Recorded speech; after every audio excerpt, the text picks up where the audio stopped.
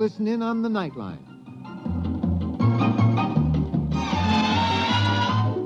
Tonight, live the incredible life of ages yet to come in a time that might be 1,000,000 years from now on X-1.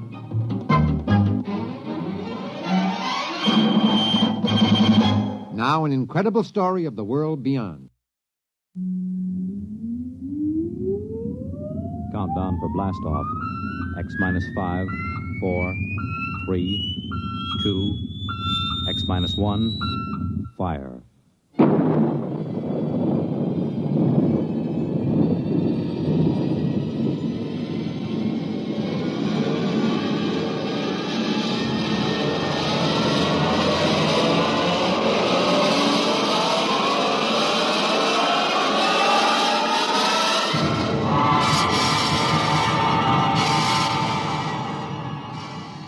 From the far horizons of the unknown come tales of new dimensions in time and space. These are stories of the future, adventures in which you'll live in 1,000,000, could be years, on 1,000 maybe worlds.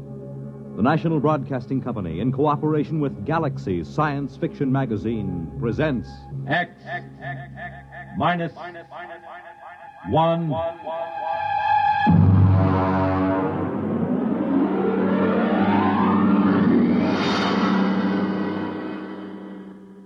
Tonight's story, Skulking Permit, by Robert Sheckley. But first, hear this. Pick up some Pabst Blue Ribbon. Take it home, chill it, then put it to this test. Have a glass of Pabst with your meals for the next several days. You'll find Pabst Blue Ribbon makes most everything taste better, that it adds zest and sparkle to any meal. Try it. The bright, modern taste of Pabst Blue Ribbon is good any time and wonderful with meals. Pabst is the name. Made by Pabst Brewing Company, Milwaukee, Wisconsin.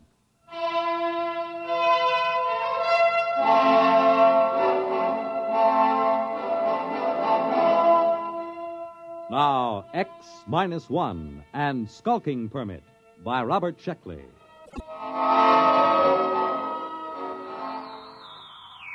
August 16th, year 2204. To Central Colonial Administrative Authority, Alpha Centauri Sector. From Colonial Contact Inspector 37. Subject, lost colony on planet New Delaware. First contact established in 200 years. And proceeding on overdrive for personal investigation.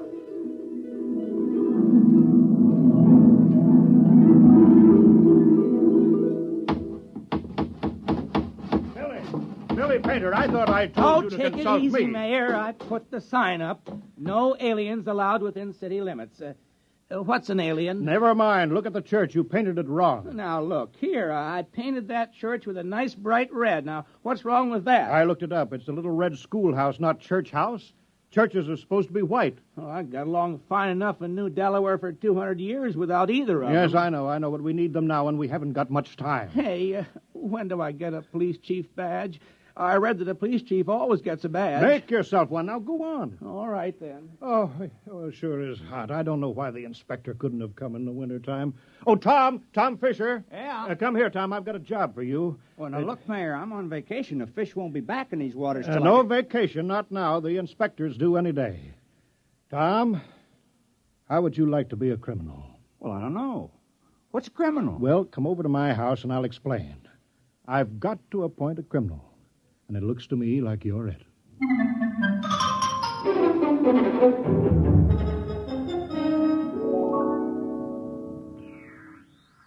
Delaware. New Delaware. Do you hear me, New Delaware? Come in immediately. Yes, we hear you. This is Colonial Inspector 37. You of New Delaware are still a colony of Earth and subject to our laws. Do you acknowledge that status? Oh, yes. Yes, we called a town meeting last night and we talked it all over. We're still loyal to Earth. Excellent. That saves us the trouble of sending an expeditionary force to reconquer you for Imperial Earth. Imperial? Well, that's funny. All the books talk about Earth as a united democracy. A lot can change in 200 years. You realize, of course, there is room for only one intelligent species in the universe, man.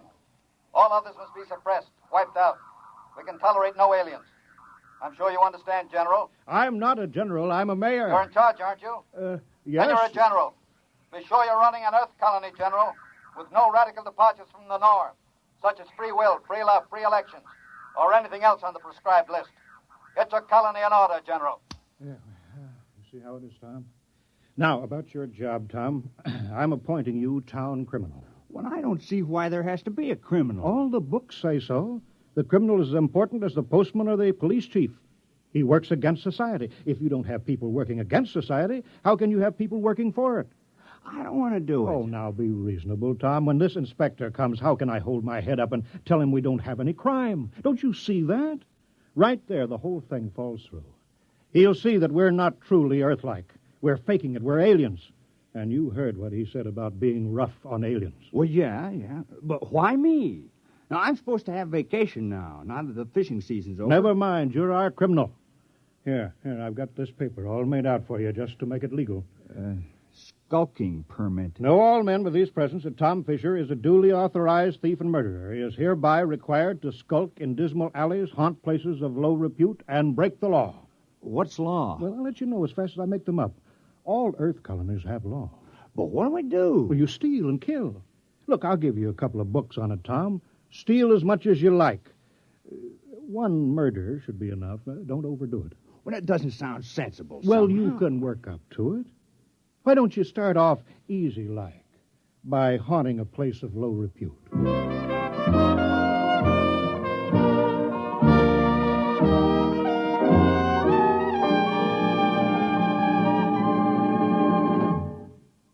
You're listening to Skulking Permit, tonight's attraction on X-1.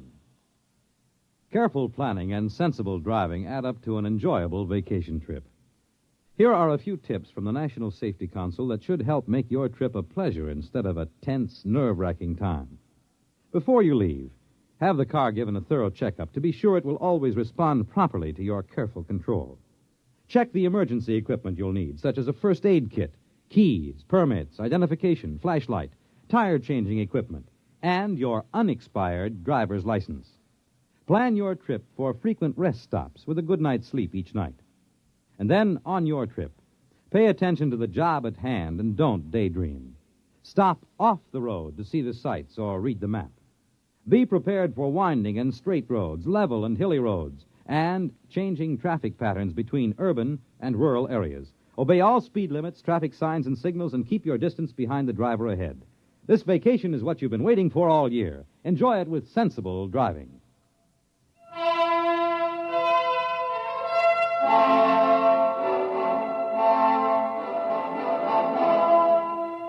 Now, back to Skulking Permit on X-1.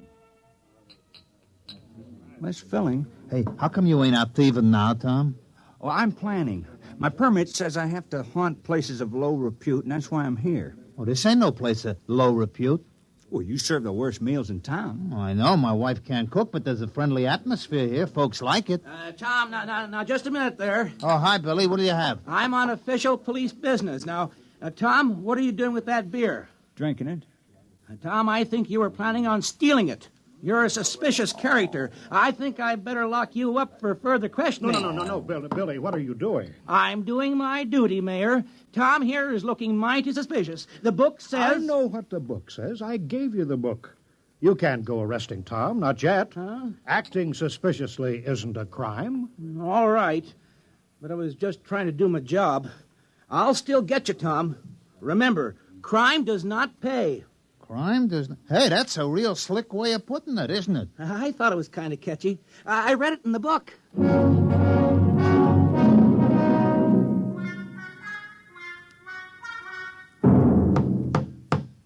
Morning, Marv.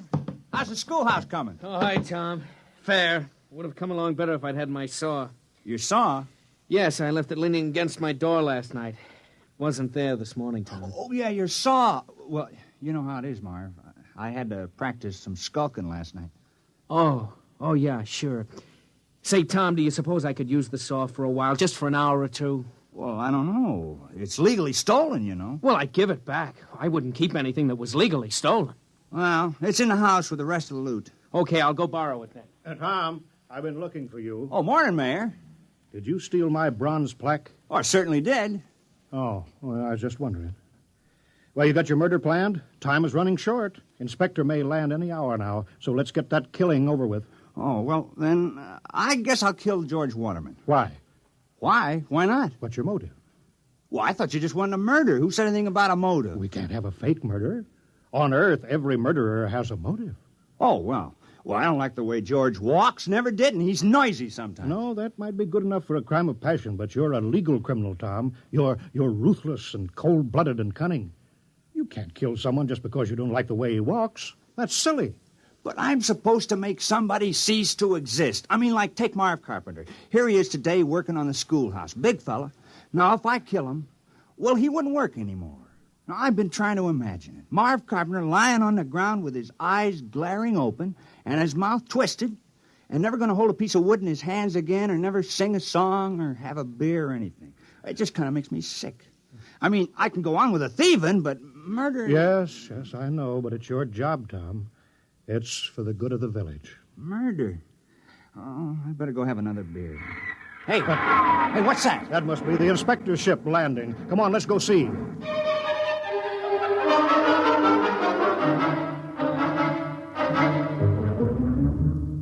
Perimeter guard advance. Sidearms to be worn at all time. And guards at battle stations. Welcome to New Delaware. Thank you, General.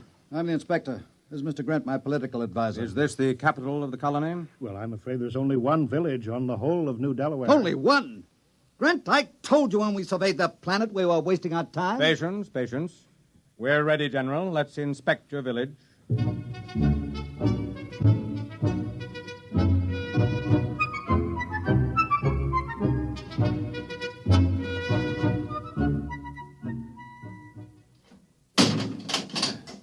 See, we've got it all. Jail, post office, church, little red schoolhouse. Oh, we're very normal. Very earthly. Grant, this place is worthless. No smelting, no heavy industry, no atomics, no taxation, Oh, they don't have anything. They'll be downgraded at the next colonial board. Why, this place is a utopia. It's subversive. We ought to blow it right out of the sky. Now, don't be despondent, Inspector. New Delaware has a very important commodity for us. What? You saw them, hulking peasants, nothing but farmers. Yes, strong, healthy farmers. Good cannon fodder. But... Oh. Let me take over. General. Yes, sir? How many able young men are there in the village between the ages of 15 and 60? Why? You see, General, Imperial Earth is engaged in a war. The colonies in Ding 4 are revolting against the authority of Mother Earth. Oh, I'm sorry to hear that. We need good, healthy fighting men. Our reserves are depleted. We wish to give all loyal colonists a chance to fight for Mother Earth. We're sure you won't refuse. Most colonies welcome a little conscription. Cleanses the blood. Reduces crime. Crime? Oh, I thought that would come up. We've taken care of that. I appointed... You see, Grant? 60, 70, perhaps 100 recruits. Not such a waste of time coming here after all.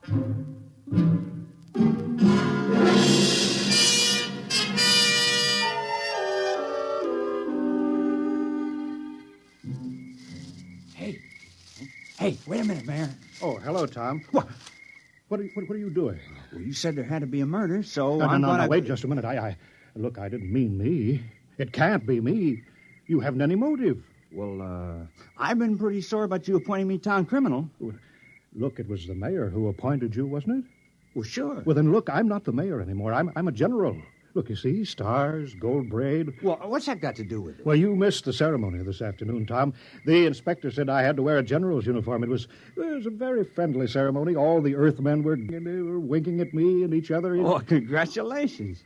But you were the mayor when you appointed me criminal, so my motive still holds. Yes, but killing a general isn't murder. It's mutiny.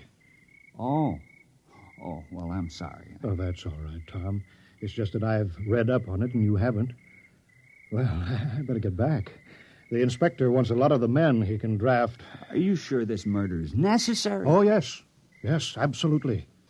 Just not me.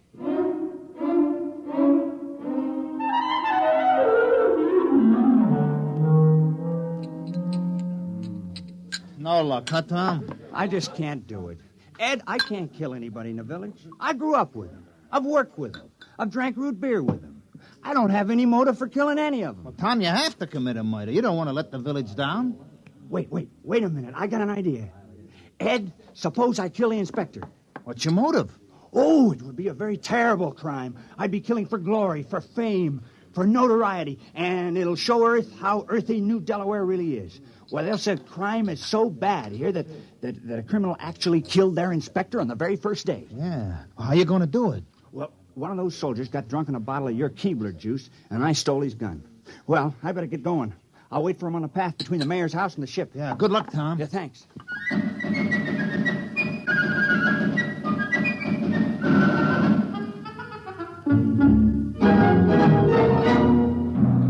Hut, 2, 3, 4. Hut, 2, 3, 4. Keep in line there.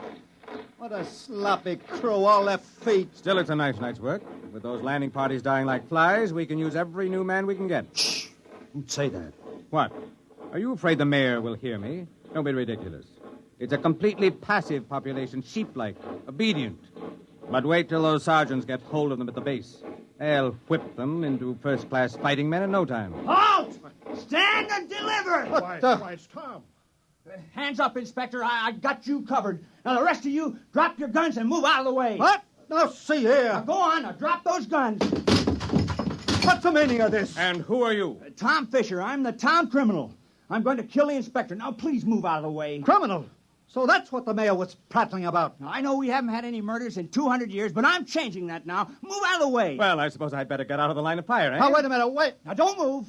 Now, I know just how to do it. I've been thinking about it. I'll push this button and you'll die. Now, you'll fall down on the path, and your eyes will be open and your mouth twisted, and no air going in and out of your lungs, and no beat to your heart. And I can't do it. Here's your gun. Take it. I don't want it. Quick after him. Sergeant, have the entire ship's company turned out. General, I want all your people out looking for him. Shoot on sight. Kill him instantly. Oh, we couldn't do that.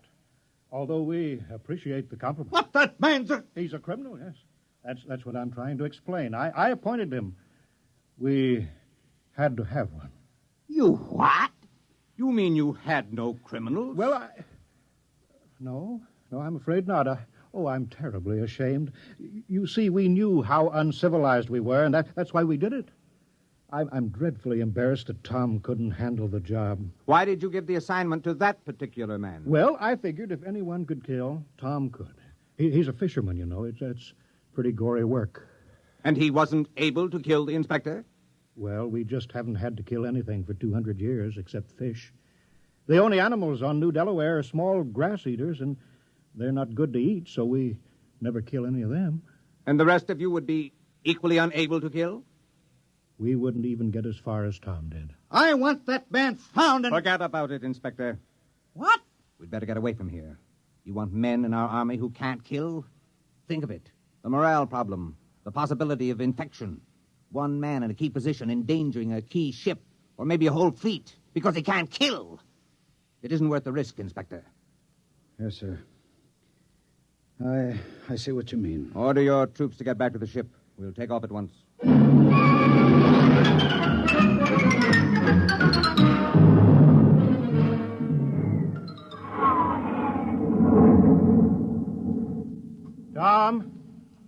Tom, you can come out now. Tom, they're gone. He's hiding around here somewhere, Mayor. Yeah. Tom? Oh, Tom. Here I am. I'm sorry I bungled it. I guess I won't be needing my skulking permit anymore. No, I guess not. Well, we did our best. I had the chance, and then I let you all down. Oh, Tom, it's not your fault. And look how long it took Earth to get civilized. Thousands of years, and we were trying to do it in 2 weeks. Yeah. Well, we better get back to the village. Looks like rain. Yep. Soon I'll start fishing again. Say. What is it, Tom? I think I could have done it if I'd only had the sense to think of the inspector as a fish. Well, it's too late now. I guess I'll let the village down.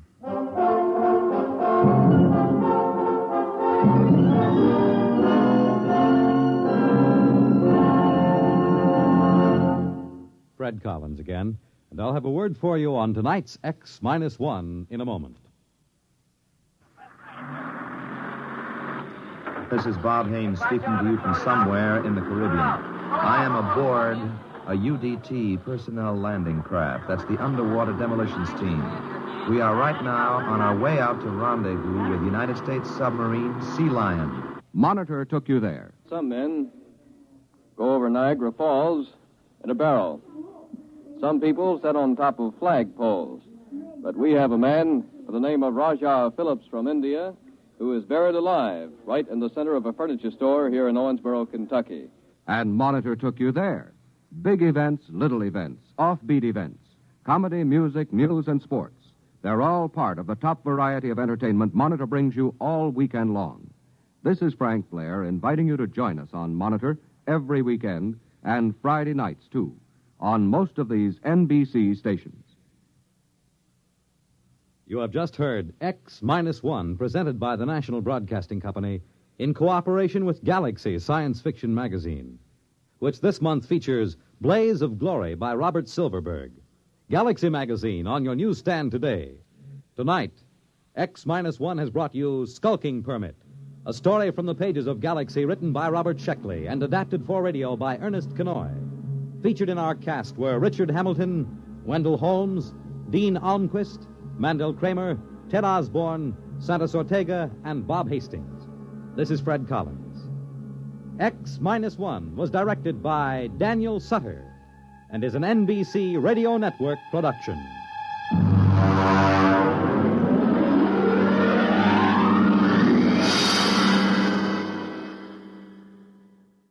There's excitement in the air at night, and Nightline brings it to you. Hear Nightline with Walter O'Keefe, next on most of these NBC stations.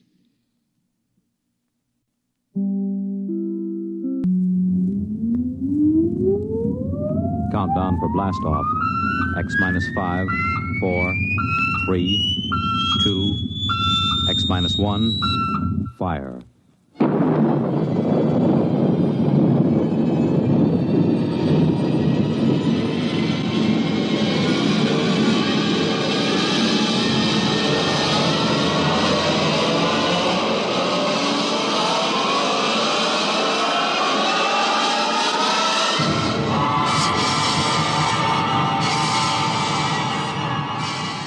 From the far horizons of the unknown come tales of new dimensions in time and space. These are stories of the future, adventures in which you'll live in a million, could be years, on 1,000 maybe worlds. The National Broadcasting Company, in cooperation with Galaxy Science Fiction Magazine, presents X-1.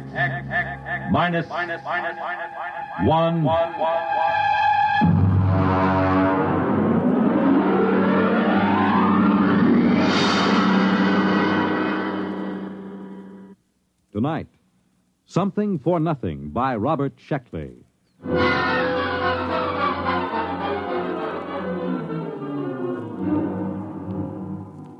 I woke up when I thought I heard a voice.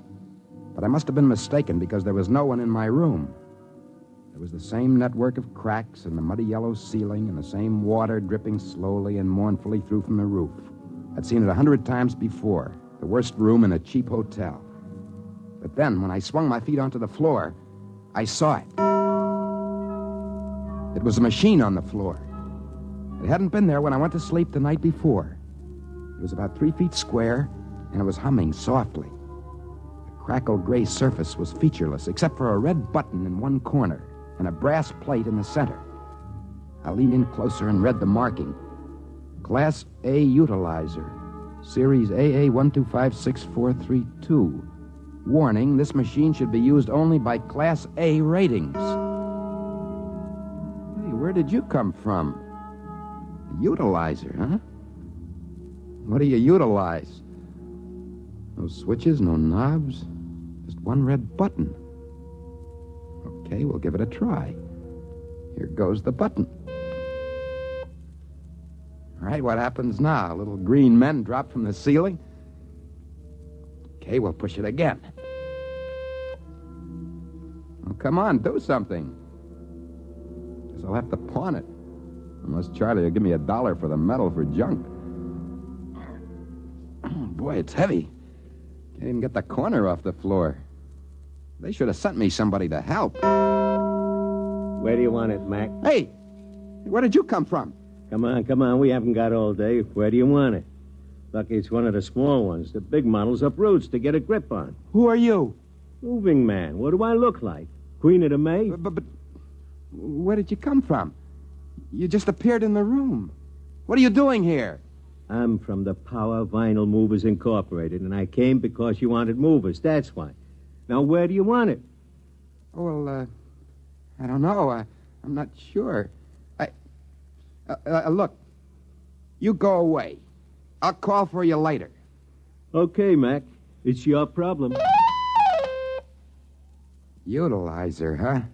Utilizer. Well, I don't know where you came from, but I know what you are. You're a wishing machine.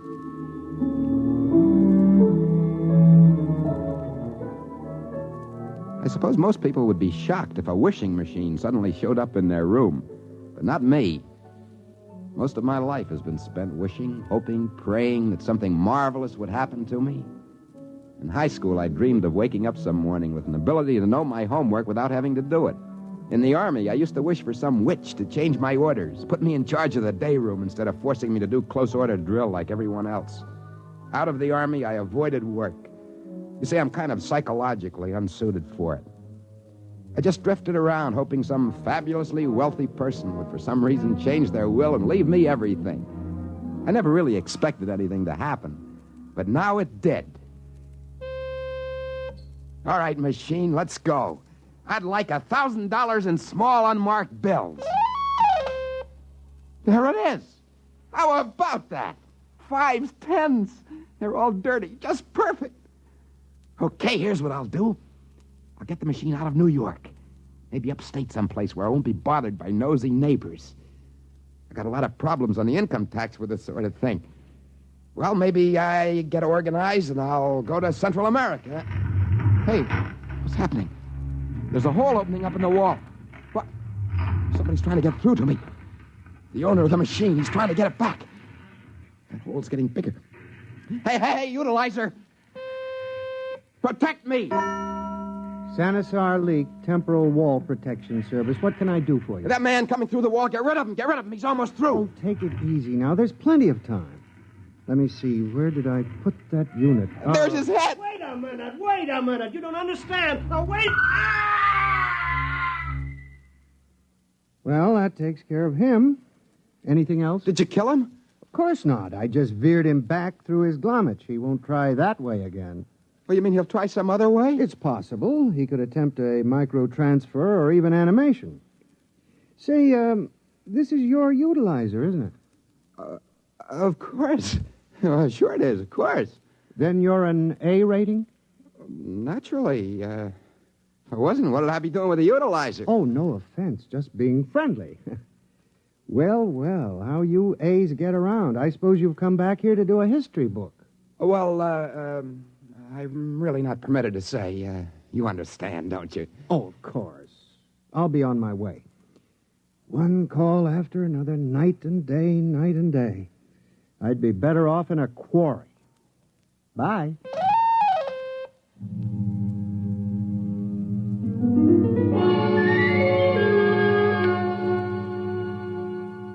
There I was alone with the machine, with $1,000 in small bills scattered around the floor. Those A ratings, whoever they were, had it pretty good. Want something, just ask for it. Press the button.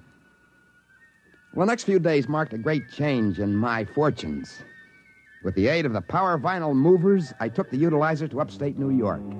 There I bought a medium-sized mountain in a neglected corner of the Adirondacks.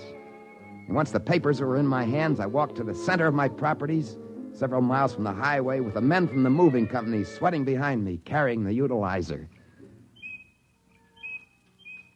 On all sides, as far as I could see, were closely spaced forests of birch and pine. The air was sweet and damp. Birds were chirping merrily in the treetops. An occasional squirrel darted by. I always loved nature. This would be the perfect spot to build a large, impressive house with swimming pool, tennis courts, and possibly a small airport. So I pushed the button. Yes, sir. Can I be of service? I want a house. Well, yes, sir, but you really must be more specific. Do you want something classic, like a bungalow, ranch, split-level, mansion, castle, or palace? Or primitive, like an igloo or hut? Since you're an A, you could have something up to the minute, like a semi-face, an extended new, or a sunken miniature. Oh, I don't know. What do you suggest? A small mansion. They usually start with that. They do? Oh, yes. Later, they move to a warm climate and build a palace. Shall we start immediately? Oh, yeah, sure. Fine. Start immediately.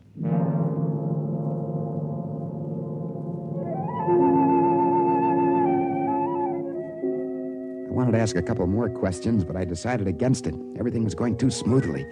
These people thought I was an A and the true owner of the utilizer. There wasn't any sense in disenchanting them.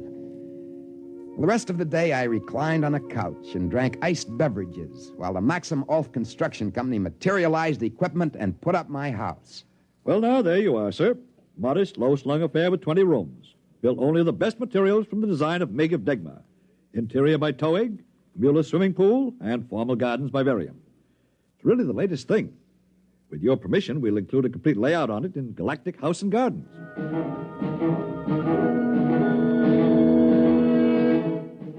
By evening, it was completed, and the small army of workmen packed up their equipment and then vanished.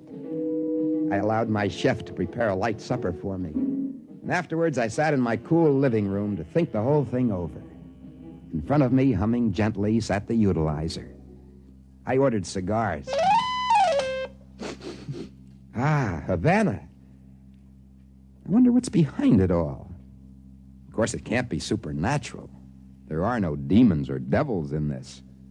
My house was built by regular, ordinary human beings. They swore and laughed and cursed like human beings. The utilizer was simply a scientific gadget, which worked on principles that I didn't understand or care to understand.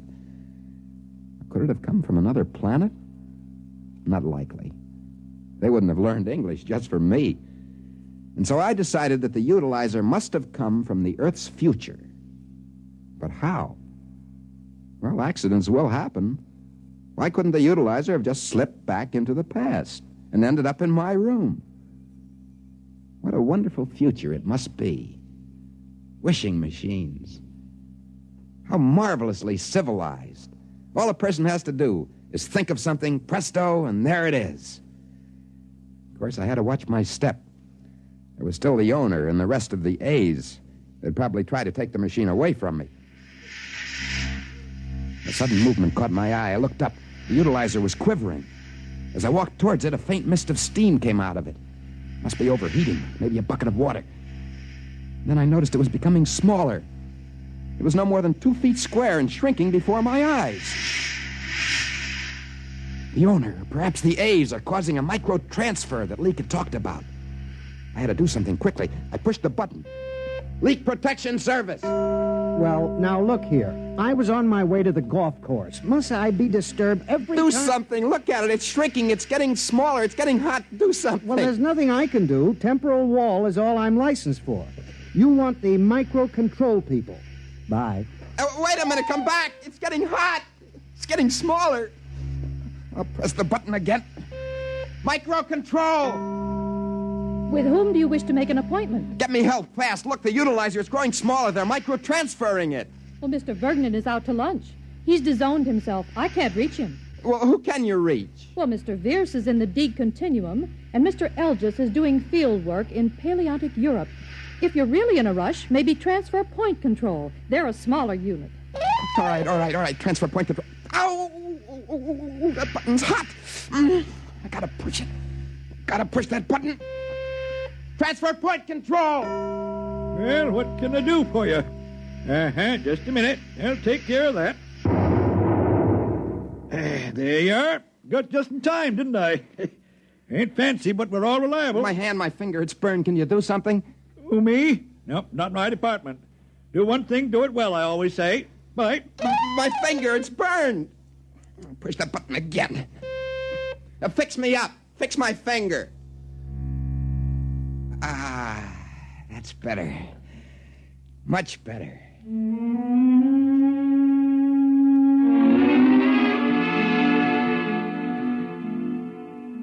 The owner of the utilizer didn't try anything for at least a week. But I found that my mansion in the woods had been the wrong thing to do. I had to hire a platoon of guards to keep away sightseers, and hunters insisted on camping in my formal gardens.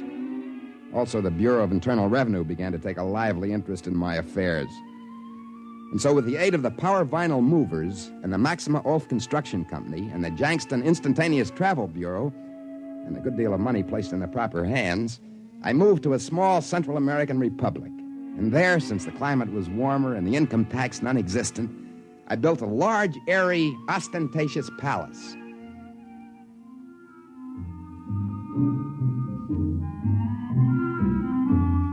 It came equipped with the usual accessories: horses, dogs, peacocks, servants, musicians, bevies of dancing girls, and everything a palace should have. I spent 2 weeks just exploring the place. One morning, I went up to the utilizer with the vague intention of asking for a sports car, or perhaps a small herd of pedigreed cattle. But as I bent over the gray machine and reached for the red button... Hey, where you going? Hey, you can't move. You weigh a ton. Hold still so I can push the button. Hey, come back here. It's animation, that's what it is. Hey, come back here. I gotta push the button and get some kind of help. Hey, machine, stop. Back into the corner. There we go. There we are. Careful, can't let it get through the door. One side, a little dodge. Now. Animation control. Wow, that was close. I can't take any more chances. I better do some big wishing now while I still have the chance. All right, pay attention here, machine. I'll have $5 million, 3 functioning oil wells, a motion picture studio, perfect health, 25 more dancing girls, immortality, a sports car, and a herd of pedigreed cattle. What is it? What happened? The utilizer. It's gone. Where is it?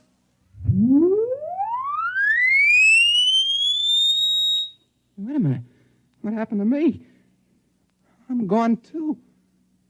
Where am I? Oh, it's perfectly all right, sir. You can open your eyes now. Where am I? What happened? I was in my room. Where am I now? Where's the utilizer? Oh, it's been returned to stock.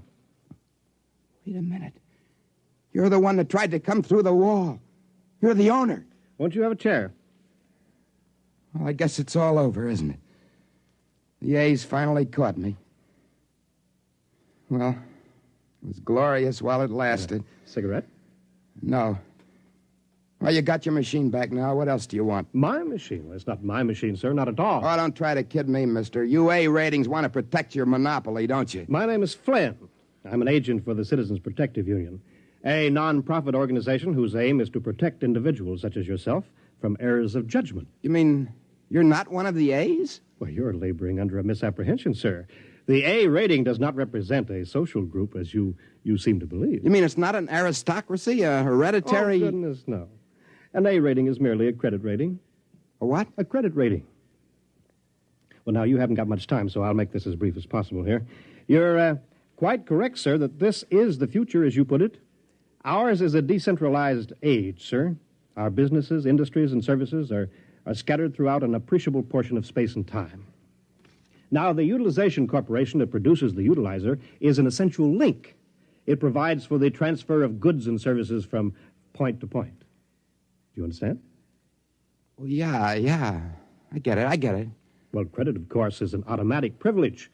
But eventually, well, everything must be paid for. Paid for? Hey, nobody said anything about paying. What are you talking about? Well, now, of course, you certainly couldn't have expected to be provided with all these services without paying. Well, then why didn't somebody stop me? They must have known I didn't have a proper rating. Oh, credit ratings are suggestions, not laws. In a civilized world, an individual has the right to his own decision. I'm very sorry, sir. Now, would you care to look at this bill and tell me whether it's in order? Bill? What bill?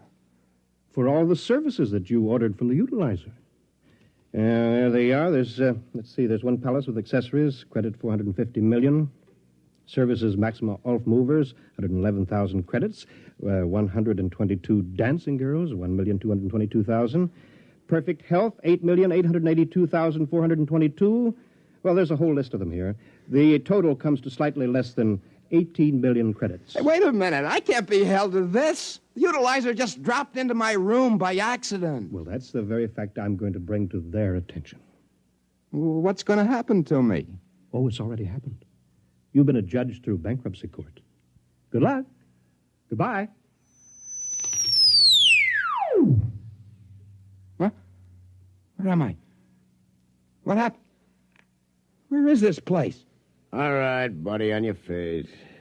Who are you? On your feet, Mac. Here, take this. What is it? It's a pick.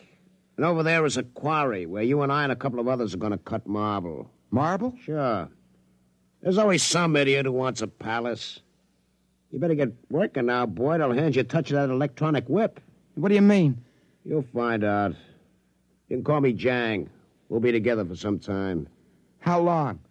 You work it out. The rate is 50 credits a month until your debt is paid off. They can't do this to me. It's all a mistake. It was their fault they left the machine. They let it slip into the past. It's all a mistake. It's no mistake. They're short of labor. They don't want to go recruiting all over for it. Come on. After the first 1,000 years, you won't mind it. The first 1,000 years? I won't live that long. Sure you will. You got immortality, didn't you? Oh, that's right. That's right. I wished for it just before they took back the machine. Sure you did. Hey, wait a minute. That bill that Flynn showed me. I didn't see immortality on that bill. How much did they charge me for immortality? Oh, don't be naive, pal. You should have figured it out by now. Naturally, they give that away for nothing. Now grab your pick. Let's go.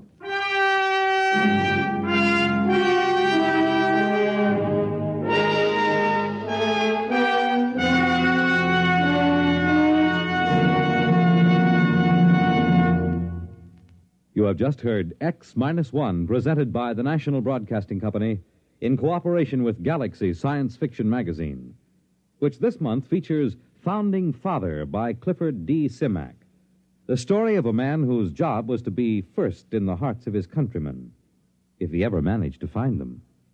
Galaxy Magazine, on your newsstand today.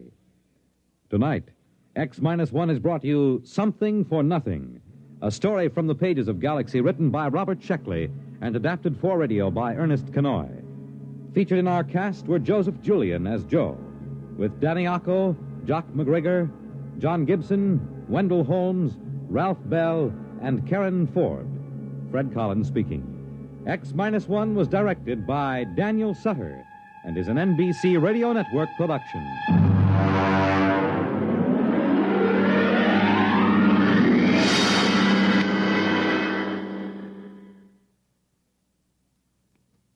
Scanning the globe ever watchful, the NBC Radio News Department maintains a 24-hour vigil on the world.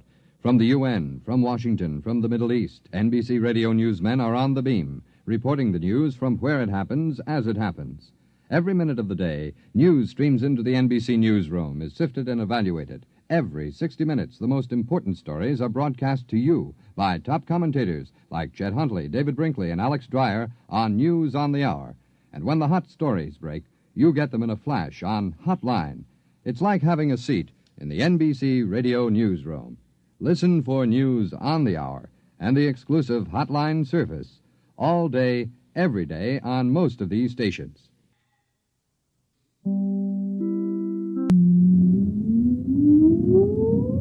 Countdown for blast-off. X-5, 4, 3, 2, X-1, fire.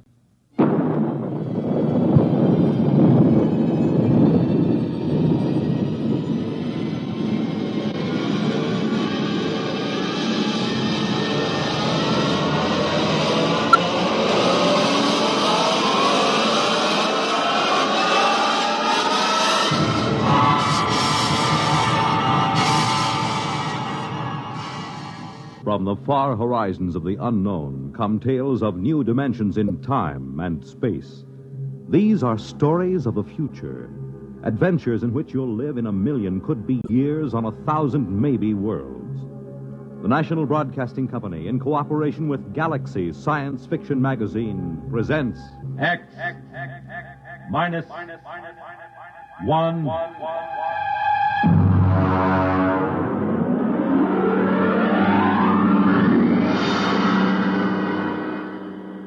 Tonight, At the Post by H.L. Gold.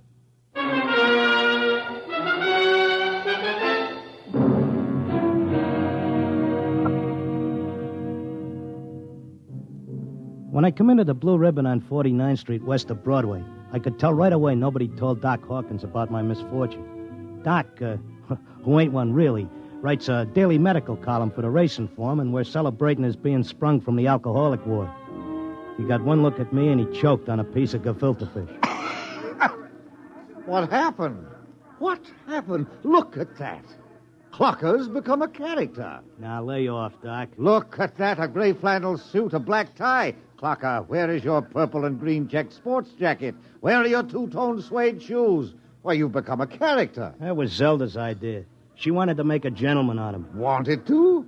Why, you two kids got married just before they took my snakes away. Don't tell me you've fit already. You don't know, Doc? No. What happened? Well, it was right after you tried to take the warts off the fire hydrant that Zelda started hearing voices. It got real bad. How bad? Well, she's at Glendale Center upstate. I just came back from visiting her. Well, did the psychiatrist give you a diagnosis? Yeah, I got it memorized. Catatonia dementia precox. Oh, rough. Very rough. The outlook is never good in such cases. Maybe they can't help her, but I will. Now, Clocker, you're a race handicapper. You run the best tip sheet on Broadway.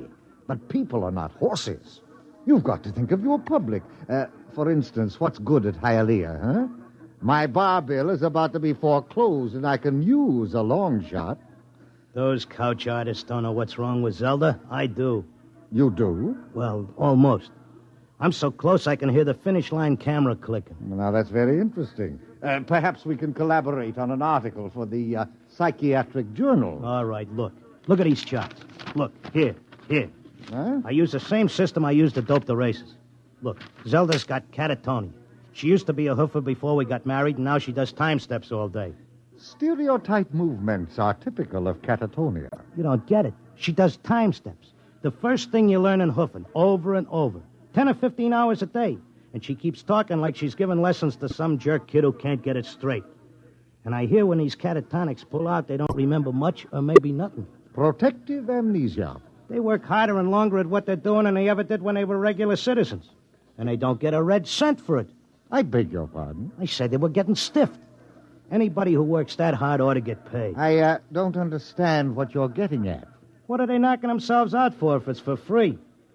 Doc, I tell you, I miss that mouse. I gotta save her. She can't see or hear us, but she can sure see or hear something. And I'm gonna dope her. Clarker, it's too much for you. Too much for me, huh? Who was it said Warlock had turned into a dog in his third year? Who was it had 7 winners the opening day at Belmont? You take my word for it, Doc. I'll beat the schizophrenia handicap.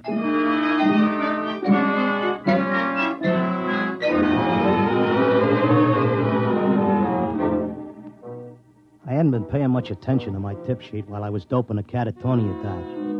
I tell you, I missed Zelda. I missed the bobby pins on the floor and the nylon stuck on a shower rack, the toothpaste tube squeezed from the top. I had to get her back somehow. Next day, I took a cab and went out to that place. I sat in the room and watched her dance. Oh, it was something. Because Zelda was worth watching, even with her eyes blank and her feet shuffling through that simple time step. Mr. Locke, visiting time is almost up. All right. Zelda. Listen, Zelda. How long can they take to learn a time step? She can't hear you. Look, kid, I don't know who these squares are that you're working for, but tell them if they take you, they gotta take me, too. You hear?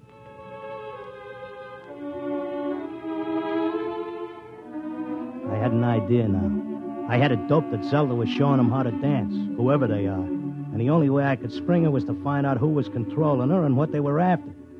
The first step was to get them interested in me, and what I know about racing, doping horses. So I stood there next to Zelda, and I started to talk. Now, the first thing you gotta figure is bloodlines. You take a horse, you gotta know back maybe 4 or 5 generations on both sides. Then you gotta know where the coat was full, what time of year, Because all horses are 1 year old on the 1st of January. And there's confirmation, training. You take a horse with good bloodlines, break him in a spring on a hard training surface track, and the first thing you know, you got a horse with a shin splint. Or they may cover it up, but if you know it's there. I once knew a horse ran in Hialeah who was scared of flamingo. What are you doing? Had a fine record at Gulfstream and Bowie. But when he got down to Hialeah and got one look at the flamingos, he wouldn't run for beans. Mr. Locke, are you all right? Shut up, I'm Mr. busy. Locke. You bet on a horse that's scared of flamingos at Hialeah, and you're going to come in with your tail between your legs. I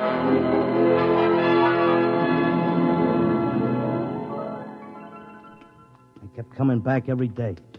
I'd just sit there next to Zelda while she did a time step, and I'd talk about horses over and over. And then finally, I started to hear voices. Clocker! Clocker! This way, Clocker, come this way. This way, Clocker.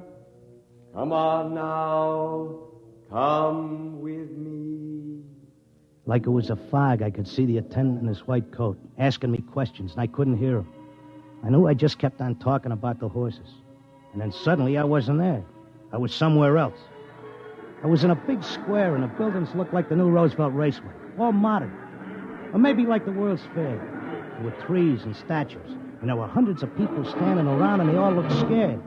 There was a little man with bifocals and a vest with pins and needles in it standing next to me. He looked scared. But I knew it had worked. I was on my way to Zelda. How did I get here? Excuse me, mister. How did I get here? I don't know. I can't take time for pleasure trips. I've got a customer coming in tomorrow for a fitting. She'll positively murder me if her dress isn't ready. She can't murder you. Not anymore. You mean we're dead? Don't ask me, but I don't think you're dead. That much I can tell you. Some of the people in the crowd were complaining they had families to take care of, while others were worried about leaving their businesses. And they all grew quiet when a man climbed up on a big platform in front. He was a very tall and dignified guy, and he had formal clothes and a white beard like the chief mourner at a politician's funeral. Ladies and gentlemen, please feel at ease. You are not in any danger. No harm will come to you. If you will listen carefully to this orientation lecture, you will know where you are and why. What is it? I don't understand. It's a pitch. Friends, I know you are puzzled at all this. Now let me explain. You've been chosen, yes, carefully screened and selected, to help us in what is undoubtedly the greatest cause of all history. You will learn more about it as we work together in this vast and noble experiment. What experiment? What is it? I got it picked. This is a pitch. These guys are out for something. Smells like a con. Let me state this in its simplest terms. Now, you know that there are billions of stars in the universe and that the stars have planets. A good many of these planets are inhabited. In almost all instances, the dominant form of life is quite different from yours. I am not of your planet or solar system. I am not formed as you see me. My true appearance would seem to be rather confusing to human eyes. Nuts, get to the point. The truth is, we are not here, and neither are you. Here is a projection of thought, a hypothetical point in space, a place that exists only by mental force. Actually, our bodies are on our own respective planets. What's he saying? What does he mean? Wait, he'll give us the convincer after the build-up. Our civilization is considerably older than yours. For many of your centuries, we have explored the universe both physically and telepathically, and during this exploration, we discovered your planet. We tried to establish communication, but there were grave difficulties. And it was the time of your dark ages. And I'm sorry to report that those people we did make contact with were generally burned at the stake. Here it comes.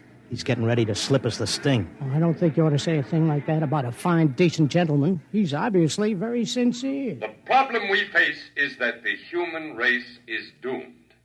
The history of your race is a record of incessant wars, each more devastating than the last. And now, finally, man has chained the power of worldwide destruction.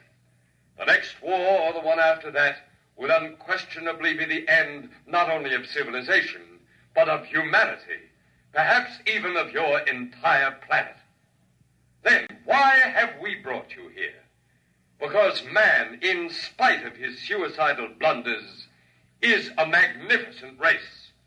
He must not vanish without leaving a complete record of his achievements. Now, this is the task we must work together on. Each of you has a skill, a talent, a special knowledge we need for the immense record we're compiling. Every area of human society must be covered. And so we need you urgently. Your data will become part of an imperishable social document that shall exist untold eons after mankind has vanished.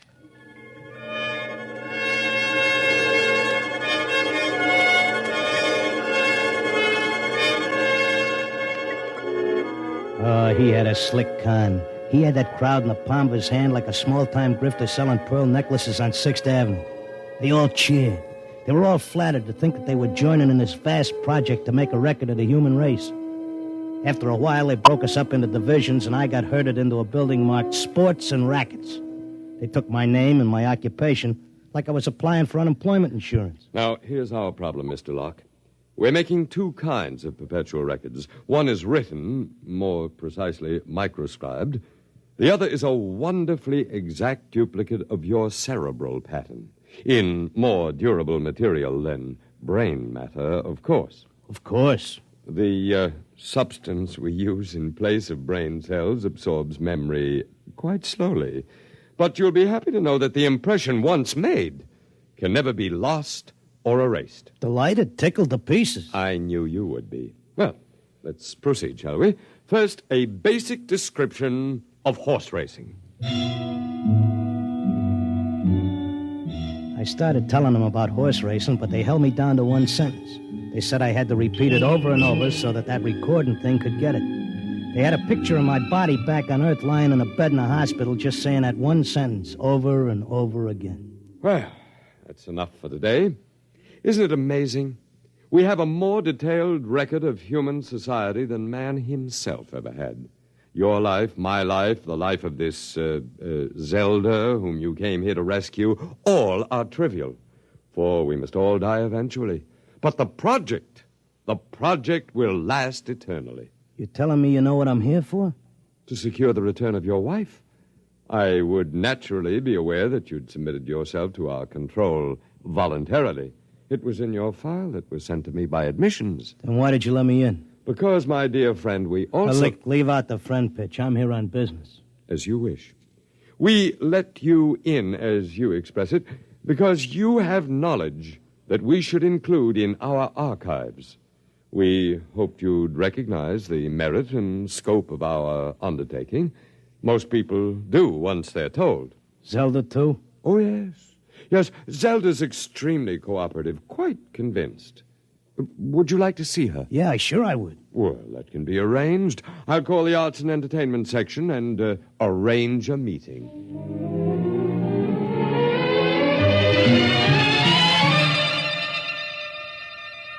Zelda, baby. Clocker. Let's get out of here. Oh, hello, Clocker. Aren't you glad to see me? I spent months and shot every dime I've got just to find you. For sure I'm glad to see you, hon, but I can't waste any time. This work is so important. I want to talk to you. That con artist with the white beard said... isn't he wonderful, Clocker? Aren't they all wonderful? Regular scientists devoting their whole lives to this terrific cause. What's so wonderful about that? They could let the Earth go boom. It wouldn't mean a thing to them. Everybody wiped out, just like there never were any people. Not even as much record of us as the dinosaurs. Gee, wouldn't that make you feel simply awful? I wouldn't feel a thing. All I'm worried about is us, baby. Who cares about the rest of the world doing a disappearing act? I do, and so do they. They aren't selfish like some people I could mention. Selfish? You're darn right I am. Zelda, listen. I'm selfish because I got a wife and I'm nuts about her and I want her back. I have to help out on this project. It's the least I can do for history. History? What did history ever do for us? Go turn in your time card, baby. Tell them you got a date with me back on Earth. No, this is my job as much as theirs. More even. They don't keep anybody here against their will. I'm staying because I want to, Clocker. But, honey... Excuse me, I've got to get back. I'm teaching them the soft shoe now.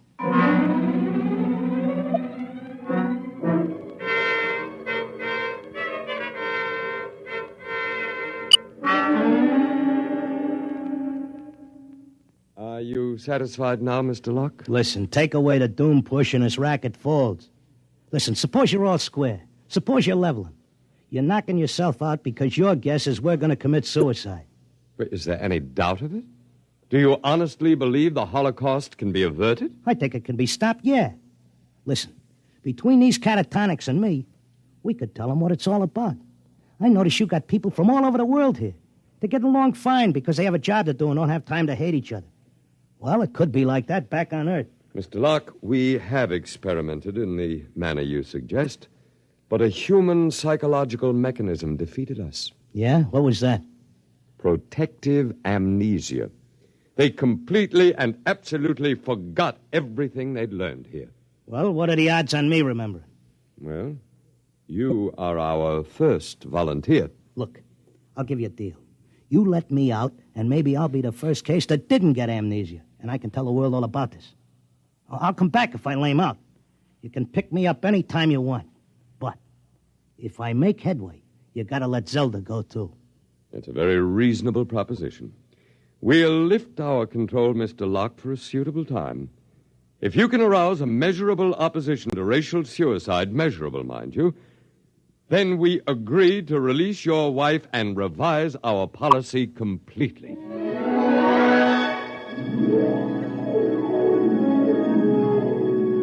I came to at Glendale. It took me about 2 weeks to convince them that I was all right again. But I had to convince the world that they were throwing a race and that they needed a saliva test. So I started to write it all out in my tip sheet, in and around the horses. Around that time, I ran into Doc. Clarker, my boy, you've no idea how anxious we were about you. But you're looking fit, I'm glad to say. Thanks. I wish I could say the same about you and the rest of the world. No need to worry about us. We'll muddle along somehow. You think so, huh? I'm glad to see you've got your tip sheet going again. As long as the bobtails run, who cares what happens to anything else?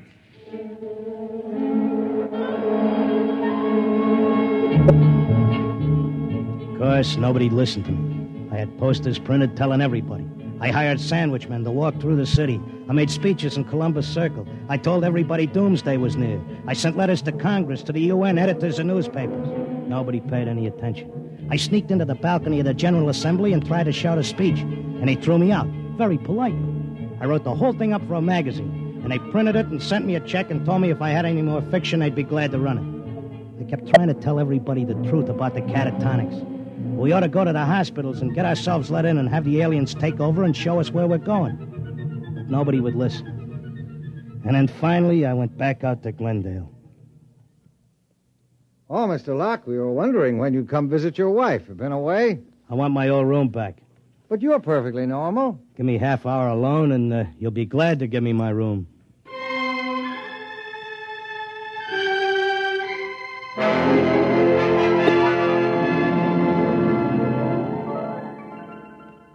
Well, here I am back again. Oh, Mr. Locke. Okay, I'll give you all the rest of the dope on racing. You won't have any trouble with me. Then you're convinced you failed. I'm no dummy.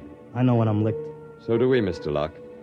Naturally, you have no way of detecting the effect you've had. We do. The result is that because of your experiment, we're gladly revising our policy. Huh? Is this a rib? Nobody listened to me. Oh, but they did. Visits to catatonics have increased considerably.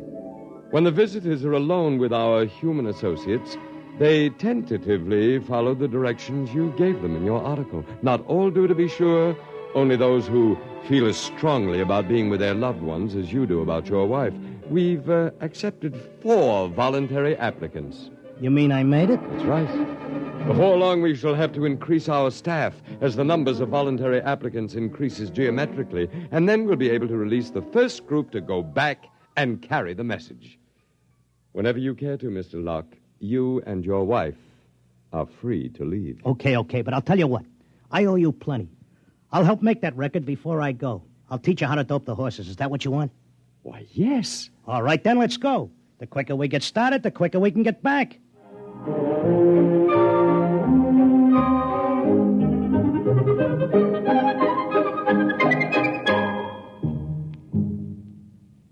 You have just heard X-1, presented by the National Broadcasting Company in cooperation with Galaxy Science Fiction Magazine, which this month features A Touch of E Flat by Joe Gibson. A story with a warning. Never let anyone point any weapon at you, even something as harmless looking as a water pistol. It may be a cooling gun. Galaxy Magazine on your newsstand today. Tonight, X-1 has brought you At the Post, a story from the pages of Galaxy written by H.L. Gold and adapted for radio by Ernest Kenoy. Featured in our cast were Frank Maxwell as the clocker, and Thomas as his time-steppin' wife, Zelda, Arnold Moss as the otherworldly one, John Griggs as the doc who wasn't one, really, and Sam Raskin as the confused little tailor with his mouth full of pins. Your announcer, Fred Collins. X-1 was directed by Kenneth McGregor and is an NBC Radio Network production.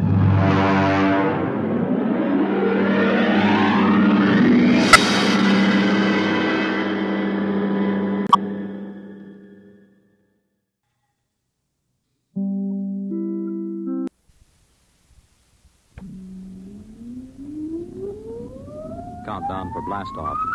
X-5, 4, 3, 2, X-1, fire.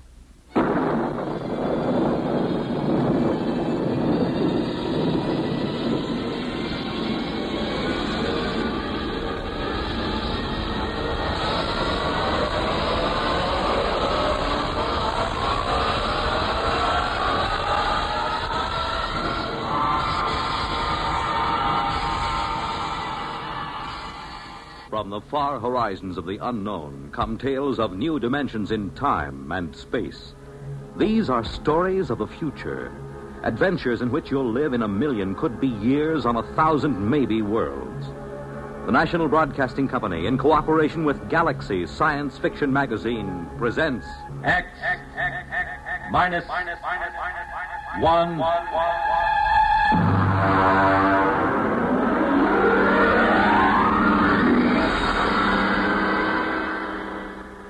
Tonight, gray flannel armor. But first, hear this. Everyone knows about and admires Bob Hope's frequent globe-trotting trips to entertain our servicemen in far-flung corners of the earth. But have you ever wondered what it would be like to actually travel halfway around the world with one of America's greatest comedians, accompanied by an all-star troupe of entertainers? Well, this past Christmas, Bob Hope and Company set out on a 12-day tour of the Far East, entertaining servicemen in Honolulu, Okinawa, Korea, and Japan. And NBC's Monitor went along, with microphones open all the way. This weekend, you'll find yourself a voyager on this exciting trip, along with Bob, Jane Mansfield, Hedda Hopper, and Jerry Colonna, as Monitor broadcasts highlights from Operation Entertainment. And this is only part of the top variety of information and entertainment Monitor brings you all weekend long, beginning Friday night. So start your weekend right with Monitor on Friday night, and stay with Monitor all weekend long for celebrities, music, news, and sports over most of these same NBC radio stations.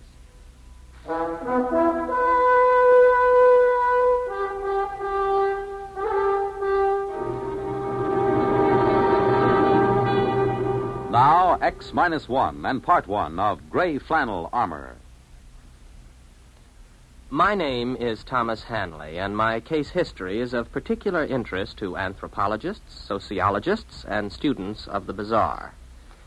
In its humble way, it serves as an example of one of the more obscure mating customs of the late 20th century.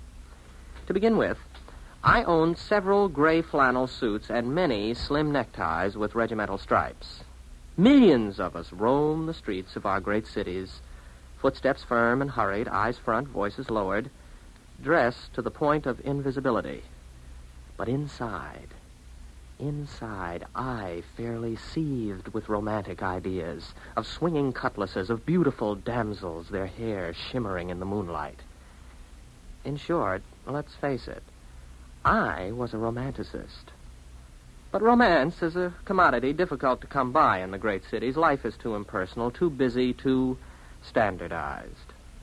This particular Friday night, I returned from my office to my one-room apartment and prepared to face another long, dull weekend. Then the doorbell rang.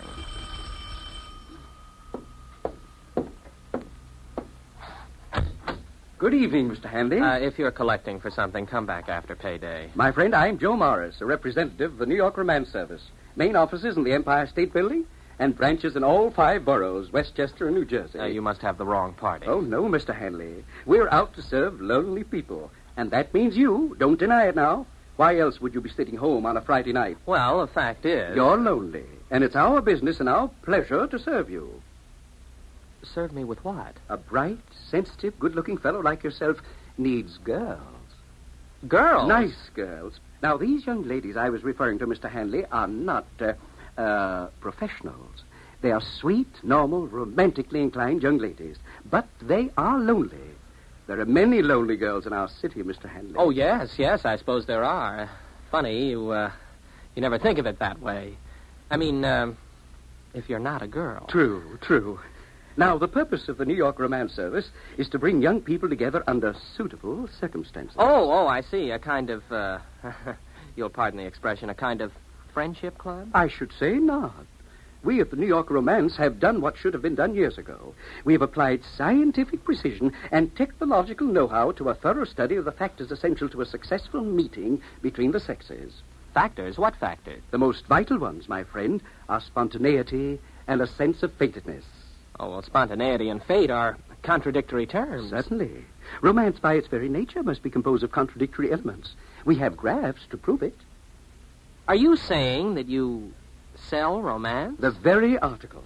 The pure and pristine substance itself. Mind you, I didn't say love. I didn't say common animal passion. I said romance. The missing ingredient, Mr. Hanley, in modern society. The spice of life. The vision of all the ages. That is what we sell. Very interesting. If I'm ever in the market, I'll get in touch with you. No, just a minute, sir. Try our system for a few days, absolutely free of charge. Here. Put this in your lapel. Oh? Well, what is this thing? It looks like a small transistor radio with a tiny video eye. As it happens, it is a small transistor radio with a tiny video eye. Oh? What does it do? You'll see. Just give it a try. Remember, romances sponsored by our firm are fated, spontaneous, aesthetically satisfying, and morally justifiable. Well, all right, Mr. Morris. I'll accept the free trial offer. Wear this in my lapel, you say? In the lapel. Well, all right. There it is. Happy romance, Mr. Hanley.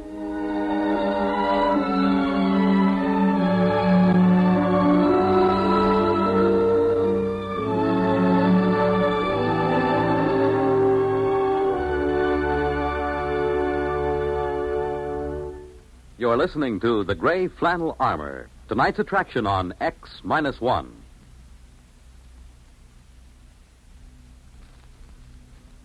Are you able to brush your own teeth? Not everyone can. Not a man whose arms have been crippled by polio. There are thousands of disabled polio survivors who must depend on someone else to help them perform the simplest, most personal acts. With your help, many polio victims can learn how to be independent. Right now, there are 100,000 survivors of crippling polio who need help. They need your dimes and dollars to pay for expensive care and equipment. Your contributions will provide trained hands to teach a polio survivor how to live with his disability. Thanks to you, a polio-scarred life will once again seem worth living. Remember, your generosity is the one hope of thousands for whom Salk vaccine came too late. Join the 1958 March of Dimes.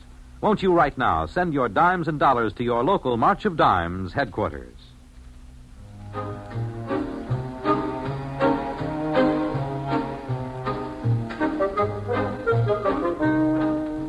Now X-1 brings you Act 2 of Gray Flannel Armor. After Joe Morris left me, I took off my gray flannel jacket and examined the small device attached to my lapel. It had no knobs or controls. It didn't seem to do anything at all. I shrugged, put my jacket on again, tightened the Windsor knot in my tie, and went for a walk. It was a clear, cool night. Like most nights in my life, it was a perfect time for romance. Around me lay the city, infinite in its possibilities and rich in its promise. But it was devoid of fulfillment. Nothing ever happened. I passed lighted apartment buildings and thought of the women behind the high blank windows, looking down and seeing a lonely walker on the dark streets. Wondering about me, maybe, as I was wondering about them. Nice to be on the roof of a building, to look down on the city. Huh? Who said that? I wonder... Oh, sure. This transistor thing. Hey, what was that you said about a roof? Oh, I guess it isn't two-way. Oh, it's not a bad idea, though. Would be kind of pleasant to look down on the city lights. No. Not that one. Well, what's wrong? Oh, sure. Wrong building. You mean this one over here? Oh, no answer again. Well, it must be the right one this time. At least I hope so.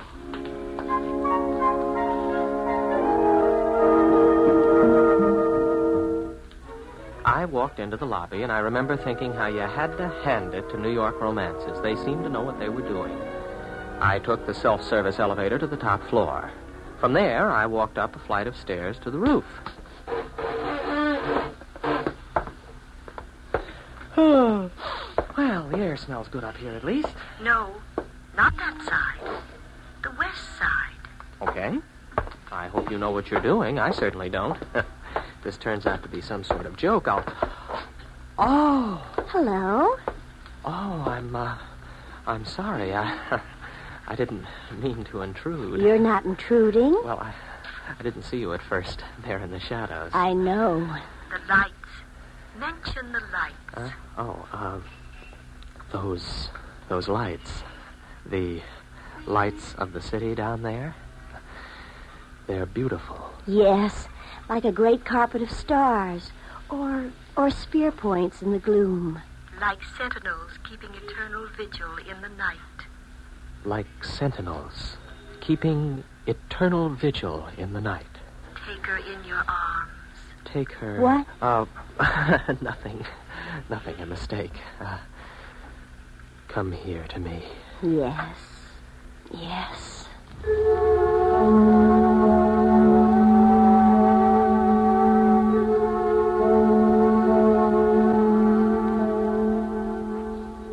As she was melting in my arms, I caught sight of the small transistor set pinned to her shoulder strap.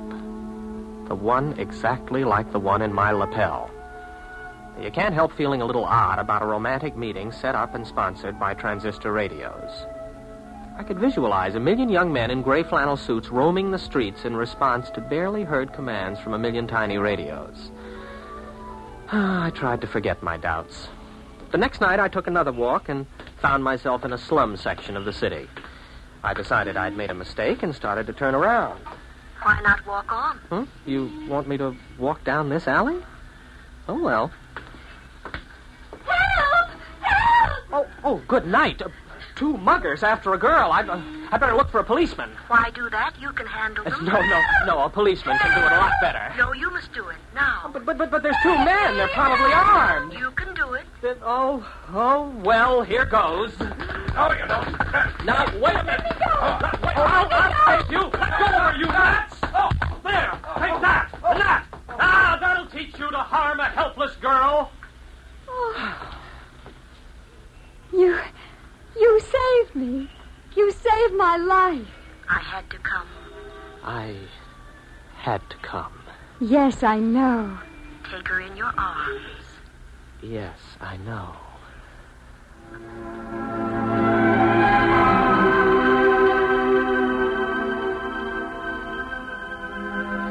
I swept her into my arms and we embraced there in the darkened alleyway.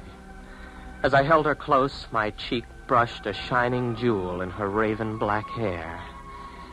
I had to look twice to recognize it, but sure enough, it was a tiny transistor receiver just like mine. I was suddenly angry. Oh, the girl was lovely. There was no denying that. And the circumstances were undeniably romantic until you realized that it was all a kind of cheap play. Fated and spontaneous. That was a joke. Angrily, I tore the transistor from my lapel and threw it into the nearest garbage can. I stalked away into the night, hardly realizing where I was going. I didn't really wake up until I reached the waterfront. I stood there looking at the oily black water and let the brackish-scented breeze fan my face. And then, unexpectedly, I was aware of another person nearby. The moon slid from behind a cloud, and her auburn-tinted hair caught its light and held it for a moment. She turned her face toward me with frank curiosity. At this time, there was no transistor radio to throw me a cue. I didn't need one. It's a nice night. Maybe. Maybe not. The beauty is there, if you care to see it. What a strange thing to say. Is it? Is it really so strange? Is it strange that I'm here at this very moment, and that you're here too? Perhaps not. No, perhaps not. Let me look at you. Oh, you're really beautiful, you know. Am I? You know you are.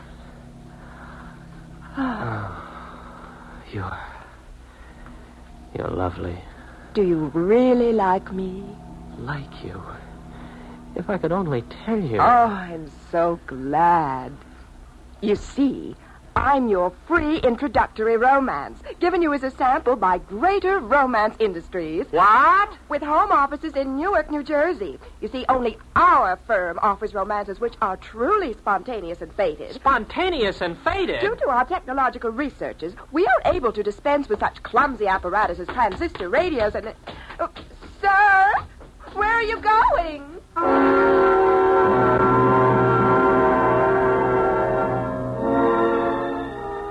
I was sick and disgusted.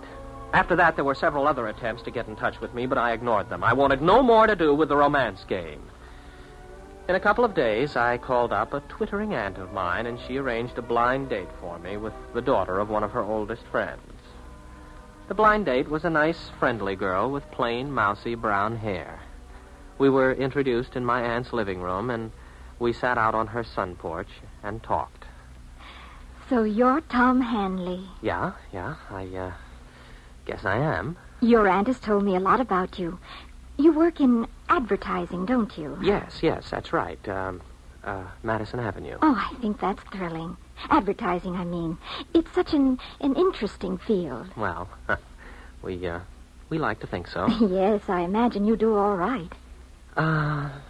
Seems like, it's warmer this evening, doesn't it? Yes, it is. Although I don't mind the cooler weather so much. Lots of people complain about it, but I don't mind. Well, I don't either, I guess. As long as you're dressed for it. Yes, I suppose that's the secret. Oh, I was just thinking, do you like bowling? Oh, I don't know. I've never bowled. Oh. Do you like tennis? I'm crazy about tennis. Well, tennis is all right. Yeah. I guess you could say tennis is fine. I'm crazy about it.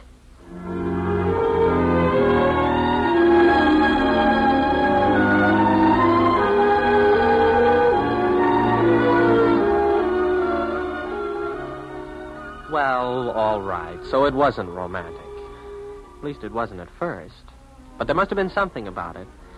We began to hit it off, and we had more dates, and one thing led to another, and the first thing you know, darned if we didn't get married.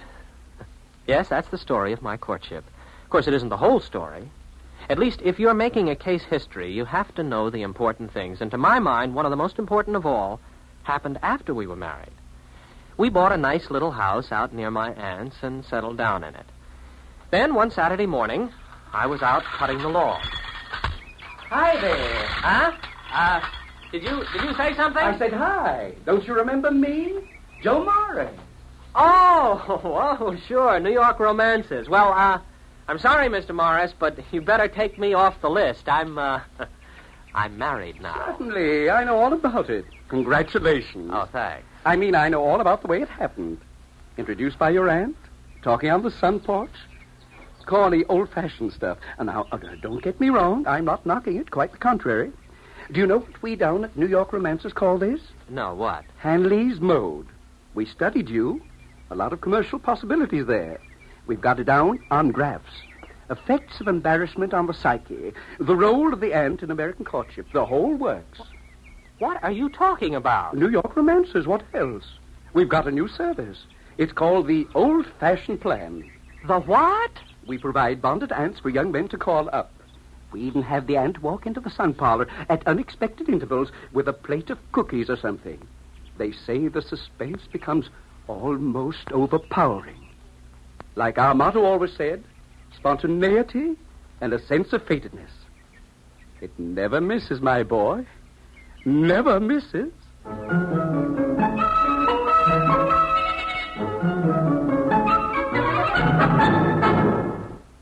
Fred Collins again, and I'll have another word about X-1 in a moment. Have you caught one? A bad cold, nose all stuffed up, feeling achy, miserable? Then hear this. More people have taken more bromoquinine for more complete relief than with any other tablet ever sold for colds. You could use aspirin, cough syrups, or nose drops all day long and not get bromoquinine's relief. Because bromoquinine does more. Works to relieve stopped-up nose, body aches, fever, irregularity, that blue feeling a cold brings, and the headache, too. Yes, more relief, even for virus colds. And the reason? Bromoquinine is the only cold tablet sold with wonder-working quinine combined with 5 other medicines and health-fortified with vitamin C. That's why bromoquinine cold tablets give you more complete relief. Remember, every second someone takes it for the miseries of a cold. Millions more take bromoquinine. get the tablets that have relieved more cold discomforts than any other. Get bromoquinine brand cold tablets. You have just heard X-1 presented by the National Broadcasting Company in cooperation with Galaxy Science Fiction Magazine, which this month features The Repairman by Harry Harrison. Being an interstellar troubleshooter wouldn't be so bad if only you could shoot the trouble. Galaxy Magazine on your newsstand today. X-1 has brought you Gray Flannel Armor, a story from the pages of Galaxy written by Finn O'Donovan and adapted for radio by William Welch. Featured in our cast were William Redfield as Thomas Hanley and Guy Rep as Joe Morris. Others in our cast were Abby Lewis, Pat Hosley, Hetty Galen, Freddie Chandler, and Helen Gerald. This is Fred Collins speaking. This broadcast concludes this series of X-1. We sincerely hope you enjoyed it. X-1 was directed by George Voutsas and is an NBC Radio Network production.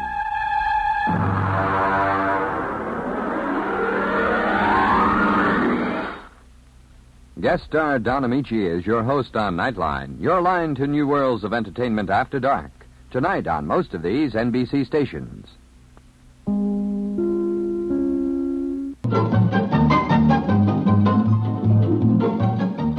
This is Walter O'Keefe, inviting you to listen in on the Nightline.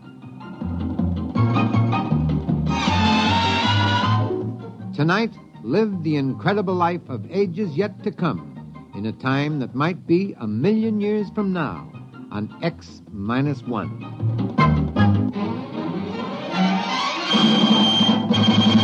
Now, an incredible story of the world beyond.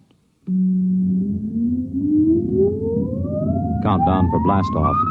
X-5, 4, 3, 2, X-1, fire.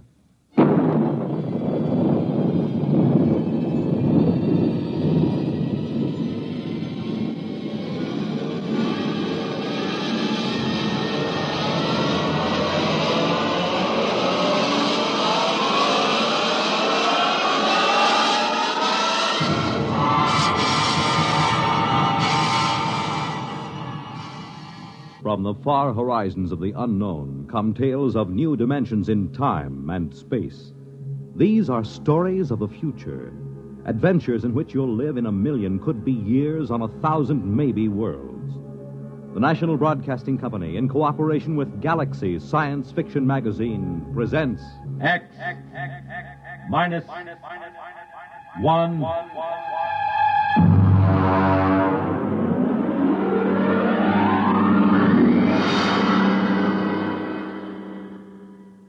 Tonight, Early Model by Robert Sheckley.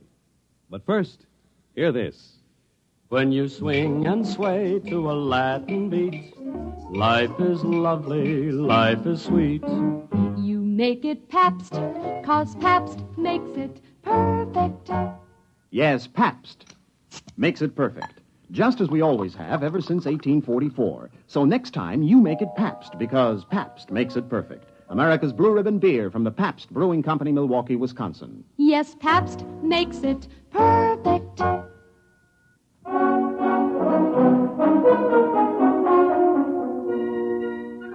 Now, X-1 and the Robert Sheckley story, Early Model.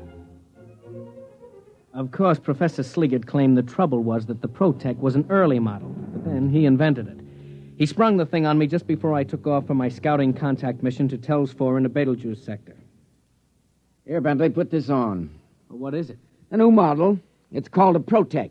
What's it for? Now, you'll wear it on your mission. Now, look, Sliggett, I already have to carry enough equipment to give varicose veins to an elephant. Linguicine, that's 22 pounds. I can't do without it, or I can't translate native languages. Concentrated food, water, subspace radio, weapons, medical kit. Now, how much does this thing weigh? 72 pounds. Try it on. Look, I won't promise It to fits take... right on your back. Here, I'll snap the harness. Fits fine. It digs into my back. There's a sharp thing back there. That's the sensory link. It has to be at that angle. But my We're back... working on the problem. Now, don't worry. What does it do? Protec is a perfect protection for initial planet contact. There are pseudoprotein computer banks and an Anderson-Woodward force field projector. Wherever the Protec senses danger... look, I'll show you. I take this slide rule and swing at you. Hey, where did everybody go? Who turned out the lights? Hey, Sliggett, where am I? Sliggett! Get me out of here, Sliggett! What happened? The Protec went on. It encased you in the AW force field. I released by master control. You can turn it off with this button on your chest. Perfect. Perfect. Yeah, but 73 pounds. Well, this is an early model. I've used every weight-saving device possible, but unfortunately, early models are always a little bulky. All right. How do I take it off? I'm not going to tell you. Huh? We're not going to take chances of having valuable equipment discarded just because it might be a little uncomfortable. Bentley, you're going to an alien planet. It's necessary that you be protected at all times. Look, I've got enough sense to figure out when to wear this thing. Yeah, suppose you find the natives seemingly friendly. You'd want to take off this heavy, uncomfortable Protec. But suppose you misjudge their attitude. Sliggett, I can take care of myself. That's what Atwood said before he left for Atopus 3. We never heard from him. Bentley, can you turn a knife thrust from the rear? Have you got eyes in the back of your head? Protec has. We're not going to risk $8 million worth of equipment just because you might be uncomfortable. Suppose it blows a fuse or pops a wire. We've got triple everything, with a power supply good for a century. Bentley, after this field test, the Protec will be standard equipment for all explorers. Well, all right. I'll try to get used to it. But it feels like I'm carrying a 72-pound monkey on my back. I carried it for 6 weeks on the way to Tells 4. And the added weight loused up my coordination in landing, so I burned out about 7 acres with backlash from the braking tubes. The radio receiver buried in my ear itched, and my back was rubbed raw from the carrying straps. I piled on my linguicine and the other equipment and staggered out. My instructions were to fraternize with the Aborigines and establish a trade pact, if possible. I found 2 of them standing outside the tail fins when the hull had cooled enough to get out. They were bipeds, orange-skinned with thick, short tails, and they were armed with stone axes and clubs. I stepped out of the lock, and they started talking fast. I realized I hadn't turned on my linguicine, so I tuned it in and threw the switch. I dare say it's a manifestation of some supernatural quality, eh, Wassel, old chap? Without a doubt, old man.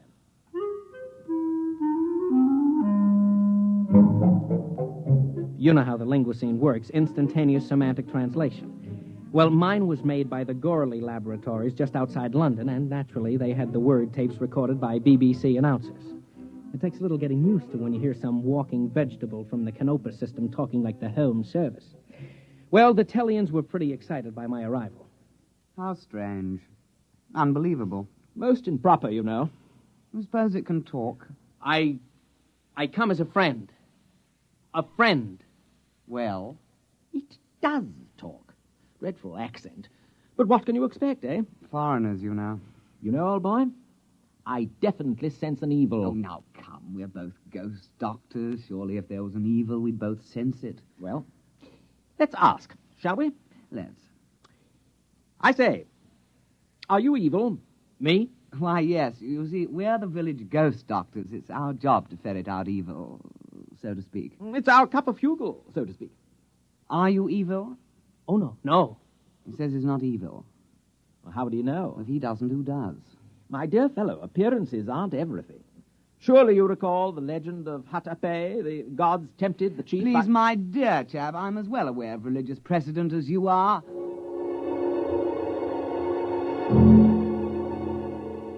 The two of them stood there, lashing their orange tails, accusing each other of heresy. The linguicine finally couldn't handle the theological discussion and cut out before Overload blew a circuit. Eventually, they must have decided something because the short one carrying the stone axe turned to me. Stranger, we've decided not to kill you. Not yet, anyway. We'll go to the village and purify ourselves, then we'll initiate you into the club. The club? The Society of Ghost Doctors. You see, no evil thing can become a ghost doctor. It just isn't done, you know. Or we'll find out the truth that way. Clever. Eh? I'm deeply grateful. But if you're evil, we'll destroy you. Have to. Our job, you know.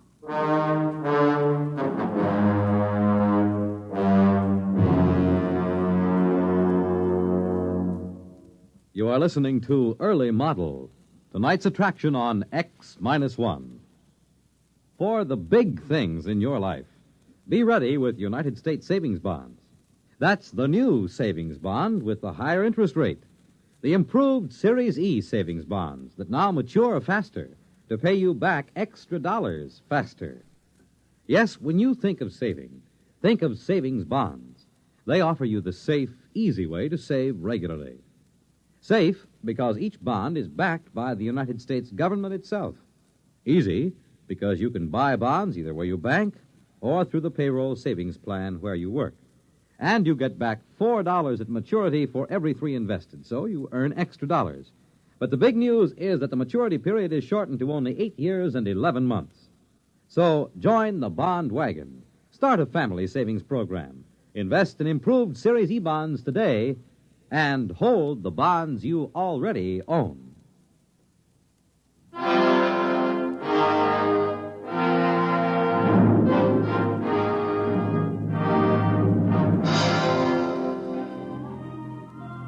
Now, back to X-1 and tonight's story, Early Model.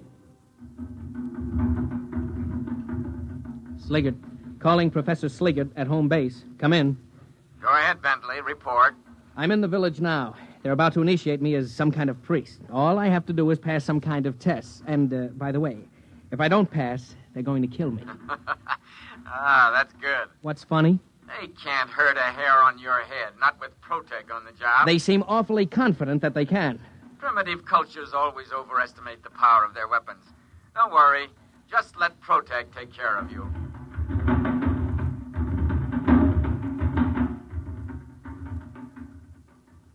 Go ahead, old boy. It's purified ceremonial food. But I can't. Why not? We purified with 7 sprinklings of strychnine, according to ritual. It's a taboo. I'm only allowed to eat my own supplies. A tribal taboo, you know. How primitive. Positively pagan. Well, shall we get on with it? We'll dispense with the written exam and get right down to the oral. Tell me, what do you think of evil? Well, it isn't good. Ah. Well put. Well, in that case, you have no objection to receiving the sacred and very holy spear that Cran Clu brought down from the abode of the small gods, the brandishing of which brings good on a man? Oh, I would be honored to receive it. Very well, then. The ceremony can commence. O stranger from the skies, accept from us this spear of sanctity. Evil cannot abide the presence of this spear. Take then our blessings with it. Here, here, O stranger, take the spear! What? Oh, that confounded Protec. Where's that release button? Sliggert, come in. Oh, he's probably out to lunch. Gotta get that force field off. Listen, I'm terribly sorry, but I... purification dirge. We are in the presence of evil spirits. Oh, no, I can explain. You cannot accept the sacred spear. Well, you see, I've got this protective device. It's sort of like a shield, you know? It doesn't like spears. It doesn't trust them. You couldn't give me a sacred gourd? Nonsense. Who ever heard of a sacred gourd? Poppycock. Look, you'll just have to take my word for it. I'm not evil. Really. Scout's honor. Our course is clear. Transparent. We won't kill you at once. We'll pray for you through the night. And perhaps in the morning, things will turn out better. If not... Sorry, old boy, but you understand our position. We'll just have to kill you. Can't be helped. Regulations, you know.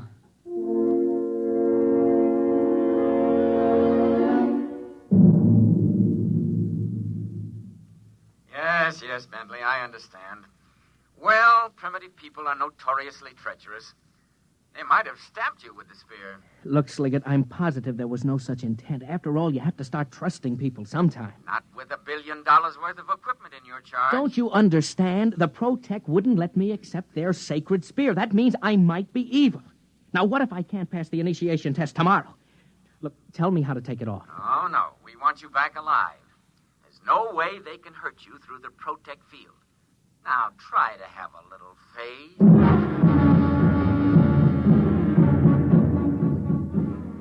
The campfires burned all night, and I could hear the chants of the ghost doctors. At least 3 or 4 times during that night, the Protec force field howled on and off, but I was too tired to care. In the morning, the 2 Tellians came to see me and stood switching their fat orange tails politely, while the linguisine translated for me. There were great sounds from your hut last night, sounds of torment, as if you were wrestling with the devil, so to speak. I'm a restless sleeper. Yes, of course. Quite. By the way, old thing, did you pray for purification last night? Oh, yes, I did. And was your prayer granted? Yes, sure, certainly. Not a bit of evil around me. Well, if you can't be initiated, we'll have to destroy you. We made that clear, didn't we?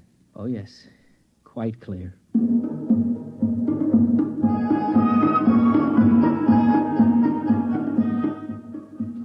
The initiation ritual took the whole day. It was sort of a cross between a Shriners' convention and a performance of Das Rheingold at the Met. Luckily, no one tried to hand me a ceremonial spear or point a club in my direction, so the Protec kept its grimy force field to itself.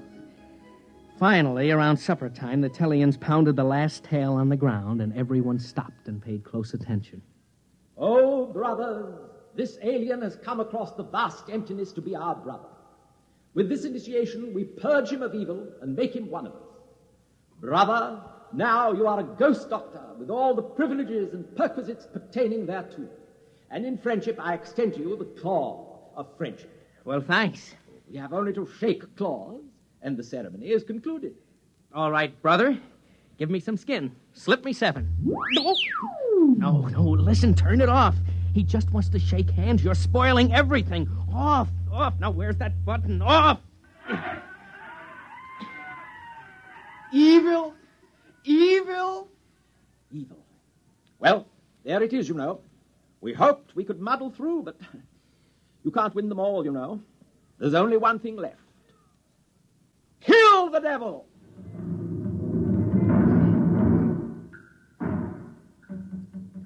About 30 of the Tellians heaved stone spears at me, and naturally I disappeared inside the Anderson-Woodward force field, and the spears rattled off the whining, coruscating power sphere.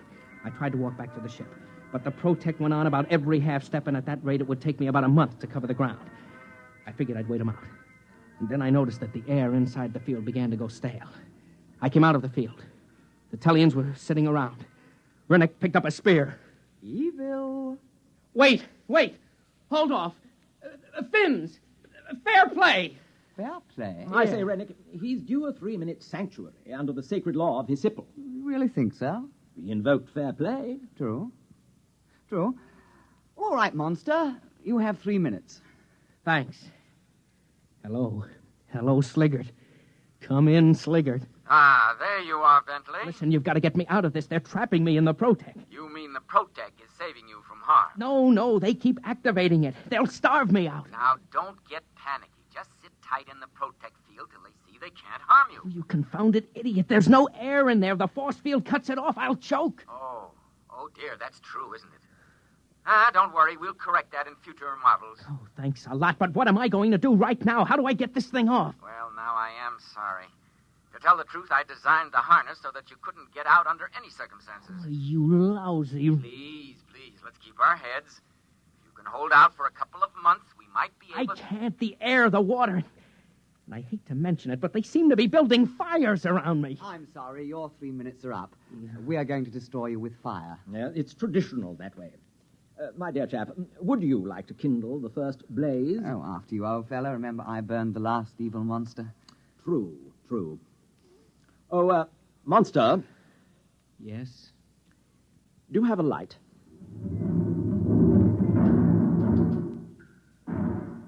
I knew I was cooked, one way or the other. They started to light fires around me in a circle, and the Protec snapped on. I had to get out. Of course, when I did, the Tellians would cheerfully spear me to death. But at least I had a chance of running. The field snapped on again. I grabbed my knife from the tool chest and hacked at the thick duroplastic webbing of the harness. I came out of the field long enough to hear Sliggert shouting in my ear. What are you doing? Cutting my way out of this fire trap. You don't dare destroy government equipment. This will go down on your 201 file. Look, I'm trapped inside the field as long as they feed the fire, and considering how they feel about devils, they'll probably keep it up a couple of 100 years. Uh-oh. They're pushing the fire closer. Goodbye.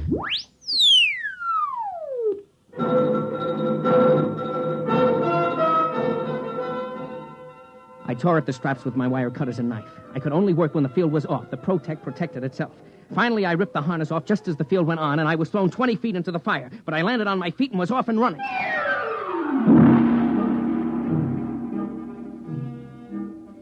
It took the Tellians just 100 yards to catch up and gently lay a stone club along the side of my head. Oh, well, let's get it over with. You're going to kill me. Let's not make a production out of it. Oh, but my dear fellow, we don't want to kill you. Dear me, no. We knew you were a good man. It was the devil we wanted.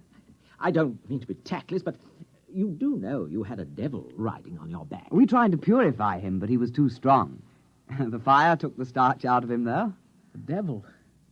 Devil on my back? Oh, yeah, I guess so, yes. You know, our village is very proud to have such a powerful devil chained up inside a fire ring. Tell me, my dear chap, you haven't by any chance any more devils like that in your homeland? No, that's the only one.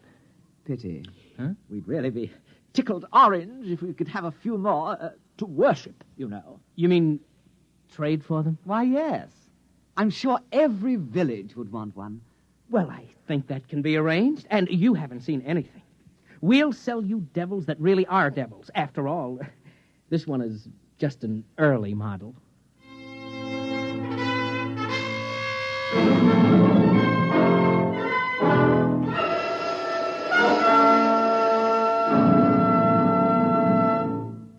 Fred Collins again, and I'll be back to tell you a word about tonight's X-1 in a moment.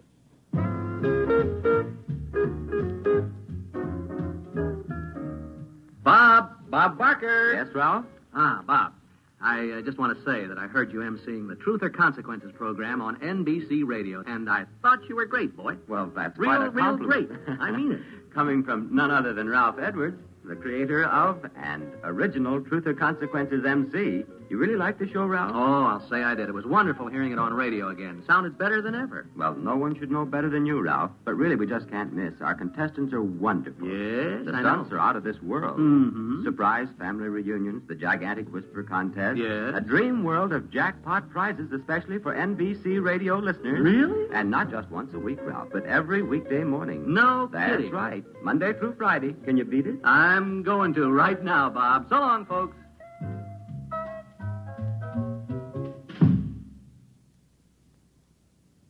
You have just heard X-1, presented by the National Broadcasting Company in cooperation with Galaxy Science Fiction Magazine, which this month features Make Me an Offer by Con Blomberg. Galaxy Magazine on your newsstand today. Tonight, X-1 has brought you Early Model, a story from the pages of Galaxy written by Robert Sheckley and adapted for radio by Ernest Kenoy. Featured in our cast were Bob Hastings, Joseph Bell, Anthony Kemble Cooper, and Alastair Duncan. This is Fred Collins speaking. X-1 was directed by Daniel Sutter and is an NBC Radio Network production.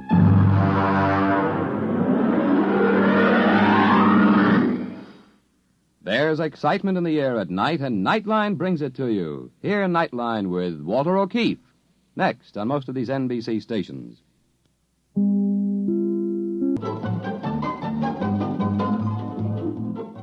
is Nightline, your tie line to the world, and this is Walter O'Keefe. Tonight, a visit to worlds strangely different from ours, the world of the future, the world of X-1.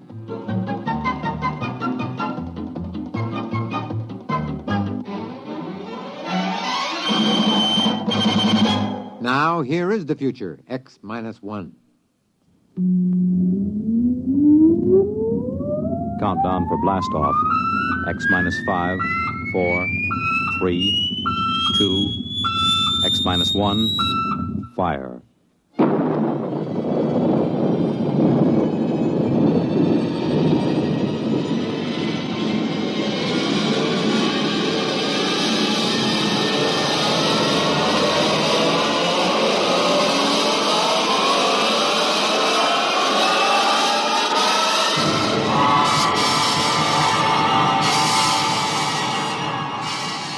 From the far horizons of the unknown come tales of new dimensions in time and space.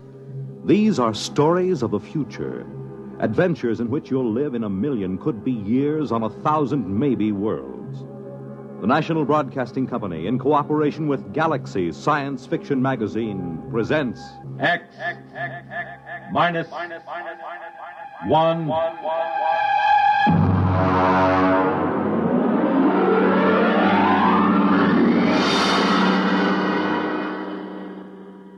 Tonight, the Clifford D. Simak story, Drop Dead.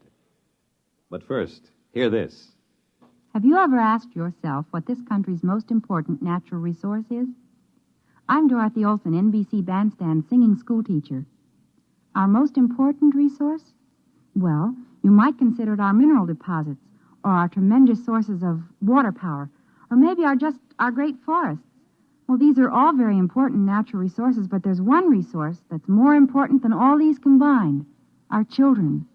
Don't neglect them or their educational facilities. Poor schools breed inadequate citizens for tomorrow. And another thing, keep your youngsters in tip-top shape so that they won't miss important school days. Dress them against the weather so they won't catch needless winter colds. Check their wardrobe as they go back to school this fall to be sure that they have plenty of the right kind of clothing. Remember, our children are this nation's most important natural resource. It's your job to protect their future as they go back to school this fall.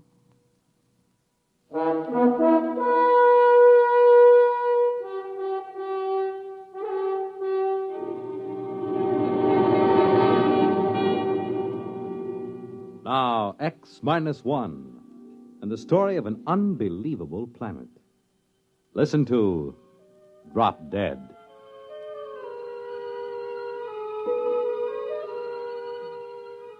Exactly 1 hour and 20 minutes after we sent the survey ship out on its tail, the critters showed up. Ordinarily, when you make a landing on an unknown planet, it takes at least a week for any life to come creeping out of hiding and sneak a look. But there they were, the critters. They were almost cow-sized, but not as graceful as a cow. Their bodies were put together as if every blessed one of them had run full tilt into a wall. Their hides were splashed with large squares of pastel colors, the kind of color one never finds on any self-respecting animal. Violet, pink, orange, chartreuse. The overall effect was in a checkerboard, made by an old lady who did crazy quilts. Max Weber, our biologist, stood at the tail fin with me and stared. Look at that on their heads. Those antlers. Those are not antlers, my friend. Well, I was afraid to say it. It looks like vegetation. As if they were trying to hide behind a skimpy thicket. And what bothers me is the fruit and vegetables. That is, fruit and vegetables growing on their heads. Hey, watch it. One of them's broken away from the herd and coming over this way. Step back. Give me a clear shot in case it charges. Look, here it comes. What? How do you like that? It just dropped. Ted, that animal just walked up to us and dropped dead.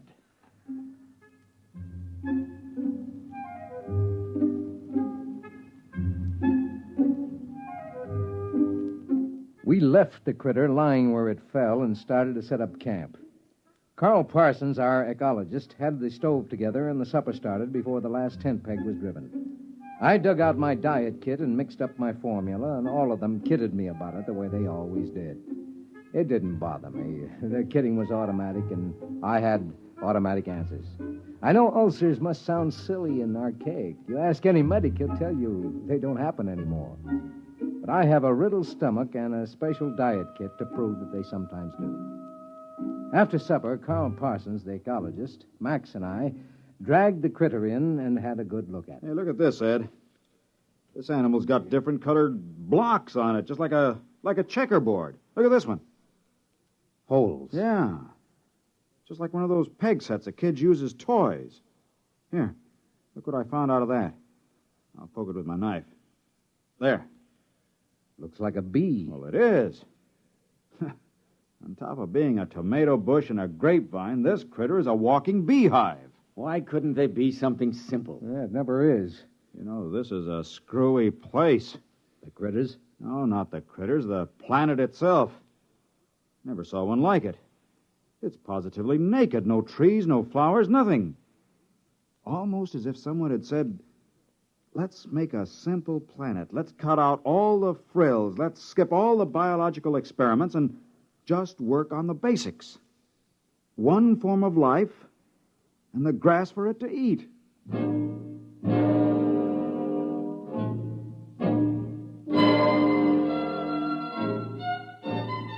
We unshipped the experimental animals, the rats, the zartils from Centauri, and the pumpkins from Polaris. The pumpkins made an unholy racket because pumpkins are always hungry. You just can't give them enough to eat. You turn them loose and they eat themselves to death.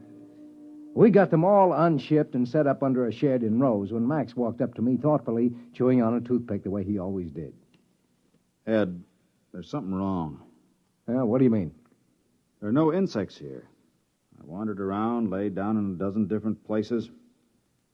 Stands to reason a man should find some insects if he looked all morning. It is natural. What about the bees? What bees? Well, the ones that were in the critter. Didn't you see any? No, I didn't get close to any critter herds. Birds? Not a one. Oh, I was wrong about the flowers. The grass is tiny flowers. For the bees to work on. Very neat, isn't it? I'm not so sure.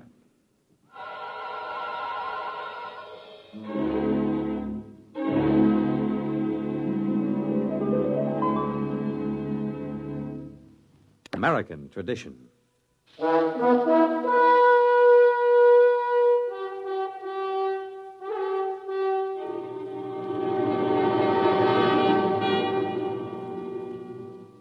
Now back to X-1 and the Clifford Simac story, Drop Dead.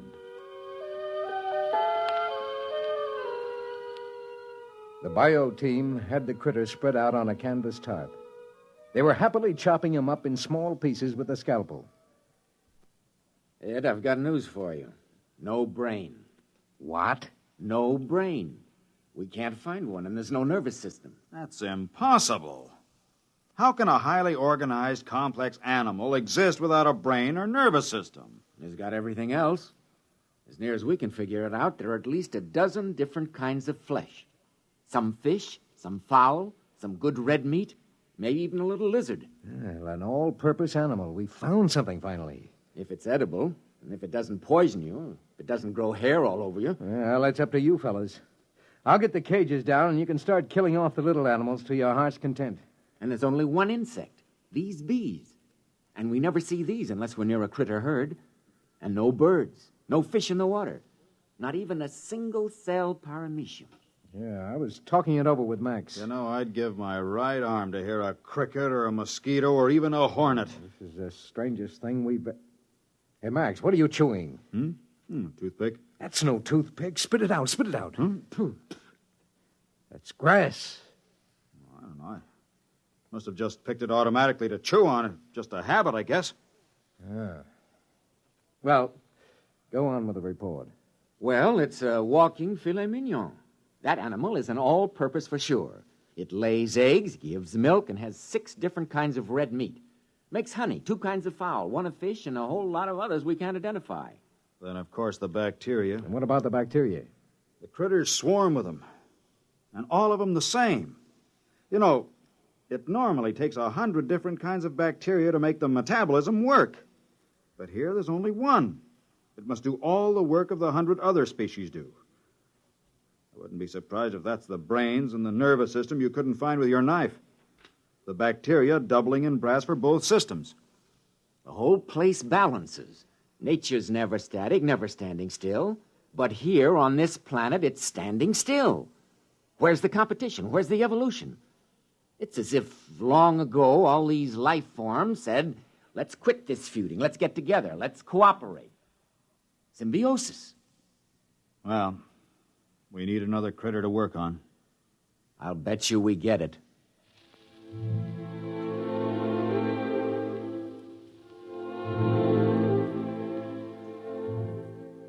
Luckily, Max didn't take Carl's bet.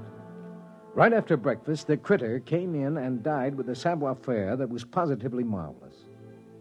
We unloaded all our supplies and got ready for a long stay. We were feeding all the experimental animals on a critter now. The carnivorous ones ate the critter meat, and the vegetarians chomped on critter fruit and critter vegetables. They all grew sleek and sassy. We were sitting around after supper one night when suddenly we heard something. Hey! What is it? Listen! Thunder. Listen. I think... All right, quick. Everybody up into the ship. What is it? A herd of critters. Look, you see the dust? They're coming this way in a stampede.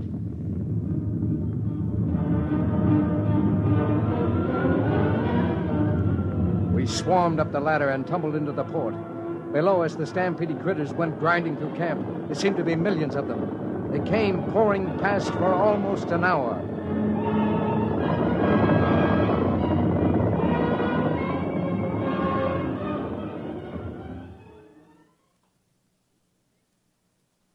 When it was all done, we came down and surveyed the damage.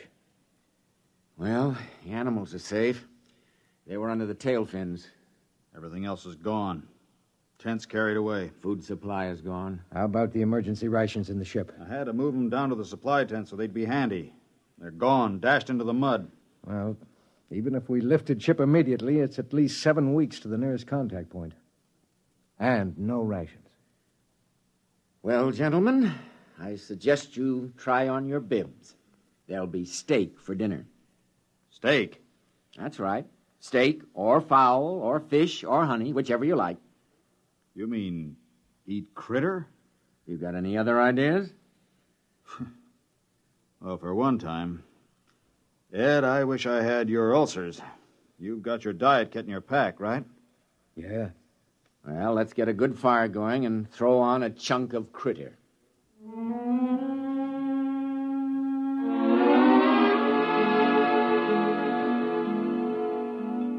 The crew ate about a critter a day. They didn't seem to mind. Just at breakfast time, one would walk in and keel over. The crew ate like there was no tomorrow. I waited for them to break out in a rash or start turning green with purple spots or grow scales or something. But nothing happened. They felt better than they ever had. But then one morning, Max Weber turned up sick. Well, gentlemen, I've just taken a sample of my own blood. How do you feel? Lousy. I'm loaded with bacteria, critter bacteria. I've checked some of the others. They've got a lower count than I have. Well, that figures. You got a head start. No. The rest of them have just been eating critter for a week. No. Hey, remember the day you ran out of toothpicks and took to chewing on a grass stem? Yeah. Well, we can't stop eating critter. It's all the food we have. Well, we might stop eating critter now. And there's my diet kit. We might make it home. Your diet kit wouldn't last us 3 days. I took a blood sample on the test animals. They've got a bacteria count almost as high as mine. Well, it doesn't make any difference. We still have to eat critter. We haven't got any choice.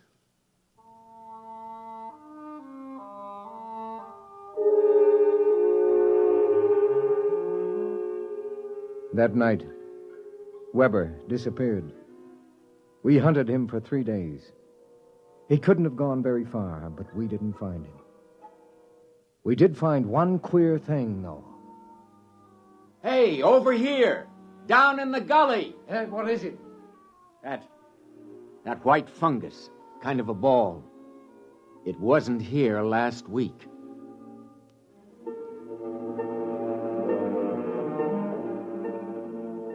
We couldn't find Weber. And then about 4 days later, Carl woke me up. Ed, get up. Get up. What's the matter? The animals, the test animals. They're encysting. They're turning into cocoons or chrysalis or something. What? All of the test animals, the guinea pigs, the dogs, they're turning into white fungus balls. Carl, the ball we found out in the field. Weber. Max Weber. It's got to be.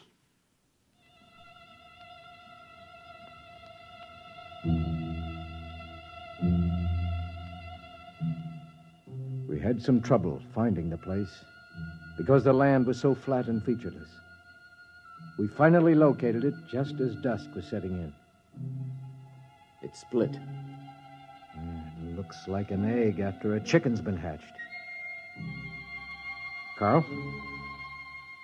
Well, what do you think? Look inside.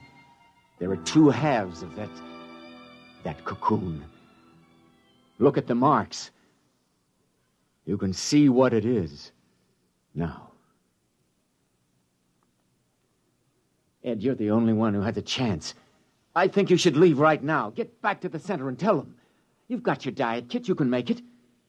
No wonder there are just the critters here. Take 1 drink of water, chew a single grass stem, take 1 bite of critter. Do any one of those things and you turn into one of them. Listen, Ed, you take your diet kit and notes and get out of here. But I can't run out on you. Forget us. We're not human anymore. You must not stay. If you do, in a day or 2, a critter will come in and drop dead for you. And you'll go crazy all the way back home, wondering which one of us it was.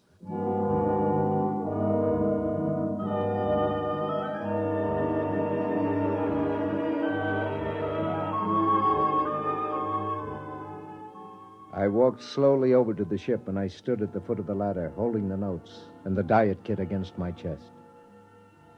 I thought of all the things we'd been through together. The crew, how they'd always kidded me about the diet kit. I thought of almost 10 years eating that awful goo, and that I could never eat like a normal human because of my ulcerated stomach. Maybe they were the lucky ones, I told myself. If a man got turned into a critter, he'd probably come out with a whole stomach and never worry about how much or what he ate. The critters never ate anything except the grass. But maybe, I thought, that grass tasted just as good to them as steak or a pumpkin pie would taste to me. So I stood there for a while and I thought about it. Ed, what are you doing back here? Carl, I just took that diet kit and threw it out into the waste disposal unit. What are you talking about? My friend, I am very hungry. What have you got for supper?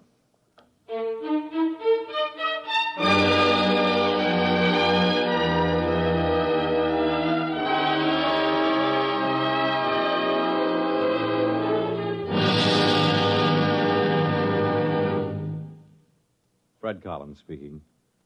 And I'll have another word for you about X-1 in a moment. Hi, this is Walter O'Keefe. You know, they say there's nothing new under the sun, and maybe that's true. But there is something new under the moon, and that's Nightline. In Nightline, we think we found the way to use the intimacy as well as the lightning-fast maneuverability of radio in an hour-and-a-half package of high-voltage, different entertainment. We found the way to make the airwaves your magic carpet to wherever big things are happening. Anywhere in the country, for that matter, anywhere in the world. Now, let's say that your favorite comedian is performing at a Las Vegas nightclub.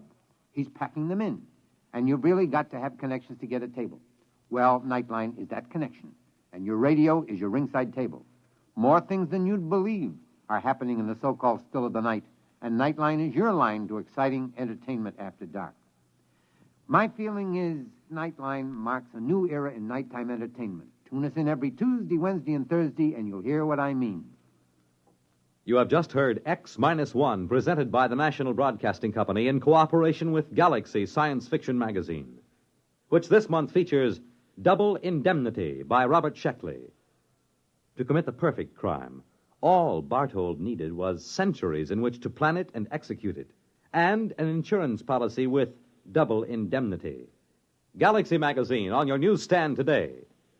Tonight, X-1 has brought you Drop Dead, a story written by Clifford D. Simak and adapted for radio by Ernest Kenoy.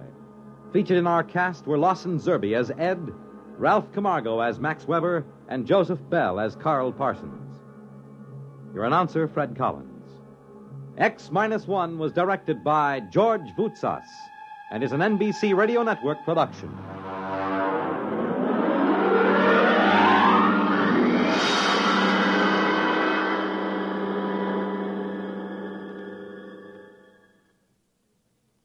You'll be on the right line to exciting entertainment when you hear Nightline tonight over most of these NBC stations.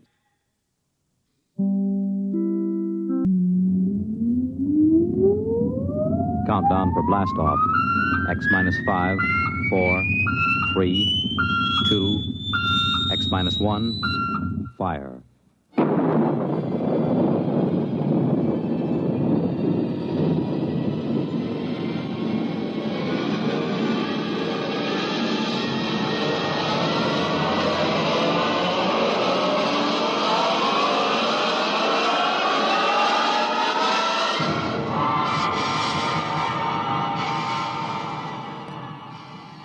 From the far horizons of the unknown come tales of new dimensions in time and space. These are stories of the future, adventures in which you'll live in a million, could be years, on 1,000 maybe worlds. The National Broadcasting Company, in cooperation with Galaxy Science Fiction Magazine, presents Minus 1.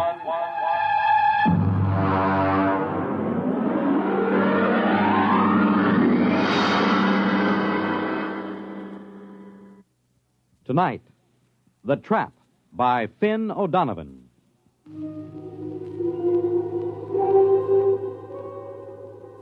Samish, I am in need of some assistance.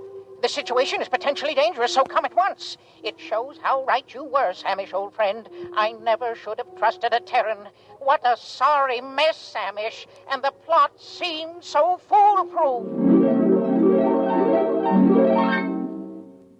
Hey, Thurston. Thurston, get up.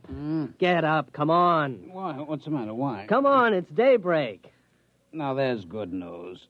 Let me alone. Oh, come on. You don't want to sleep through our vacation. The bird's on the wing. It's 5 o'clock in the morning. 5 o'clock in the morning in the Adirondacks is the middle of the day. What's the weather out? Oh, it's raining. For crying out loud. Oh, don't go back to sleep. It always rains on the first day of vacation. Rule of nature. Look, I got a little fly rod with a new plastic reel that I'm just dying you know to what try. The trouble with you is, Ed? You're in love with sporting goods equipment. Oh, now wait till you see this rod. You take that rifle I sold you. You could shoot a rhinoceros with it, but you won't, because, Ed, you're essentially a friendly man. The trouble with you is you don't like the woods.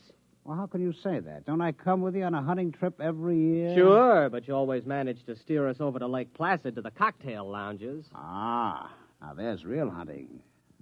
Now, there are trophies to bring back to the city. None of your paltry brown bears or black bears. Oh, come on now, Thurston. I came up here to the mountains to hunt. Have a drink.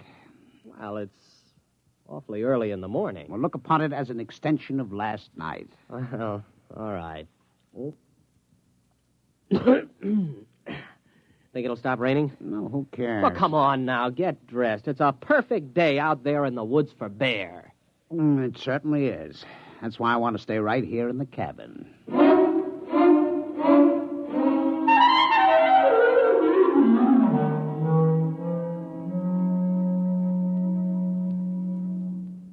Ed. What? Past the canteen? It's empty. Well, open up one of the bottles and pour it in. Why don't you take it straight from the bottle? What, on a camping trip? Pour it into the canteen. Okay. Hey. Now, this is what I call a hunting trip. Well, you haven't been outside the cabin. Oh, come on, Thurston. Can't we go out just to hunt something, even if it's just a little rabbit? Look. It stopped raining. Close the door. Now, you let some of the fumes out. Did you fill that canteen yet? Hey, look at this. What? Right by the door. How many times have I told you not to leave your collapsible cook stove where I can step on it in the night? It isn't. What is it? I don't know. It's made out of metal. It's just sitting here in the doorway. It says, trap on the top. What? Trap. Where'd you buy that? I didn't. Well, I certainly didn't. Hey, there's a tag on it. Dear friend, this is a new and revolutionary design in a trap. To introduce the trap to the general public, we are giving you this model absolutely free. You will find it a unique and valuable device for the capture of small game, provided you follow precisely the directions on the other side. Good luck and good hunting. Well, now, what do you think of that? Pass me the canteen. If this isn't the strangest thing, do you suppose it was left during the night? Who cares? Well, aren't you interested? Not particularly. It's just another gadget. I've got 100 like it. That bear trap from Abercrombie and Fitch, the jaguar horn from Battlers, the crocodile lure. Well, I've never seen a trap like this. It's pretty clever advertising to just leave it here. Well, they'll bill you for it eventually. You care for the canteen? Oh, thanks. Hey, look at this thing, Thurston. Do I have to? Well, there are instructions on the other side. Quote, take the trap to a clearing and anchor it to any convenient tree with the attached chain. Here's the chain, all right. Press button 1 on the base. This primes the trap. Wait 5 seconds and press button 2. This activates the trap. Nothing more is required until a capture has been effected. Then press button 3 to deactivate and open the trap and remove the prey. Warning, keep the trap closed at all times except when removing the prey. That's goofy. No opening is required for the prey's ingress, since the trap works on the principle of osmotic suction and inducts the prey directly into the trap. Well, somebody's been at that canteen before us. No, that's what it says. What won't they think of next? Osmotic suction. Pass the canteen back. I'm going to set it. What, the canteen? No, the trap. Come on, help me. Now that's the trouble with you, Ed. You're always cluttering up a hunting trip with hunting. Come on, take this in. All right. If it makes you any happier. Hey, boy, it's cold. Come on, we'll carry it over to that tree. It's heavy. Yeah. Here, let's put it down here. You think we really ought to fool with it? Of course. Maybe we can catch a fox. What will we do with a fox? Turn it loose. The fun is in the catching. Here, take the end of the chain. Look out, you got your foot in it. Yeah, I guess it snaps in here. Oh, there it is. Let's get back to the cabin. The great outdoors depresses me. Wait a minute. I've got to press button 1. Hey, it's glowing. Yeah. 3, 4, 5. Now button 2. Well, I guess we just leave it. Well, come on back to the cabin. All right. It is time for breakfast. It certainly is. Pass it to me and don't spill it.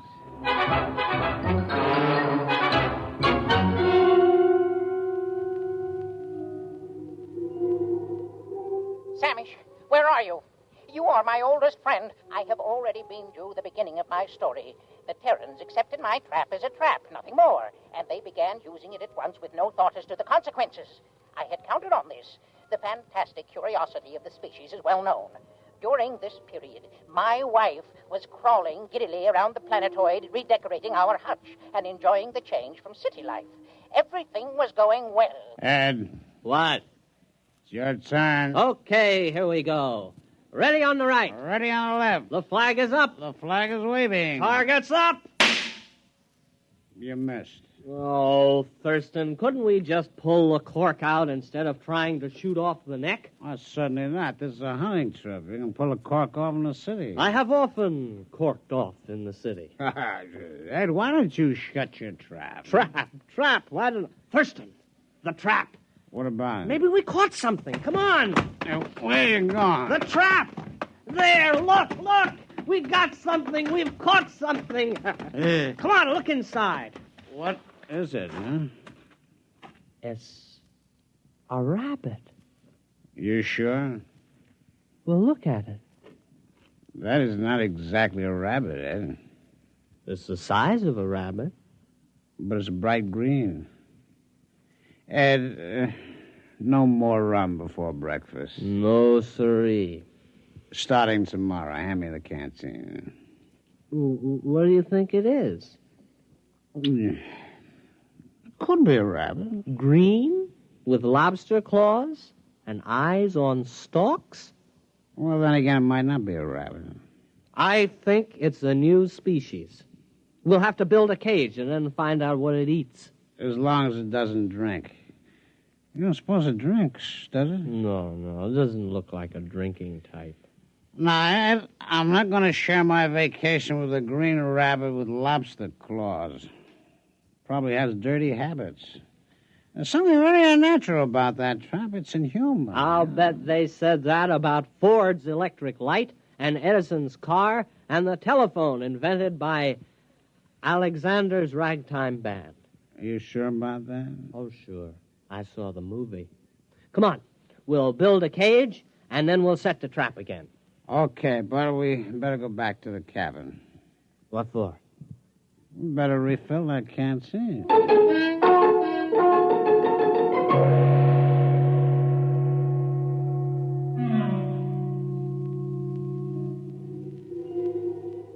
Why haven't you come yet? Samish, don't you appreciate the seriousness of my situation? Think of your old friend. Think of the lustrous-skinned Freagle for whose sake I got into this mess. Communicate with me, at least. The Terrans used a trap, which, of course, was not a trap at all, but a matter transmitter. I had the other end concealed on the planetoid and fed into it 3 small animals which I found in the garden. The Terrans removed them from the transmitter each time. For what purpose, I couldn't guess, but a Terran will keep anything. After the 3rd beast passed through and had not been returned, I knew that was all, and that everything was in readiness, so I prepared for the 4th and final sending, the all-important one, for which all else was mere preparation. Ouch. Well, that finishes the cage. You know what? No. What? Those things smell. All 3 of them. Oh, I think they're very handsome. Well, here they are. 1, 2, and 3. First, our green rabbit. Next, our bird with 3 sets of scaly wings. And this other thing, what does it look like? Well, it looks like a snake, except it has a head at each end. They eaten anything yet? No, I've tried milk, mincemeat, vegetables, caviar, potato chips. They haven't touched a thing. Maybe they're sick. Hey, what are you keeping them for? Well, they might come in handy someday. Oh, yeah? What for? Thurston, have you ever desired fame? What? Fame. The knowledge that your name will go down through the ages. I am a businessman. I've never considered the possibility. Never? What do you have in mind? These creatures are unique. And they smell. We'll present them to a museum. The daily Thurston exhibit of creatures hitherto unknown. They might name them after us.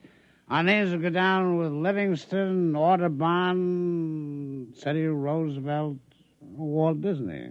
I was thinking of a wing on the Museum of Natural History that would go right across Central Park West. The Daily Thurston Wing. Thurston Daily. That's not alphabetical. That's true. But, Ed, we only got 3 of them. We can't equip a wing with 3 exhibits. Well, there must be more where these came from. Let's examine the trap. Just a minute. The canteen? The canteen.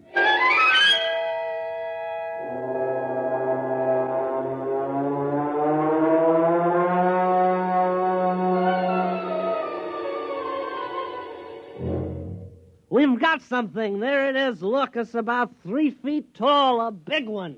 Uh-huh. A small green head and a forked tail. Oh, look at him, waving something on top of his head. Well, the rest were quiet.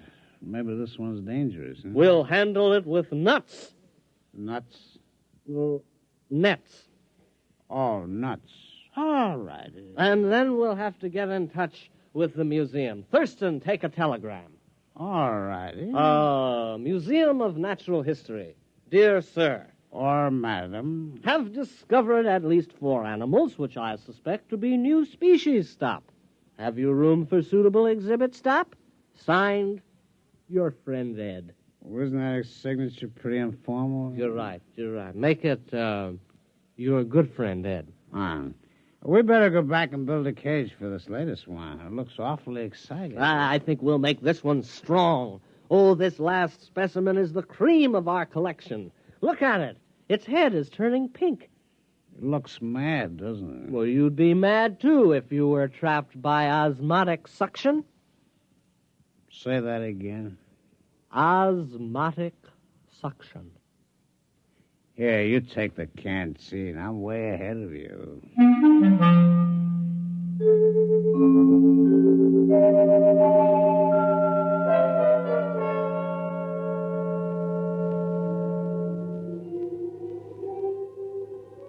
What, Samish? The rest of the story? Well, it's obvious enough. After 3 animals had passed through the transmitter, I knew I was ready. Now was the time to tell my wife. Accordingly, I asked her to crawl into the garden with me. Tell me, dear, she said, has something been bothering you of late? Have I displeased you? My dear, I said, you have tried your best, but it just isn't good enough. I'm going to take a new mate. She stood motionless, her cilia swaying in confusion. Then she exclaimed, Freagle! Yes, I told her, the glorious Freagle has consented to share my hutch, and with a clever shove, I pushed her into the matter transmitter. Samish, you should have seen her expression. Her cilia wreathed, and she screamed and was gone. I was free at last, free to mate with the splendid Freagle. Now you can appreciate the full perfection of the scheme. It was necessary to secure the Terran's cooperation, since a matter transmitter must be manipulated at both ends. I had disguised it as a trap, because Terrans will believe anything. And as a masterstroke, I sent them my wife. Let them try to live with her. I never could. Foolproof. Absolutely foolproof. No one could prove a thing. And then, Samish, then it happened.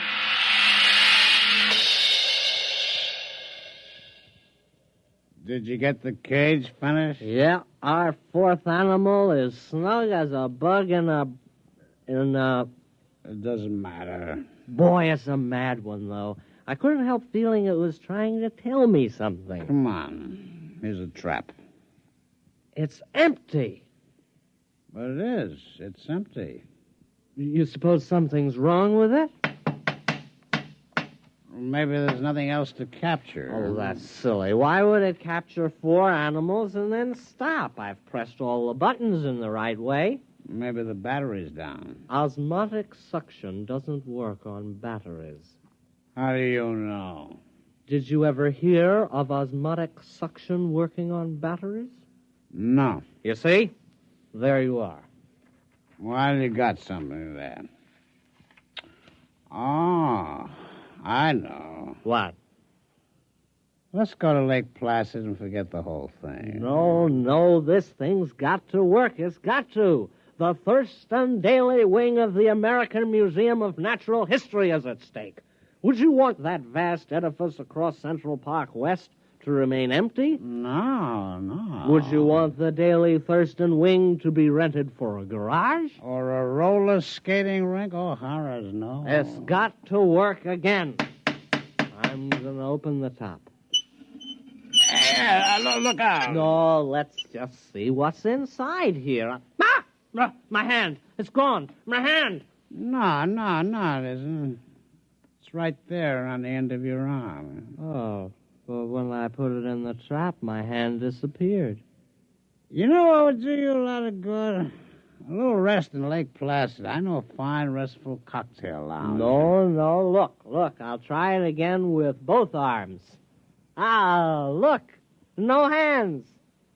Very clever. I see how it works. Thurston, those animals didn't come from the Adirondacks at all. You mean they're imposters? They came from wherever my hand is. Where's your hand? I don't know. Do you realize there's a lot more where they come from? Thurston, the future of the Daily Thurston Wing is assured. Give me a hand up. Ed, what are you going to do? I'm climbing into the trap. Oh, don't do it, Ed. You don't know what's in there. Here I go. There goes my feet. Hey, wait a minute. Here's a canteen. Let's have one for the road. Huh? All right. Wish me luck. I still don't think you should do it. I do it for science and the Daily Thurston Wing. Why do you hold your nose? I got sinus. Here I go.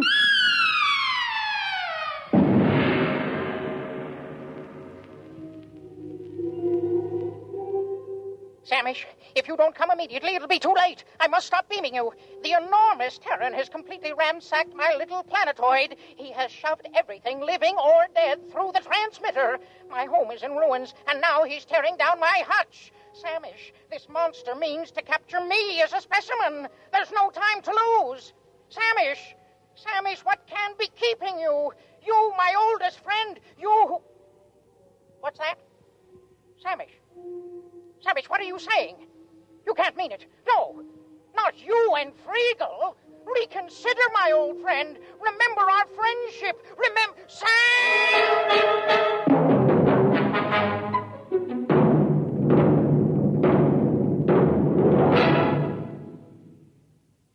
You have just heard X-1, presented by the National Broadcasting Company in cooperation with Galaxy Science Fiction Magazine, which this month features The Deep One by Neil P. Ruzick, a story which tells of a single mistake in the plan for survival, the biggest possible mistake.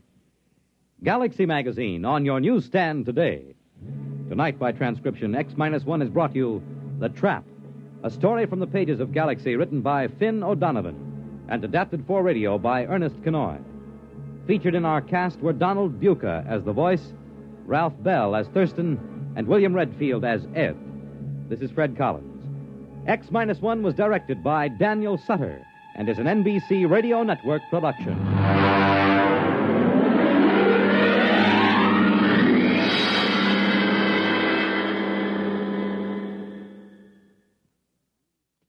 The world on a new hotline. Listen for news on the hour in the exciting hotline service all day, every day on most of these stations.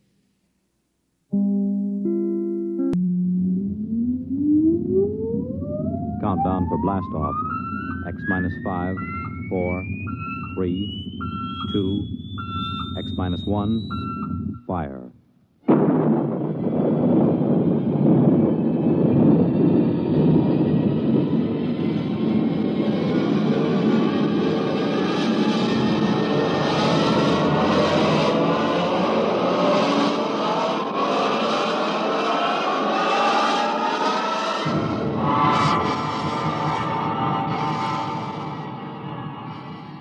From the far horizons of the unknown come transcribed tales of new dimensions in time and space. These are stories of the future, adventures in which you'll live in a million, could be years, on 1,000 maybe worlds. The National Broadcasting Company, in cooperation with Galaxy Science Fiction Magazine, presents X-1.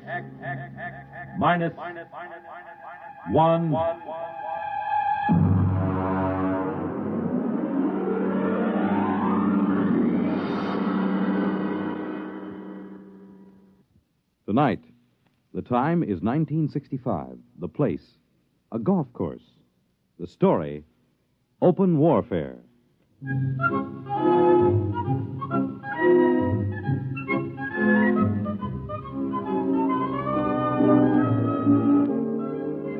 You wouldn't believe it, but there are some people that think that Caddy is a pet name for a big car. No, I mean it. Over those little wagons you pull around the course or carrying their own clubs, there are people actually playing golf for years, never seen a caddy. As far as I'm concerned, you take the human element out of golf or any sport, and what do you got left? Nothing. I mean, you could say I'm prejudiced on account of my being a caddy, but that's the way I feel about it. Besides which, a caddy is a perfect observer of the passing parade of human experience. I'll give you for instance. Now, you take Jim Pearson. He won the U.S. Open in 1960, 61, and 64. Well, let me tell you about Jim Pearson. He was the pro at the club here, and I remember when it all started. He was out playing with Mr. Hatcher. That's Sam Hatcher. He couldn't break 90 if the ball had wings. And in the locker room, he looked like a sack of flour that had been set down hard. But he was loaded with money. Anyway, they were waiting for a foursome of dames who shouldn't have been wearing slacks. When Hatcher turned to Jim, and with a real sweet smile, he lowered the boom. Jim, you're a good golfer. Thank you, Mr. Hatcher. You're a good golfer, even if you can't teach me anything. Oh, you're coming along fine, Mr. Hatcher. We've been good to you at the country club, haven't we? Oh, yes. I want you to do something for me. Yes, sir? Stay away from my daughter. Oh, well, Mr. Hatcher. I won't have Alice marrying a man who has nothing but coordination and muscles. What? When I was only your age, I was making $50,000 a year. It takes brains to do that. Brains get more valuable. Muscles deteriorate. There's nothing muscles can do that a machine can't do better. You don't think I could make $50,000? I know you can't. You haven't got the guts. Now, listen, Mr. Hatcher. I'm just quoting history, Jim. Take the tournament in St. Louis. You blew up. And the Goodall and the Palm Beach. You could have won all those. But you blew. You chickened out. That's not exactly fair, Mr. Hatcher. But it's true. I can make $50,000. Yes, in your whole life. Oh, no, in 1 year. Oh, you can? Yes, sir. All right, Jim, you're a sportsman. I'll tell you what I'll do. If you can make $50,000 in 1 year at this infantile pastime that you call golf, you can have Alice. Why, that's the most arrogant What's thing. the matter, Jim? Don't you think you can do it? I know I can do it. All right, then. Is it a bet? All right. All right, it's a bet. Very well, then. I believe the ladies are finished. Shall we drive?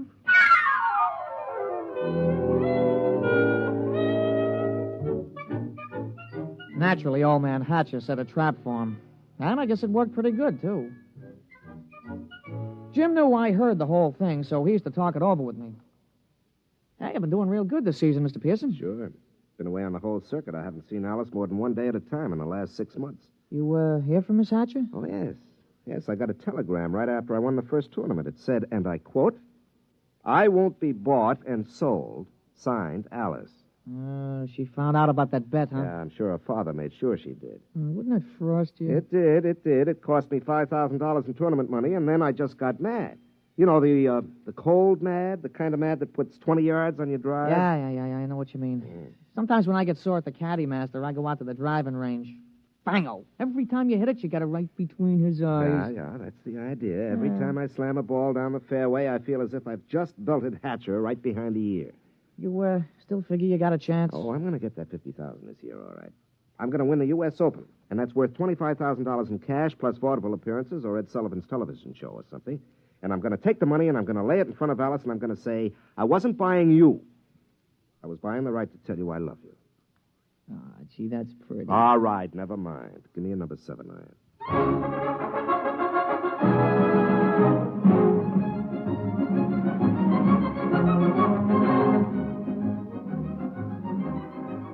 Jim Pearson sure was burning up the circuit.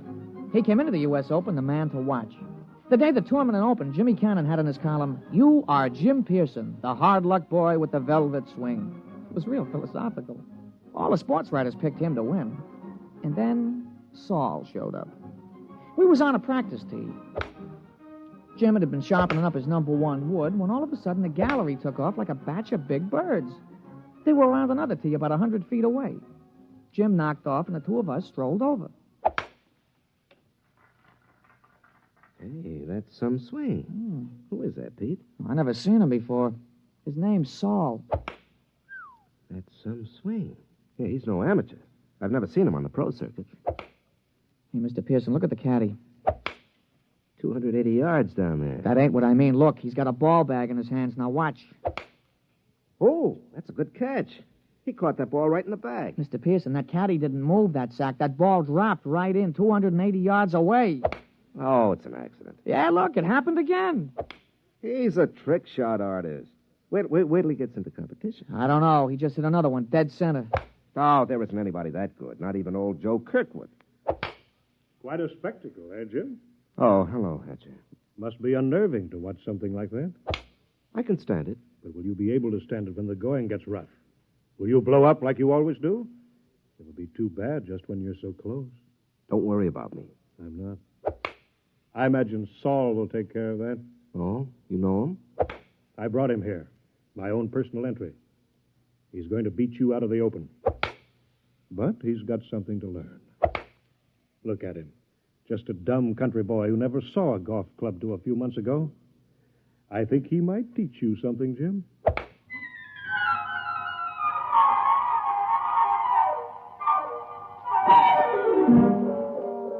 Oh, I could tell Jim was going to have a good day the minute he took his driver out of the bag.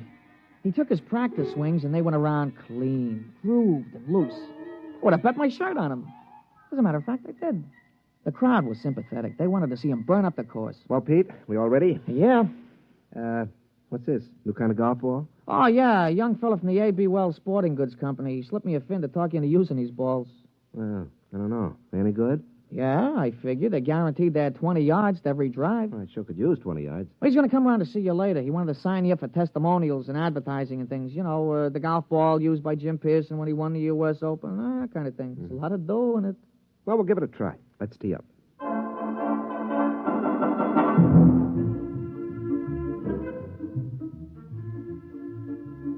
Oh, he started off real good. A long, straight drive right down the fairway. It was a birdie 4. Jim was clicking him off that day. There you are, Pete. 34 and a 32 for 66 on the 18. 6 birdies, 12 pars. Yeah, 3 more rounds like that should win easy. Hey, how were the new golf balls? Huh? Oh, fine. You know, they aren't kidding. It does average out about 20 yards longer on the drive. I'll have to get a couple more dozen.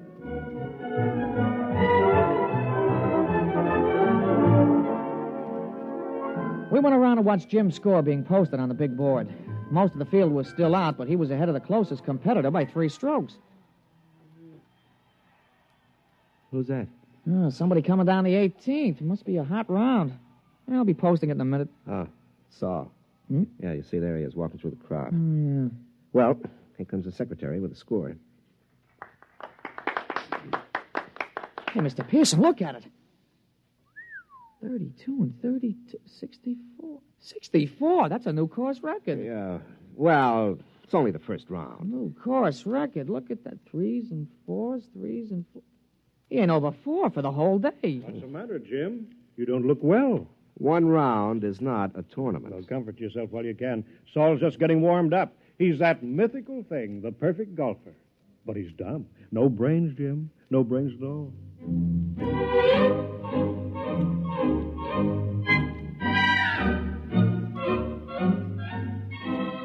Naturally, in the sports broadcasts and the newspapers, Jim could have been playing on a miniature golf course at Asbury Park, New Jersey. The big news was Saul. They all called him Silent Saul. The odds the boys in the shower room played around with on Pearson took a dive, and you couldn't get even money for Saul. The next morning, Jim's gallery was pretty small. When he stepped up to the ball, there was a smattering of applause like a matinee just before they closed the show. But his drive was as straight as the day before and longer by about 20 yards on the average. Hey, that's a nice putt, Mr. Pearson. Yeah. Who's that?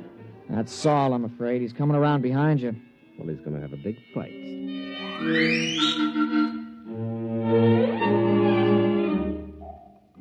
Jim's second 9 was a duplicate of the day before. Another 32. He equaled Saul's record-tying score of yesterday. Then when we came in to read it on the big board, he looked like somebody hit him on the head with a driver. Look at that, Pete.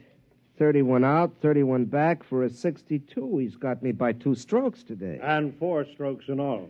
What do you got to say, Jim? Oh, nothing, Mr. Hatcher.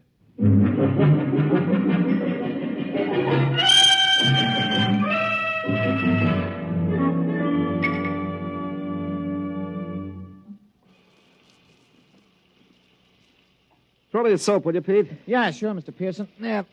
Thanks. You know, there's something wrong, Pete. Just doesn't happen this way. That's tough luck, Mr. Pearson. Oh, no, it's not that. People don't just pop out of nowhere and break all records at the Open. Men don't take up golf and become perfect golfers in a month. He's got to have some weakness. Well, if he has, he ain't shown it yet. Well, I've got to find it.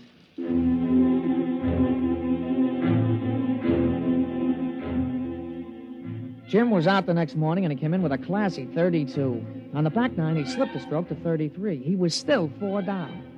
He shook off a couple of reporters who were trying to egg him into a feud with this Saul, and the two of us just hung around in the crowd watching Silent Saul. His first drive went a clean 300 yards down the fairway, straight as a ruler. Pete, there's something about his swing. There's something about it. I've seen it before. Oh, you never saw that Silent Saul before, Mr. Pearson. Still, there's something about his swing.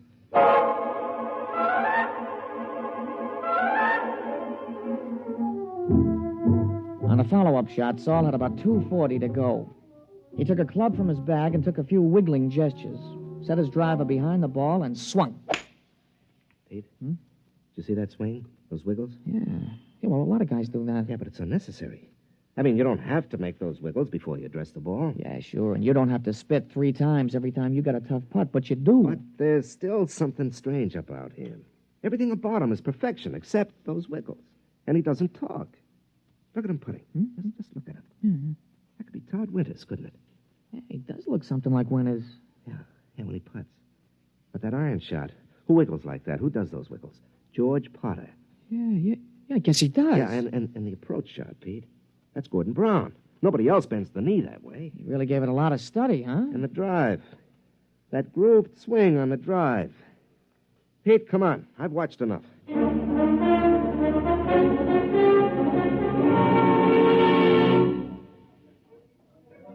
Ah, Pearson, a 63, I see. You're 6 strokes behind with 1 round to go. You want to give up now? I don't think I will. I think we'd better talk about it privately. Oh, that won't be necessary. Well, it doesn't matter to me, but I know that Saul is a robot. So you think he's a robot? Isn't he? Of course he is. How does it feel to be beaten at your own game by a mindless machine? Oh, you haven't won yet. The golf ball takes some funny bounces. How did you find out about Saul? Oh, Saul is a lot of things, but none of them is Saul. He's Todd Winters, George Potter, Gordon Brown, and his drive, that's me. You copied it after me. Take us away and there's nothing left. Tell me, how'd you do it? Money can do anything. All it needs is a purpose. We've been working on colloidal brains up at our place. Our new miniature atomic power plant is ideal. You throw in some sensory mechanisms, some relays, feed in analysis of a slow-motion pictorial study. And you have a golf machine. Must have cost hundreds of thousands of dollars. Closer to $1 million. $1 million? $1 million to keep me from winning $25,000? Don't you think that's unfair? Unfair? You listen to me. Nothing is unfair that doesn't break the rules. And the only rule worth remembering is this, that the best man always wins. You mean the best machine? A machine is only an extension of a man, like your golf club. I don't happen to be endowed with golfing muscles and responses. You do. Those in your golf clubs let you hit a ball farther and straighter than anybody else. Saul lets me hit a ball farther and straighter than you do.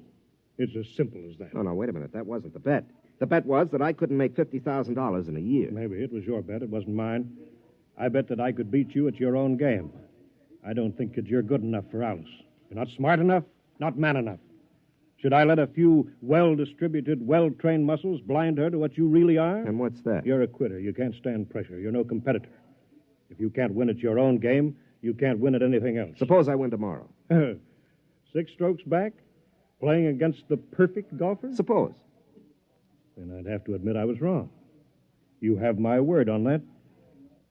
And you could also have Alice, if she wants you.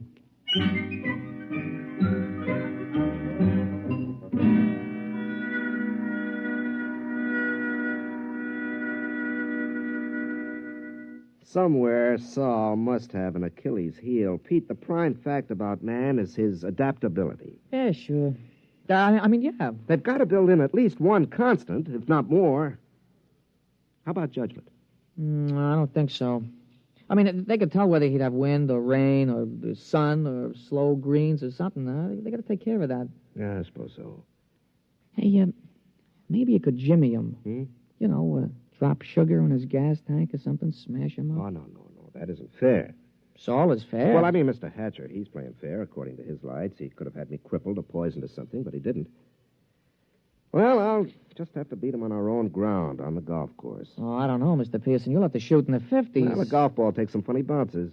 Yeah, it sure does. Wait a minute, there is a constant. Hmm? Listen, Pete, you know Saul's caddy? Yeah, I know him. An illiterate type of guy, yeah. Could he use $10 or maybe 20 or 50? He's a caddy, isn't he? All right. Pete, I want you to talk to him. You'll do better than I can.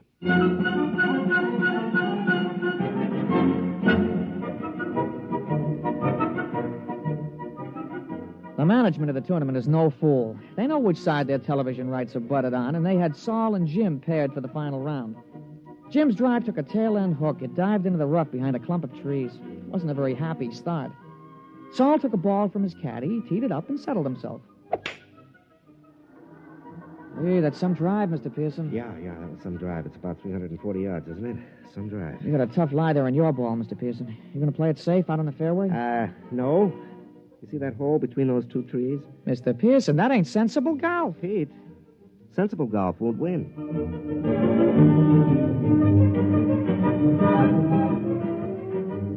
Well, he made it. The ball went through the opening and rolled to a stop just in front of the green. Saul's easy 4-iron shot was dead on the pin all the way. But it hit the back edge of the green and hopped into the rough. Jim took an easy putt for a birdie, and Saul's recovery was long, and 2 putts gave him a par. Well, that's one of the strokes I need. And that's the way it went. Jim's game sparkled, and Saul's game kept finding trouble.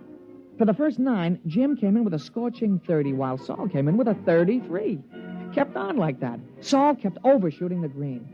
They came into the 18th hole with Saul still 2 strokes up. Now, look, don't you worry, Mr. Pearson. You're going to tie him for sure. Oh, that's no good, Pete. By tomorrow, his game will be on again perfectly. Jim's drive sliced behind a fringe of trees. He had to shoot blind. He made it on the green, about 25 feet from the cup. Okay, Pete. This is it. Saul's in for a 5. Don't you worry, Mr. Pearson. Don't you worry. Okay, I won't. He lined it up. He studied the green. He noted the slope and the lay of the grass. And then he stroked the ball. We did it, Mr. Pearson. We did it. You're the new U.S. Open champion.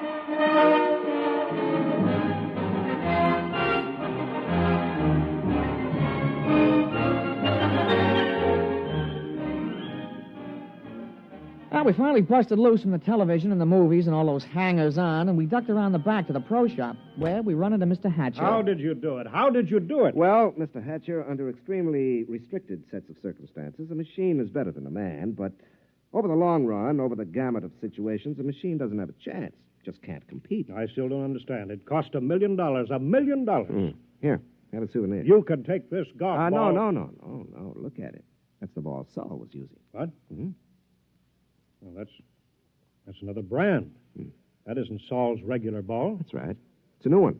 Guaranteed to add 20 yards to the average drive. But that's unfair. Well, your robot was built in with one constant. It had to be a golf ball. Well, it just couldn't adapt to a better ball. But that's not fair. Why, that's... Well. Uh-huh. How about... There are no perfect golfers, Mr. Hatcher. There are only good ones and better ones. But, well, I've been thinking about this robot of yours, and I'll be around in a few days to talk to you at your office. Huh? About what? Well, I'm sure you don't want to support your son-in-law for the rest of his life. And I have $50,000 to invest in business making robots. Useful robots. And leave golf to the men. They're better competitors. Now, if you'll excuse me, Mr. Hatcher, I've got a telephone call to make to your daughter.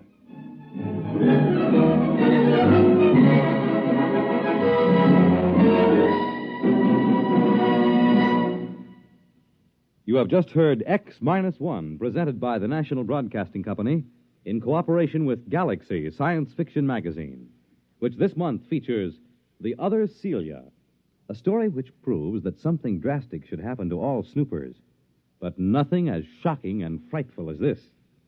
Galaxy Magazine, on your newsstand today. Tonight, by transcription, X-1 has brought you Open Warfare, a story from the pages of Galaxy written by James E. Gunn and adapted for radio by Ernest Kenoy. Featured in our cast were Jack Grimes as Pete, Larry Haynes as Jim, and Wendell Holmes as Mr. Hatcher. This is Fred Collins. X-1 was directed by Daniel Sutter and is an NBC Radio Network production.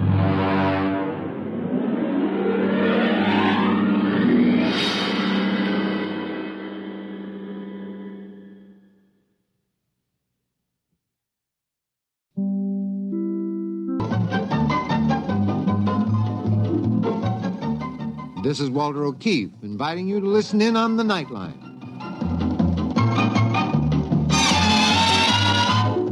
Tonight, live the incredible life of ages yet to come in a time that might be 1,000,000 years from now on X-1.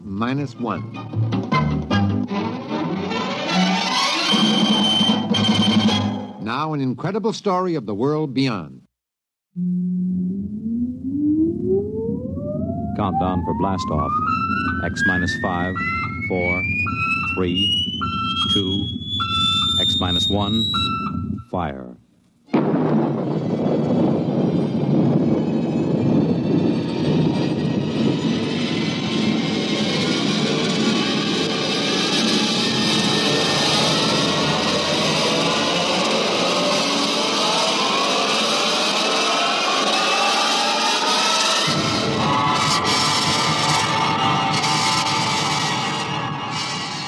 From the far horizons of the unknown come tales of new dimensions in time and space.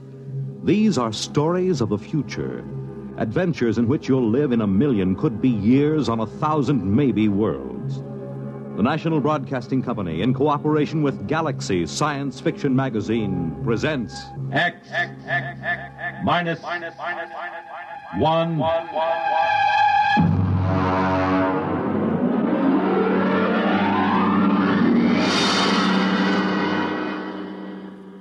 Tonight, The Category Inventor by Arthur Sellings. But first, hear this. I don't have time to tell you all about the many things that make Pabst Blue Ribbon a better tasting, more thirst-quenching beer. Besides, you're more interested in how it tastes than how it's made. But one thing you should know. Experience is the most important ingredient in any beer. And Pabst is the product of America's oldest national brewer, established 1844. Pabst of Milwaukee.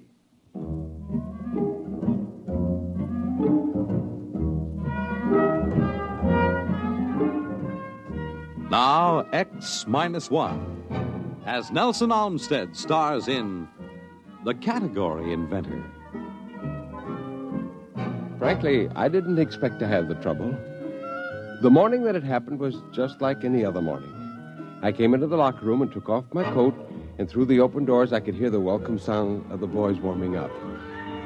Perhaps I should have realized something was wrong when Kurt Bergson, the orchestra manager, came up to me. Gilbert, how are you this morning? Fine, Mr. Bergson. I'm not late, am I? No, not late. You must have left the house early this morning. Yes, I did. It was such a nice day, I thought I'd walk. Luckily, I don't play the double bass. Bassoon isn't so hard to carry. You didn't get your mail this morning? No, I didn't. Mail usually comes about 10 o'clock. Well, I better get out there and warm up. Gilbert, I wish you had gotten your mail this morning. You see, I have to let you go. What? What do you mean? Why? What's the matter? Well, you understand. But there's a concert tonight and tomorrow night. Who can you get to replace me? Where can you get a bassoonist? Where? Oh, no. I'm sorry, Gilbert. It had to happen. Oh, no. Not the bassoon. The timpani I can understand and the piano, but not the bassoon. I'm going out there. Don't, Gilbert. Don't. You'll just be unhappy. Now, let me by, Mr. Bergson. I've got to see it with my own eyes.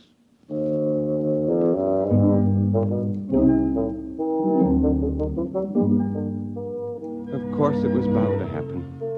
Where my music stand and chair had been stood a gleaming coppery robot. His music stand was attached to a bracket that came out from his forehead, and his electronic scanning eyes were blinking and ready. He had 7 fingers on each fully articulated hand. His lips were precast in perfect bassoonist embouchure, with flexi-plasti-butyl skin adjusting to the reed. I could hear the softly whirring motor of his constant pressure breath apparatus. It had come. The robot bassoonist. Now, Gilbert, honey, you mustn't be depressed. It's not your fault. The world doesn't understand creative artists anymore. No, bassoon player isn't creative, Marge. He executes. Well, anyway, he's an artist. That means he's got intelligence and imagination. And that means he's got a head start when it comes to a new job, doesn't it, honey? Sure. Yeah, head start. Marge, I tell you, there isn't any use. I've been checking into the category office every day. All I know is how to play the bassoon.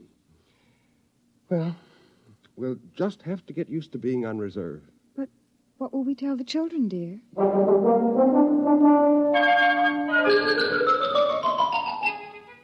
And then, of course, one day the household robot broke down in the middle of breakfast. Gilbert! Gilbert! What is it? What? The robot right in the middle of getting breakfast, it exploded. I'll ring Center. Oh, but the children will be late to school. Call in, Michael. Well, there's not much use in their hurrying if there's no breakfast, is there? Well, I'm trying. You think it's easy making breakfast by hand? No. Don't just stand there. Do something. The children won't get any breakfast, and they've got enough to put up with.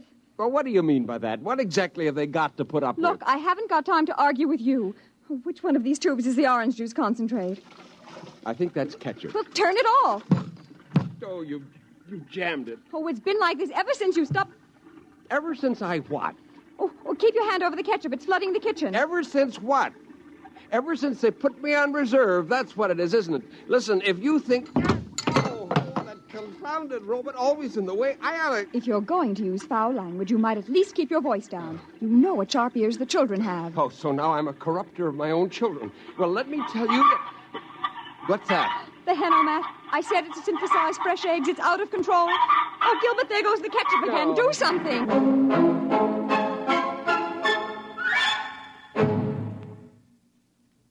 You are listening to The Category Inventor. Tonight's attraction on X-1. Each year, increasing thousands of Americans stricken with multiple sclerosis turn the inventor. Finally, I got the ketchup and orange juice faucets turned off and the Henomat pulled out of the socket. I looked down, and there was our household robot on the floor. It was all its fault, it and millions of its kind. Suddenly, all the frustration of the last few months focused on the robot, and I kicked it. Well, now I've seen everything. A grown man actually kicking a poor, defenseless robot.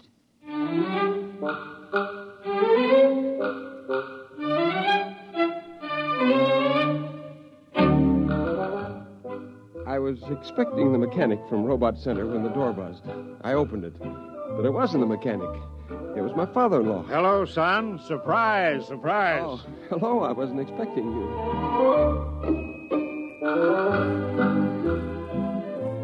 George is a politician.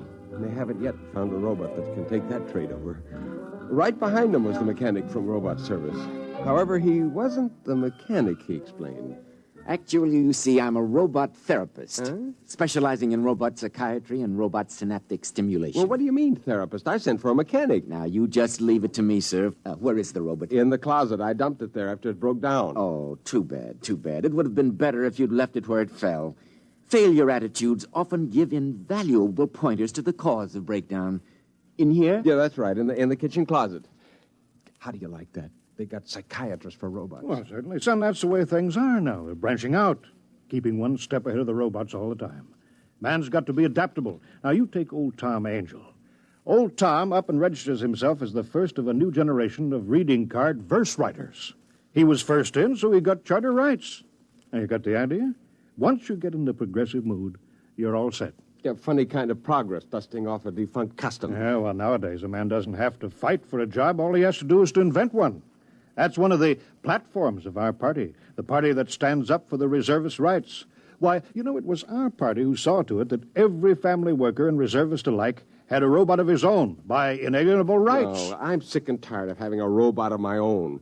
I'd be perfectly happy if there weren't any robots at all, especially the ones that sit in their chromium-plated tails in chromium-plated orchestras playing chromium-plated bassoons. What? Why, Gilbert, you don't know what you're saying. You're talking like a Luddite. Oh, I am I? What's a Luddite? It's history. They were the people who broke up the first power machines 200 years ago. Well, if that's the way you feel... Hold it now, wait a minute, hold it. Well, what is it? What's the matter now? Pop, I've got it. Excuse me, I'm on my way. Mr. Perry, I just gave your robot a tape audio in there, and the results were sad. Yeah, well, look. Sad. Yeah, look, I'm busy. I'll talk to you later. That robot has developed a severe guilt complex. Guilt complex? That's right. Oh, they're sensitive, you know. Once they get the idea their owners aren't happy, they brood about it. They make mistakes, and that makes them feel more guilty. You just have to keep these robots understanding that you're happy. Well, finally, I got away from the robot psychiatrist. The category office was crowded with reservists hanging around with the slender hope of getting in a hot tip. I went into the first booth and spoke to the robot clerk. Yes, sir. You wish to file a category. I have your name and other information now. Nature of category. Neo-Luddite. Repeat, please. Neo-Luddite. Definition? The lawful opposition to the robot economy. Now, let's see a robot take over that job. Classification of category. Political. Your application will take a short time to check. This machine sends a copy to the registry below. They carry a complete file of all categories. Oh, is that it? I'm sorry, sir, but your application has been rejected. What?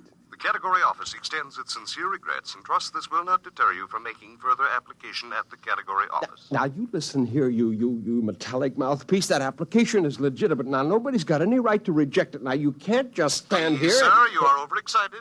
The supervisor is on his way. Ah, Mr. Perry, you're upset, eh?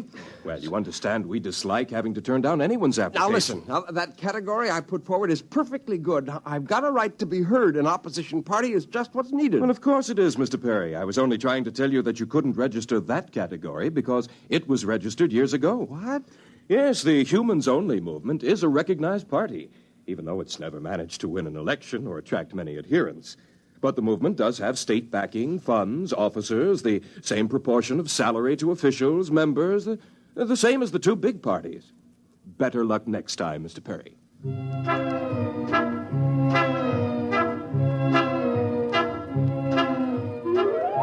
was only one thing to do. Start all over again, some of the lines. Study and study until I could do it as well as I could play the bassoon. But what line? And how could I be sure that it wouldn't be taken over by the robots? I was walking along the street, and then suddenly a soundy ad jumped up out of a hydrant at me, and I popped it and listened. Are you on reserve? Are you tired of being unemployed? Don't fret. Contact the C.P. Jones Bureau, Category Inventors, Room 53, Universe Building.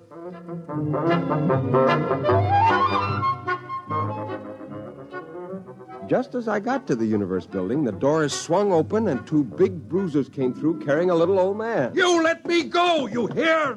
Let me go! I'll have a writ served on you. A man's got his rights. Now you let me go. Let me go. Oh! Are you all right? I'll have a writ served on him. Are you hurt? No. Oh. Well, I wonder if you could help me. This is the Universe Building, isn't it? Yes, it is. Would you mind dusting off my jacket? Yeah. Well, I'm looking for somebody here. I wonder if you could help me. Robbers. Throwing a man out after all these years. 10 years I've worked in this building. Oh, you work here. Well, then perhaps you could help me find... Yes, I had my own office. The C.B. Jones Bureau. You're C.P. Jones, the category inventor? You heard of me? I was coming to see if you could fix me up. Oh, well, it's just as well you didn't. I didn't have a category in stock. As a matter of fact, son, I never did manage to invent a single category, except the one of category inventor. Well, they finally caught up with me, revised my category a week ago, and canceled my license. Say, would you like to have a drink? No, I don't have any money, only reserve script. Well, that's good enough for an emergency. Come on.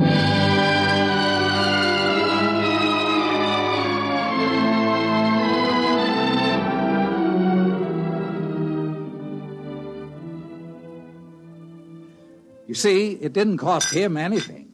My fee was only payable out of salary if and when I delivered.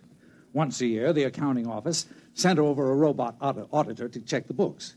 Oh, I had 2 or 3 sets of books, but they finally caught up with me, and now I've got to invent another job. I used to be a trapeze artist in the circus. I was the oldest trapeze man in the game, but I got too shaky. Have another drink. Yeah, well, it's my turn to buy. All right, but say, after we finish this round, let's move to a real bar. About the 4th bar, we got to playing a parlor game, inventing make-believe categories, you know. And you go from the inane to the obscene and back again. And we got thrown out of one bar, and then we started on beer, and, well, that made us sad. And C.P. Jones began to recite poetry. How am I to face the odds of man's bedevilment and God's? I, a stranger and afraid, in a world I never made.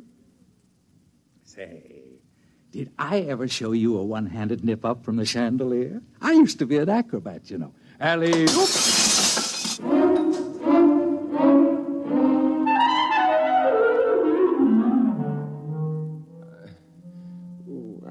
woke up with the sun in my eyes, and I saw a figure moving. Is that you, Marge? If you want breakfast, you'll have to go out. They haven't delivered the new robot yet. Oh. Do you want all this trash? What trash? These papers in your pockets and a note. What does it say? Oh, I'm not surprised you can't read this morning. I'm surprised you're breathing this morning. No, please, Marge. All right. It says umbrological parallax tracer. What's that? Umbrological parallax tracer. That's it. What's it? That's it. Give me my pants. I've got something to attend to.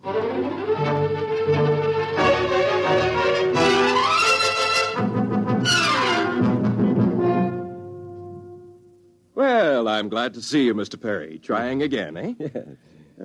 Category, umbrological parallax tracer. Well, most interesting.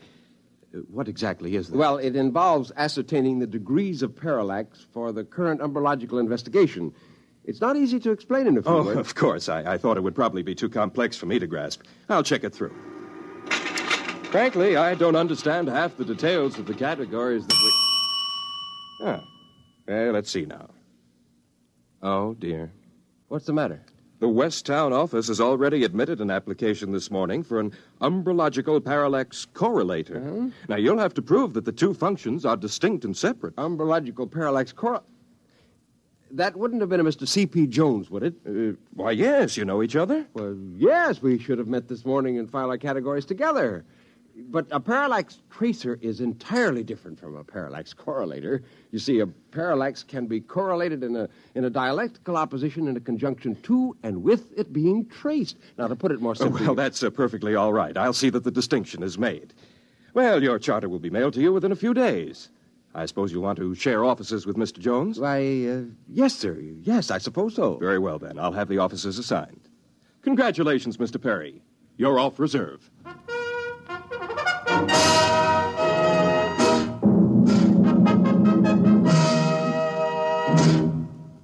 Well, how do you like the new office, Gilbert, my boy? Oh, figure you almost cleared the pitch for me by filing. Well, I didn't have your address, and I didn't know you'd get the same idea.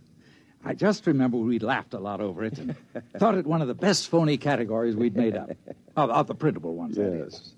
Anyway, I did change the end to give you a loophole. Oh, of course, we're cheating, aren't we? Cheating? Well, I'm not. I've already looked up umbrology for a start. There isn't any such word. Well, if there was, it would be a science of shadows. Oh.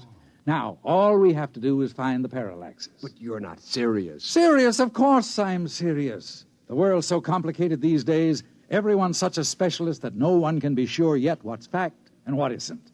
We're the only umbrologists in the world. Who can question us? Yes, I suppose that's true. Why, the scope's enormous. Anyway, we're off reserve.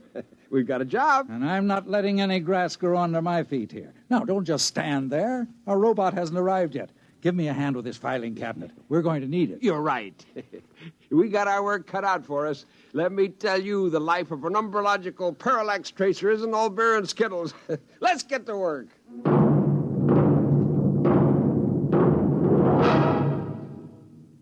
Fred Collins again, and I'll have a word for you about tonight's X-1 in a moment. On your weekends, at home or in your car, or at the beach, or wherever you are, take a radio along and let Monitor take you along to wherever exciting and interesting and entertaining things are happening anywhere in the world. And sometimes under it, like this. This is Bob Haynes speaking to you from the central control room aboard the U.S. submarine Sea Lion on this UDT exercise called the Bottom Lockout. We're about ready to dive. That sound you just heard was the decompression. The top bridge hatch is closed. We're all secured now. Dive. There we go. Yes, from a ride in a Navy submarine to anywhere in the world where exciting and interesting and entertaining things are happening, Monitor takes you there, making your weekends brighter with celebrities, music, news, and sports. This is Frank Blair inviting you to join us on Monitor on most of these NBC stations.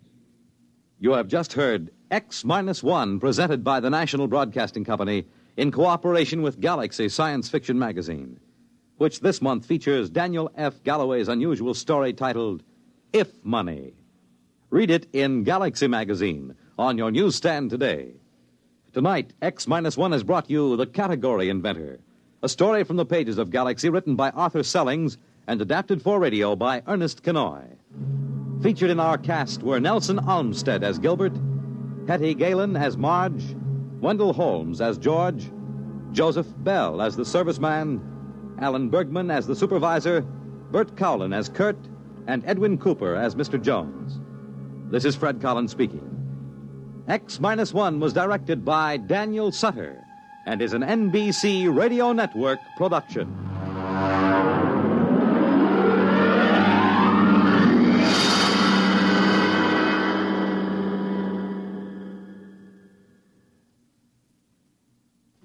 There's excitement in the air at night, and Nightline brings it to you. Hear Nightline with Walter O'Keefe, next on most of these NBC stations.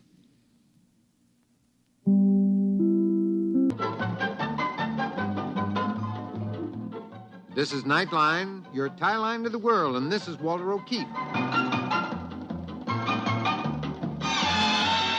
Tonight, a visit to worlds strangely different from ours, the world of the future, the world of X-1.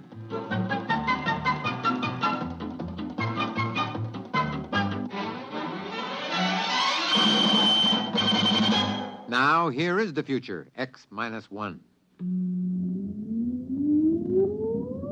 Countdown for blast-off. X-5, 4, 3, 2, X-1, fire.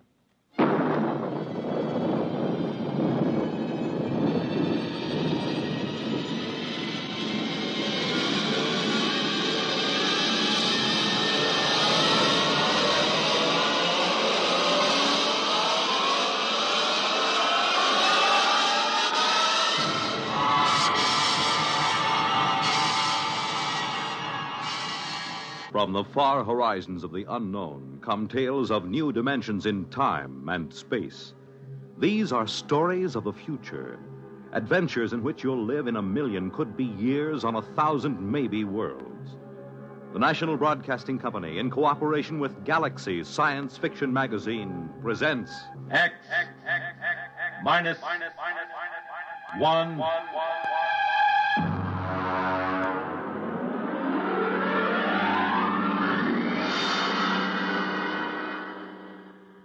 Tonight, Shock Troop.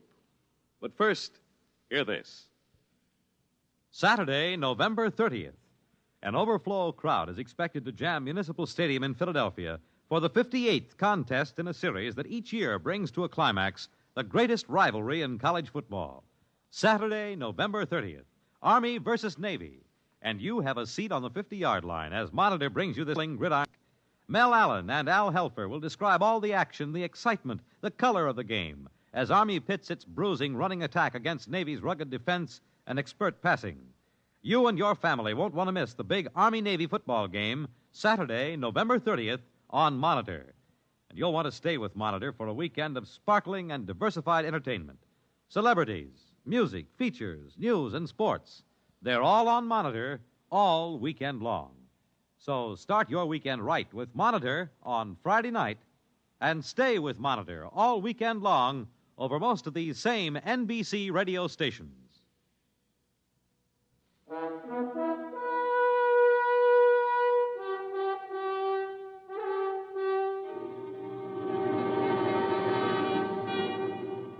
And now, X-1 and tonight's story, Shock Troop.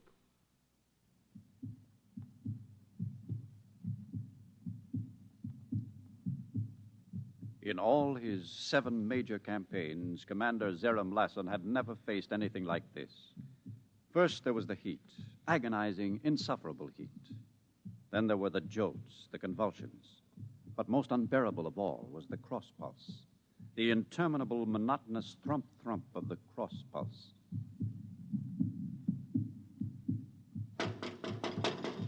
Come in. Hello, Perrock. Close the bulkhead. This heat's driving me mad. Zarium, I think we ought to abandon this project. Abandon? As chief psychotechnician, I recommend it. Oh? On what do you base this? This macroorganism is unlike anything we've ever tried to colonize before. It's much too complicated. Complicated? Perak, I've colonized life forms on 7 other worlds, and each time I've been advised to turn back. I know your record, Zareen, but this creature is different. How? Well, for one thing, it has a highly organized psychoelectric system. The shock waves are fantastic. I've already lost 3 technicians. These are shock troops. They know the risk. And for another Perak, you're a fine scientist, but you're no leader of troops. This creature we've invaded will be subdued and brought under positive permanent control. We will achieve thermobiological conditioning to reduce the heat. We will achieve damping to muffle the crossbeat. And we will establish neuromuscular controls.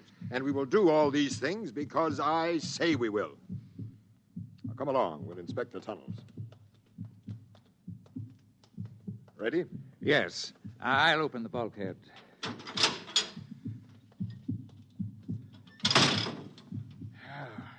Feel that heat. Well, the thermo crews are doing everything they can to pull oxygen from the separators. Tell them to work faster.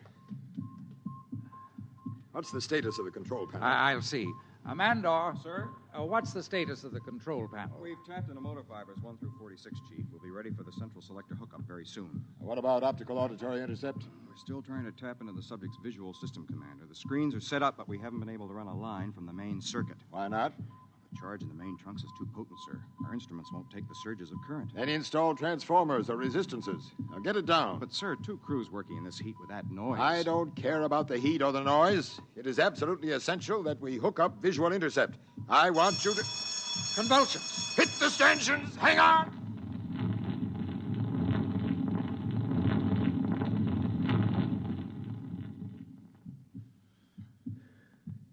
It's passed. I've never seen them quite this bad. How do you suppose causes them? I don't know. I suspect they're reflex actions. Sir? What? Do you suppose this creature knows we're inside it?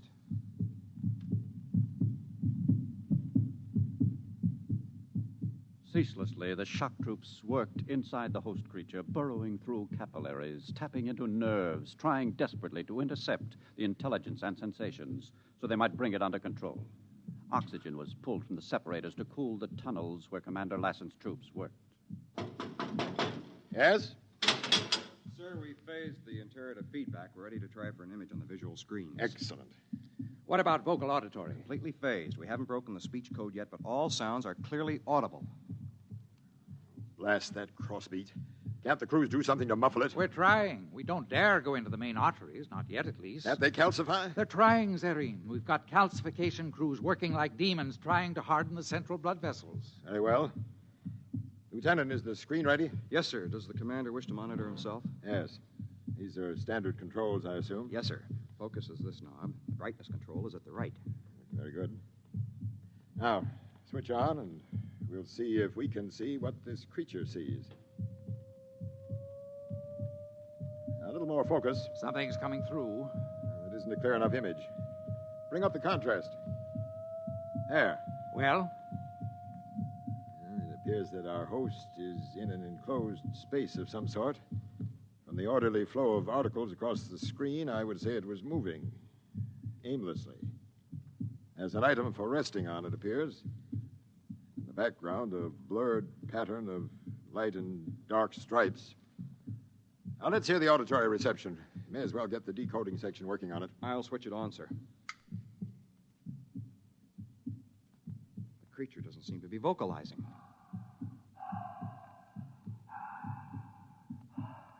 What's the noise? I believe that's a respiratory sound, sir, made by the creature's oxygen plant. Well, try to eliminate it. Filter it out. Yes, sir.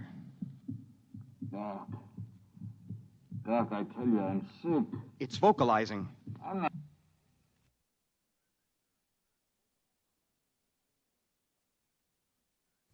I'm not trying to pull anything, Doc. There's something wrong inside me. Honest. Doc, please. Try to break down the pattern. I want to know what the creature is communicating. Yes, sir.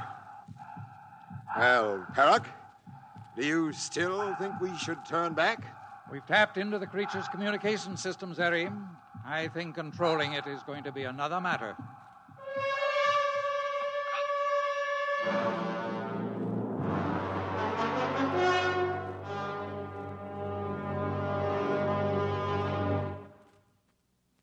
We'll return to X-1 and Shock Troop in just a moment. But first...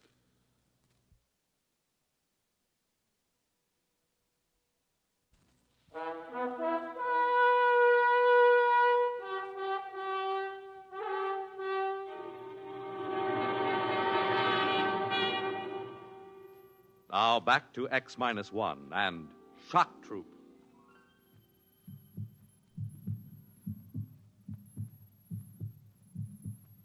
Inside the subject, the work continued hour after hour, day after day. Inside the control room, Commander Lassen was haggard and weary. Outside, the crews labored in the tunnels, calcifying blood vessels, tapping into sensory nerves, tying circuits across sympathetic nerve fibers, and still no positive control. Zarim? Oh, Barak. What's happening? Well, we're making slow progress, Zarim. Between the heat and the cross pulse, the men are beginning to crack up. They need a rest. Anyone caught loafing on the job will be fed into the disposal units. Those are my orders. Isn't that a bit hard? Are you questioning my authority? Yes, I think you've been working too hard. I'll have you... Listen. What? The silence. They've done it. Modification section is muffled to crossbeat. You're right. What a relief. Come on, let's try the audiovisual again. Maybe we'll be able to hear something now. There's a picture coming in. It's the same picture. Blurry, barred pattern. Objects for sitting and reclining. Switch on the auditory. Right. It's vocalizing. Listen. I guess I didn't. It happened all of a sudden. This pain in my heart. Like it slowed down. I'm sick. There's something wrong with me. If only decoding would crack the speech pattern so we knew what it was saying. There seems to be another macroorganism in the room with it. Dressed in white, it seems. Yes, I see. I'm not faking, Doctor. You gotta do something. I want the speech pattern given number one priority. No time for... That's condition red. Commander, a vein is ruptured in Tunnel C. There's a leukocyte breakthrough. Get the guns. I want a coagulant crew in there at once. There are hundreds of the monsters, Commander. Shall we seal off the tunnel? And lose weeks of calcifying? Come on, we'll try to coagulate.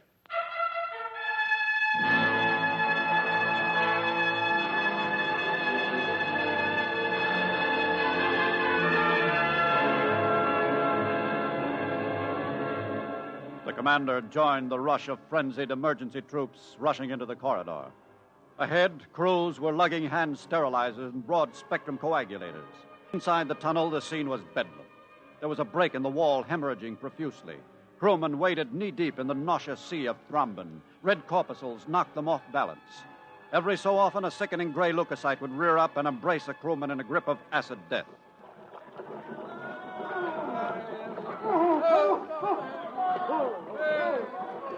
We'll have to retreat. The thrombin's rising.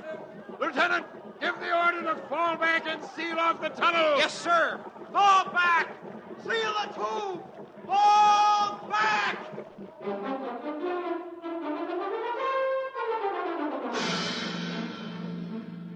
The struggle continued. New tunnels were formed. More nerves tied into central control. Veins and arteries calcified. The heat reduced to a livable temperature.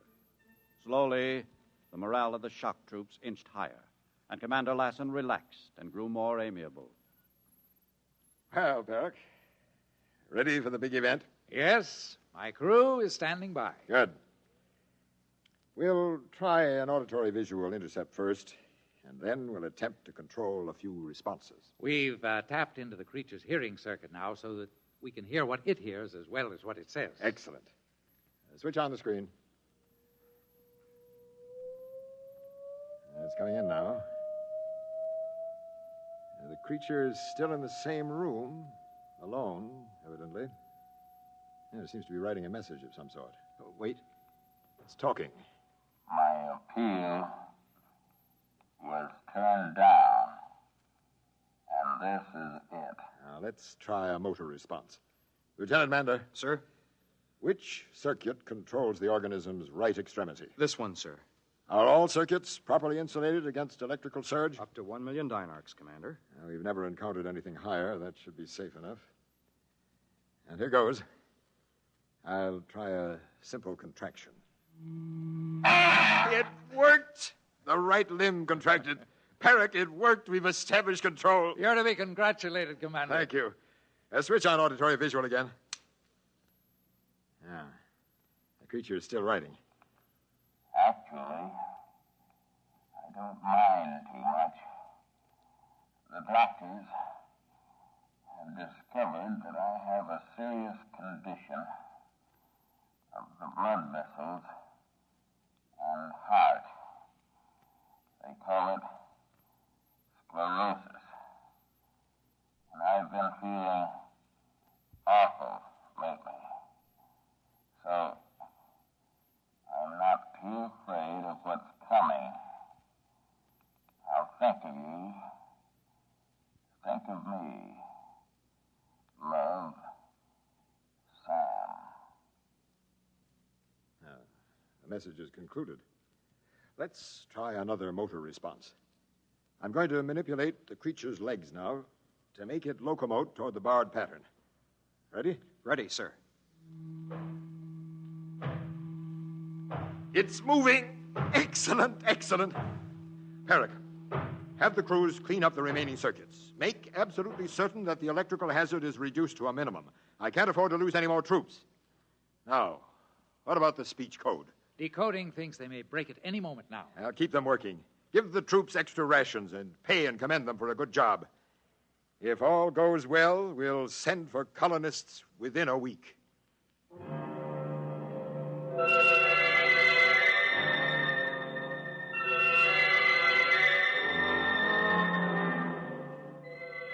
Exactly 1 week later, Commander Lassen, seated in a compartment that was now fully air-conditioned, silent, and filled with soft Valvaresian music, radioed to the Commissioner of Colonization.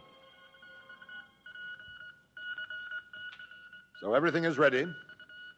With the exception of the speech code, we have complete primary control of all circuits. We'll expect first 10,000 colonists as soon as transport can be arranged. Lassen, I'll send that at once. Come in. What is it, Perrick? I don't know. There are changes in the intercept screens. What kind of changes? Well, for one thing, there's a temperature drop in the upper quadrant of the creature. Then it seems to be changing its surroundings. I'll come out and have a look. There, you see? There are other macro creatures in the room now. There. One of them has a black robe. Well, what's so alarming? The speech pattern of the black robe creature is unlike anything we've ever heard before. Turn on auditory intercept.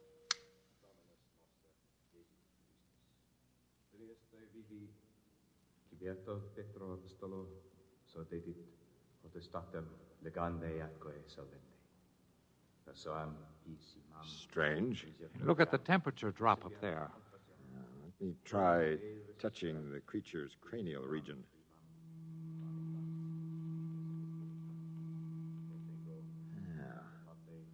That explains the temperature drop.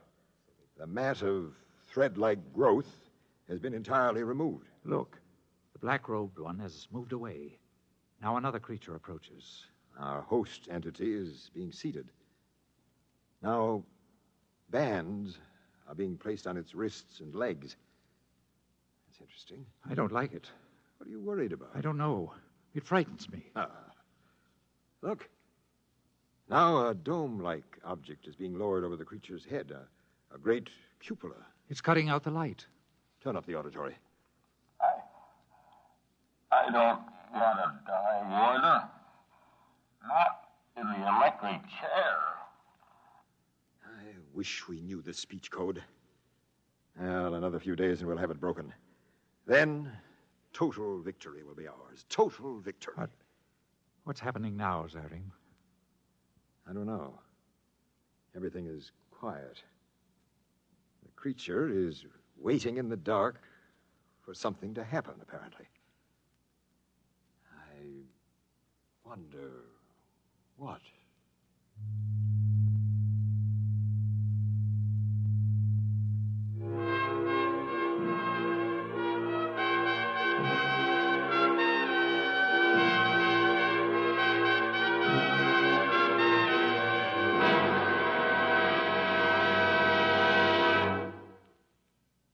Fred Collins again. I'll have a word about our cast on X-1 in a moment. You have just heard X-1, presented by the National Broadcasting Company in cooperation with Galaxy Science Fiction Magazine. Galaxy Magazine science editor Willie Lay discusses medical problems of space travel in the current issue of Galaxy. Read Willie Lay's article as well as the many thought-provoking stories similar to tonight's tale of fiction based on facts of the future. Galaxy Magazine, on your newsstand today. Tonight, X-1 has brought you Shock Troop, a story from the pages of Galaxy written by Daniel Gallion and adapted for radio by George Lefferts. Featured in our cast were Bernard Lenrow as Commander Lassen, Edwin Cooper as Perrock, John Thomas as Mandor, Ralph Camargo as Sam, and Roger DeKoven was the narrator. This is Fred Collins speaking. X-1 was directed by George Boutsas and is an NBC Radio Network production.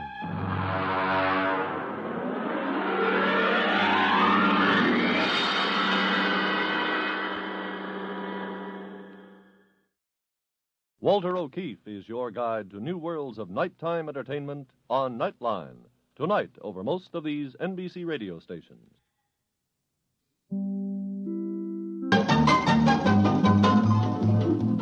This is Nightline, your tie line to the world, and this is Walter O'Keefe.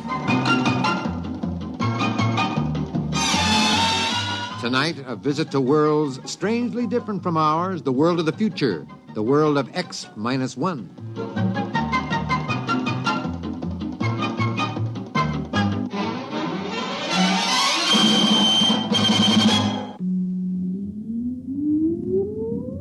Countdown for blast-off. X-5, 4, 3, 2, X-1, fire.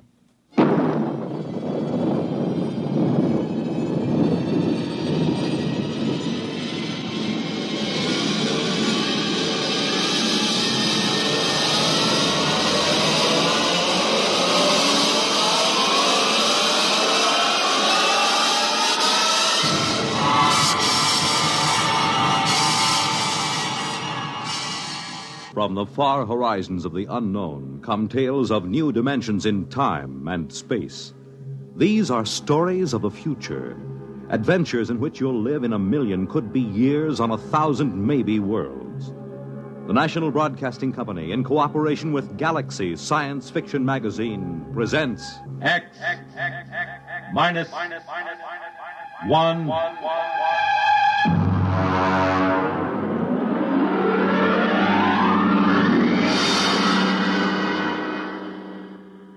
Tonight, Lulu by Clifford D. Simak. But first, hear this. Well, I want to go there, when he calls my number, yeah. And I want to go there, when he calls my name, oh, Lord. Well, hi there, everybody. This is Red Foley, and right at this minute, I'm sort of combining work and pleasure, you might say, by enjoying some of the good harmony of the Marksman Quartet and also picking out some of their songs to do on future broadcasts of our Red Foley show here on NBC.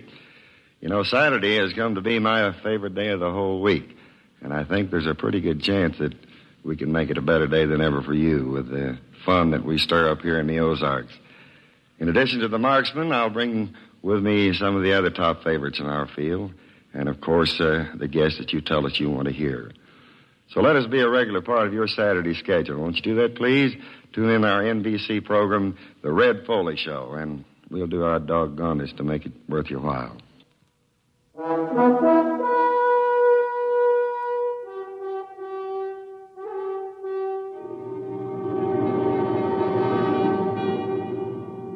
Now, X-1, and tonight's story, Lulu.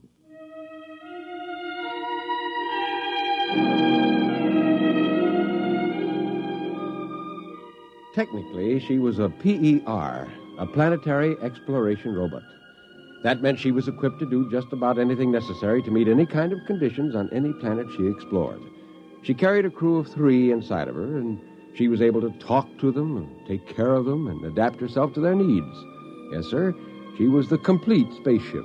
Robot, mother, base of operations, and companion all rolled into one.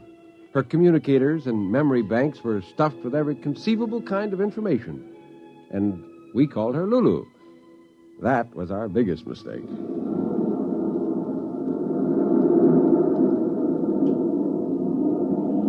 We're on our way, fellas. Mother Earth, here I come.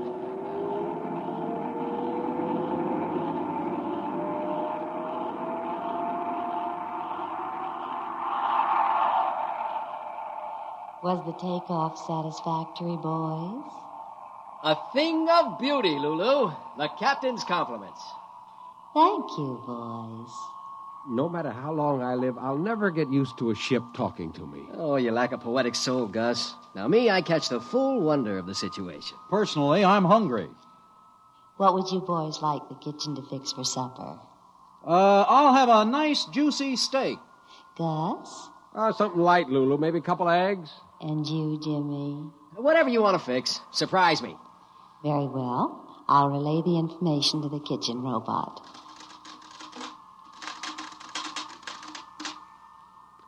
How long before we get back to Earth, Lulu? I'll check the computers. Lulu, how about it? Hey, you suppose something's gone wrong? Lulu never took this long to give me an ETA. Oh, if something went wrong, it'll repair itself. Lulu's a self-maintaining machine, remember? Well, the same she's taking a long time about giving us an ETA for Earth. Hey, Lulu, what do you say? I say that I love you. Gus, did you hear that? These robot ships aren't supposed to have a sense of humor, are they? I never heard of it, but it could be. After all, they have technicians pouring all kinds of information into their electronic memory banks. Yeah, which one of us is the lucky man? All three of you. You, Gus, and you, Jimmy, and you, Ben. I love all three of you. Good Lord, do you really I think somebody goofed when they designed this ship. I think it's that poetry Jimmy's been writing and reading out loud. Wait a minute. Lulu! Yes, darling. You haven't answered my question. When do we reach Earth? Earth? I've decided we aren't going to Earth. We're eloping. Now, wait a minute. I'm going to take you away where we can be alone. Just the four of us. Then, someday, you'll learn to love me as I love you. This isn't funny anymore. Ben, throw that emergency. We got to get the ship back on course. Right. I'm sorry, boys, but I've disconnected the circuits. Disconnected? Now, look here, you crummy robot. You're a machine. Do you understand? A machine. You were designed to do what humans want you to do. You've got the prime command built into every circuit in your system. Thou shalt not harm a human being. But I'm not harming you. We'll be happy together. Oh, brother. Some technician must have read some cheap novels into this baby system. Or she's absorbed Jimmy's sloppy poetry and made some kind of synthesis out of it. It isn't every poet who can move a machine. They were beautiful, James. What were beautiful? The poems. That's it. What did I tell you? For 2 years now, he's been reading that Moon June spoon junk out loud, and this robot's been absorbing it. It's created a whole new electronic synapse. Let's face it, boys.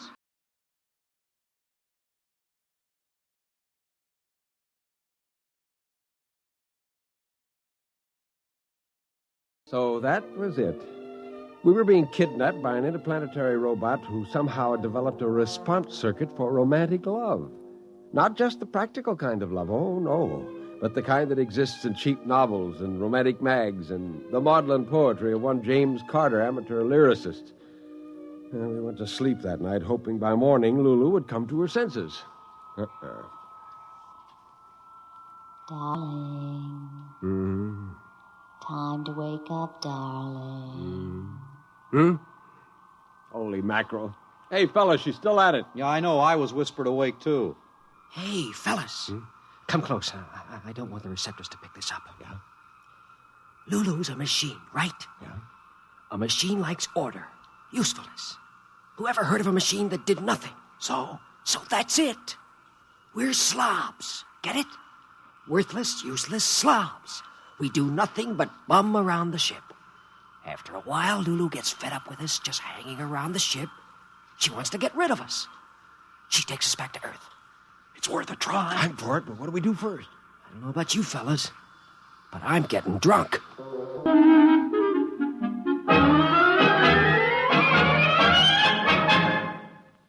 You are listening to Lulu, tonight's attraction on X-1. October is the month designated by the National Congress of Parents and Teachers as Membership Enrollment Month. 11 million members, the population of California or of Pennsylvania. That is their goal. We want to salute the PTA members all over America who will be going out in search of others to join them in the great work of training children to become mature citizens in a mature America. You need not be a parent or a teacher to belong to your PTA. All you need is an interest in children. For more than 60 years, that kind of interest has provided the spark that has helped the PTA achieve many of its social and educational goals. Establishment of kindergartens, effective child care, labor laws, broader educational opportunities. These are some of the achievement the PTA can claim. You can become part of this great movement just by saying yes to the neighbor who calls on you this month and invites you to join your PTA.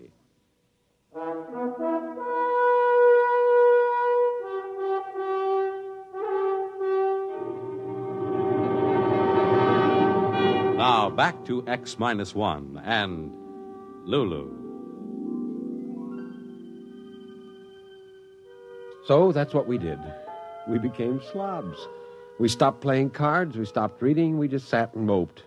And Lulu, well, sure enough, her machine-like intelligence was offended. Gus. Yeah? Want to smoke? No. Ben? Yeah, Gus. Nah, doesn't matter. What's wrong with you boys? You haven't done a thing for days now. Jimmy, you've stopped writing poetry. What's the use? Don't you want to create? To be romantic? Well, don't you? I couldn't care less. I'd hate to think that I bored you. All right. If you want to mope and sulk, go ahead. I'm still a young spaceship, you know, and I've discovered what it means to be in love.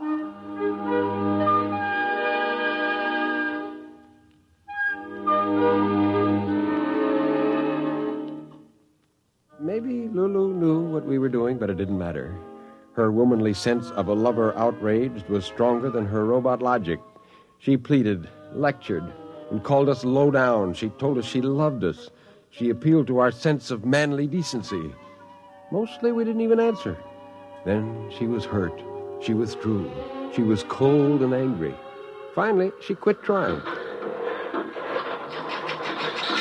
What do you think, Gus? Could be she's disenchanted with us. Think she'll head back to Earth? I don't know. That's the thing that worries me, all that racket coming from the machine shop. Well, she's probably making some repairs to the engines. Happen all the time. Not like that, hour after hour. Well, maybe she's just trying to keep busy to take her mind off her broken heart. You and your poetic images. It was your junk that got us into all this trouble. My poetry is not junk. Cut it out, fellas. We aren't supposed to care about anything, remember? We're louts, sloths, ne'er-do-wells. No self-respecting girl spaceship would have us. Gus is right. We better not let down our guard. Hey, sound has stopped. You're right. Good morning, boys. I just want to tell you that as far as I'm concerned, you can all go straight to blazes. Hey, I think we did it. Yeah. Now she'll just dump us back on Earth. There's something wrong here. A woman scorned, you know. Oh, there's nothing to it. What's that sound? Wow, it's coming closer. It sounds like... Oh, no, it couldn't be. Footsteps? Fellas, huh? The compartment door.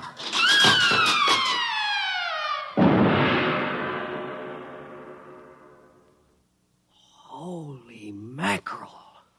A robot. What a monster.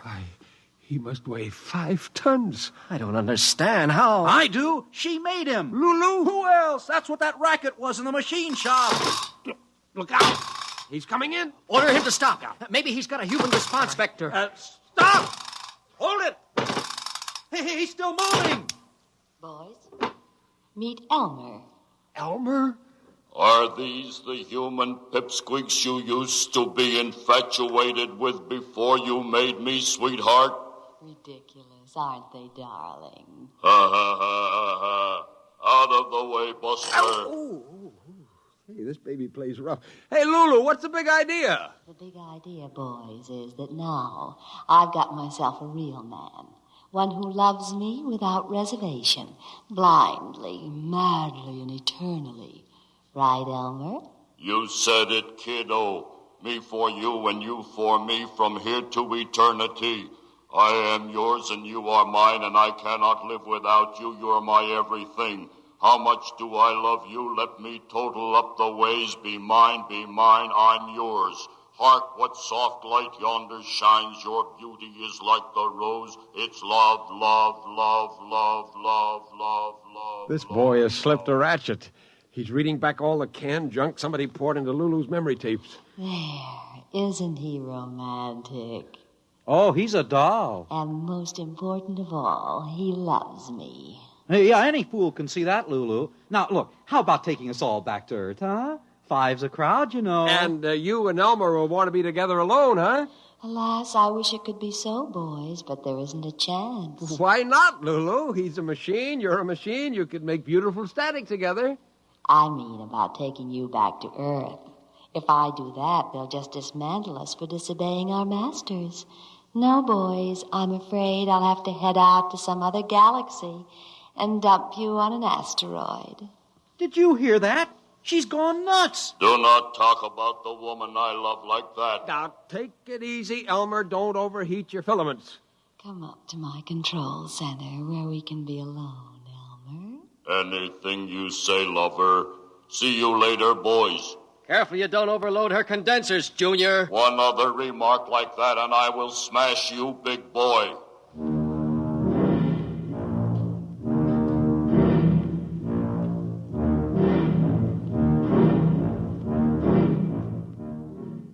Well, that was it. The control panel told us that we were headed right out of the solar system. A couple of days passed, and we began to get desperate. Lulu and Elmer were too busy making love even to talk to us, and she even forgot to synthesize food for us one day. We lapsed into misery for real now. Gus, I'm hungry. Who isn't? This ship's gone completely haywire. Well, what do you expect? She's up in the control center necking with that mechanical gigolo she built. Hey, Gus, there can't be any real pleasure in it, can there? Remember, she's a machine. What's pleasure for a machine may not be pleasure for a human. Well, let's see what Jimmy thinks. Jimmy. Hey, Jimmy. Well, don't bother him. He started writing poetry again yesterday. He's already worn out 3 pencils. At a time like this, he writes poetry? Hey, Lulu!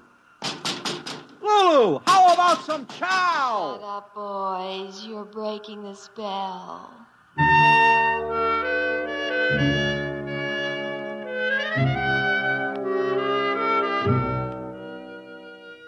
Well, that's how it went. We didn't get any food at all that day. By nighttime, we were worn out from banging on Lulu's walls. I was exhausted and fell right asleep. Then something woke me. Ben! Ben, wake up. What's up? It's Jimmy. I think he's gone off his rocker. Why? He's up in the forward compartment. He's opened the radiation shield so the moonlight and the stars can come in, and he's standing there alone. Come on, we better get him. The strain was probably too much. Yeah. Quiet now. We don't want to startle him. Wanderer of the far ways between the two faces of eternity she was. True forever to the race that forged. He's reading poetry. To himself? To himself or... Hold it. Wait, I think I know what's happening. Hey, you mean he's reading to Lulu? Oh, what's more important, she's listening. Go on. Don't stop. It's too beautiful. Wanderer of the far ways. He'll ruin us. Between the two faces of eternity she was. Uh-oh. True forever. Here comes Junior, and he sounds mad. And with the winds of alien space blowing in her hair, wearing a circlet. Shut up. What are you trying to do, big boy, reading that stuff to my girl? Now, Elmer, take it easy, boy. Let me have that poem. I will show you what combustion is. No, sir. You can destroy me, but not this poem. This is my work of art. My love song to Lulu. Give me it. Jimmy! Let him have it. He'll kill you. Hey, he's going to strike, Jim. Jim, look out!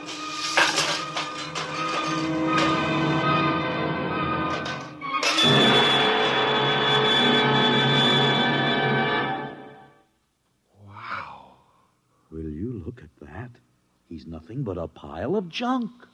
That'll teach the ignorant lout trying to destroy the most beautiful experience I ever had. You demolished your boyfriend, Lulu. He only loved me for my advanced design anyway. He was always short-circuiting the control panel. Go on, James. Read. Yes, Lulu. Wanderer of the far ways between the two faces of eternity she was. True forever to the race that forged her.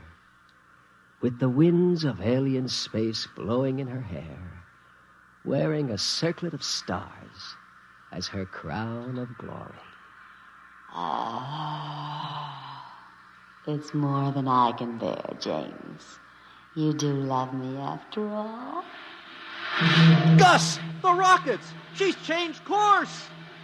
We're going home, boys. Back to Earth. Whatever happens now, I don't care. I've been a woman in love.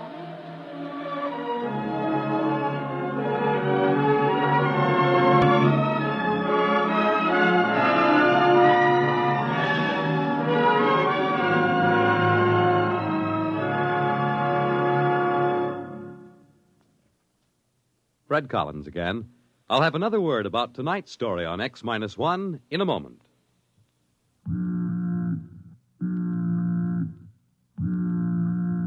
That how you feel? Blue and miserable with a deep-down cold? Listen.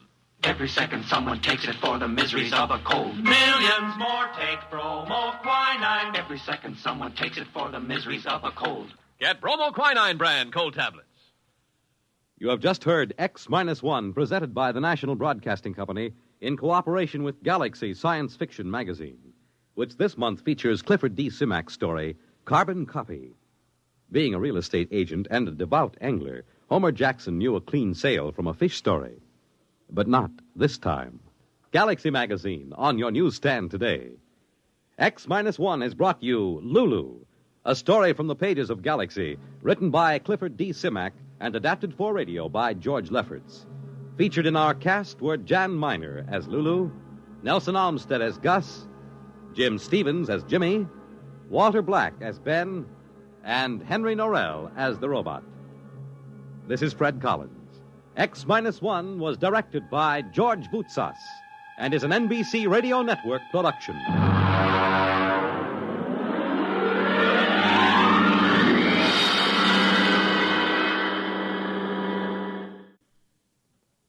Country music at its best with Red Foley and famous guests on The Red Foley Show, premiering Saturday over most of these NBC radio stations.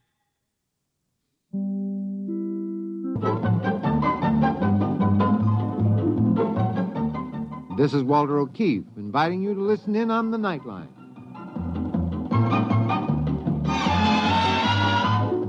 Tonight, live the incredible life of ages yet to come, in a time that might be 1,000,000 years from now, on X-1.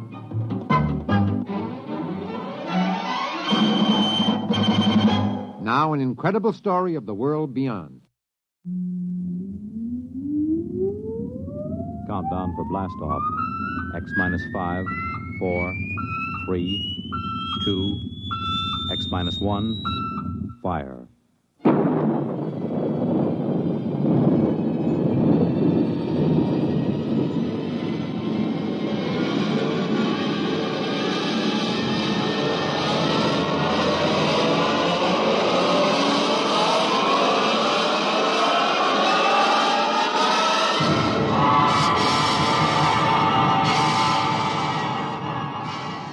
From the far horizons of the unknown come tales of new dimensions in time and space. These are stories of the future, adventures in which you'll live in 1,000,000 could-be years on 1,000 maybe worlds. The National Broadcasting Company, in cooperation with Galaxy Science Fiction magazine, presents X-1.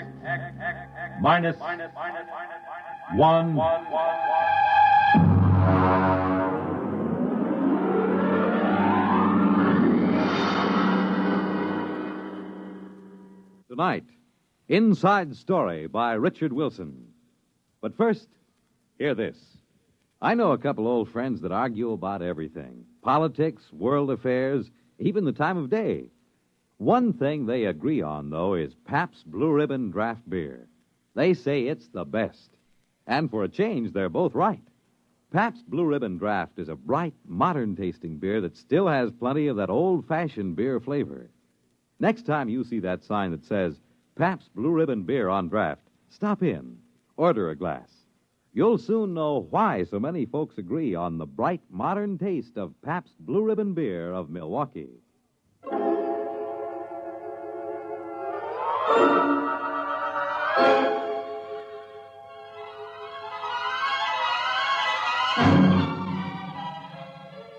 Now, X-1 and Inside Story.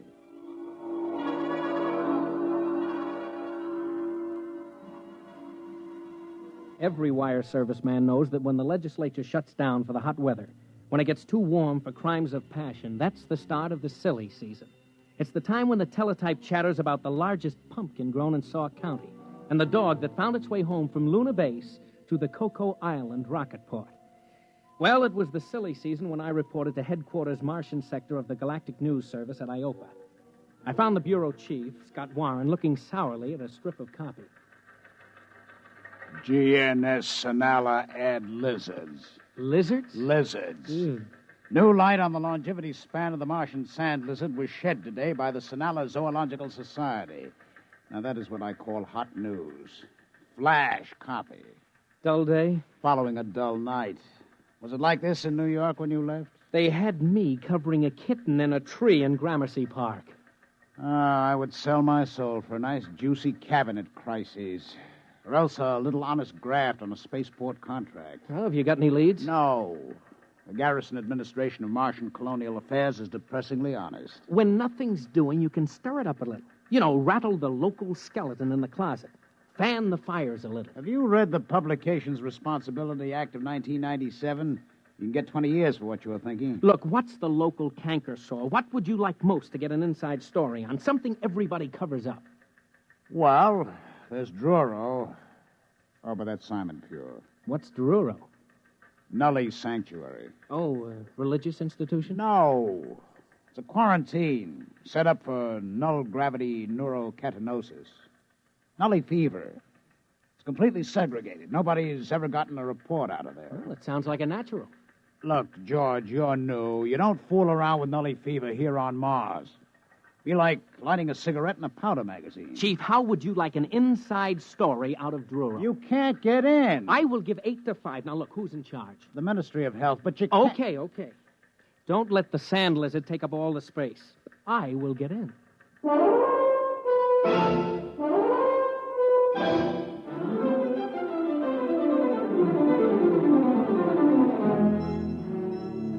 It wasn't so easy. I did fine over at the Health Ministry until I mentioned Druro. And then I might just as well have had a galloping case of Nully fever myself.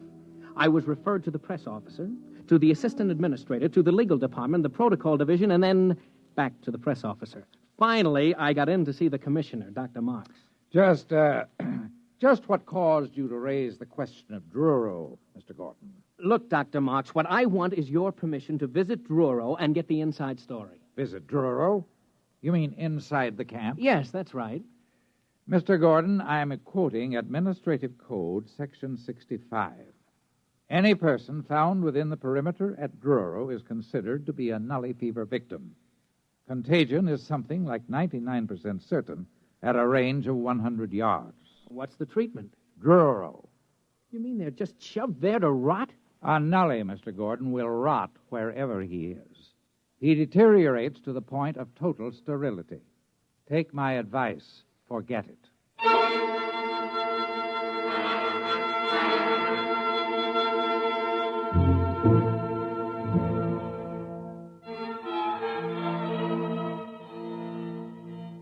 Naturally, I didn't forget it. I did more research. I found out that Nully fever seemed to be a mutated virus that got that way in the early Earth-Mars rockets that had inadequate radiological shielding. The symptoms masqueraded as half a dozen diseases, but the end product was the same. A physical deterioration that I don't care to go into. And a psychological lowering to an animal state.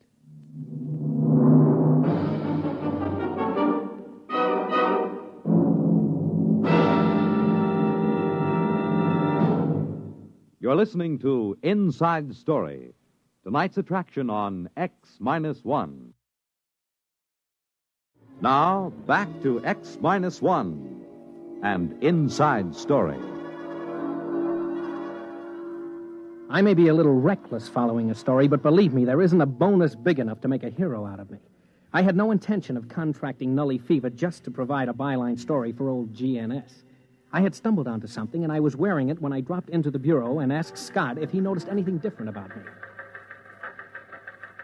You're putting on a little weight? No. Guess again. Your pants aren't hanging right. Your shirt's all bunched up. That's because I am wearing the latest fashion, an invisible suit. Oh, goodbye. Try another one. Look, I'm not kidding. It's heat-proof and airtight. They developed it over at Mars Electronics for spacesuit use. You mean you're all buttoned up? Well, how do I hear you? Short wave from a miniaturized dental mic. It's hanging on a front tooth, see? You're not kidding. Well, how come it's invisible? It beats me. Something to do with a non-refractive coating. You need that for dark side work on airless satellites. I got an experimental model from a PRO at ME. What's it good for? Outside of spaceship work, not much, except it is my ticket to Druro. Now, wait a minute. Don't you get it, Chief? I can't be infected, not with this suit on. It's absolutely airtight. Don't worry, I'll be safe. Wrapped in plastifilm like chewing gum. Yeah, but that won't get you past the perimeter into the Nully camp. Just leave that to me. I've got that figured out, too.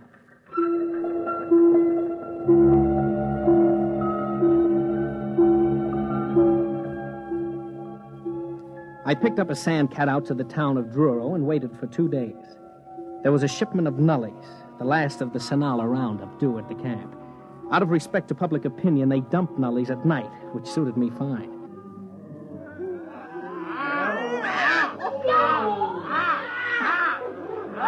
About 100 nullies were going over the newcomers like kangaroo caught in a frontier jail. I don't think anybody actually got killed, but they almost tore the new bunch to pieces, grabbing cigarettes, jackknives, buttons, shoes, anything. And then, like as not, the old-timers would fight each other for it. The whole thing was over at dawn, and I could get a look around the camp. There were prefab huts and some trees. I started over to one of the huts. My hut. Take it easy, friend. I'm not going to hurt you.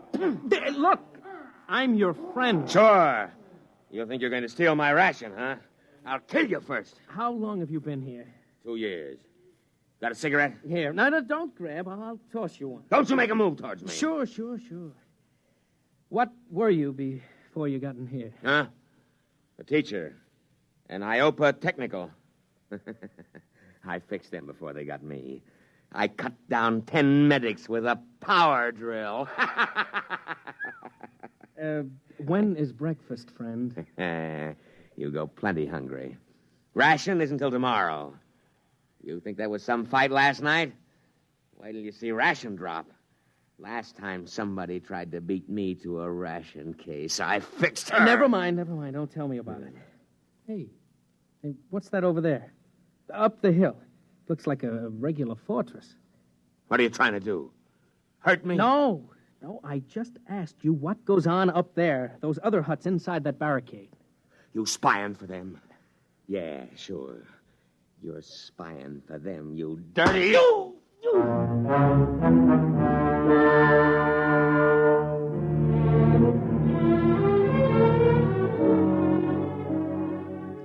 It isn't easy to get used to dodging nasty backhand punches that came out of the blue and were meant to kill, if possible. I got my arm up in time to catch about half the force, and the man ran off with my pack of cigarettes. But there was something up that hill worth looking into. A barricaded section set apart from the rest. So I started up. When I hit the woods, I stopped just 3 feet short of a 10-foot spear. All right, you. Get back down the hill. Now, take it easy, will you? What's going on up here? Go on, get moving. I've got orders to kill if I have to. You don't understand. I just want to find out... Yeah, sure you do. They always do. Every time there's a new batch, there's a few still smart enough to plan together, and they come up here spying. Spying on what? Look, I'm I'll a newspaper... count 3, and then you get it in the belly.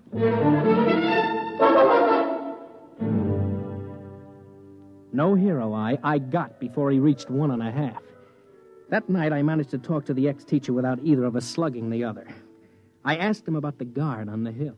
They get all the best rations. They make us give up our food or they come kill us. They've got spears and knives. You mean there's a gang up there living off the rest of you? Yeah. I killed one of them once. Caught him from behind with a rock. They came down and killed 10 of us. Didn't get me, though. Funny, huh?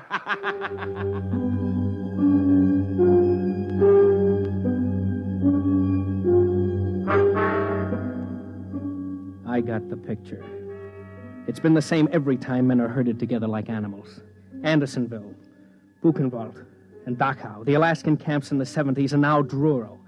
The strong live off the others, a kind of racketeering in spades. Grab the best of everything, live as rich as you can, and don't worry how many you leave to starve to death. We're gonna get them, though. Tonight. Got rocks together and clubs. Go up there and we'll get them. You come.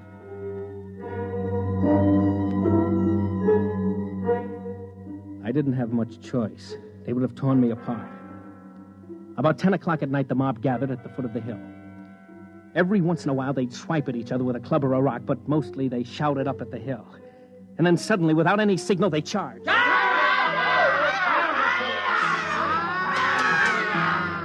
It was kind of sick. Men and women, heaven knows what they were before, teachers, mothers, anything, screaming and running up that hill. And then the defenders cut loose. There were torches so I could see, rocks rolled down, boiling water, spears, arrows, enough to cut down that unarmed mob. I was hiding behind a tree now, sick, good and sick. When it happened...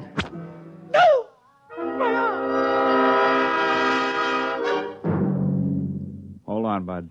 I'm going to pull this arrow out. Here it goes now.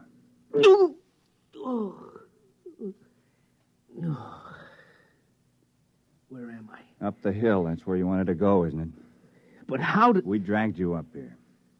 Herb, get some bandages up here. You're one of them, aren't you? One of who? The big shots, the kingpins, gangsters. You didn't get hit in the head, did you? Oh, it's too bad they didn't wipe you out up here.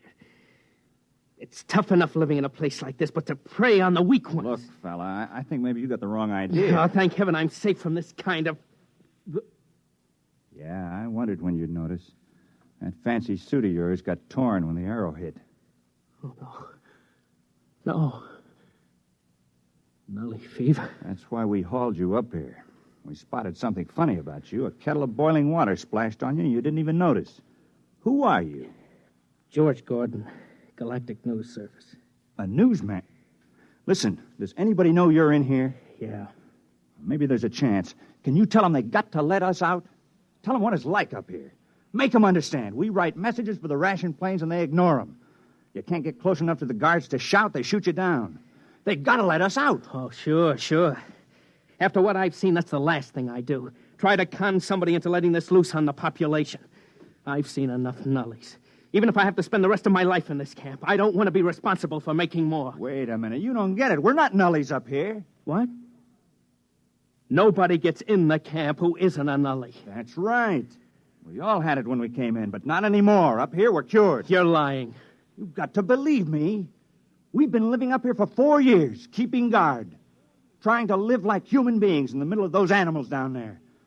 Losing maybe 3 or 4 a week, fighting them off. You know you're more dangerous than they are down there because somehow you've kept some intelligence, enough to want revenge on the rest of the world by infecting it. No, you've got to believe me. We're cured.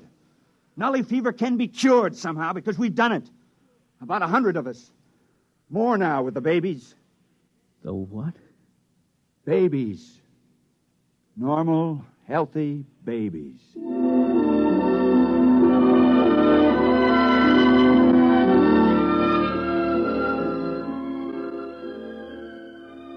He pointed across the clearing to another hut, and I saw it. A woman about 30, sitting on the doorsteps, nursing a baby, an infant. And I heard the words of the commissioner echoing in my ear. And, of course, total sterility. These weren't nullies, not anymore. If they could have babies, they must be cured, living as a desperate island in a mad world of violence.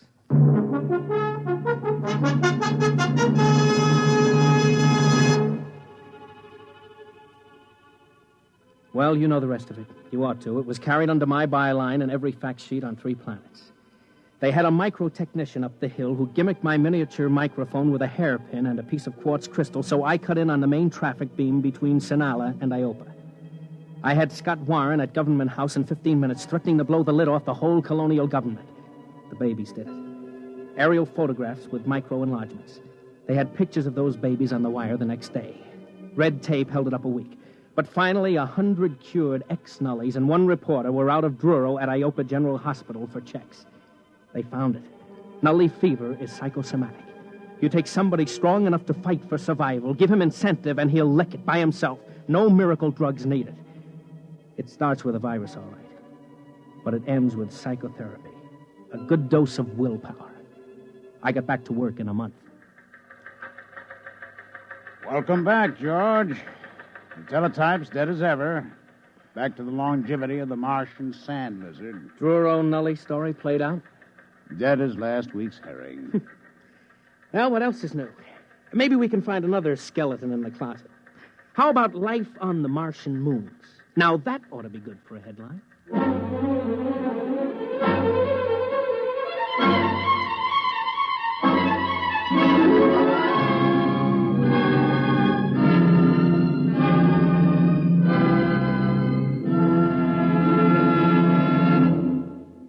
Fred Collins again, and I'll have a word for you about next week's X-1 in a moment.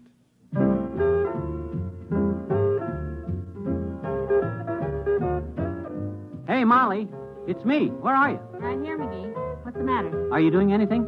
Am I doing anything?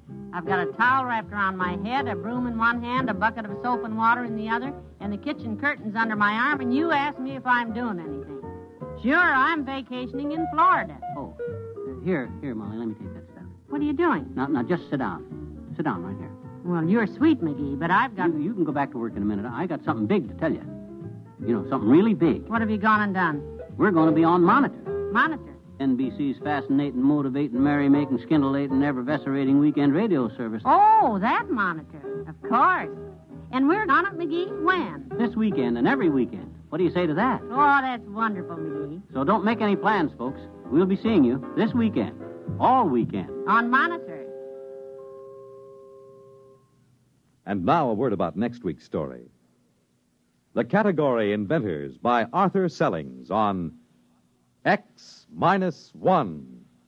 You have just heard X-1, presented by the National Broadcasting Company in cooperation with Galaxy Science Fiction Magazine, which this month features Time Waits for Winthrop by William Tenn. Winthrop was literally the most stubborn and selfish man in 500 years. How could they convince him not to strand them in this society of shriek fields and panic stadiums? Galaxy Magazine, on your newsstand today. Tonight, X-1 has brought you Inside Story, a story from the pages of Galaxy written by Richard Wilson and adapted for radio by Ernest Kenoy. Featured in our cast were Bob Hastings, Leon Janney, Ralph Bell, Richard Hamilton, Edwin Cooper, and Pat Hosley. This is Fred Collins. X-1 was directed by Daniel Sutter and is an NBC Radio Network production.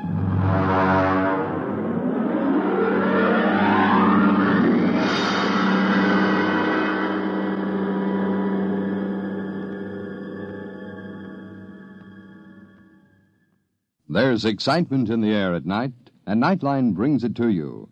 Hear Nightline with Walter O'Keefe, next on most of these NBC stations.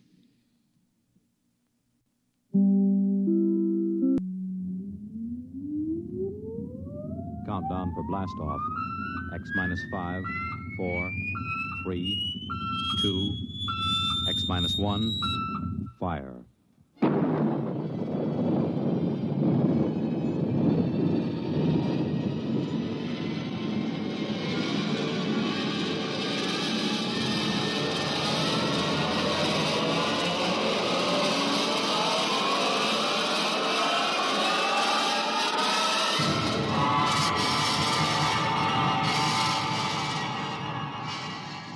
From the far horizons of the unknown come tales of new dimensions in time and space.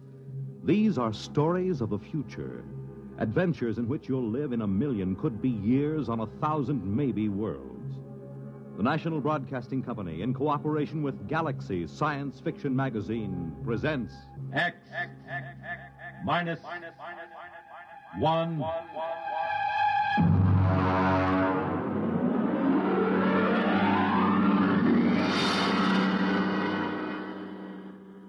Tonight, The Native Problem by Robert Sheckley.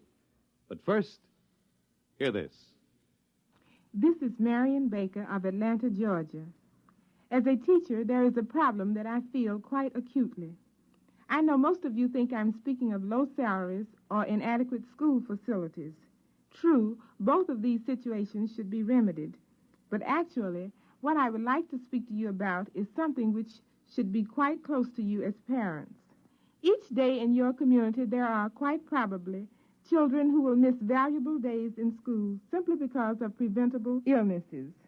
It's all very easy to speak of the normal winter cold, but such things as hot breakfasts, good lunches, adequate clothing, and shoes can do more than any yet-to-be-discovered miracle drug in keeping our children warm and healthy and in class. Look into your school system this fall when your youngsters go back to school, but give equal consideration to the way in which you look after your children's needs.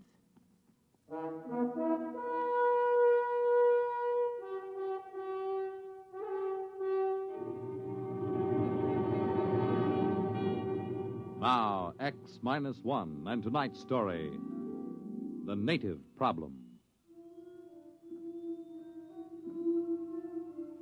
To begin with, my name is Edward Danton. I've always been a misfit. Oh, that's all right. I'm not sensitive about it. In fact, I've grown rather proud of it. I just don't fit in the modern 22nd century world. There was no place in all of New York City, from Norfolk to Bangor, where I felt at home. And it was the same in every other great city complex on Earth. In school, I took such elementary subjects as group acculturation, sibling fit, values recognition, and folkways judgment. There was only one thing to do. As practically every misfit in the past century had done, I decided to migrate to deep space and find a place where I could call my soul my own. I told my best friend Al Trevor of my plan. Good night. You're really going, Ed? That's right, Al. Just as far from this solar system as I can get. But why, man? You've played 12-handed bridge with me, Al. You know what a dope I am at mass dancing. I'm a misfit. I want to get away. And it's not like in the days when the ships used the old Nicholson drive, with these new GM subspatial torque converters where we can travel in a matter of months what used to take them 30 or 40 years. Well, I hate to see you go. One more thing, Al. I'm going to give you my breeding certificate. Oh, now, Ed, we couldn't let you do You and that. Myrtle want 2 children, don't you? Well, we've always wanted to have 2, but you mustn't I won't need a breeding certificate where I'm going. As a matter of fact, I may even find it impossible to breed at all. Well, that could be rather frustrating, old man. Well, maybe after a while I'll find a girl pioneer.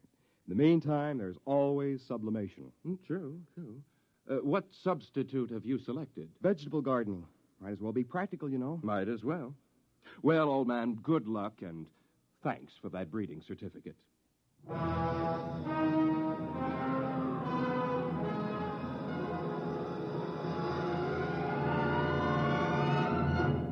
The next day, I took off for the stars on a government ship. The spot I picked was out in what they call the New Territories. The planet I finally settled for was ideal. A calm, watery place dotted with fertile islands, blessed with a mild, uniform climate, and absolutely uninhabited. When they left me there, I took formal possession and christened the place New Tahiti, for obvious reasons. At first, it was fine. I was busy exploring, growing vegetables, and building a shelter. After that, though, time began to drag. I had to do something. But what? I was marooned on this deserted planet, and it might be years before another Earthship would land here. And then, miraculously, it happened. A ship came out of the skies and headed for a landing on my own private island. It was an ancient Michelson Drive job, battered and scored, but bearing a proud legend painted on its nose. The Hutter people, it read. When the ship landed on the beach, I ran out to meet it, forgetting that I must have looked more like a naked savage than a fellow Earthman. Hey, there in the ship! Stop where you are! Welcome to New Tahiti. Boy, am I glad to see you folks. What's the latest news from... Stand back there. Take another step and I'll shoot. Well, is something wrong? What's your name? Edward Danton. What's yours? Simeon Smith, military commander of the Hutter people. And this is Jedediah Franker, my second in command. How come you speak English, boy? Me? Why, I've always spoken English. Where are the others? Where are they hiding? There aren't any others. Just me. I see. Father, can't we come out now? No, get back in the ship, Anita. Then I'll watch from here. Say, she's pretty. Your daughter? Huh. What do you think, Simeon? It's what I expected. Ingratiating, fawning, undoubtedly treacherous. Yeah. His people won't show themselves, you notice? Uh-huh. Probably waiting in ambush. I think an object lesson is in order. Right. Put the fear of civilization into them. Hey, don't point that gun at me. Father, no, he hasn't done anything yet. This way the others will know we mean business. It isn't right. Let him have it, Jedediah. No, wait! Wait! Hey! He's running for the woods. Shoot him, Jedediah. Okay. Shoot him. We've got to teach these savages who's boss.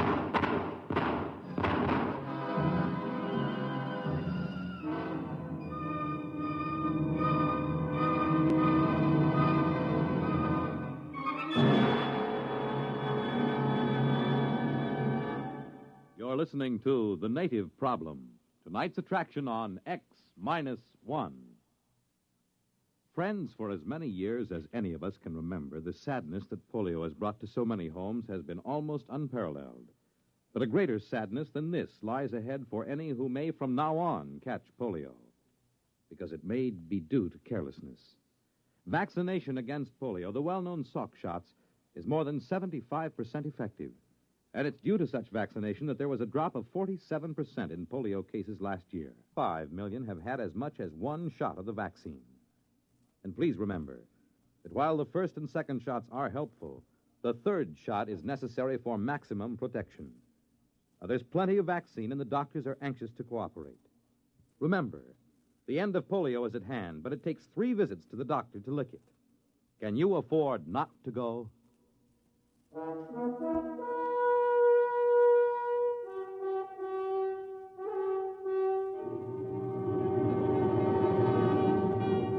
Now, back to X-1 and The Native Problem. I was just plain lucky to get back to the friendly cover of the forest without stopping a bullet. It was obvious these people were too jumpy just then to listen to reason and believe me when I told them that I was not a native, that I was all alone here. I decided to wait a while. About dusk, I crept through the woods to get as near their ship as I could without being seen. They had come out of their ship. There were several dozen men and women, and a few children. They were grouped around a campfire eating. On the edges of the group were several armed men looking toward the woods with apprehension. I watched while their leader, Simeon, stepped into the circle of firelight to address them. I could hear everything he said plainly. Friends, we have come at last to our long-awaited home, our promised land. Behold, a land of milk and honey, a place of bounty and abundance.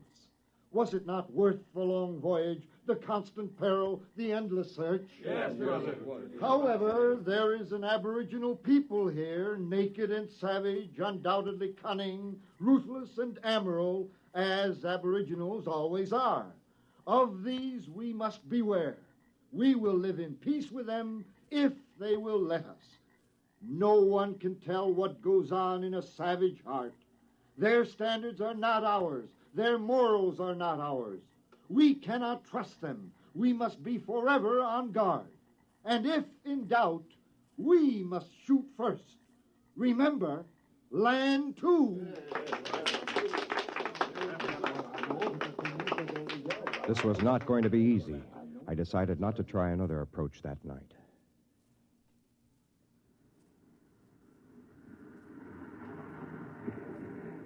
The next morning, as they were bustling about unloading their spaceship, I walked down to the beach and headed straight for them with my hands held out to show them that they were empty. The sentry stopped me at the point of a gun, and in a minute, both Simeon and Jedediah came running up, covering me with their weapons. I stood still, my flesh creeping in anticipation of the bullets someone might fire at me any minute. So you have come back. I'd like to explain. I am the leader of these people. I am the big chief fella, You, big fella chief, your people? There's no need to talk that way. I told you yesterday. I have no people. There's just me. I speak English. Unless you're honest with me, you're going to regret it. Now, where's your tribe? I'm an Earthman. Are you deaf? Can't you tell by the way I talk? Now, listen, you. Excuse me, Simeon. I don't believe I have met your friend. Professor Baker, this savage here claims to be an Earthman. Oh? You are an Earthman? That's right. My name is Edward Danton. Only a few months ago, I left Earth on a spaceship. How was it powered? By a GM subspatial torque converter. What do you think, Professor? It's amazing. Truly amazing. His grasp of colloquial English bespeaks a fairly high level of intelligence, which points up a phenomenon frequently met with in savage societies, namely, an unusually well-developed power of mimicry. Our friend Dante, as his original uncorrupted name must have been, will probably be able to tell us many tribal legends and myths. Oh, come off it, Professor. I'm an Earthman. No, my poor friend, you are not. Obviously, you have met an Earthman. Some trader, I dare say, stopping for repairs. We saw signs that a spaceship once landed here, Professor. Oh, confirmation of my hypothesis. That was the government ship that dropped me off here. It is interesting to note how his almost plausible story lapses into myth at various crucial points. He claims this ship was powered by a GM subspatial torque converter. Now, this is a nonsense syllabification, since the only deep space drive is the Nicholson. He also claims that the journey from Earth was made in a matter of months, since his untutored mind cannot conceive of a journey lasting for years. Yet we know that no space drive, even theoretically, can reach here from Earth in less than 30 or 40 years. Then GM must have been developed after you left Earth. How long have you been gone? The Hutter ship left Earth 120 years ago. We are mostly fourth and fifth generation. Now, come on, Danta. Where's your tribe? Where are they hiding? This is preposterous. What can I do to convince you I'm from Earth? That's enough. We won't stand for backtalk from natives. Where are your people? There's only me. Maybe a taste of the black snake whip will loosen his tongue. Later, Jedekiah. His tribe will come around for handouts. Natives always do. Then let's put him to work. Dante, you can join that work gang over there unloading supplies. No, thanks. I'll go back. Chief said no back talk. Why are you natives always so bone lazy? You'll be paid as soon as we unload the beads and calico. Now get to work.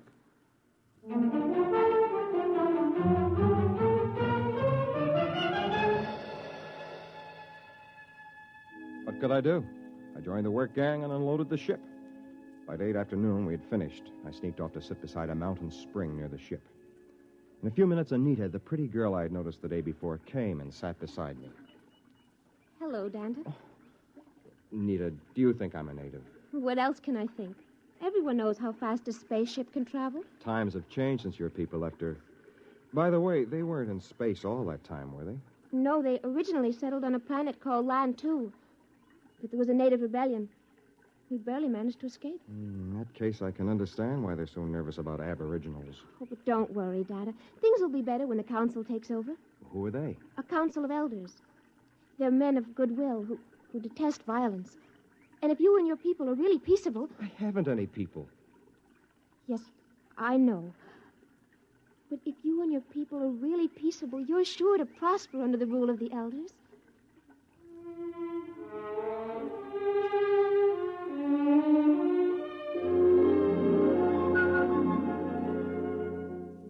It was no use.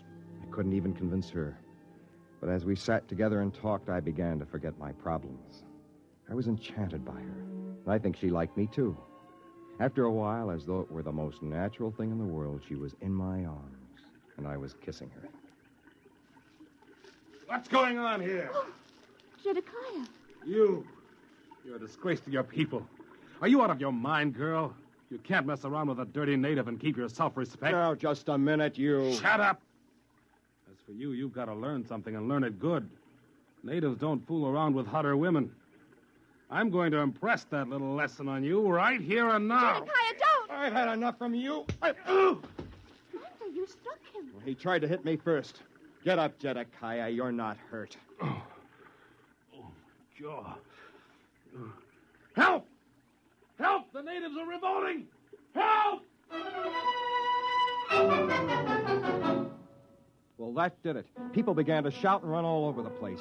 Anita tried to calm them down, but it was no use. I took to the brush just before they turned a machine gun on me. And all that night I hid, while armed parties went crashing through the woods, shouting and firing at shadows. It was a nightmare.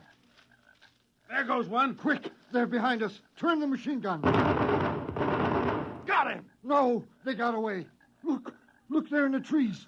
Fire, man! Fire!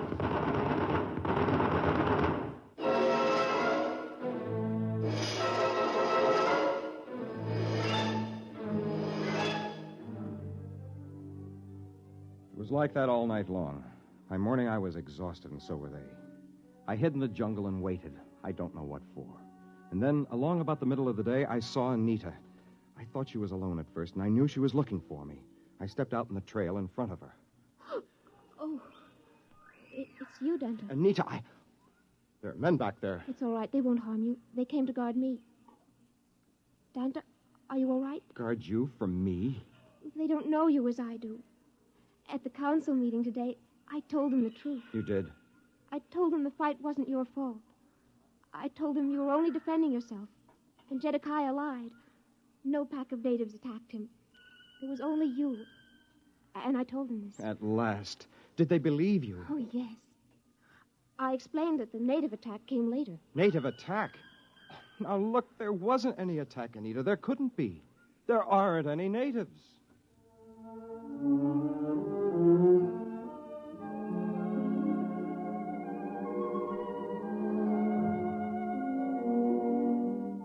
I could tell right then it was no use trying to convince anyone, even the girl I loved. It was then that I decided back to her people and waited for a time just to make them nervous. Then, the next morning, I came striding into the middle of the Hutter camp. Halt! One step more and I'll kill you. I want to see Simeon. All right, Jedediah, I'll take over. Here I am, Danta. Shall I shoot him, Simeon? No, let him speak. Go on, Danta. What is it? I have come here to bring you a declaration of war. What? I'll kill him now. What is it? What's happened? Oh, Danta, what is it? It's war. But I begged with you to bring peace to your people. They wouldn't listen. It's war. All the tribes are gathering from every outlying island. How many are there? Many thousands, 50 or 60. We will fight to the death. Danta, wait. Surely we can reach an agreement. Why shed all this blood? There is a way. I thought so. What do you want? Equal rights. Yes. What else? That is all. Except, naturally, an alliance between the ruling clan of the Hutters and the ruling clan of New Tahiti. In short, a marriage. Never.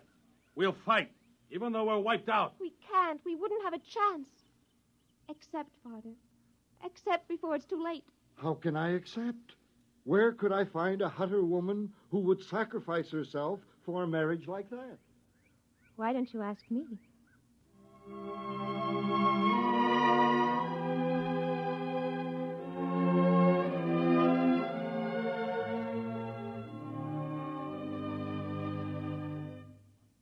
So it came about. Anita and I were married and were very happy. The Hutters, too, prospered in their new land, and soon they began to build up a thriving new civilization. Anita and I and our family moved to one of the more remote islands, where we weren't so much in the thick of things. Sometimes people would come to see us and ask me to talk about my people, and I would tell them how they could not stand the white man's civilization and how they died off, all but me. It always made them feel very guilty, and somehow I liked to watch them squirm. As I said, I've always been a misfit.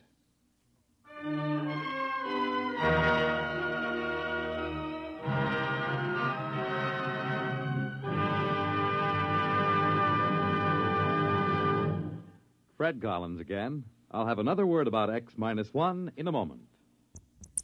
X-1, presented by the National Broadcasting Company in cooperation with Galaxy Science Fiction Magazine, which this month features Break a Leg by Jim Harmon.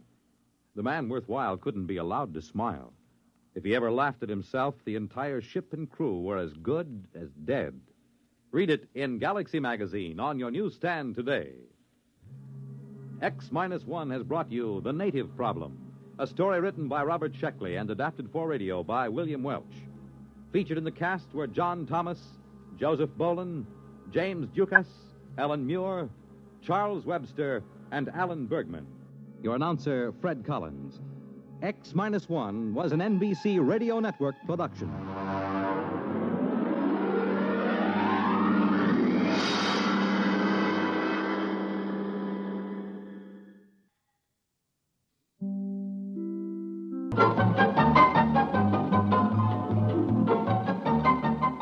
This is Nightline, your open door to people and places, and this is Walter O'Keefe.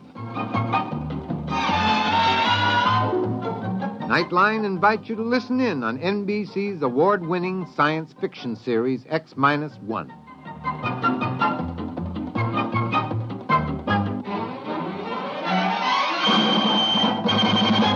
Now escape to a world of the future. Countdown for blast off. X-5, 4, 3, 2, X-1, fire.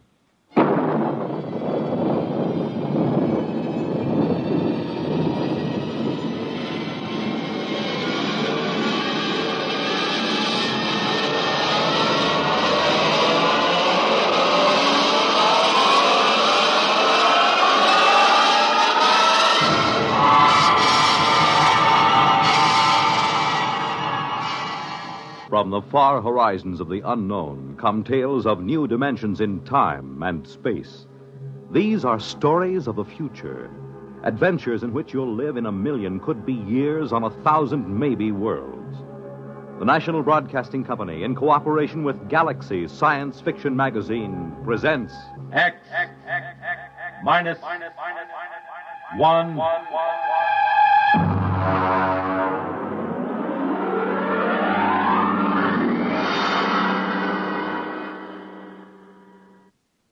Tonight, Volpla by Wyman Gwynn. But first, hear this. Hello, I'm Dorothy Olson, singing schoolteacher on NBC's big weekday musical show, Bandstand. But right now, I'd like to talk to you parents. I'd like to ask you a few questions as you're getting ready to send your youngsters back to school. Are you helping your child get the most out of his school? Do you make his home conditions favorable enough for him to do his homework? Do you show an interest in his schoolwork? Remember, your child's success in school and later on in life depends to a large degree on your attitude towards his schooling today. And there's another important thing.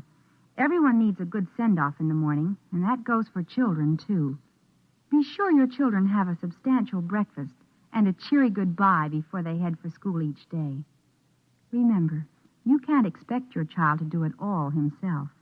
Encourage him in his schooling, both in your attitude and in your actions as he goes back to school this fall.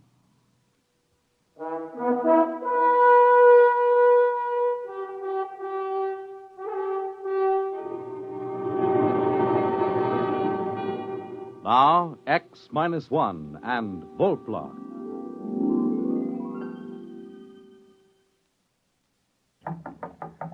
Lunch, dear. Oh, I'll be right there. Come on, you old hermit. I have a buffet on the terrace. I'm coming. So, I'm an old hermit, am I? And our daughter says I'm eccentric now. I wonder how the devil she ever found out. From me, of course. But you love me just the same. Oh, Max, what's got into you? Stop it. Oh, I reached the dangerous age. And, lady, I'm going to have fun. Well, come on out to the terrace. The hamburgers will get cold. My dear, I'm going to have a new kind of fun. Oh? It's a joke. I'm going to play a tremendous joke on the whole world.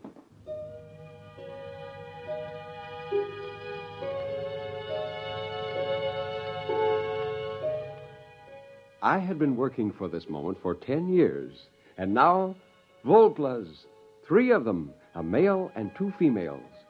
I had called them Volplas since that day 10 years ago when I got the idea of creating a flying mutant, which I would teach to feed, play, and talk. Now I was almost ready to play my joke on the world. After lunch, when I returned to the lab, the Volplas were moving about on the mattress where I'd placed them, and the male was trying to stand. They were about 28 inches high. Except for the face, chest, and belly, the Volplas were covered with a soft, almost golden down. The skin was pink. Upon his head and across his shoulders, the male had a shock of fur as soft as a chinchilla. The cranium was in the same proportion to the body as it is in the human, and they were shockingly human-eyed. When the male spread his arms, the span was 48 inches. I held his arms out and tried to tease the spars open. These spars turned backward and ran alongside the wrist almost to the elbow. Powerful wrist muscles could snap them outward and forward. Suddenly, as I teased the male Volpla, this happened.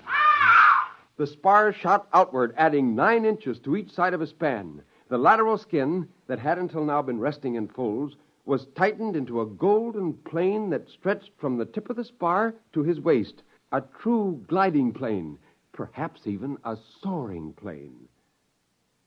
By 4 o'clock that afternoon, they were ready for their first solid food. Come on now, here, hold the cup. That's the way. Hold the cup. Oh, you're a beauty. You're all beauties. No, come on. Hey, don't climb on my back. No, don't. Stop. Oh, that's better. Oh, hello, pretty one. Hello. Hello. So that's the way it's going to be, eh? Hello. Hello. Wonderful. Oh, you have no idea what I have in store for you, my dears.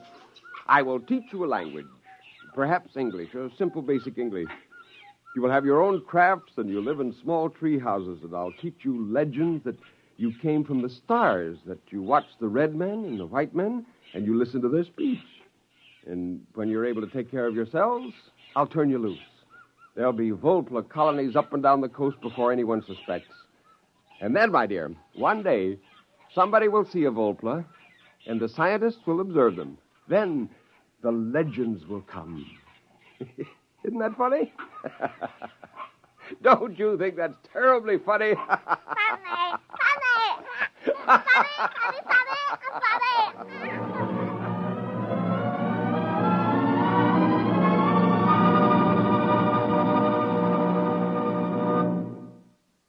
You're listening to Volpla.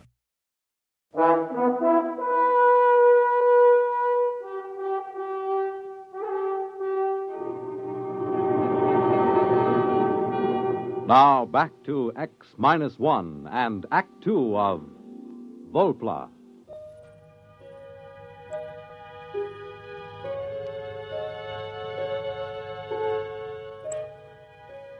I used the metabolic accelerator to cut the Volpla's gestation down to 1 week, and I used it to bring the infants to maturity in 1 month. By the next spring, I had a colony of over 100 Volplas, and I shut down the accelerator. From now on, they could have their babies in their own way. I had devised a language for them, and I carefully adulterated it with English, as if they had observed us and learned. My Volplas were amazing. They were bilingual. Well, Jane and Susie went down to Santa Barbara for a week, and I took the opportunity to ship the male and the oldest 2 females out of the lab. I put them in a Jeep beside me and drove to a secluded valley about a mile back in the ranch. Tree, rock, sky. That's right, Chief. That's the sky. All right, come on now. Everybody out. Run, jump. Jump, run, sky. That's right. Take off. Go ahead.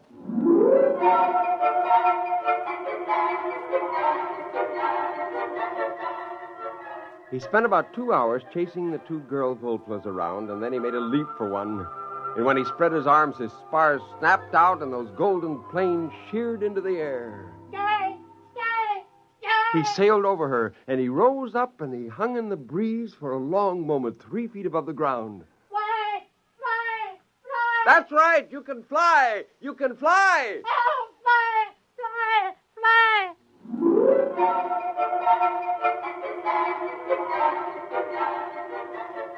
They learned quickly and brilliantly. They were not really flyers. They were gliders and soarers. Before long, they took agilely to the trees and launched themselves in beautiful glides for hundreds of feet, banking and turning and spiraling to a gentle halt. Oh, I laughed out loud with anticipation. Wait until the first pair of these is brought before a sheriff. Wait till the newspaper reporters are routed out into the hills to witness this. When they were tired, the Volplas lay on their backs with their planes stretched out. The oldest one came over to me. He squatted, his elbows resting in the ground, his wrist crossed at his chest. Before the red men, we live here? That's right. In places like these, you lived all along these mountains. Now there are very few of you left. Since you've been staying in my place, you've naturally forgotten the ways of living outdoors. We learn again. We stay here? That's right. Now look. Look, you see up in that tree? That's a bird. That's your food, if you can kill it. How? Well, I don't think you can get at them in the tree. You'll have to soar up above and catch one of them on the wing when they fly away. Go ahead, try.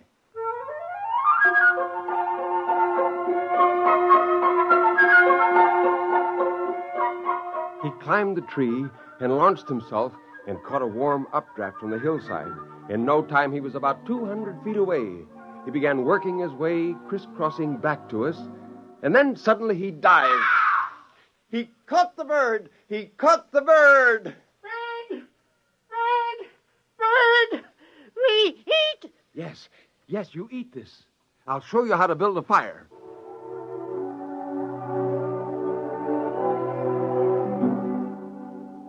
Again, I told them the story I'd made up. How they came long before the red men in a ship from the stars. I taught them to point to the planet Venus and say that was the star they came from. I grinned to think of the many stories that would be written in the Sunday supplements. Oh, what a great joke I was playing on the world. We came from the star before the red men? From the star? Yes. The next week, I brought all the Volplas out to the Oakwood. There were 107 men, women, and children. By the end of the week, they were scattered over 4 square miles of the ranch. They hunted sparrows and cooked them over tiny fires. The little creatures delighted me more and more. For hours, I could watch them play. I could sit all afternoon and watch them at work in a treehouse, quite forgetting to go home. Well, how does the mighty hunter who now returns from the forest? Fine. Oh, I've been enjoying the local animal life. So is our daughter. What do you mean? She has 2 of them up in her room. 2 what? I don't know. What do you call them? I went up the stairs 3 at a time and burst into my daughter's room. There she sat in her bed, reading a book to 2 Volplas. Hello there, King Arthur. What's going on here? Oh, nothing, Daddy. We're just reading like we always do. Like always? How long has this been going on? Oh, weeks and weeks. How long is it since that first time you came here to visit me? Weeks and weeks. But you're teaching them to read. Oh, of course. They're such good pupils and so grateful. Daddy, you won't make them go away, will you? Oh, Jane, why did you tell me such a thing like this was going on? Now, you listen to me, mister. Your whole life is a secret from us. Just what makes you think your daughter can't have a little secret of her own? Oh, fine secret. Didn't it occur to you that this might be dangerous? Those creatures are... Oh, Max, for heaven's sakes, they're sweet, lovable little creatures without a harm in their furry little bodies. Now, don't get excited.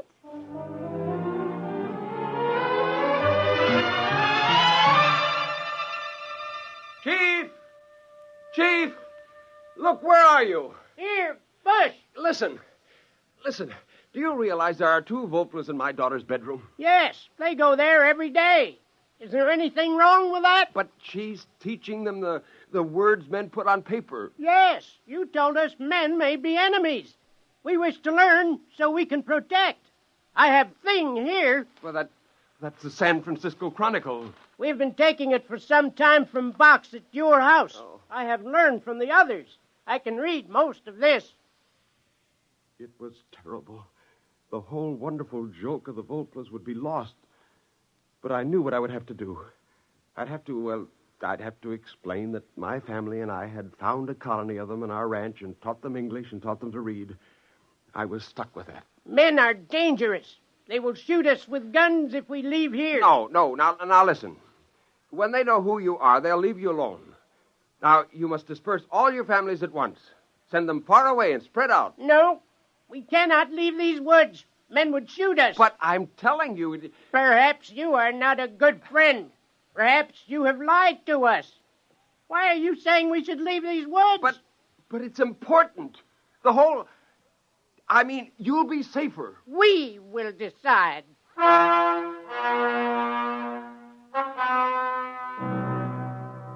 The whole thing was critical. It could be disastrous. I went back to the house and up to Susie's room. I found her talking to two Volplas. Oh, no. I'm sure you didn't come from the stars. That doesn't sound right. The more I think about it, the more I'm sure that my father made you. Susie, what business have you telling them that? I don't want you talking to them that way. Do you hear me? Daddy, you want to play a joke, don't you? Like the time you said I could have a horse for my birthday. You gave me that dried seahorse in the bottle instead of a real one. Were you going to make that kind of a joke? No, now, Susie, honey, that isn't exactly it. No. I don't think it's very funny. The Volplers are my friends. I wouldn't want to play a practical joke on them.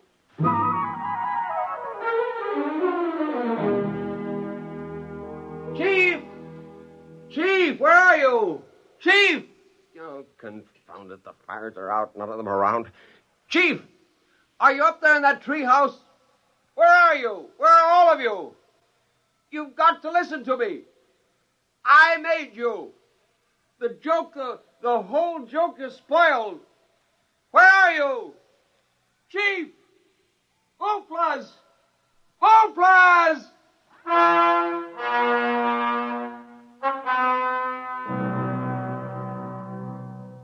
I was away from the house for hours. When I came back, I found Jane sitting on the terrace. Are you looking for something, dear? Oh, never mind. I suppose they're all gone. What do you mean? The little flying things. I saw them fly by about 4 in the afternoon. You did? Where did they go? Over that way. You could see them soaring over the trees. Oh, it was so pretty. Where's Susie? She's been watching television. She's all excited about the rocket flight, you know. What rocket? Oh, you have been living in the woods. The Venus rocket. My goodness, it's been in all the newspapers. Where are you going? Well, I've got to talk to Susie. Susie! Susie! Shh, Daddy, the rocket's almost ready to go. Listen. It approaches 0 hour now. The rocket stands tall and silvery. The gantry crane is pulled away now. We're actually at least 5 miles away, watching from the remote monitors. There's some disturbance now. It seems to be some birds. Big birds, like a flock of owls circling the ship. Oh, Daddy, look. Hey, wait a minute. They're flying through the hatch. It seems to be jammed open. This is certainly an unforeseen development. The men on the ground are driving a motor-driven ladder up to the ship, and the owls seem to be fighting them off. Oh, there goes the hatch. It's closed. Those birds are inside, and they're big birds, big as eagles. As we told you previously, ladies and gentlemen, the rocket is on automatic fire. It'll go off in precisely 10 seconds. We stared at the television screen. We saw the red blast of fire and the silvery rocket streak up into the sky, the cameras following. Our reporter at scientific headquarters reports that none of the rocket telemeters are recording. The owls who blundered into the open hatch in this heartbreaking accident seem to have disrupted the automatic recorders. The control circuit cannot be altered. The rocket will land on Venus as scheduled. Daddy, those weren't owls, were they? No, they weren't. Owls. He thought they were owls. That's kind of a joke, isn't it? Isn't it a joke, Daddy? I'd say, Max, dear, the joke's on you. Wait till men land on Venus and find Venusians with a legend about their great father in California.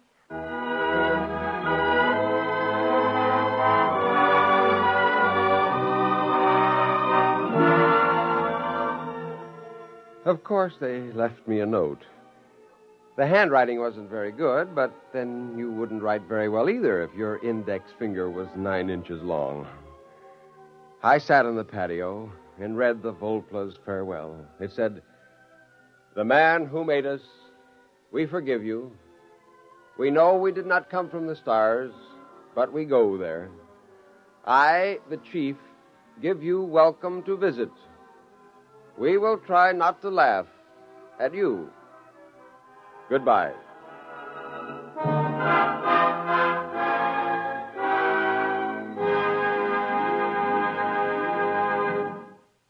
Fred Collins speaking, and I'll have a word for you about tonight's X-1 in a moment. Say, Bert Clark, My True Story's coming our way. Monday is the moving day. That's good news for me. My True Story on NBC. Well, that's good news for everybody, Dorothy Olson, for all the millions of women who've been faithful listeners to My True Story during its 15 fabulous years in radio. And for all the millions more who now have an opportunity to hear these complete stories every weekday morning in the half-hour time period just before our NBC bandstand. And I think we ought to remind everyone, Bert, that this is the same My True Story that has been one of radio's most popular morning programs. With a complete drama every morning about people and their problems. Still acted by wonderful casts and adapted by Margaret Sangster from material supplied by True Story magazine. Same time, but new stations. So take note and don't miss a single broadcast. Starting Monday, September 2nd, you'll hear My True Story at this spot on your dial, just before NBC Bandstand over most of these NBC stations. You have just heard X-1, presented by the National Broadcasting Company in cooperation with Galaxy Science Fiction magazine. Your announcer, Fred Collins. X-1 was an NBC Radio Network production.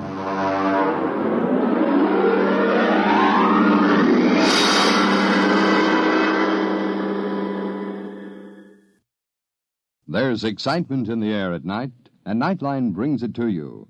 Hear Nightline with Walter O'Keefe, next on most of these NBC stations.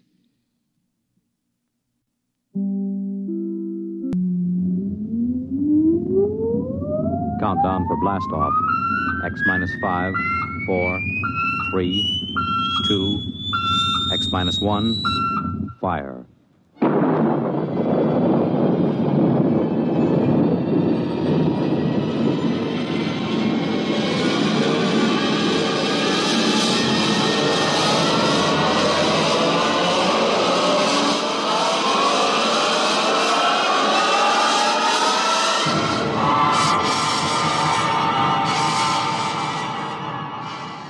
From the far horizons of the unknown come tales of new dimensions in time and space. These are stories of the future, adventures in which you'll live in a million, could be years, on 1,000 maybe worlds.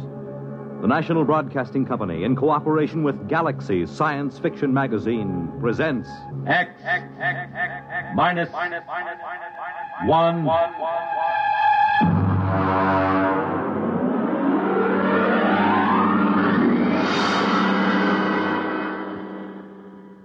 Tonight, The Lights on Precipice Peak by Stephen Tall.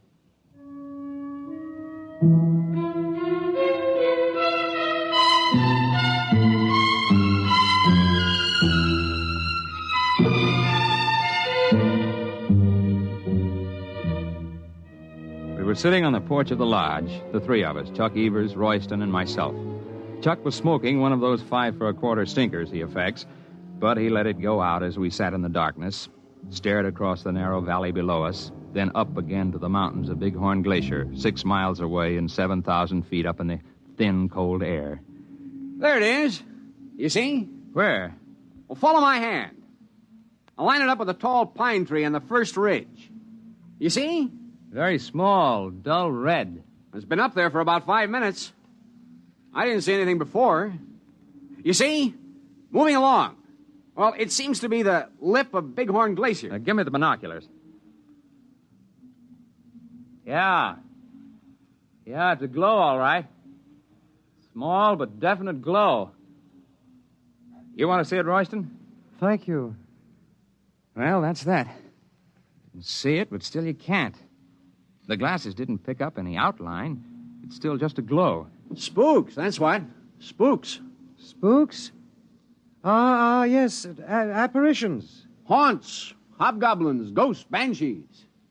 Well, at least these mysterious lights of Precipice Peak make no sound. Are you sure? How do you know that every coyote that you hear is really a coyote? And at any rate, if they make sounds, they're sounds of the country. A miserable country. Sir, you were speaking of the land I love. If you don't like it, why stay around? It is supposed to make me a man of vigor with red corpuscles and a need for cold shower baths. Actually, there is nothing wrong with me. I was simply born to sit and watch while great louts like you run and wrestle and climb and sweat. There, the light shows again. Now, you can see it with the naked eye. It's higher than it was before. It's moving along. It's going along Fifth Avenue Trail. Spooks don't need a route of ascent even on precipice. All of a sudden, the lights of Precipice Peak are getting solid. Now, I've got a feeling they'll leave a sign. Sign? Yes. traces. Right. Traces, tracks, spores. The only mystery about those lights is we don't know who makes them. They're getting to be a tourist attraction. Maybe that's a lead. Over the swamps of Louisiana, where I wish I now were, I have seen balls of fire that were drifting. It is swamp gas, methane, slowly oxidizing, glowing. Could this up there on the mountain be something like? Almost impossible. Anyhow, balls of gases wouldn't follow a trail. Those blasted lights do. Take it easy, Chuck, boy. Tomorrow you can look for yourself, remember? At daybreak, we go up to solve the mystery of the lights. Ghastly. To go out at dawn is as bad as eating raw flesh. But tap on my cabin door as you go by. I will wave to you from the window.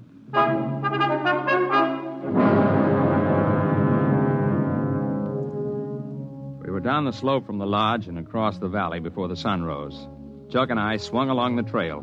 It felt good having your nailed mountain boots hitting the ground in regular rhythm. Ahead of me, Chuck set the pace, an easy, loose-jointed shamble that ate up the mountain miles. We were a good team for climbing. I took a deep breath when we crossed the ridge. But at the switchback, Chuck broke his stride and leaned his long frame against a boulder. Well, tonight we'll be up where the lights are. Punch me if you see one first. Lights, nuts, there'll be none while we're on the peak. $5 says so. Well, I'm not a rich man, but I love a sporting chance. Here's my 5. It's a bet. Where'll we put him? Well, here. I'll empty this out. I got a tobacco tin. Stick it in here. Okay. Here's my 5. All right, we'll put it under the stone here. Nobody will find it under there. It's off the trail. All right, now, if there are lights, it's yours. No lights, it's mine. Right? Right.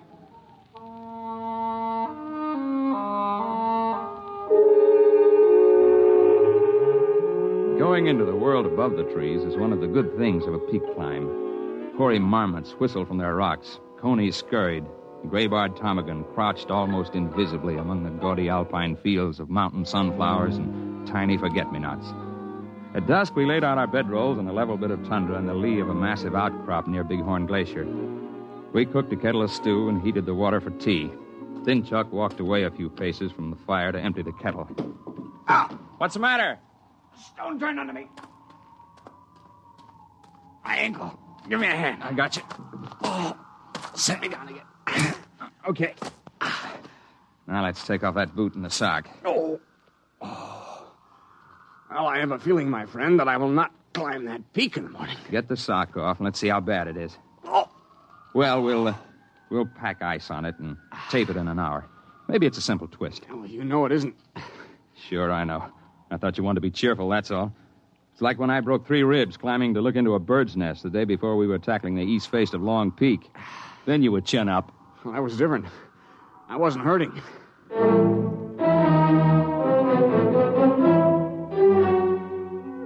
When the stars were out and the quarter moon rose from the plains, I got up from my bedroll seat by the fire.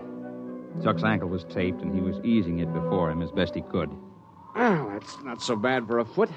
It only hurts when I try to walk on it. Well, I want to have a look before we turn in. My 5 spot says there won't be any lights, but the technical crew may be monkeying around somewhere. Well, take it easy. I'll just skirt along the edge of the glacier. Back in half an hour. You take it easy. I know Bighorn Glacier. Its crevices are so consistent they're shown on maps. I carried an ice axe, but I didn't figure to use it. And I'd worked my way for a number of minutes along the edge of the moonlit ice sheet. I suddenly got the idea that I should cross it. The glacier had a good snow covering. The going was easy. The view was something few men see. I automatically avoided the big ice cracks. I knew where they were. And then I slipped through a snow roof and fell. I wasn't hurt. The moonlight from the crack above showed my ice axe beside me. It was a lucky fall, except for the fact that I couldn't get out again.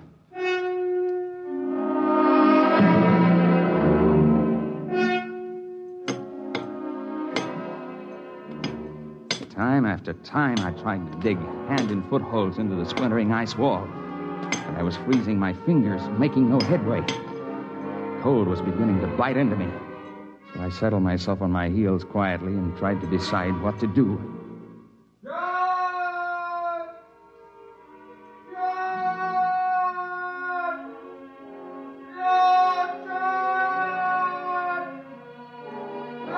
was Chuck beginning to call. I knew if I answered, he'd probably try the ice himself, so I kept quiet. And after a while, he stopped calling.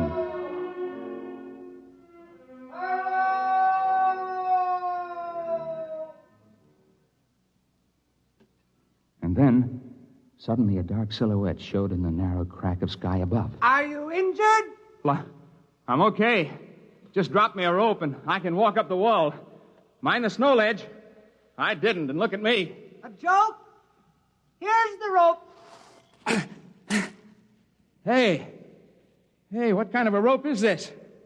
I never saw anything like it. It's warm. Have you got it now? Yep, here I come. Hang on. Okay, over the ledge. Well, hey, did you hold that rope in one hand while I was climbing up? Yes. Well, thanks. Lucky for me, somebody has sense enough to walk around ice cracks. Shake. Shake? Oh, shake hands. You must not mind the glove. It is for your protection. The hand is not yet cooled. Cooled? What in the world? Your friend with the swollen foot is concerned for you. Come, I have made an easy way.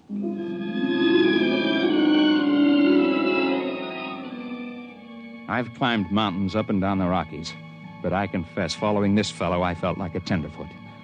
The man's odd voice and stilted phrases tantalized me, yet I knew they were not entirely strange. There was the question of his hot hand. I dropped back a couple of paces. The man was setting his booted feet into a line of holes that had not been on the glacier earlier.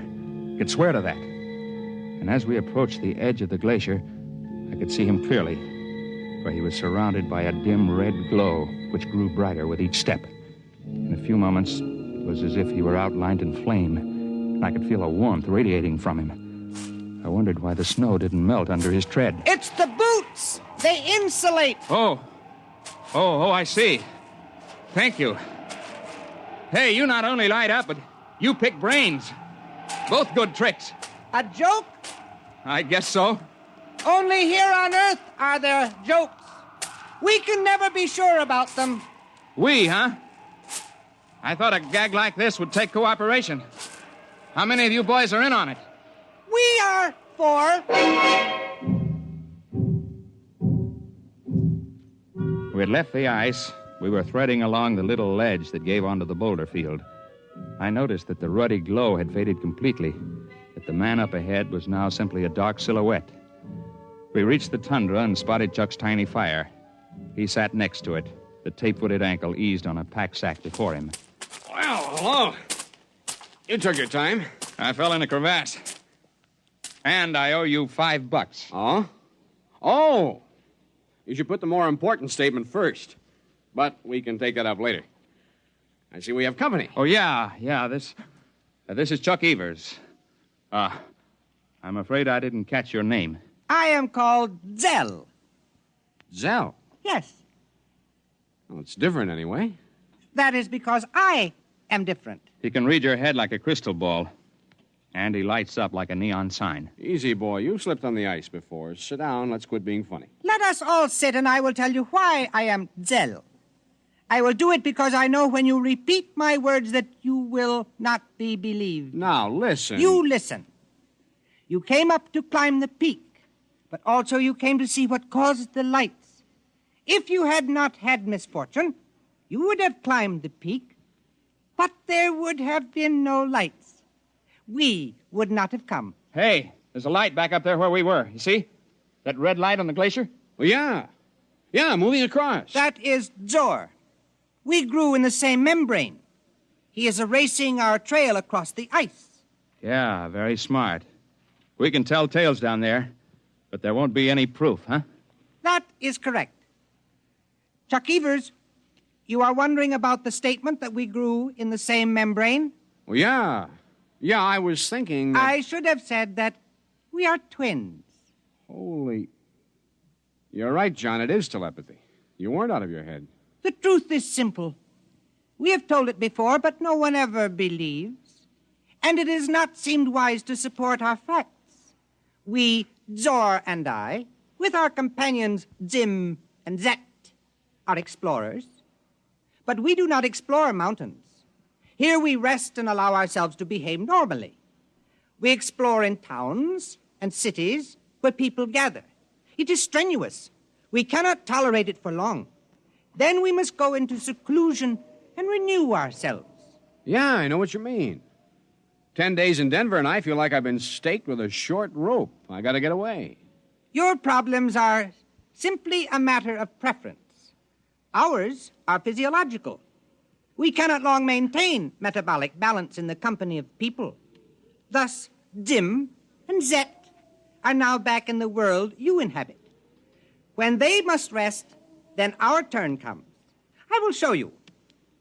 This is a rock. You may call it granite.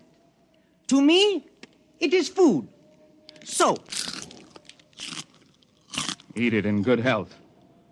Thank you. Among people, this would be conspicuous. You are not adapted to get oxygen from rock. We are. Well, I'll admit that's a tougher cereal than I'd want to try. But the point of the joke still escapes me. There is the matter of my body glow. I can control my body temperature, raising it and lowering it as I choose. The greatest difficulty when I am among you people is to keep myself down to human body heat. Normally, it is much higher than yours. And when, due to exercise and metabolic speed-up, excess energy is accumulated, it is satisfying to us to radiate it, much as you get released by deep sighs, by long breaths, by stretching your limbs. Unfortunately, when we radiate rapidly in air, we glow. It has made us conspicuous. Yet your unawareness of us is a marvel. For creatures so well supplied with adaptation for sensation, you are indeed blind. You sound like an old professor I had once. I didn't understand him either. Zor is waiting by the glacier. We have plans for this time. When you return to the settlement below, it would perhaps be wisest not to explain the lights.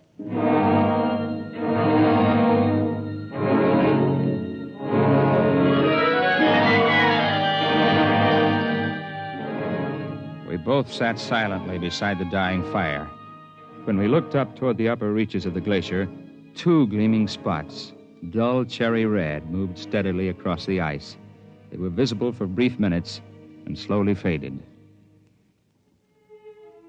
To descend Precipice Peak, even if only from Bighorn Glacier, is no fit task for a cripple. Still, we knew it had to be done. So in the early morning, we set about it. Where the going allowed it, I simply backpacked Chuck. We made use of every ledge, because Chuck could rappel himself down spots he could not climb or be carried. We were both mountain men and tough, but by mid-afternoon, we knew we'd had enough. We were lucky, though. We ran into Heine Cobb, the ranger, heading down trail with two pack horses. We stopped only once, the big switchback. I got down from my horse, pried up a stone, took the tobacco can from under it, and gave it to Chuck without a word. Back at our camp on the lakeshore, Chuck and I weren't disturbed by questions. When men fail on the peaks, they tell their own stories in their own time. Chuck's ankle showed quick improvement, and in a couple of days he was hobbling about. Only young Royston came to visit us. You have not been back to the lodge. Perhaps you are afraid to show your faces. People talk your arm off up there. Not many of them have the gall to come snooping around here. You cannot offend me. I was concerned for you. I was interested, so I came. Did you see the lights? Nope, nary a light. I told you they wouldn't show up when anybody was up there. You collected $5 from me, betting on the other side of the fence. You were the man who was so sure there'd be some sign. I do not understand. You are both confusing everything, and you are both lying. There were lights on the peak when you were there, and I have a feeling you saw them. They were quite a show from here. Well, this is the place to see them from. Closer up, you lose perspective. Well, I must go. Friendship means nothing to you, so I will take my small hike back to the lodge again. Actually, I came to say that tomorrow I leave this miserable place and go home. I've endured all the health I can stand. Now, that's a different story. We're sorry to see you go, fella. My regards to the swamps. 10 to 1 when you get there, you'll wish you were back. This I very much doubt. Goodbye, John. Goodbye. Oh, there's a funny fella. Hey, what are you doing? Just feeling the stone step where he sat. I thought so. He really liked us, but this time he was careful not to shake hands. Did you notice? Yeah. In spite of himself, he had reached his limit of control. His temperature is going up. Yeah, I guess it is. He never could see a joke. And remember how he'd say something and then wait, as if he didn't understand it? And then all of a sudden it would come to him? He'd wait to pick our brains for every new word. You mean Royston? Royston is a name out of a hat. When that lad really goes home, he'll go with his buddies up there on that peak. I wonder which he is. Zim or Zet?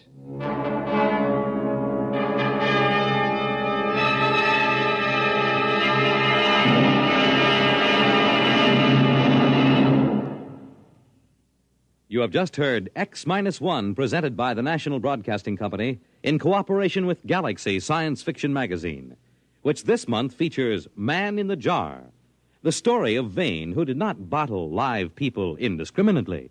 He had to have a sound business reason. Galaxy Magazine on your newsstand today. Tonight, X-1 has brought you The Lights on Precipice Peak, a story from the pages of Galaxy written by Stephen Tall and adapted for radio by Ernest Kenoy. Featured in the cast were Jim Bowles as John Drinkhart, Joseph Helgeson as his fellow climber Chuck Evers, Ted Osborne as Zell, and Kurt Benson as the man who called himself Royston. Your announcer, Fred Collins. X-1 was directed by Kenneth McGregor and is an NBC Radio Network production.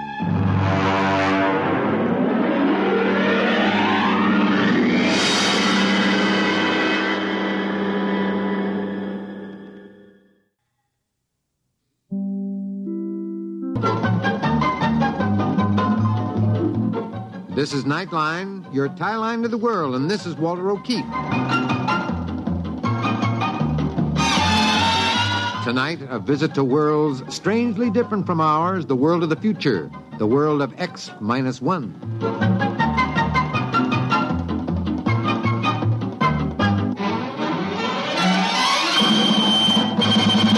Now, here is the future, X-1. Countdown for blast off. X-5, 4, 3, 2, X-1, fire.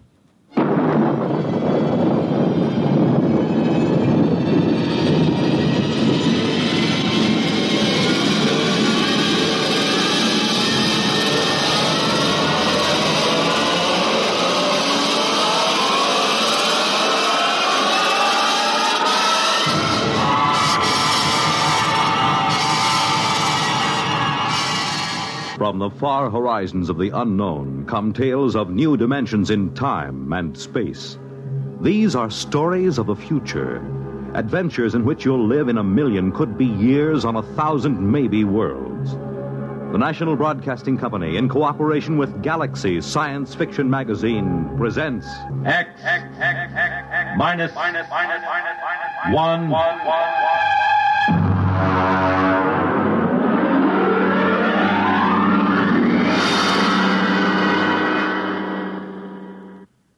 Tonight, Death Wish by Ned Lang. But first, hear this. During the theater season in New York, people flock from everywhere in the nation to see the latest Broadway plays. But very few of these people have ever been fortunate enough to experience the thrill and excitement backstage at one of Broadway's top musical comedies. Tomorrow night, Monitor invites you along as Don Russell goes backstage at the Broadway musical hit Simply Heavenly, introducing you to the cast, the author, listening to the songs from this fine musical show. It'll be an experience you won't soon forget. Then, on Saturday, for sports enthusiasts, Army versus Notre Dame, and Monitor brings you this football classic direct from Municipal Stadium in Philadelphia. Add to these features Monitor's special coverage of the pomp, ceremony, and celebration during Queen Elizabeth's tour of Canada. Visits from celebrities like Mickey Rooney, Tennessee Williams, Tony Bennett, and Burl Ives, and you have some idea of the top variety of entertainment Monitor will bring you all weekend. So start your weekend right with Monitor on Friday night and stay with Monitor all weekend long over most of these same NBC radio stations.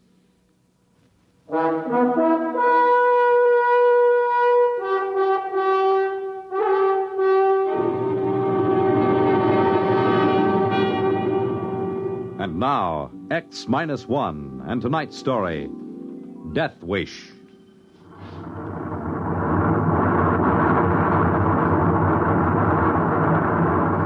Fuel consumption normal. We'll reach Point Able in 10 seconds from now. 9, 8, 7, 6, 5, 4, 3, 2, 1. Cut! Well, gentlemen, we're on our way to Mars. Mr. Ratchett, give me a 30-second warning before we reach Point Baker. Very well, Captain. Now, Mr. Watkins, what's the condition of your engines? Don't you worry about my engines. The Deidre may be a cantankerous old crate, but she's good for another 5 or 10 round trips to Mars. You can lay to that? Look at him, Captain. If anybody criticizes his engines, you can actually see that walrus mustache of his bristle. Listen, Ratchett, I've had about enough of these personal remarks of yours. Stick to your navigation and let me alone. Now, Watkins, let's not get into another of those arguments. Now, that's an order. Aye, sir. He had a reason for asking about your engines. I've made enough trips to Mars to know the way a ship should sound. There's something about this one. I don't know quite what. There's nothing wrong with this ship, Captain Summers. I'll tell you something, though, every engineer worth his salt knows. There are just two kinds of equipment. The kind that fails bit by bit, and the kind that goes all at once. When something happens to the Deidre, you'll know it right away. You won't have to ask. Well, maybe so. But I wonder if our cargo didn't shift on the takeoff.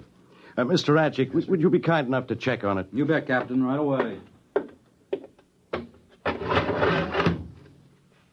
You worried about that new Farrington computer we're carrying, Captain? Well, not worried exactly, but it's a responsibility. That thing is by far the largest, heaviest, most delicate piece of machinery ever transported in space. It's an evil thing, with its blinking eyes and scheming brain. I'll be glad to get to Marsport and get it off the ship. Well, so will I, Watkins, but not quite for the same reason. I don't quite share your feelings about the personality of machines. That's because you don't know anything about them, Captain. I do. And I don't like that computer thing back there in the hole. All in order in the hole, boss. Cargo hasn't shifted. All right, Mr. Ratchett. Maybe I'm borrowing trouble, 30 seconds to Point Baker, sir. Very well. Strap yourselves on the acceleration couches again. You sure you don't read anything, Mr. Watkins? Not a thing, sir. I'll vouch for every bit of equipment on the Deidre. 15 seconds to Point Baker. Prepare for new acceleration. Engines ready for firing, sir. 10, 9, 8. We fire for 7, exactly 5 seconds 6, on reaching Point Baker 5, for maximum acceleration. 4, 3, 2, 1. Fire!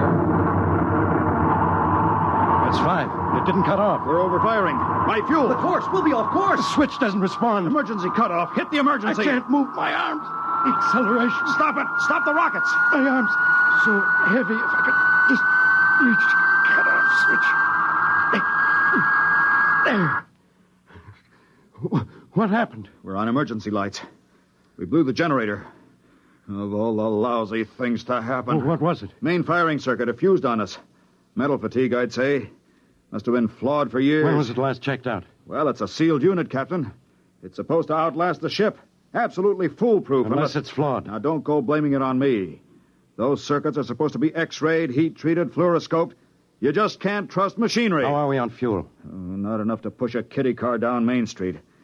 If I could just get my hands on those factory inspectors... Mr. Ratchett, how does this affect our course? I'm computing it now. Well, hurry it up. I'm working as fast as I can. Mr. Watkins, can we fire those rockets on manual? Sure we can, but we only have enough fuel for about a 3-second burst. It'll mean a crash landing. We'll worry about that when we come to it. Well, Mr. Ratchett? This kills us, Captain. We're going to cross the orbit of Mars before Mars gets there. How long? Too long. Captain, we're flying out of the solar system at just under the speed of light.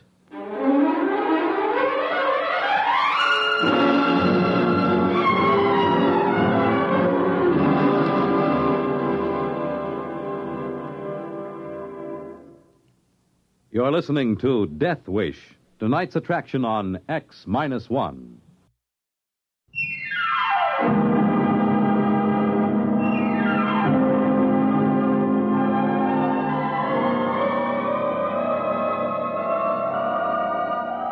Now back to X-1 and Death Wish. Look at him. Look at how he sits there staring at nothing. Here we are kiting off into space, and what do?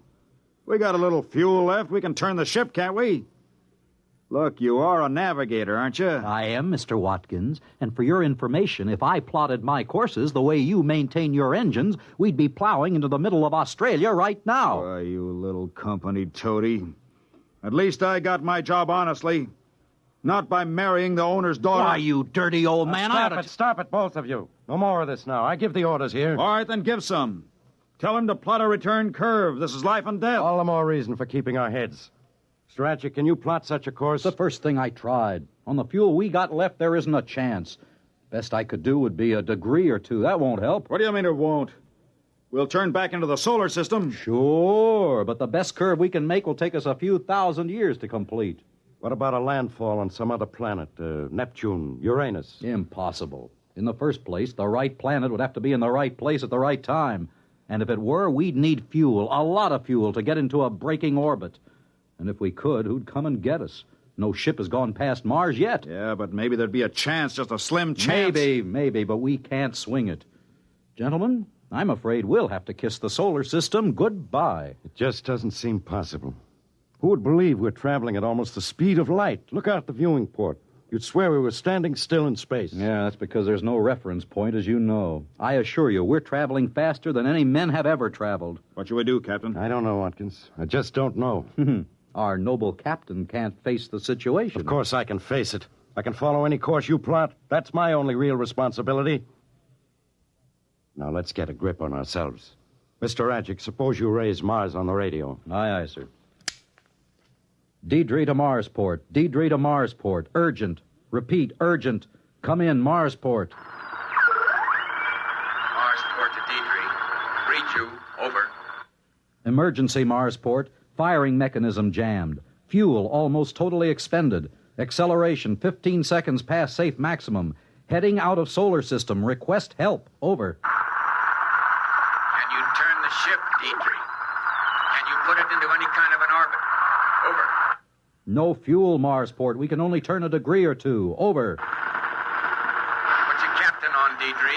Over. Captain Summers, Marsport. Over. Captain, what do you propose to do? Good Lord, man, that's what we're asking you. What do you propose to do? I say, what do you propose? What are they saying? I don't know. I couldn't catch it. Mr. Radjic, can't you get better reception? We're rapidly running out of range, Captain. I'll give it all the gain I can get.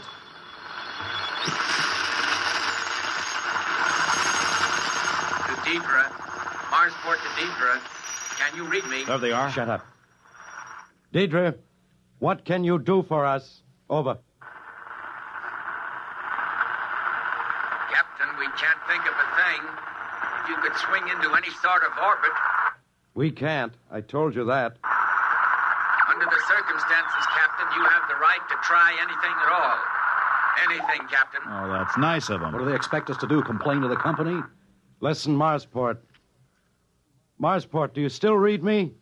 Over. Read you faintly.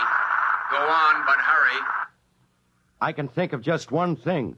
We could bail out in spacesuits as near Mars as possible. The Diana is laying over there, isn't she? You could have her pick us up. Over. Sorry, Captain. You're confused. If you left your ship, your momentum would not be affected. You and your crew would continue through space at the same rate as the ship. Over. Of course, I wasn't thinking. I have it.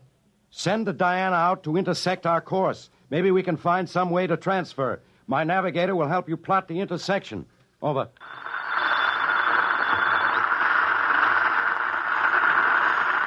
They've gone again. Hello, Marsport. Hello, Marsport. Come in, Marsport. I can't bring them in again. To do it that way, sorry. Over. You mean you can't do it? Why not? It is our only chance. Over. Diana's laid up, having her engines overhauled. How long before she can be spaceborne? 2 long. 3 weeks. Sorry, Captain. I wish we could think of something. But the only thing we can suggest... What? I didn't get it. Reception's gone again, Captain. We're getting out of range. I don't know whether I can raise them again or not. Well, try. Come on, maybe that suggestion what is... can they suggest that we don't already know? Even the static's getting weaker now. If we only knew what they were going to say. What's the difference? They didn't really think it would work anyhow. Wait a minute. Wait. Maybe something come... Hold it. Suggest. Can you hear? Suggest. Most unlikely. But try. Try calculator. Try calculate. They're gone. For good this time. I heard what he said. The calculator. Does he mean the Farronson computer in our hole? Yes, I see what he meant. The Farronson's a very advanced job. No one knows the limits of its potential.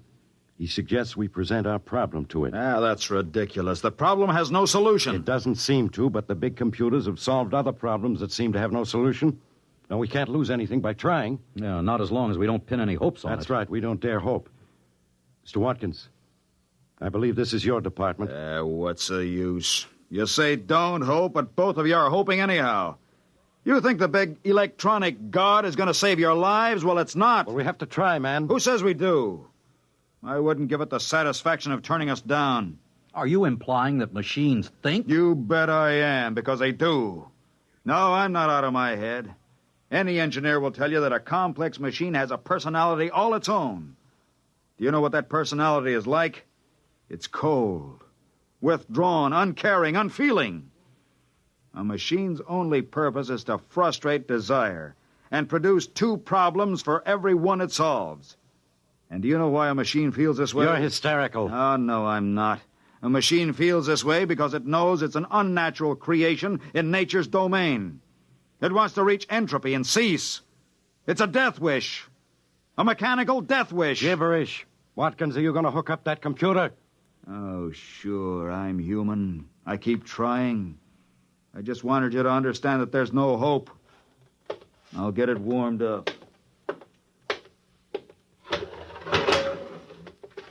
We better watch him. He'll be all right. Maybe. He's blaming the situation on a machine personality now, trying to absolve himself of guilt.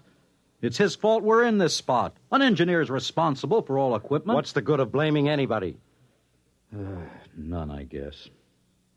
Personally, I don't much care. This is as good a way to die as any. Better than most. Don't talk like that. Why not? Death in space is an appealing idea in certain ways. Imagine an entire spaceship for a tomb. And you have a certain choice in how you die.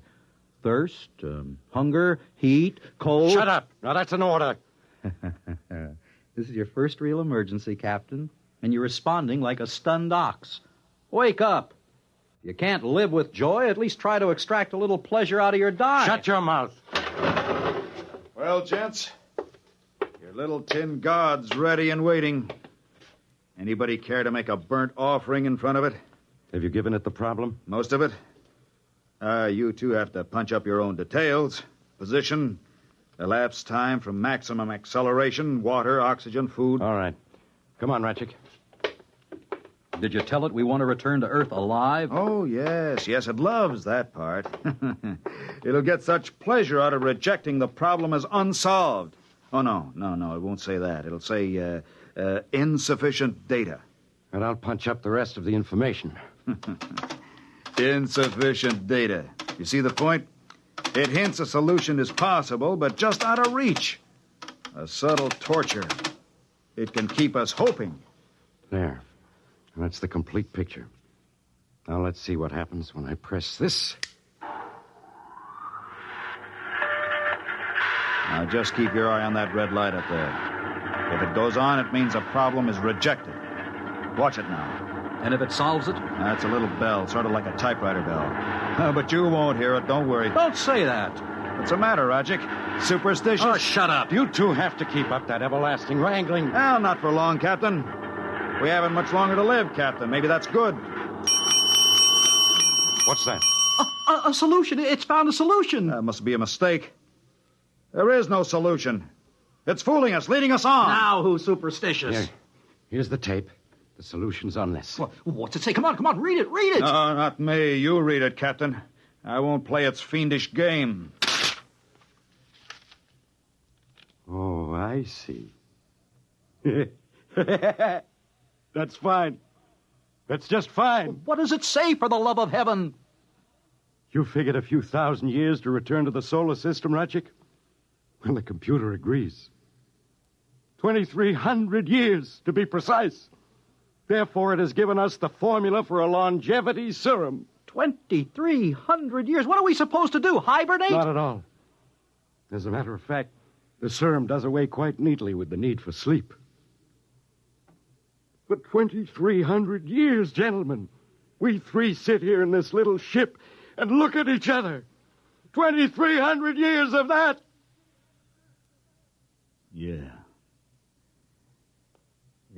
that's just the sort of thing a machine would do.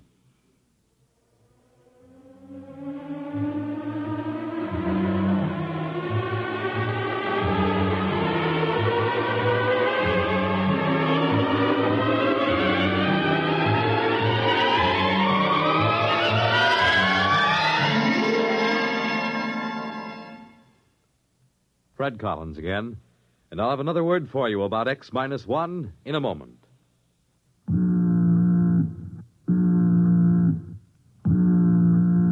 That how you feel? Blue and miserable with a deep down cold? Listen. Every second someone takes it for the miseries of a cold. Millions more take bromoquinine. Every second someone takes it for the miseries of a cold. Bromoquinine. More people have taken more bromoquinine cold tablets for more complete relief than any other cold tablet ever sold. You could use aspirin or cough syrups or nose drops all day and not get bromoquinine's relief. Bromoquinine works to relieve stopped-up nose, body aches, fever, irregularity, the blues, and headache, too.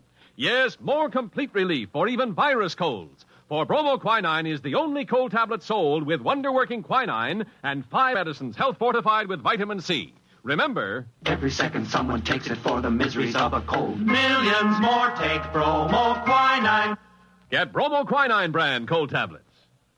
You have just heard X-1, presented by the National Broadcasting Company in cooperation with Galaxy Science Fiction Magazine, which this month features You Were Right, Joe, by J.T. McIntosh, the story of a time traveler who, going into the future, hardly expected to encounter a Neanderthal man. Read it in Galaxy Magazine on your newsstand today. X-1 has brought you Death Wish, a story written by Ned Lang and adapted for radio by William Welch. Featured in our cast were Ralph Camargo as Watkins, Maurice Tarplin as Captain Summers, Walter Black as Ratchek, and Joseph Bell as the radioman. This is Fred Collins speaking. X-1 was directed by George Boutsas and is an NBC Radio Network production.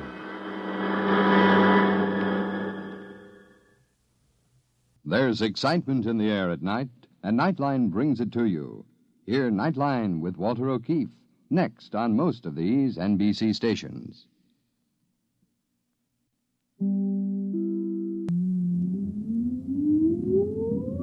Countdown for blast off.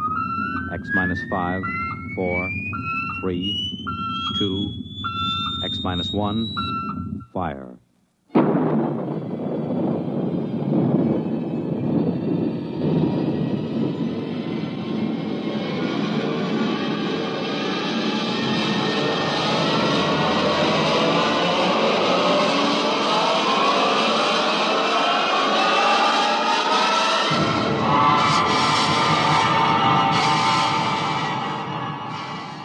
From the far horizons of the unknown come tales of new dimensions in time and space. These are stories of the future, adventures in which you'll live in a million, could be years, on 1,000 maybe worlds. The National Broadcasting Company, in cooperation with Galaxy Science Fiction Magazine, presents X-1.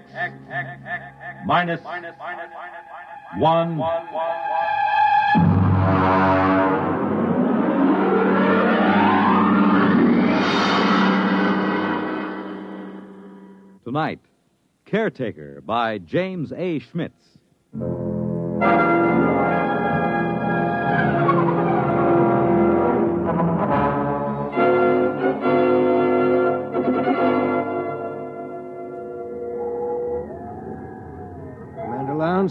Yes, Mr. Harris. Astrogation reports planetary orbit secure. What vector, Mr. Harris? Approximately 1,000 miles above subject planet 3785.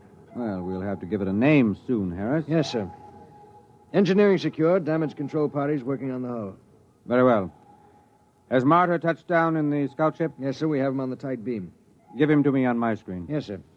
Sparkman, put Martyr on the command screen. Exploration ship Titan calling ship 375. Come in. Scout 375 reporting. What's it like down there, Martyr? It's not much different from the scan report, sir. I'm at the head of a valley. It's green and it's scarlet. It's all swampy. And there's a big river threading through it. Harris, get me a pinpoint on Martyr's location. Aye, sir. There are mountains beyond. I can see Holman's house from here. Looks like a Swiss chalet standing over the lake. Have you made contact? Yes, sir. Boyce is over there now. How is he? Well, it's hard to say. Tell him we're recording the planet officially as Holman's planet. That might please him. No, I don't think so, sir. What? A boy suggested it during our first visit with Holman today. He wants us to record it instead as, well, I'll spell it. Cresgyth, Cresgyth. What's that, local? Well, that's his phonetic interpretation of the name the people here use. Fair enough, if that's how he wants it. Anything to add on your present report? No, sir. I'll call you back after we've met his woman. His wife? Yes, sir. I'm glad it was you and Boyce who found Holman. You're reliable men, you in particular.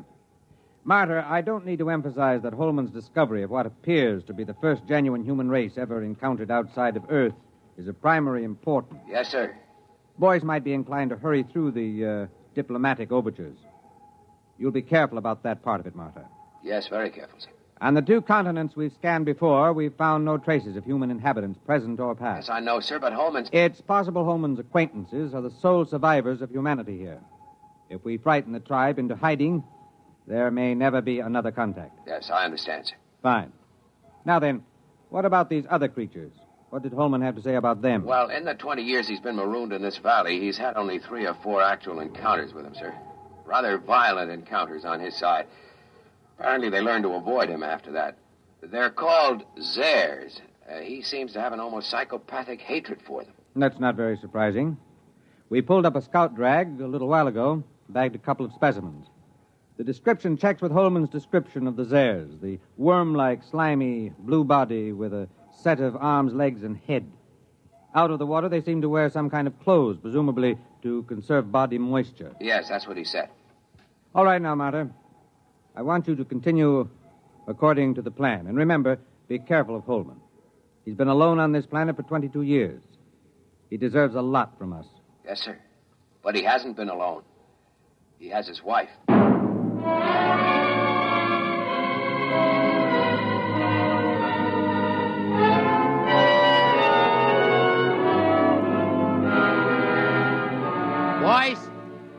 Boyce, where are you? Down here. I'm with Holman. Check in with the exploration ship? Yes, it's all right. Holman, they say they'll name the planet the way you want it. That's good. Celia will like that. Celia? My wife. I called her Celia from the start. She likes the name. I see. Where's she now? Oh, she's out somewhere. She's very timid. She'll show up sometime in the night, and I'm leaving the doors open for her. I'll talk to her a little first to reassure her, and you can meet her then. Meanwhile, would you like to see her picture? Why, you got photographs? No, I painted it. I used to do a little bit before I went into the service. It's over here. I've done about 50 or so paintings over the years. I paint a lot of them over, you know. Here. I grind my own pigments and cut brushes from the swamp grass. I'd give my arm for a good camel's hair brush. Here she is. Beautiful. Real good looking. Of course, it isn't an exact likeness. I tried to capture the spirit. I think I've got it pretty good. Well, there's something about that picture sort of... Never mind, boys. Boyce doesn't know much about art. Yeah, but I know what I like. I like a good-looking woman. You're a lucky man, Holman. You wanted to see the deep water well. It's right through here. Actually, it's just an opening through the concrete to the river that runs below. It's as pure as anything you could wish. If they want to refresh the water tanks of the ship... Yes, I'll take it up with the captain. We'll be staying a week or more. We're to follow your judgment in every way in establishing contact with the Cresgythians. Good. We can't do anything till Celia comes in, and we'll have to be very tactful then. But I'm sure it won't take a week. Well, what makes them so shy of us? Oh, it's not you, it's me. Or it's an impression I gave them of the Earth kind of human beings. Come on upstairs and I'll tell you.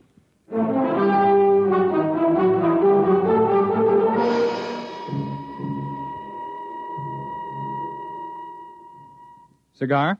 It's a local swamp grass. Is it safe? Oh, I've been smoking them for years. You were telling us about the native humans. Well, I've never asked Celia much about her people.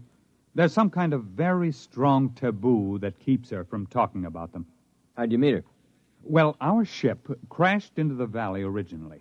I was the only man left in the original crew of 4. Manning went insane 2 days before we made a planetfall and killed Nichols and Dawson.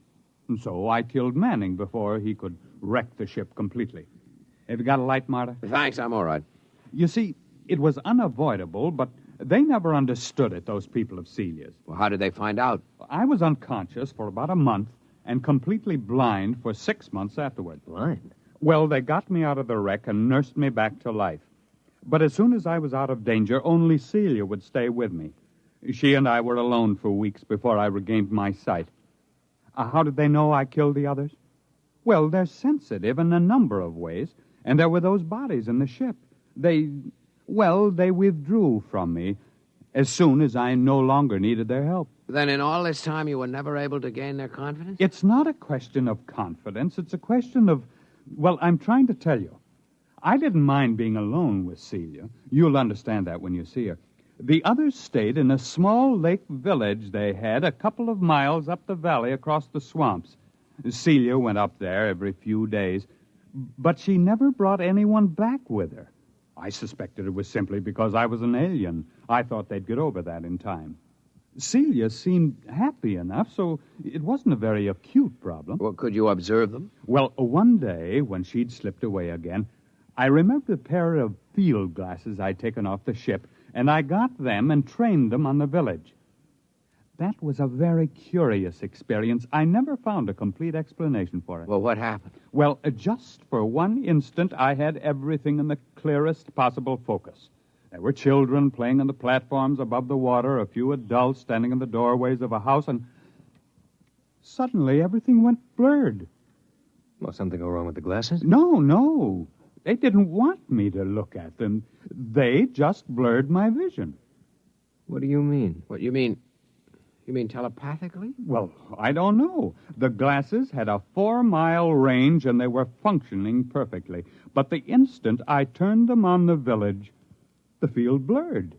Well, I never felt so snubbed before. Yeah, I guess that's quite a hint. Well, I admit it annoyed me. The next day, I announced to Celia that I was going over to the village. Well, she made no objection, but she followed me in the distance, probably to make sure I didn't drown on the way. It's wet going around here.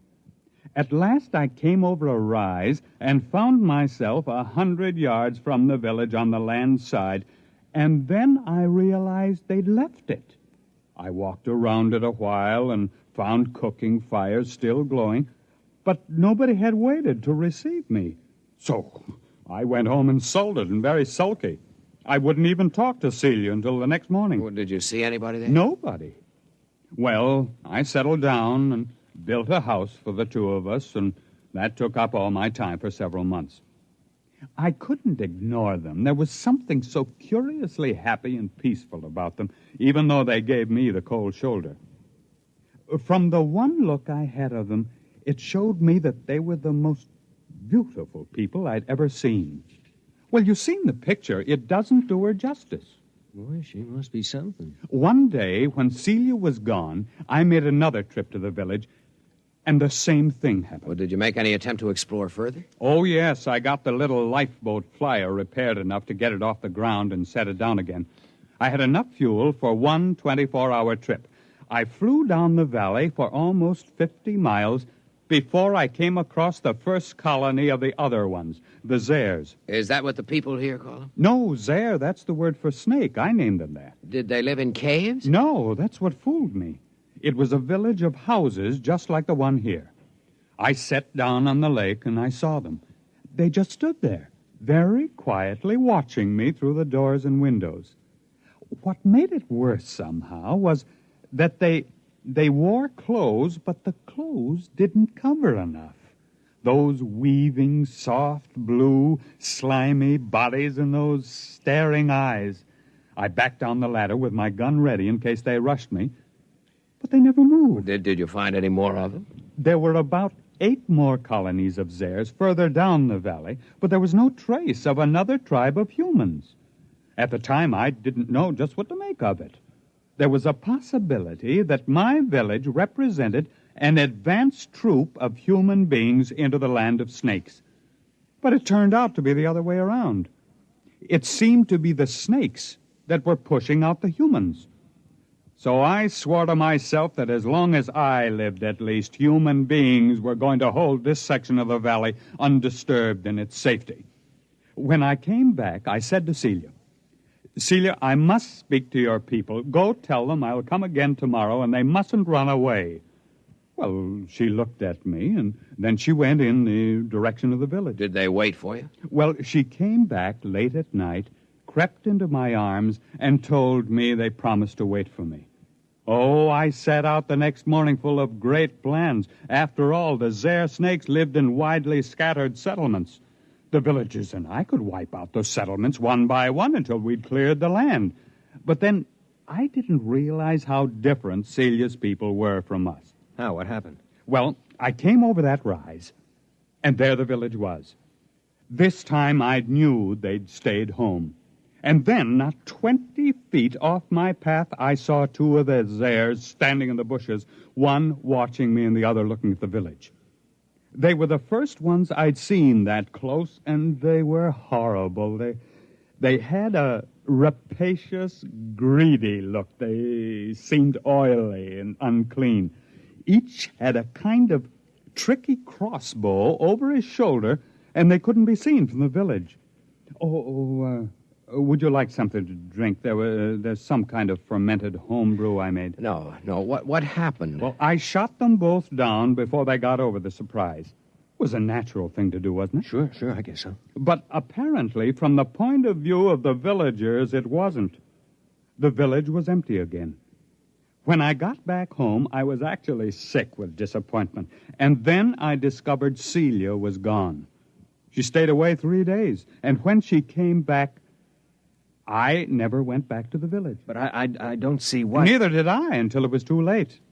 They won't kill their enemies. They're too polite for that. So their enemies are gradually squeezing them out of existence. Captain, what do you expect us to do in this situation? Kill the Zares, as many as we can find. If the human beings of this world won't defend themselves, we'll have to defend them. I can't be on guard here forever. It's up to you and the other men on the ship to do the job right. You will, won't you? You'll make a report to Commander Lowndes? We'll make our report. Oh, that's fine. Well, gentlemen, I suppose it's late now. I suppose you'll want to turn in. When will your wife get back? Well, she'll be back later. Don't worry about her.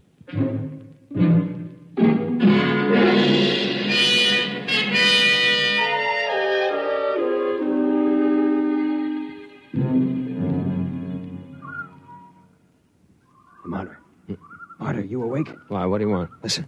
What? Somebody moving in the house. Listen. Holman? No. Listen to those steps. Now, hear him? That's no man. Slow, dragging. Yeah, come on. Wait a minute. Sidearms. Right there, come on. Quiet, it's coming from downstairs. Stop. Listen. Wait till I get the safety catch off. Look. No firing unless I tell you. Look, Martyr, I'll take care of myself. Maybe it's one of those Zares. I'd like to get a shot at them. Come on. Downstairs, all right. There's a light. What's that? A missile gun. Holman had a number of obsolete weapons down there. Hurry up. Look out, there goes the light. I've got my torch. It came from the well room. Oh, it's the door. Stand back. Turn your light in there. It's Holman. They've got Holman. There it goes. Stand clear. I'll blast it. Wait a minute. Get out of the way. It's one of those Zares. Give me a clear shot. Hold it. Can't get out of here while we've got the well covered. Now keep your blaster ready while I look at Holman. I hear it moving back there in the shadows. He's dead. Come on, make a break for it, you rotten, slimy snake. Come on. Shot through the head with his own gun. Who's that Zare, that snake? You got a good look at it? No, it jumped for the shadows. There it is. Marta, swing your torch around. I'll roast it with one blast. Listen. Who's that? You who are his friends. Will you listen to me? Who are you? He called me his wife. What? How'd she get in here? If that Zare gets a hold of her... Quiet. Don't move. I won't. Why did you kill him? But I thought you understood. What do you mean she killed him? It was that Zare, the snake. There are medical men who'd say he'd been insane for 20 years as he counted time. They would have forced him back into sanity. I could not bear the thought he should suffer that. Suffer what? Are you all fools? He was a fool, though I loved him. He could not see beyond the shape of things. So here among us, he saw shapes he could bear to see. And those moments when sanity came to him and he saw what was really there, then he killed. Are you all like that? What's she talking about? Is the snake there with her? Go upstairs, boys. Wait for me outside. You're going to kill that snake? Yes, I'll kill the snake. All right, take my blast now. Be careful. Get it between the eyes, Marta. Roast that Zare to a crisp. Go on outside. Are you still there? Yes. Is there any way you can get out? I can leave by the river that flows under the well if you do not shoot at me. I won't shoot at you. May I take his body? Yes. And you will all leave with your ship? I loved him, although my people thought it strange, almost beyond their tolerance. They are foolish, too, yet not as foolish as you are. They saw what was in his mind, and not beyond that. And so they were afraid of him. But he is dead now. And there is nothing that your people and mine could share. We are too different. Will you leave? We'll leave. What did you see that was beyond his mind? A brave spirit, though very frightened. He ventured far, far, far into the dark, of which he was afraid. I loved him for that. I am coming now. I think you had better look away.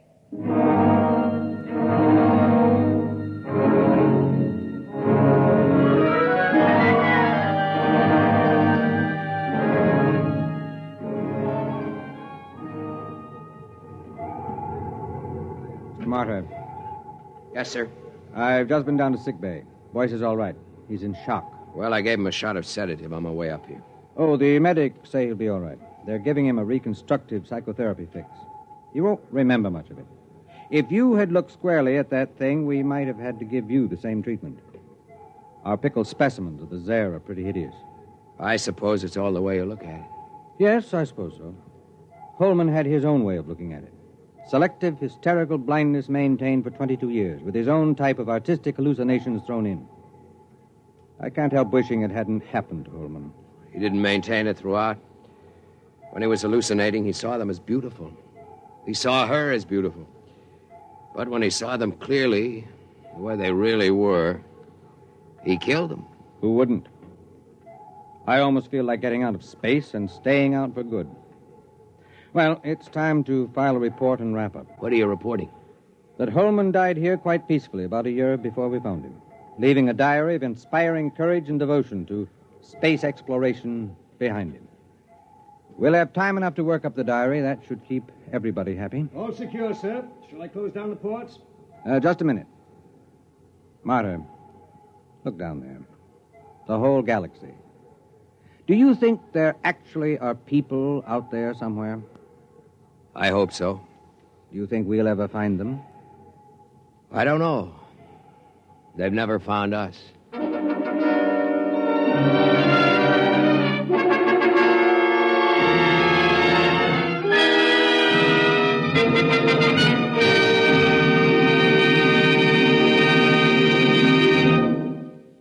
You have just heard X-1, presented by the National Broadcasting Company in cooperation with Galaxy Science Fiction Magazine, which this month features Survival Type by J.F. Bone. Score 1 or 1 million was not enough for the human race. It had to be all or nothing, with one man doing all the scoring. Galaxy Magazine, on your newsstand today. Tonight, X-1 has brought you Caretaker, a story from the pages of Galaxy written by James A. Schmitz and adapted for radio by Ernest Kanoy. Featured in the cast were Ted Osborne, Bill Lipton, Mason Adams, Raymond Edward Johnson, and Betty Kane. This is Fred Collins. X-1 was directed by Daniel Sutter and is an NBC Radio Network production.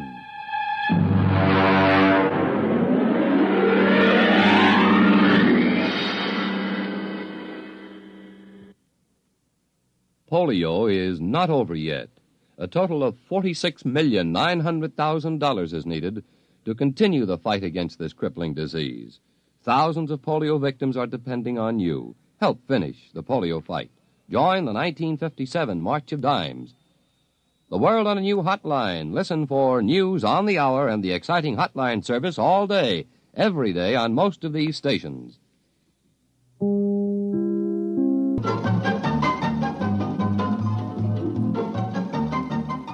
This is Nightline, your open door to people and places, and this is Walter O'Keefe. Nightline invites you to listen in on NBC's award-winning science fiction series X-1.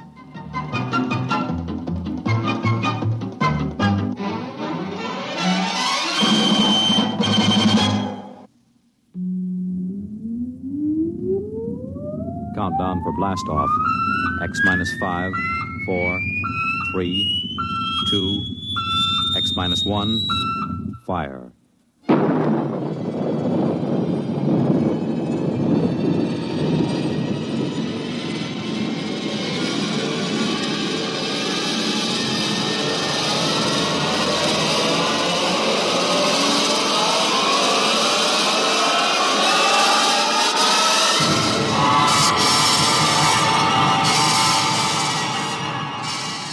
From the far horizon of the unknown come tales of new dimensions in time and space.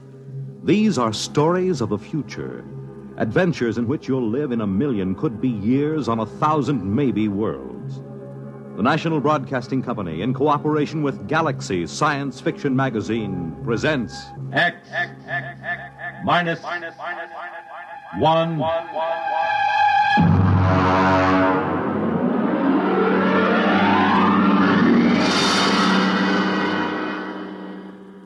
Tonight, The Light by Paul Anderson.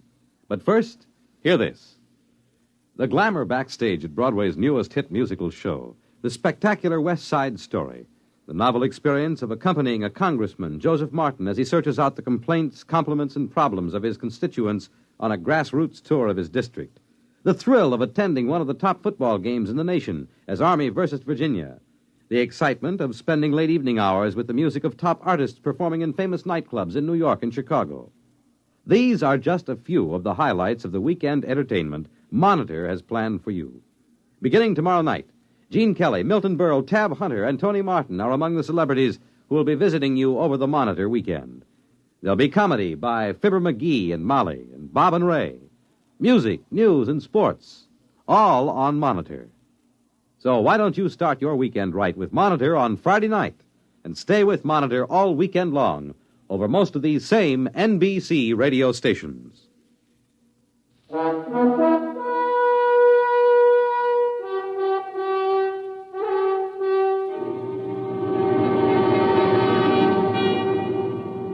Now, X-1 and tonight's story, The Light.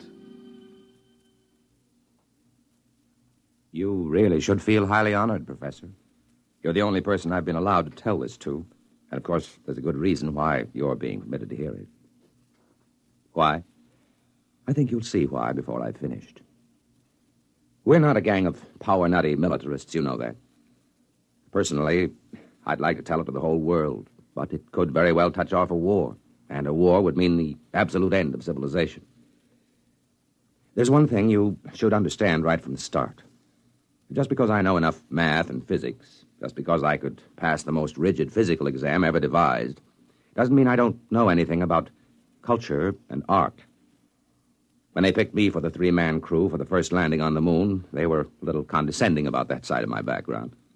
Baird, the skipper, and Hernandez, the engineer, the other two members of my team, were a little leery of me just because I could talk about art every now and then. They needn't have worried. Once we left the space station and got into orbit, we didn't have much to do for several days but talk. Look at it. From this distance, you'd swear the Earth was uninhabited. It's hanging like a big sapphire in the inky black. Poetry. Don't you ever quit spouting it. Why are you riding me all the time, Baird? Maybe I don't trust a scientist who keeps talking about art all the time. You think there's no connection between the two? I know blamed well there isn't. I always thought that when you got up this high, you could make out the continents. I can't tell where the sea ends and the land begins. It's the clouds lying all over the surface that make it so tough. I think that's Russia coming into view, isn't it, Skipper? According to the orbital schedule, that should be Siberia emerging from the Terminator right about now. Are they watching us, I wonder? Why not? They've got a space station of their own with good telescopes on it. Yeah, and I'll bet they're hoping that we smack into a meteor. Maybe they don't have to hope. Maybe they've already arranged an accident. I doubt it, Baird. They wouldn't risk sabotaging us. Not on a trip like this with the whole world watching. Because it might start a war? Don't make me laugh. Nobody's going to start shooting when they know the whole world will go up in smoke just to avenge 3 spacemen and a $10 million hunk of ship. Ever hear of chain reaction? One sharp diplomatic note might set off the whole thing. You think our own government would be sending us to the moon if there were any military advantage to be gained from it? Then what's the idea? Why are we doing this? Prestige. They put up the first satellite, built the first space station. Now we've got to be the first man to step on the moon, or the rest of the world will start looking on us as a second-rate power. You make it sound like some kind of game. Oh, it is, Hernandez. The deadliest game mankind ever played. One false move, and bang, the whole world goes up in a mushroom cloud. How long will it go on?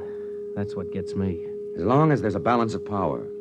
But let one side, Russia or us, find a really new concept, something the other side doesn't even dream about, and it'll be all over. Suppose they find it before we do. That'll be too bad for us. The Cold War will be over, and so will we. Why don't you shut up, the two of you? You both talk too much. It was the wrong thing to say, I knew, out there in the great quiet night. We shouldn't carry our little hates and fears and greeds out beyond the sky and into space. Or perhaps the fact that we can be burdened with them and still reach the moon shows that man is bigger than he knows. I couldn't say. Anyhow, as the whole world knows, we made it. Our landing site hadn't been chosen exactly, but as you know, Professor, we came down at the foot of the lunar Alps, not far from the crater Plato. We felt no sense of pioneering when we touched down. We were tired and tense. It was merely a hard, breakneck job.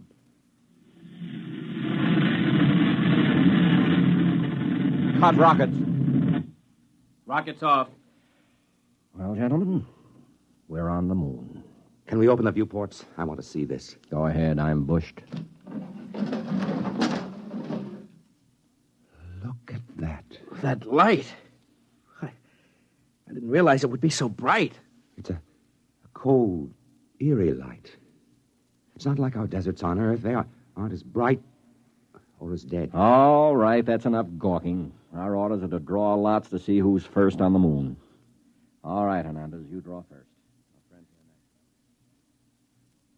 Well, Professor, we drew lots. And, of course, everyone knows who won. I did. I was to be the first man ever to set foot on the moon. At least for a little while, that's what I believed.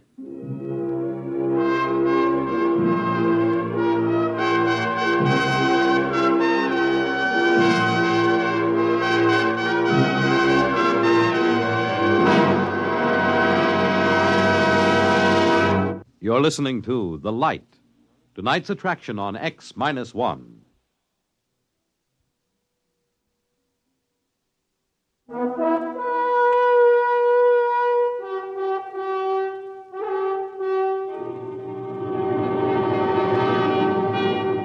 Now back to X-1 and The Light. We were in heavy spacesuits, of course, and it wasn't any too easy to move about, even with the light gravity of the moon. I stepped out of the airlock first, followed by Baird. I just stood there in the shadow of the ship, looking at the weird light, lost in wonder. I don't know how long I stood there before Baird spoke to me. Well, go ahead. Go ahead, what? Make the speech. You're the first man on the moon. You mean that prepared speech they gave us? No, thanks. We've got to make it. What's the matter with you? Your job to make the speeches. This is mutiny, you know. I ordered you to make it. I could make a suggestion. Why don't you write in the log that the speech was made and let it go at that? Judas Priest, man. All right. But if this ever gets out... It's our secret, Captain. Consider the speech made. Well, what do we do now? You start gathering rock samples. I'm going to take pictures. Come on the double. So we went to work. I gathered some samples, and each time I did, I left a little mark in the dust on the surface. The traces I left would probably last until the sun burned out. It seemed like an act of desecration, though the landscape was ugly enough. No, that's not true. It wasn't ugly, only alien. Do you know, it was several hours before I could really begin to see anything. I mean, it took that long for my brain to start registering in this strange, eerie place. I remember pausing to rest a minute while I watched Baird making adjustments on his camera lens and snapping various bits of landscape. Yeah, that ought to be a good one. You know, Baird, the thing that gets me is the light. It's no trouble. I'm using an F8 exposure this time. No, I mean the quality of it. It isn't like anything I ever saw on Earth. I wonder if it can be photographed. Of course it'll photograph. You know, in a way, it reminds me of that weird brass-colored light you get just before a storm on Earth. That it isn't the same either. No, I think I'll try an F11 setting. What I mean, though, Baird, is I don't think you can get the feel of this light in a picture. What you'd need for that is such a painter as hasn't lived for centuries. Rembrandt? No, it's too harsh a light for him. Cold light that's somehow hell-hot. Will you shut up? You and your blasted Renaissance.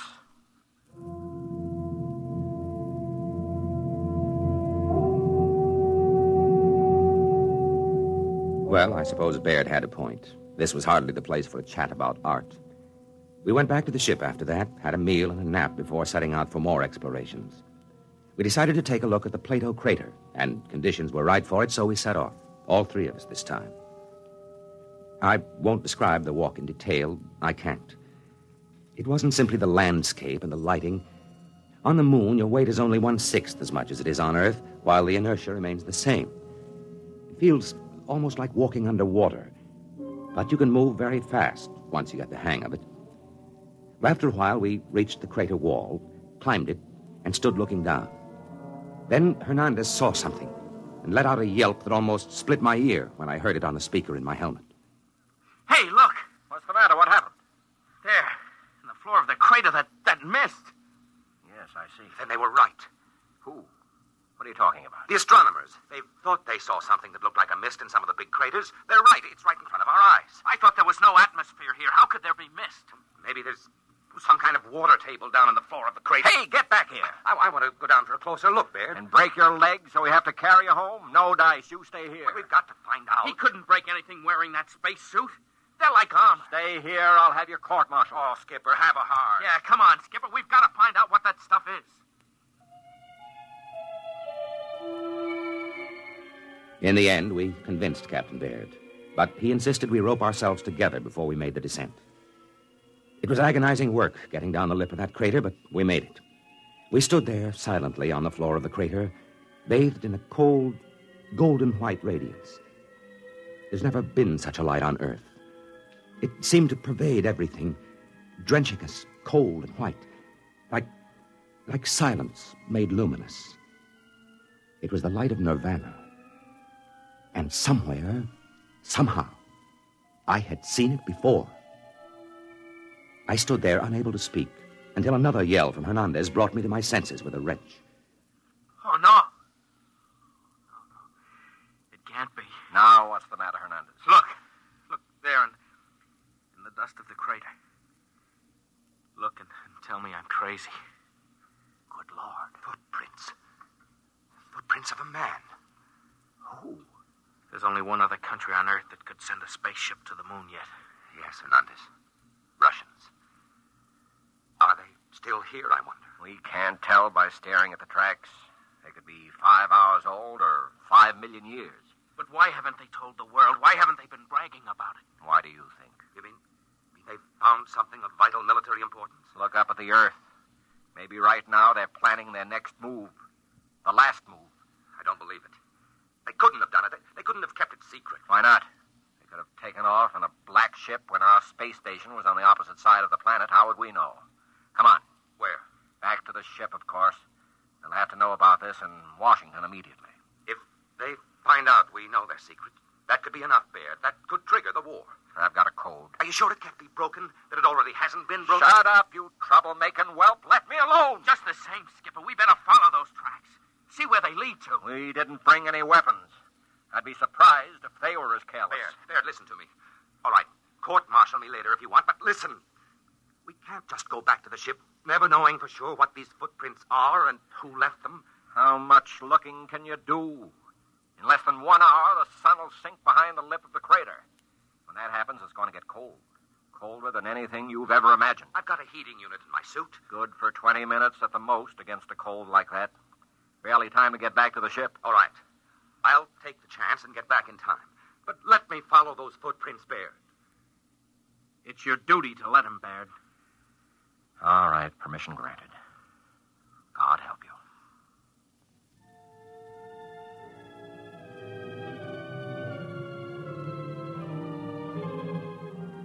Baird and Hernandez, still roped together, climbed the crater side and disappeared, leaving me alone, staring at the hobnail boot footprints of a man. I had to work fast, knowing that the sun would soon disappear and the awful cold begin. I went on, following the steps in the still, lifeless dust of the moon. At last, I came to the place I was looking for. It wasn't much to see. There was a long track of plowed dust and a chipped stone where something had landed and taken off again. And this was the astonishing thing. There was no sign of a rocket blast. A few scars where a pick had removed samples, footprints, and that's all. Someone, sometime, had landed here without rockets and had never told anyone about it. I looked up at the sky, saw the ruddy speck of Mars, and felt cold. Had the Martians beaten us to our own moon? But I had to get back now. Every second longer that I remained whittled down my chances of ever reaching the ship again. I was about to start back when something caught my eye. A big chunk of rock with something carved on it. Something unmistakable. A cross. A million suns wheeled and glittered above me. Then I knew. I remembered where I had seen that weird light which remained on the wall at sundown. And then I knew the truth. I turned and started to run for the ship. I almost didn't make it. Baird met me halfway, ripped off my pack, and connected another heating unit. Jackass! Puddin'-brained fool! I'm going to have you up before a court-martial, so help me if it's the last thing Even if I tell you who made those footprints in Plato? What? I can, you know. I've got it all figured out.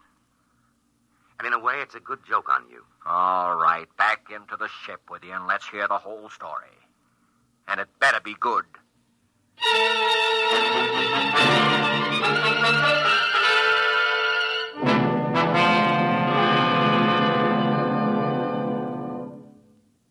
Of course, intelligence has been working night and day ever since we returned and made our report. They know we were telling the truth. And that's why you've been drafted, Professor. We're going overseas together, you and I. Officially, we're tourists.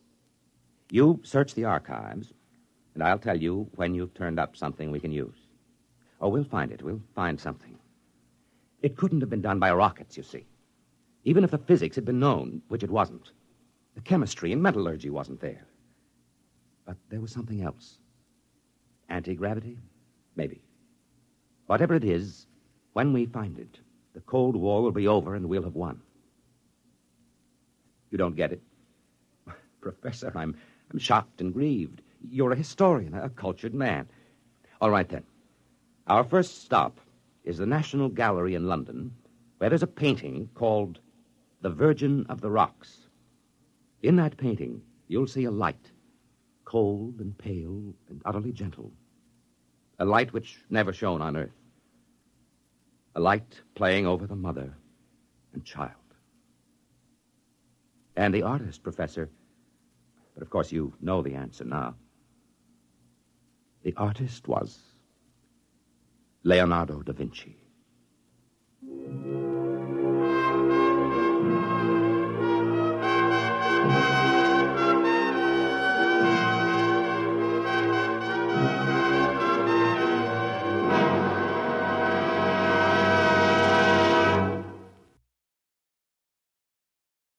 You have just heard X-1, presented by the National Broadcasting Company in cooperation with Galaxy Science Fiction Magazine, which this month features the conclusion of an exciting two-part serial, Wolfbane, by Frederick Pohl and C.M. Kornbluth. Read it in Galaxy Magazine on your newsstand today. X-1 has brought you The Light, a story written by Paul Anderson and adapted for radio by William Welch. Featured in our cast were Carl Weber as the narrator, David Kerman as Captain Baird, and Bob Hastings as Hernandez. Your announcer, Fred Collins. X-1 was an NBC Radio Network production.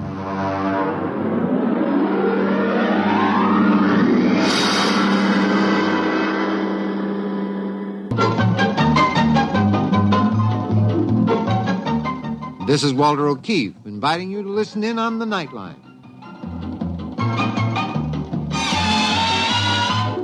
Tonight, live the incredible life of ages yet to come, in a time that might be 1,000,000 years from now, on X-1.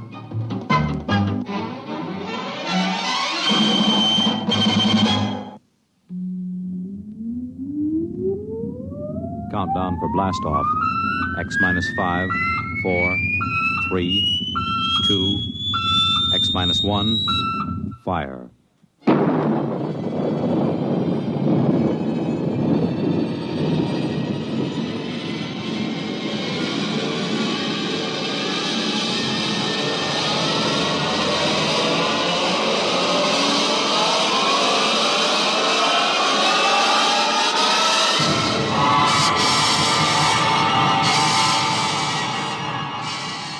From the far horizons of the unknown come tales of new dimensions in time and space. These are stories of the future, adventures in which you'll live in 1,000,000, could be years, on 1,000 maybe worlds. The National Broadcasting Company, in cooperation with Galaxy Science Fiction Magazine, presents X-1.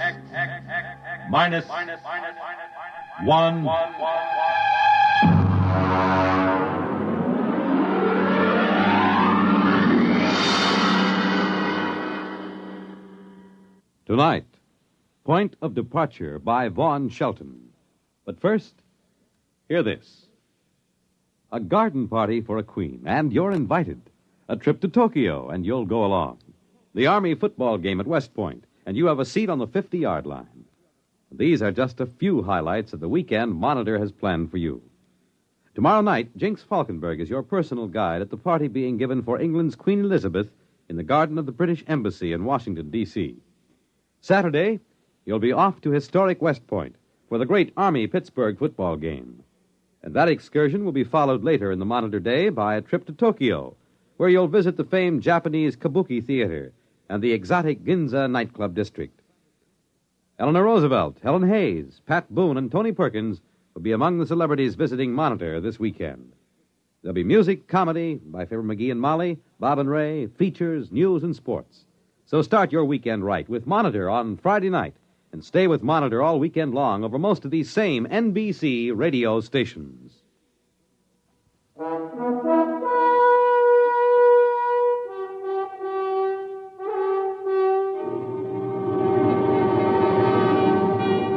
Now, X-1 and Point of Departure by Vaughn Shelton.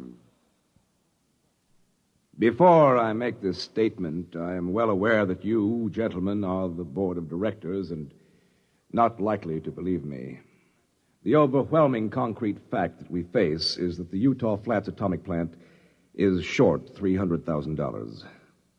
You've asked for an explanation before the district attorney's office is called.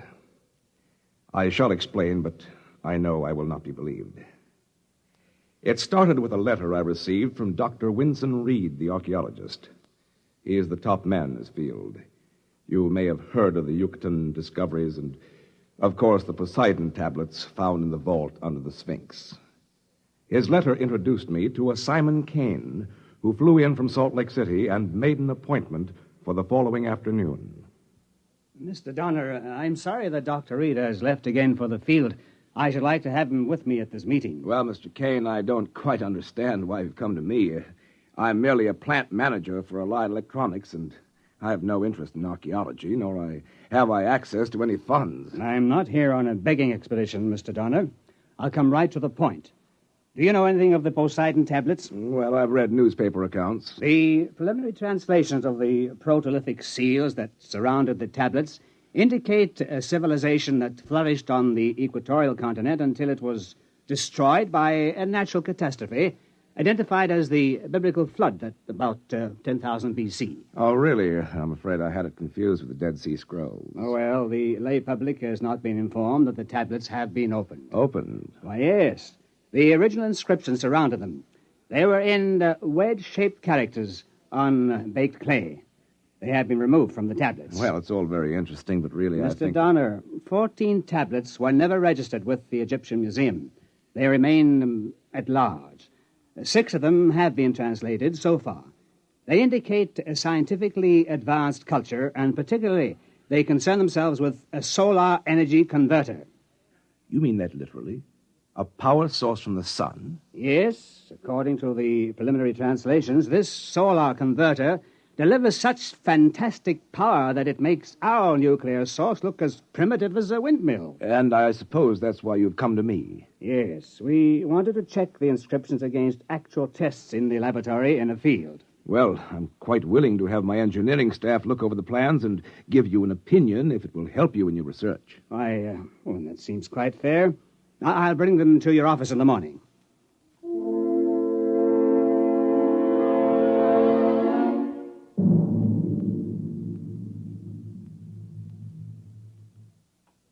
I suppose I half believed him at the time.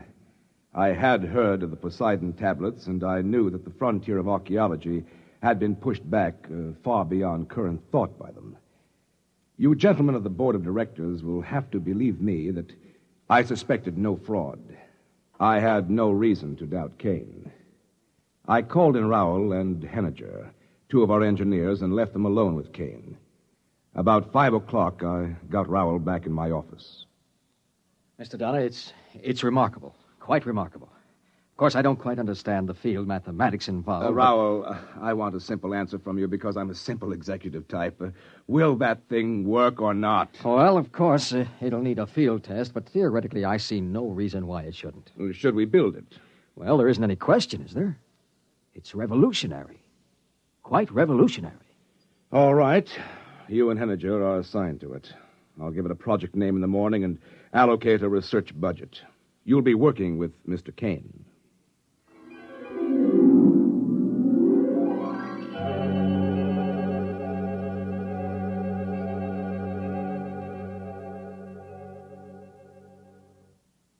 I took great care to protect the corporation's interests. I shall submit in evidence the contracts I drew up with Mr. Kane. I set Rowell and Henniger up in an isolated shop in the west corner of the plant area, and they had a device functioning within 3 weeks. A week later, I checked in at the shop again and found Rowell still working with the power unit. Naturally, I asked what he was doing. You see, I'm getting ready to mount the solar energy converter on the projectile now, Mr. Donner. What projectile? Oh, Mr. Kane leased a surplus one-man rocket from the White Sands project. We're going to rig the solar unit in it. You mean power a rocket with the solar unit?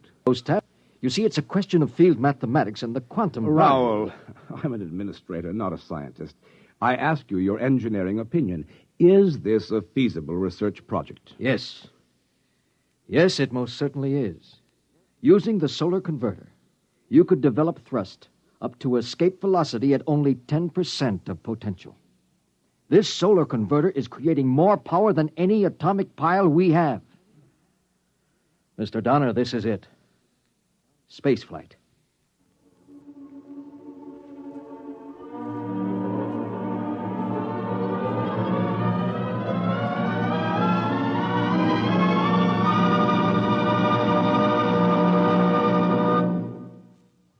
You are listening to Point of Departure, tonight's attraction on X-1.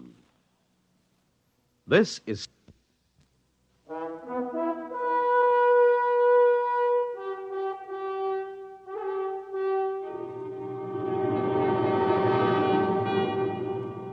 Now back to X-1 and point of departure.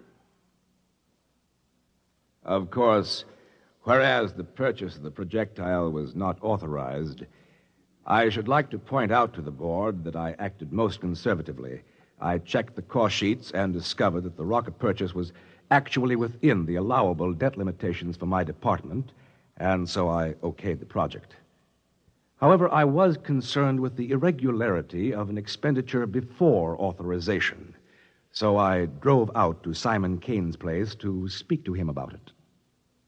Oh, Mr. Donner, I'd like you to meet Porter Hayes. Hi. How do you do? No, look here, Mr. Hayes has agreed to fly the ship. Look, that's what I want to talk to you He's about. with the Pan-Columbian Project, and he's flown all the other types that have been flown so far. This is the one that'll make history, Mr. Donner. This ship will fly anywhere in the solar system. Probably clear out to most other planets without even carrying a fuel supply. Best thing about it is the actual guarantee of a return trip. You know, those geniuses down at Pan-Columbia have plenty of ideas for getting you out there, but very few for getting you back. I've been showing Mr. Hayes the photographs of the original tablets and translations. You see, Mr. Donner, aren't they beautiful work? Kane, I want to talk to you in private. The cost sheets. Hey, Kane, where's the last tablet? There are only pictures of 13 here. That's right. The first 13 tablets take us through the construction of the unit and the ship and the inventor's 6 successful trial flights. The 14th hasn't been translated yet. It takes about a month to decipher each tablet. You do it yourself? Oh, no. That's a special study. My wife does it. She's an Egyptian scholar in her own right. Her father was Egypt's foremost antiquarian. I believe she's about to honor us with her... Nalja. I should like you to meet Mr. Hayes and Mr. Donner. How do you do, gentlemen? How do you do? How do you do? My dear, we thought you could give us a hint about the text of the 14th tablet. Are you far enough along? No, I am sorry. I have only just started. The language symbols are a little different from the others, and it is a bit difficult to read. Well, all I want to know is, when's the ship going to be ready? In good time. It's waited 12,000 years. A week or 2 more won't matter.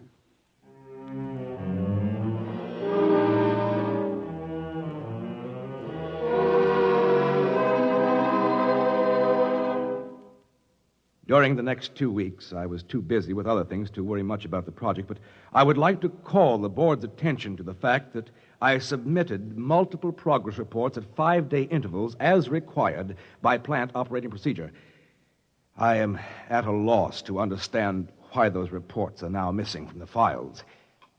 One evening, on a visit to Salt Lake, I was dining at the Pioneer Arms when I spotted Porter Hayes at the table across the room. He was with a young lady who looked familiar to me, even from the back, and, of course, I realized it was Nalja Kane.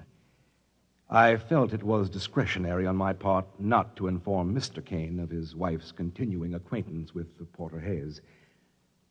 On July 19th, Kane telephoned and said the airship was rigged and ready to go. I had assigned him an area in our desert test space, and we scheduled the test for the next morning. I got to the test site a little late. Everything was ready, and they were waiting for me.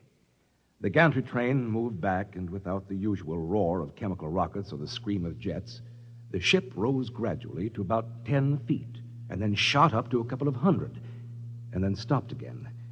Kane was on the intercom. Hayes! Hayes! Is it powering right? What does he say?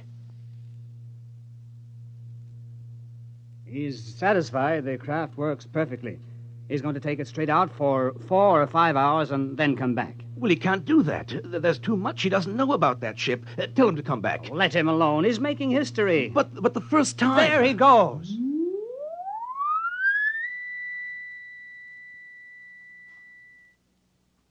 Well, I think I'll go down the road a few miles to get some breakfast. I'll be back shortly.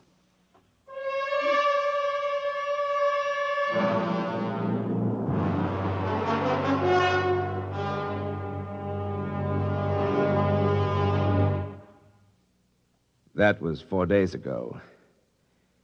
I want it clear to the members of the board that I have not notified the authorities. The ship carried the standard survival kit with 7 days' ration and water, and if he had no operational trouble, Hayes could stay out at least a week. Other than filing the original flight plan with the Joint Astronautics Board, I had no other official obligation.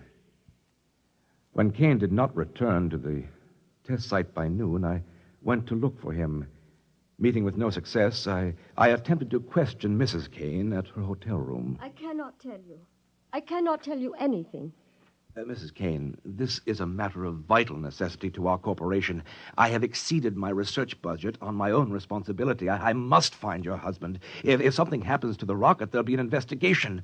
An official investigation. It will all come out then, won't it? What? About my father.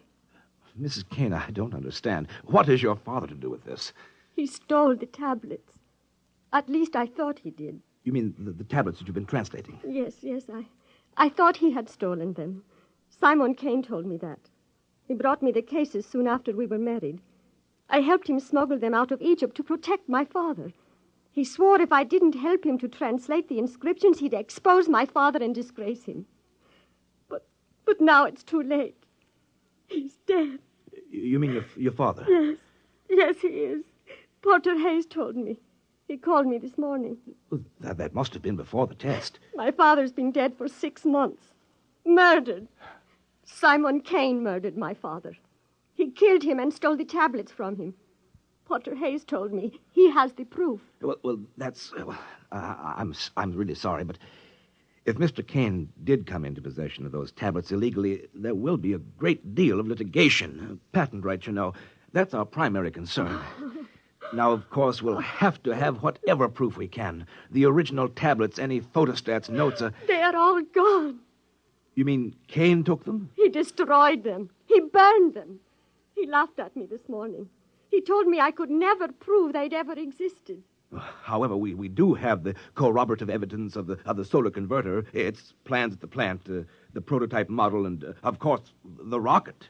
Porter Hayes flew it, didn't he?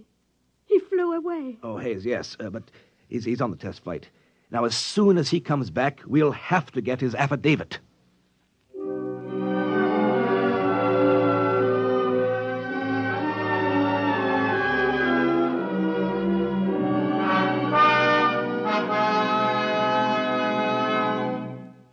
I'll admit I am at a loss to understand the absence from the plant files of all plans and prototype models of the solar converter. However, I am awaiting a report momentarily from our proving ground near Salt Lake on the return of Porter Hayes and the rocket. In the meantime, I am in receipt of a communication from Mrs. Kane, who had discovered a sketch of the 14th tablet, which remained unburned. She includes a translation, and I open this now in the presence of you gentlemen, and I include it in my report. I am convinced that the translation, which I have never seen before, will prove to you gentlemen my probity and my good faith in the corporation's behalf. Now I open the envelope. The translation, 14th tablet, and I quote, "The foregoing record is accurate, and we acknowledge a superlative contribution to science of the inventor." And there is a name here I cannot pronounce. I continue. "But we must admit his greatest contribution is in the proving of an axiom where ultimate force is involved. It is better to know none of the laws than to know most of them. On the 4th day, the aircraft returned from far space to the point of its departure. The aircraft was in excellent condition, but the solar converter was completely fused into a shapeless mass of metal. Of the inventor, the pilot of the craft, nothing remained but his clothing and a handful of white dust. I must conclude my report by proffering my resignation. I will be at the district attorney's disposal when you gentlemen of the board choose to call me in.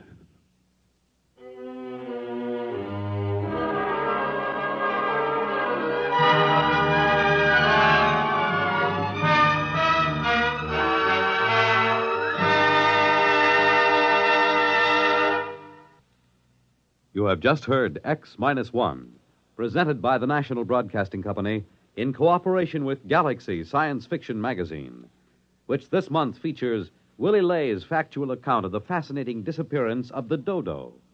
On with the dodo hunt. Galaxy Magazine, on your newsstand today.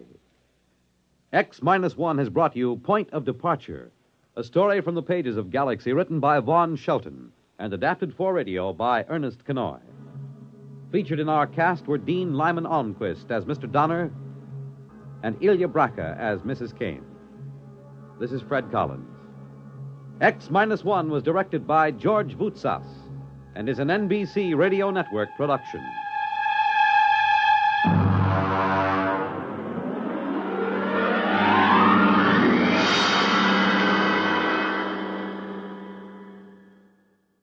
There's excitement in the air at night, and Nightline brings it to you.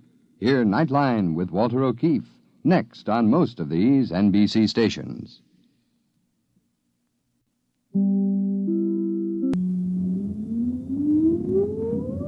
Countdown for blastoff. X-5, 4, 3, 2, X-1, fire.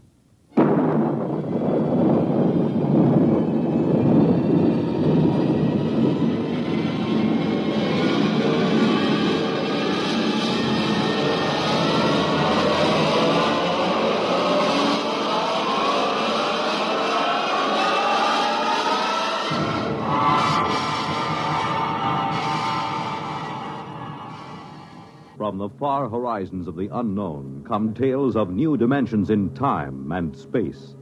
These are stories of the future, adventures in which you'll live in a million, could be years, on 1,000 maybe worlds. The National Broadcasting Company, in cooperation with Galaxy Science Fiction Magazine, presents X-1.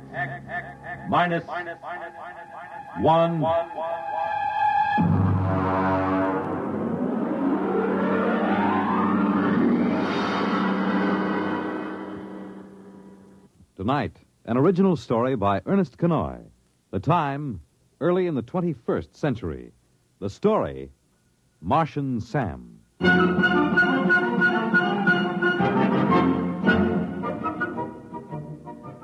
whole thing started the first day of spring training. I'd gotten into camp 2 or 3 days before and started to loosen up a little. Because at my age, even batting fungos to an outfielder can tie your muscles up into knots. Although, as a matter of fact, I'd bet that I was in better condition than half the Humpty Dumptys on the club. We hadn't won a pennant since, 1997, or was it 98? And it looked like we had a permanent lease on 12th place. The Los Angeles Dodgers were in pretty sad shape, and that's the honest truth. I was standing behind the batting cage watching a couple of kids from our Tokyo farm team when Tommy Watson from the New York Times Tribune News caught me by the elbow. Hi, Joe. Well, how does it look this spring? Well, Tommy, the club has been considerably improved. Mm-hmm. Several of the youngsters are ready to deliver this year, and, of course, we expect sterling performances from our veterans. Is that what you want? Oh, come on now, Joe, come off it. Has old man Castle loosened up enough to buy a catcher? Not that I know of. Well, how about a left-handed pitcher? Well, they're those 2 boys from Tokyo. Oh, come on, they couldn't throw a cream puff across the dining room table. Well, how does it feel to be first base coach for a team that'll clinch last place by July 4th? You're very kind, Tommy. Very kind. I just hate to see that old tightwad Castle run this club into the ground. I remember my father used to tell me about the times way back, when they were still in Brooklyn. And I can remember going down to Robinson Stadium when I was a kid to watch doubleheaders with the Denver Giants. Now look at them. A bunch of overage bums and a few kids who could hardly make the high school team. And all Castle's money goes to buy sports rockets for that screwball son of his. Oh, Joe, baseball isn't what it used to be.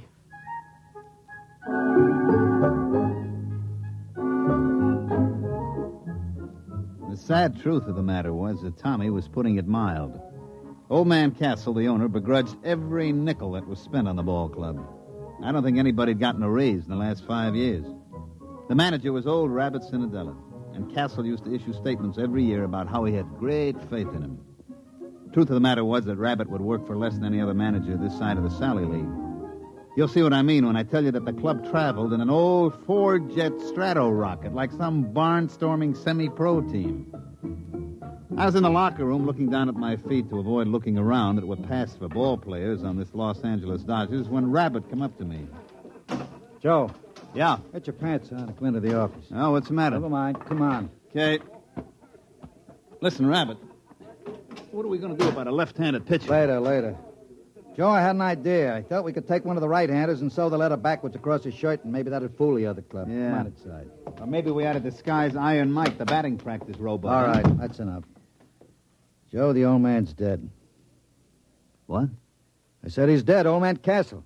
Heart attack. I figured we had him scared so he'd loosen up a little dough for players, and then he goes and does this to us. Can't trust nobody. Well, who gets the club? His son. What, you mean Whistling Willie Castle, the Jetstream playboy? That's who. But he doesn't know anything about a ball He club. doesn't have to. Old man Castle owns 72% of the stock. And it all goes to Willie. Well, what's going to happen? Beats me. Probably sell us all out and buy a new rocket. Is he here? He was in the Earth-Moon small boat race when it happened. They got a message to him when he hit the direct beam off Lunaport.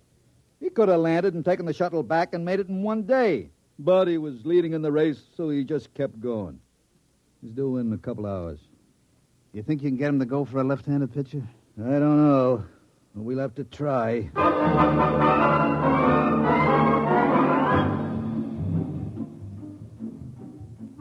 Of course, you've heard of Willie Castle. About once a year, he cracks up some expensive sports rocket or gets himself picked up in a survival suit by the IP, floating somewhere in an orbit around the moon. He almost got put away a couple of years ago when he took a debutante up in a Harrison Kilgore cruiser and kept her in orbit for 2 months. The old man was able to kill the abduction charges by claiming that they'd been married at the time. And one time when the old man had a couple of us up at the lodge he lives in during spring training, I saw the kid's room. It was filled with marak heads that he'd shot on safaris on Mars. He came down to the training camp a week later. He buzzed over in a Harley Donaldson atmospheric and set the ship down in the hole between second and third, burning out half the infield. I saw a Rabbit get him to one side and start talking fast, so I sneaked over and listened. Well, Mr. Castle, of course, you know we're all very sorry about your father's death. And He had it coming, the old tightwad. Oh, well, I see. I couldn't convince him that a credit isn't any good to you, stuffed in a mattress. You got to spend, isn't that right? Yeah, it is. As a matter of fact, that's what I wanted to see you about. Now, there's a boy in one of the Milwaukee farm clubs, a left-handed pitcher. I can get him for about $30,000 and a couple of players. And What do you mean? Well, I mean, you're absolutely right, Mr. Castle. You got to spend money. And if we could get a little help in pitching and maybe an outfielder or two... You mean spend money for baseball players? Well, yeah. That was what I had in mind. Now, wait a minute. This baseball team was my father's hobby, like some old men collect stamps or play checkers. Now, in the terms of the will, I can't sell it. But I'm sure not going to throw any good money away on something foolish like baseball players. Oh, I see. As a matter of fact, I'm going to need all the cash I can lay my hands on. Yeah? Yeah. I've got a chance to buy a 3-pile nuclear racer that'll cut 2 weeks off the round trip to Mars. Oh, I see. You wouldn't want to spend money on anything as foolish as ball play. That's it. You've got the idea now. Oh, by the way, Mr. Cinadilla. Yeah? I find it's quite embarrassing to me to have my friends continually make fun of me because the Dodgers are in last place. Well, as a matter of fact, that gets to be a touchy point with me, too. Well, I'd like to see it change. So if you don't mind, would you please have them somewhere in a more respectable position, say third or second, within a month or two? Now, look here, Mr. Castle. I can't make bricks without straw. You won't spend the credit for a ball player, and I can't... You do your best.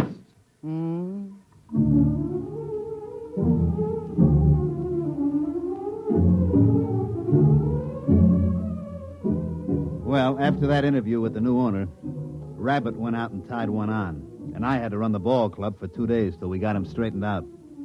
But I can't say as I blamed him. We won 1 game in the Grapefruit League. We played the Jacksonville High School team and squeaked out a 13-12 victory. What the Yankees and Braves did to us, I'd rather not say. We opened the season at home, and a mediocre pitcher for Pittsburgh threw a no-hitter at us. Actually, that's not quite accurate. The truth is he just pitched, and we didn't hit anything. We lost 10 straight from opening day, and we didn't lose on the 11th day because it rained. Rabbit and me piled into his 97 copter and flew out to the Castle Estate up near Arrowhead. I was in pretty bad shape. For one thing, Rabbit's copter has a wobble, and I was feeling green around the gills by the time we dropped down on the port. Willie Castle was very excited by the time we finally got to see him. He was puttering around a whole mess of stuff piled up in the middle of the floor. Say, how do you like this? Isn't it exciting? Yeah. What is it? It's a Durgo stick. Oh, yeah, sure. And they use it in Mars in a game played between two villages. You see all the men on one side line up, and then all the men on the other side try to knock them over with these sticks. Isn't it a beauty? Yeah. Look, Mr. Castle, I got to speak to you. We got to have a left-handed pitcher. Oh, you mean for the baseball team? Yeah, that's right, the baseball team. That's what we got to have a left-handed pitcher for. Yeah. Well, now, I can't really be bothered with details of that sort. I'm leaving for Mars in the morning. Oh, by the way, I haven't had a chance to look at the standings recently. How are we doing? Mr. Castle, we may well set them out on record for consecutive games lost. Now, look here. You told me you can't sell the club. And you said you get tired of your friends kidding you about being last. Well, take it from me, Mr. Castle, and I know. Unless we get some ball players on that club, it's going to be last for the next 22 years. Now, look here, Cinderella, I know you can fire me, but I don't care who you hire as manager. Unless you get him a left-handed pitcher and a couple of other players, that club is going to stay last. Oh. Oh, well, then I'll see what I can do. Don't worry about it. What do you mean, don't worry about it? I got to go out there every day and try to make those bums go through the motions. Now, look, I really have to pack. And besides, I'm expecting a new shipment of equipment from Aberfitch and Comby. Now, just don't worry about it. I'll think of something.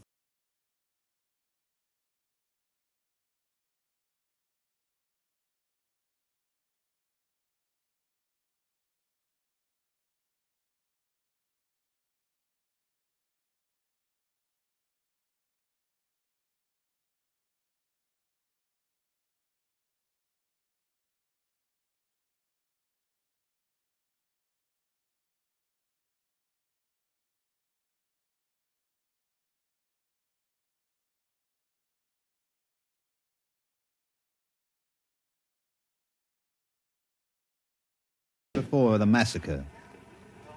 Well, I notice, Mr. Cinderella, that we're still in last place. Yeah, Mr. Castle, we are. We are lucky we are still in the league. With the ball players that you've given me. Well, I just wanted to tell you that I made a small bet with one of the boys at the country club. Yeah? Yes. I bet 1,000,000 credits that we'd win the pennant this year. That's nice. You don't seem to understand. I expect to win that bet. Yeah, sure. And I expect to put on a Monroe suit and win the Miss Universe title. I told you to leave everything to me. Now, I'd like you to come into my office, if you please. I have a few things I'd like to talk over with you. For one thing, I've signed a ball player. You what?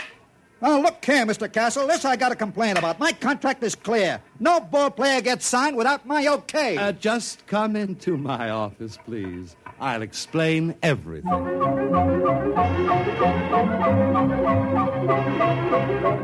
That night, when Rabbit went up to the plate to hand in the starting lineups, I could tell something was happening. For one thing, old Baldy Snuff, the umpire, was looking at the card like it was written in Arabic. All right, who's the pitcher? It's written right there in the card. Ceramo Castro Perbaco. What's the matter, can't you read? Oh, come on now. You kidding? Is he Armenian? Nope. Martian. Martian? That's right. Martian.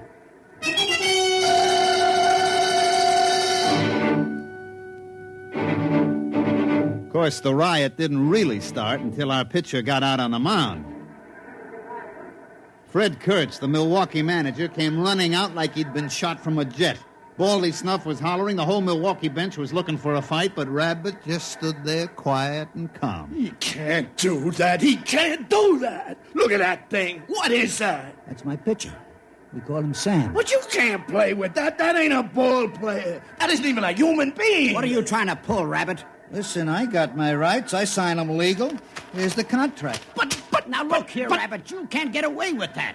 That thing's only about 2 feet high. 18 inches, as a matter of fact. But how's he gonna pitch? He hasn't even got any arms. Sure he has. He's got it curled up. Hey, Sam, wind up.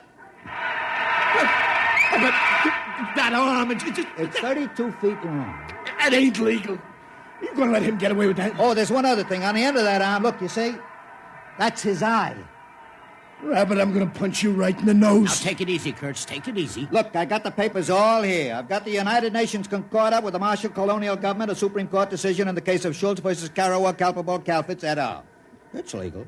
Any Martian citizen is entitled to the same legal rights and privileges as a citizen of Earth. And among those is the right to play ball in a national league. I protest again. I forfeit the game.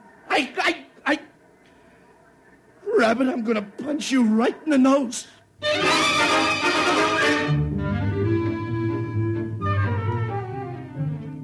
As a matter of fact, the game that night was postponed because of riot. The next morning, everybody met in the commissioner's office, and sure enough, it was legal. Martian Sam, we come to call him, was a legally signed player for the Los Angeles Dodgers. I told you not to worry. I found Sam in a village just north of Marsport. He's a klugel hunter. A what? A klugel hunter. Klugels are fast little animals that run about 80 miles an hour, and the hunters go out and throw rocks at them and kill them. Sam's a klugel hunter. He ought to be a pretty good pitcher. How about the other clubs? What happens if they get klugel hunters? Oh, they won't. You see, it's basically contrary to Martian psychology. They won't ever leave their own villages. And how come Sam left? Well, it was an unfortunate accident, really.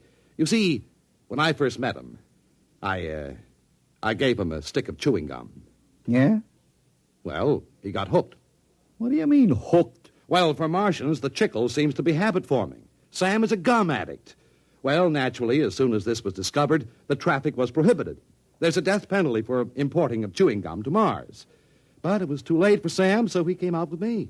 You mean all we got to do is keep him supplied with chewing gum? That's right. I told you I'd take care of it, didn't I? Now you've got your left-handed pitcher.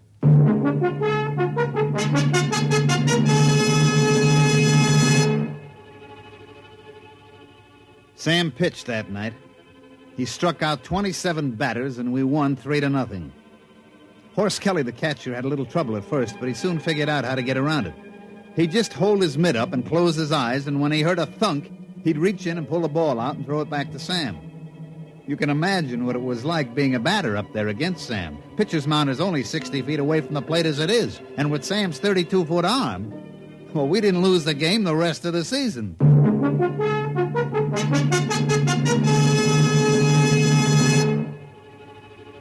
Of course, we started out so far behind that by the last game of the season, we were tied with the Milwaukees, and we were playing them at Milwaukee. The winner of this game won the pennant.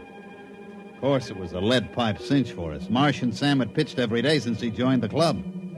He looked real cute out on a mound, standing 18 inches high in his little Dodgers uniform and in that long 32-foot arm. We had taken a finished batting practice at Milwaukee County Stadium, and I was standing next to Willie Castle's box talking to him. Well, it looks like I won't have to be embarrassed about owning the Los Angeles Dodgers anymore, eh? That's right. With Sam pitching, that means we win the pennant and the series. Well, I think that's very nice. As a matter of fact, I'm thinking of taking the whole team on a barnstorming tour through Mars after the series is over. Hey, Joe!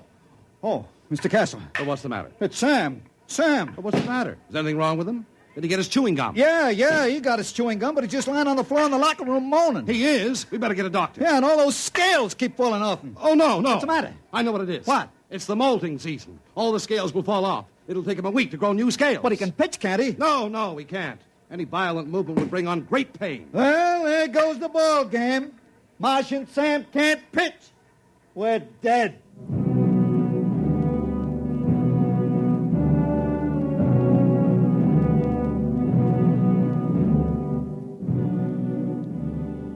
Rabbit put it mild. We were good and dead. We pitched Harry Kosnowski, our best human pitcher, but our best human pitcher was none too good. He rose to the occasion, however, and the score was tied going into the last half of the ninth. That's the way, Harry, old boy. That's the way. Pour it in. Come on, Harry. You can do it, baby. Unfortunately, he couldn't. He hit a streak of wildness and walked 3 straight men. Things were very quiet in the Dodgers' dugout. One more walk would force in a run, the ball game would be over. Then as we all sat there staring out at the mound where Harry was sweating, we heard a little shuffling noise. Oh, what's that? Sam, what are you doing out here? And then with the little squeaks that he used for talking, Sam told us what he wanted to do. He wanted to pitch. But, Sam, you can't. You're molten. Your scales.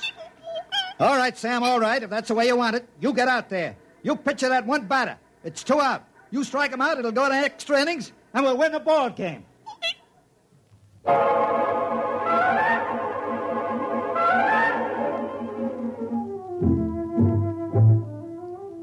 So Martian Sam trudged out to the pitcher's mound, his tiny legs lagging with great pain. You could just tell the little guy was hurting bad.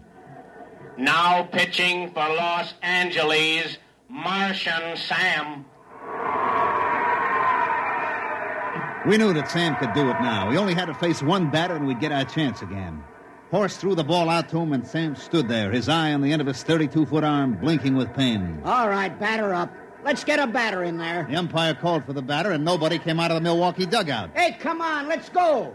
Hey, Kurtz, get a man up in there. What's the matter, Baldy? Let's get a batter in there. You're delaying the game. What do you mean I'm delaying the game? You get a batter up there. But I got a batter up there. What do you mean? There's nobody in the batter's box. Baldy, I got a contract here for you to read. What are you talking about? Yeah.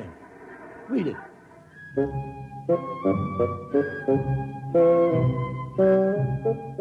Well, of course, everybody knows what happened.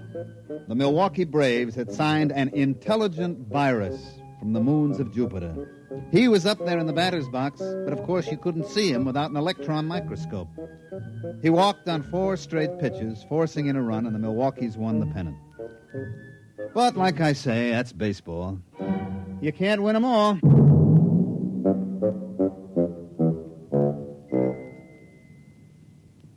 You have just heard X-1, presented by the National Broadcasting Company in cooperation with Galaxy Science Fiction Magazine, which this month features Time in the Round by Fritz Leiber, the story of a dictator who suffered more than any dictator in history. He was so puny, and his victims were so impregnable. Galaxy Magazine on your newsstand today. Tonight, X-1 has brought you Martian Sam, an original story written for radio by Ernest Kenoy. Featured in the cast were Mandel Kramer as Joe, Santos Ortega as Rabbit, Ivor Francis as Willie, Jack Orison as Baldy, Bob Hastings as Tommy, and Bill Zuckert as Kurtz. Your announcer, Fred Collins. X-1 was directed by Daniel Sutter and is an NBC Radio Network production.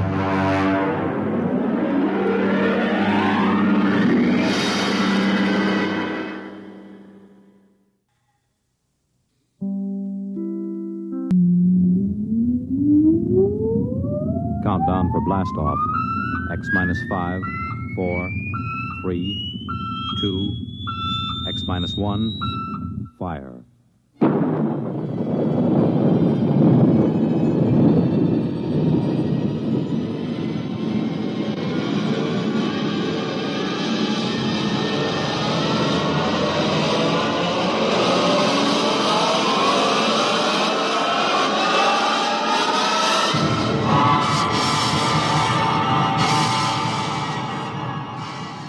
From the far horizons of the unknown come tales of new dimensions in time and space. These are stories of the future, adventures in which you'll live in a million, could be years, on 1,000 maybe worlds. The National Broadcasting Company, in cooperation with Galaxy Science Fiction Magazine, presents X minus 1.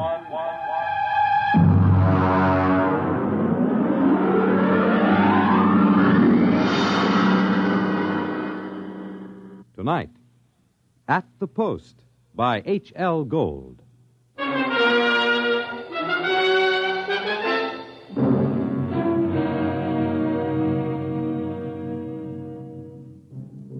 When I come into the Blue Ribbon on 49th Street west of Broadway, I could tell right away nobody told Doc Hawkins about my misfortune. Doc, who ain't one really, writes a daily medical column for the Racing Form, and we're celebrating his being sprung from the alcoholic ward.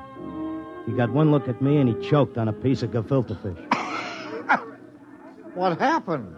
What happened? Look at that. Clucker's become a character. Now, lay off, Doc. Look at that, a gray flannel suit, a black tie. Clucker, where is your purple and green check sports jacket? Where are your two-tone suede shoes? Why, you've become a character. That was Zelda's idea. She wanted to make a gentleman out of him. Wanted to? Why, you two kids got married just before they took my snakes away. Don't tell me you've fit already. You don't know, Doc? No. What happened? Well, it was right after you tried to take the warts off the fire hydrant that Zelda started hearing voices. It got real bad. How bad? Well, she's at Glendale Center upstate. I just came back from visiting her. Well, did the psychiatrist give you a diagnosis? Yeah, I got it memorized. Catatonia dementia precox. Oh, rough. Very rough. The outlook is never good in such cases. Maybe they can't help her, but I will. Now, Clocker, you're a race handicapper. You run the best tip sheet on Broadway. But people are not horses. You've got to think of your public. For instance, what's good at Hialeah, huh? My bar bill is about to be foreclosed, and I can use a long shot. Those couch artists don't know what's wrong with Zelda. I do. You do? Well, almost. I'm so close I can hear the finish line camera clicking. Well, now, that's very interesting. Perhaps we can collaborate on an article for the psychiatric journal. All right, look. Look at these charts. Look, here. Huh? I use the same system I used to dope the races. Look, Zelda's got catatonia. She used to be a hoofer before we got married, and now she does time steps all day. Stereotype movements are typical of catatonia. You don't get it. She does time steps. The first thing you learn in hoofing, over and over. 10 or 15 hours a day. And she keeps talking like she's giving lessons to some jerk kid who can't get it straight. And I hear when these catatonics pull out, they don't remember much or maybe nothing. Protective amnesia. They work harder and longer at what they're doing than they ever did when they were regular citizens. And they don't get a red cent for it. I beg your pardon? I said they were getting stiffed. Anybody who works that hard ought to get paid. I don't understand what you're getting at. What are they knocking themselves out for if it's for free? Doc, I tell you, I miss that mouse. I gotta save her. She can't see or hear us, but she can sure see or hear something. And I'm gonna dope her. Parker, it's too much for you. Too much for me, huh? Who was it said Warlock had turned into a dog in his third year? Who was it had 7 winners the opening day at Belmont? You take my word for it, Doc. I'll beat the schizophrenia handicap.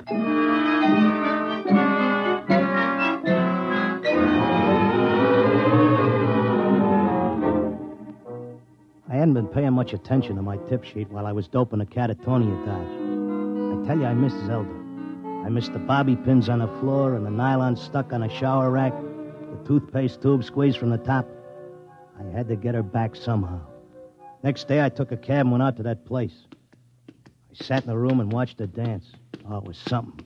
Because Zelda was worth watching, even with her eyes blank and her feet shuffling through that simple time step.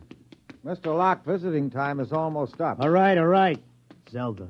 Listen, Zelda. How long can they take to learn a time step? She can't hear you. Look, kid, I don't know who these squares are that you're working for, but tell them if they take you, they got to take me, too. You hear?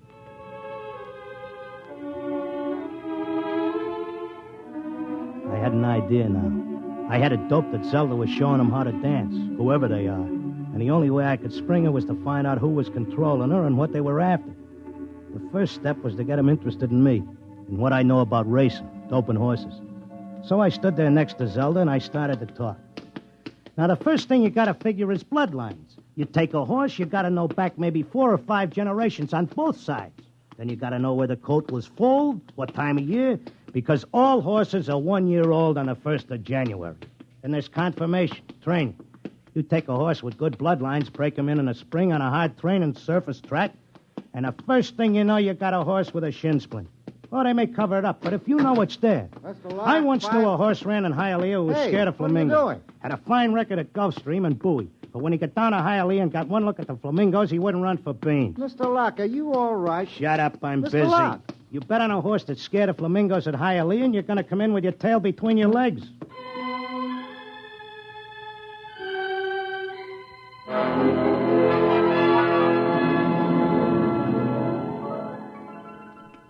kept coming back every day. I'd just sit there next to Zelda while she did a time step, and I'd talk about horses over and over. And then finally, I started to hear voices. Clocker! Clocker! This way, Clocker, come this way. This way, Clocker. Come on now, come with me. Like it was a fog, I could see the attendant in his white coat, asking me questions, and I couldn't hear him. I knew I just kept on talking about the horses. And then suddenly I wasn't there. I was somewhere else. I was in a big square, and the buildings looked like the new Roosevelt Raceway, all modern. Or maybe like the World's Fair. There were trees and statues, and there were hundreds of people standing around, and they all looked scared. There was a little man with bifocals and a vest with pins and needles in it standing next to me. He looked scared. But I knew it had worked. I was on my way to Zelda. How did I get here? Excuse me, mister. How did I get here? I don't know. I can't take time for pleasure trips. I've got a customer coming in tomorrow for a fitting. She'll positively murder me if her dress isn't ready. She can't murder you. Not anymore. You mean we're dead? Don't ask me, but I don't think you're dead. That much I can tell you. Some of the people in the crowd were complaining they had families to take care of, while others were worried about leaving their businesses. And they all grew quiet when a man climbed up on a big platform in front. He was a very tall and dignified guy, and he had formal clothes and a white beard like the chief mourner at a politician's funeral. Ladies and gentlemen, please feel at ease. You are not in any danger. No harm will come to you. If you will listen carefully to this orientation lecture, you will know where you are and why. What is it? I don't understand. It's a pitch. Friends, I know you are puzzled at all this. Now let me explain. You've been chosen, yes, carefully screened and selected, to help us in what is undoubtedly the greatest cause of all history. You will learn more about it as we work together in this vast and noble experiment. What experiment? What is it? I got it picked. This is a pitch. These guys are out for something. Smells like a con. Let me state this in its simplest terms. Now, you know that there are billions of stars in the universe and that the stars have planets. A good many of these planets are inhabited. In almost all instances, the dominant form of life is quite different from yours. I am not of your planet or solar system. I am not formed as you see me. My true appearance would seem to be rather confusing to human eyes. Nuts, get to the point. The truth is, we are not here, and neither are you. Here is a projection of thought, a hypothetical point in space, a place that exists only by mental force. Actually, our bodies are on our own respective planets. What's he saying? What does he mean? Wait, he'll give us the convincer after the build-up. Our civilization is considerably older than yours. For many of your centuries, we have explored the universe both physically and telepathically, and during this exploration, we discovered your planet. We tried to establish communication, but there were grave difficulties. And it was the time of your dark ages. And I'm sorry to report that those people we did make contact with were generally burned at the stake. Here it comes. He's getting ready to slip us the sting. Oh, I don't think you ought to say a thing like that about a fine, decent gentleman. He's obviously very sincere. The problem we face is that the human race is doomed. The history of your race is a record of incessant wars, each more devastating than the last. And now, finally, man has chained the power of worldwide destruction. The next war, or the one after that, will unquestionably be the end not only of civilization, but of humanity, perhaps even of your entire planet. Then why have we brought you here? Because man, in spite of his suicidal blunders, is a magnificent race. He must not vanish without leaving a complete record of his achievements. Now, this is the task we must work together on. Each of you has a skill, a talent, a special knowledge we need for the immense record we're compiling. Every area of human society must be covered. And so we need you urgently.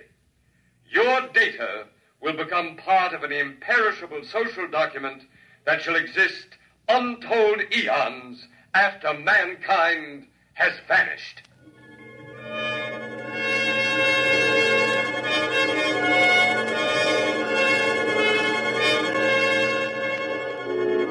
Oh, he had a slick con. He had that crowd in the palm of his hand like a small-time grifter selling pearl necklaces on 6th Avenue. They all cheered. They were all flattered to think that they were joining in this vast project to make a record of the human race. After a while, they broke us up into divisions, and I got herded into a building marked Sports and Rackets. They took my name and my occupation like I was applying for unemployment insurance. Now, here's our problem, Mr. Locke. We're making two kinds of perpetual records. One is written, more precisely microscribed, The other is a wonderfully exact duplicate of your cerebral pattern, in more durable material than brain matter, of course. Of course. The substance we use in place of brain cells absorbs memory quite slowly. But you'll be happy to know that the impression once made can never be lost or erased. Delighted, tickled to pieces. I knew you would be. Well, let's proceed, shall we? First, a basic description of horse racing. I started telling them about horse racing, but they held me down to one sentence. They said I had to repeat it over and over so that recording thing could get it. They had a picture of my body back on Earth lying in a bed in a hospital just saying that one sentence over and over again. Well, that's enough for today. Isn't it amazing? We have a more detailed record of human society than man himself ever had. Your life, my life, the life of this Zelda, whom you came here to rescue, all are trivial, for we must all die eventually. But the project will last eternally. You're telling me you know what I'm here for? To secure the return of your wife. I would naturally be aware that you'd submitted yourself to our control voluntarily. It was in your file that was sent to me by admissions. Then why did you let me in? Because, my dear friend, we also... Leave out the friend pitch. I'm here on business. As you wish.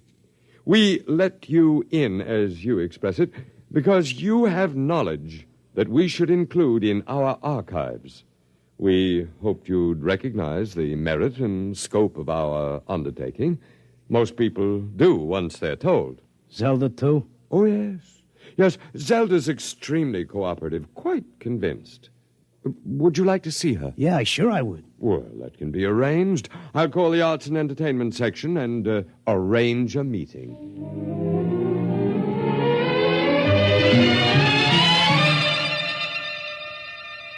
Zelda, baby. Clocker. Let's get out of here. Oh, hello, Clocker. Aren't you glad to see me? I spent months and shot every dime I've got just to find you. For sure I'm glad to see you, hon, but I can't waste any time. This work is so important. I want to talk to you. That con artist with the white beard said... isn't he wonderful, Clocker? Aren't they all wonderful? Regular scientists devoting their whole lives to this terrific cause. What's so wonderful about that? They could let the Earth go boom. It wouldn't mean a thing to them. Everybody wiped out, just like there never were any people. Not even as much record of us as the dinosaurs. Gee, wouldn't that make you feel simply awful? I wouldn't feel a thing. All I'm worried about is us, baby. Who cares about the rest of the world doing a disappearing act? I do, and so do they. They aren't selfish like some people I could mention. Selfish? You're darn right I am. Zelda, listen. I'm selfish because I got a wife and I'm nuts about her and I want her back. I have to help out on this project. It's the least I can do for history. History? What did history ever do for us? Go turn in your time card, baby. Tell them you got a date with me back on Earth. No, this is my job as much as theirs. More even. They don't keep anybody here against their will. I'm staying because I want to, Clocker. But, honey... Excuse me, I've got to get back. I'm teaching them the soft shoe now.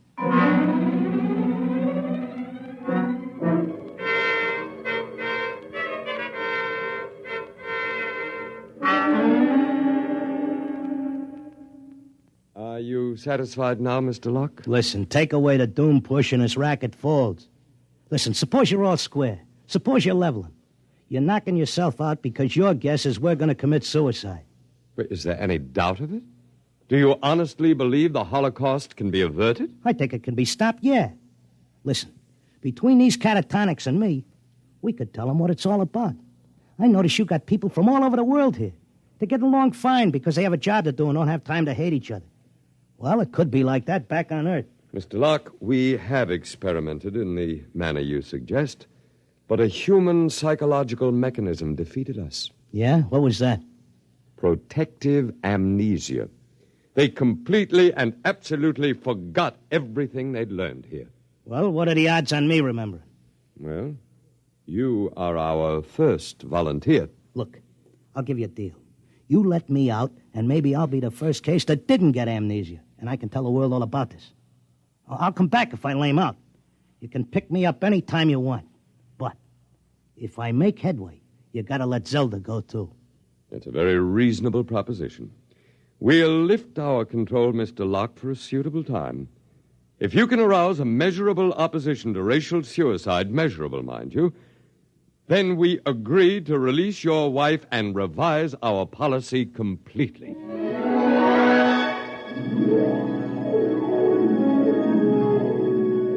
came to at Glendale. It took me about 2 weeks to convince them that I was all right again. But I had to convince the world that they were throwing a race and that they needed a saliva test. So I started to write it all out in my tip sheet, in and around the horses. Around that time, I ran into Doc. Clarker, my boy, you've no idea how anxious we were about you. But you're looking fit, I'm glad to say. Thanks. I wish I could say the same about you and the rest of the world. No need to worry about us. We'll muddle along somehow. You think so, huh? I'm glad to see you've got your tip sheet going again. As long as the bobtails run, who cares what happens to anything else?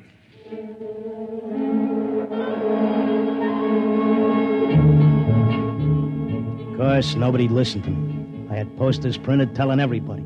I hired sandwich men to walk through the city. I made speeches in Columbus Circle. I told everybody doomsday was near. I sent letters to Congress, to the UN, editors of newspapers. Nobody paid any attention. I sneaked into the balcony of the General Assembly and tried to shout a speech, and they threw me out, very politely. I wrote the whole thing up for a magazine, and they printed it and sent me a check and told me if I had any more fiction, they'd be glad to run it. They kept trying to tell everybody the truth about the catatonics. We ought to go to the hospitals and get ourselves let in and have the aliens take over and show us where we're going. But nobody would listen. And then finally, I went back out to Glendale. Oh, Mr. Locke, we were wondering when you'd come visit your wife. You've been away? I want my old room back. But you're perfectly normal. Give me half hour alone, and you'll be glad to give me my room.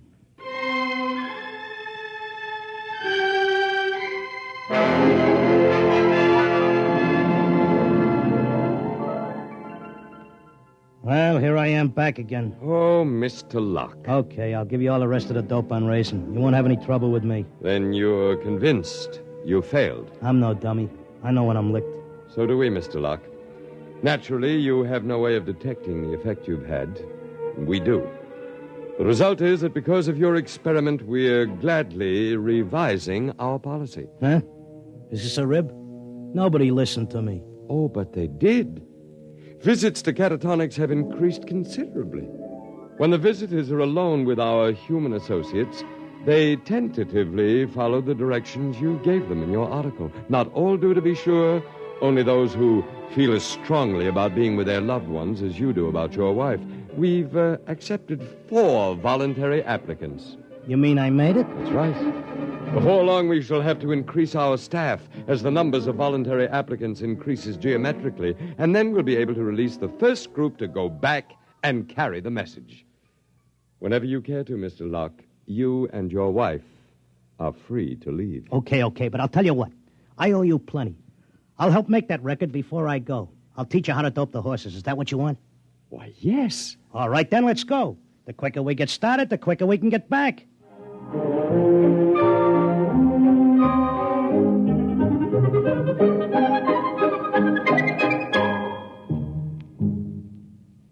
You have just heard X-1, presented by the National Broadcasting Company in cooperation with Galaxy Science Fiction Magazine, which this month features A Touch of E-Flat by Joe Gibson, a story with a warning.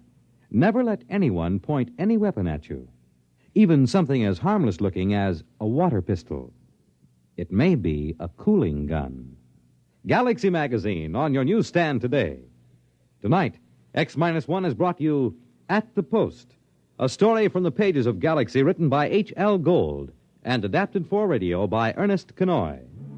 Featured in our cast were Frank Maxwell as the clocker, and Thomas as his time-steppin' wife, Zelda, Arnold Moss as the otherworldly one, John Griggs as the doc who wasn't one, really, and Sam Raskin as the confused little tailor with his mouth full of pins. Your announcer, Fred Collins. X-1 was directed by Kenneth McGregor and is an NBC Radio Network production.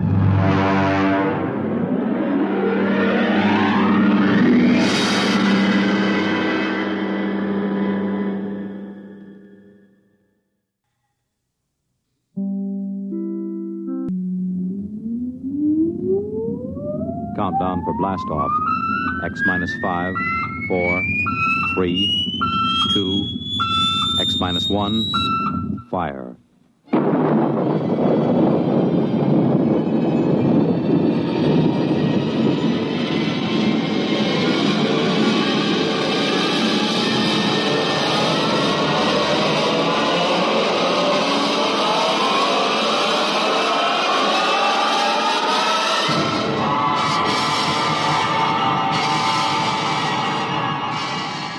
From the far horizons of the unknown come tales of new dimensions in time and space.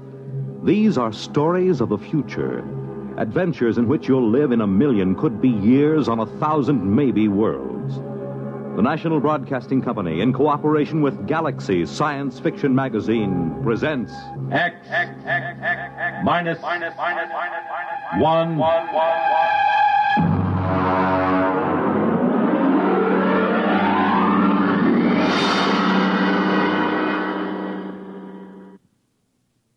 Tonight, The Scapegoat by Richard Maples. But first, hear this. When the ice is smooth and the sky is blue and the skaters' waltz is played for two. You make it Pabst, 'cause Pabst makes it perfect. Yes, Pabst makes it perfect. Just as we always have ever since 1844. So next time, you make it Pabst, because Pabst makes it perfect. America's Blue Ribbon beer from the Pabst Brewing Company, Milwaukee, Wisconsin. Yes, Pabst makes it perfect.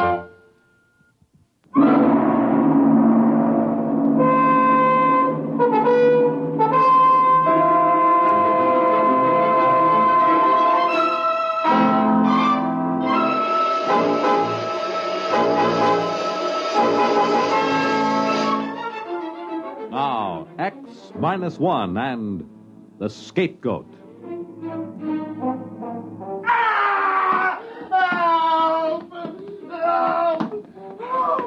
The old guy didn't have a chance. All he could do was shield his head with his limp arms and moan, while this other fellow, a husky young six-footer, gave him a vicious, cold-blooded beating. Hey, cut it out!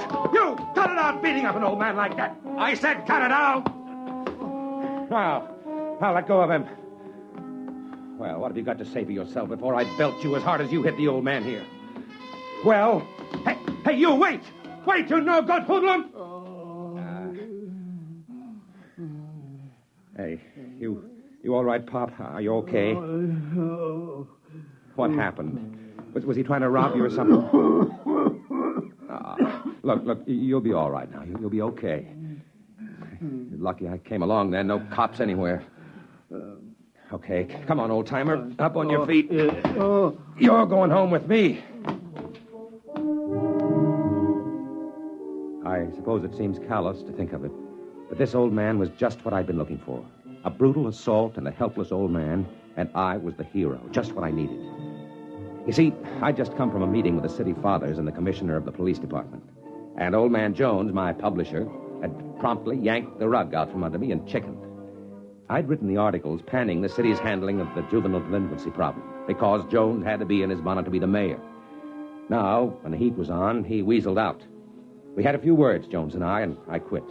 But now I had him, an eyewitness story, no cops anywhere, and a young bruiser beating up a defenseless old man. I figured I'd take him home, let my wife fix him up, keep him around the house until the story broke. Ed, what's the idea of... Ed! All right, take it easy, honey. It's all right. This old guy just needs some patching up, that's all. Come on, old-timer. Oh, but he looks awful. Who is he? Well, his blood and... Now, come on. Help me get him inside. He's cold. His wrist, it's cold. Yeah, shock, I think. Come on, in with him. All right, now, let him down on the chair. There you are, Pop. Were you in an accident? No, some hoodlum was beating him up. I chased him off. Oh, that's awful. Did you call the police? There weren't any police there. I'm going to crack this whole situation wide open with this story. Hey, Mom! Hey! Wow! Never mind. Go into the bathroom and bring out some towels. Ed, we'll need some bandages. And... Yeah, we'd better get a blanket around him. A blanket? It's 90 degrees. It's for shock, son. Go ahead, Tommy. Okay, Mom. Ed, I think he's coming to now. He's opening his eyes. No, you're all right, old-timer. You're all right. Well, isn't this cozy? What's your name? Ash. Ash. And first name? That's it. Oh, then what's your last name? I don't know. All right. Take it easy. What happened? Who was that hoodlum? Did you ever see him before? I don't remember. Well, why was he hitting you? I don't know. I don't remember. You missing any money? I'm not sure. Well, I suppose I scared him off before he could rob you. Yes, oh, yes, you rescued me, didn't you? I'm really very grateful. Don't try to talk too much now. You'll feel better after you've had something to eat. Ed, we have nothing in the house. We were just going to have a salad. Well, salad's all right. Well, Ed, I think maybe we'd better get Mr. Ash to a hospital or to his house or something. Oh, look, Nana, I told you I want him Ed, here. please, come inside. Well, what's the matter with you? Come inside. Okay. You just sit right here, Mr. Ash. I'll be right back. I just want to... Yes, I'll be all right now. Nan, what's the matter with you? Get rid of him. What? Get him out of here. Well, why? He gives me the willies. Oh, no, it's just the heat. Well, you must know he leered at me. Oh, Nan, he's an old man. He's just been beat up and in shock. Ed, please. Oh, no. I've got to keep him here. He's my proof. I'll write a story that'll rip the administration wide open, and Jones can't pull it out because I've got the proof right here, and I was the eyewitness. But, Ed... No. Please. He stays here, and that's all there is to it.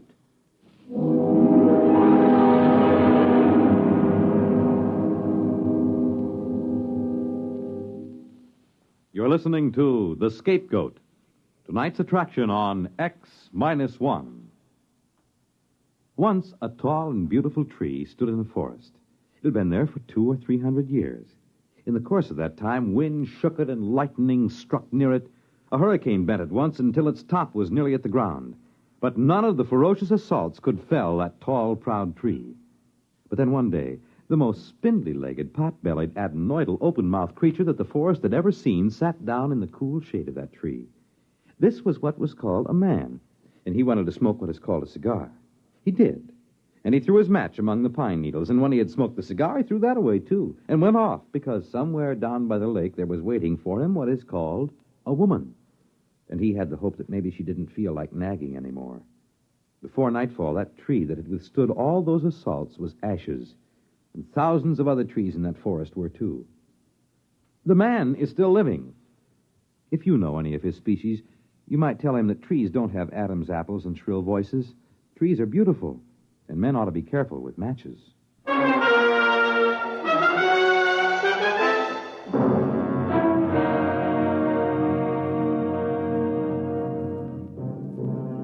Now back to X-1 and The Scapegoat. The old man seemed to recover pretty quickly. I suppose mostly because I'd gotten there in time. As a matter of fact, he began to talk, and he kept it up through the whole meal. And it was the craziest story you ever heard. He insisted he'd come from another world outside our solar system, where people existed in a kind of liquid state, bouncing about for the most part like large water-filled bladders. They were, however, capable of taking almost any shape their superior minds willed. They could flatten and drift about on the water, or they could inflate and rise in the air. As a matter of fact, they can even become facsimiles of other living things, taking on the shape and texture and coloration, a capability which adds greatly in their main function of traveling as missionaries of goodness among the peoples of the galaxy.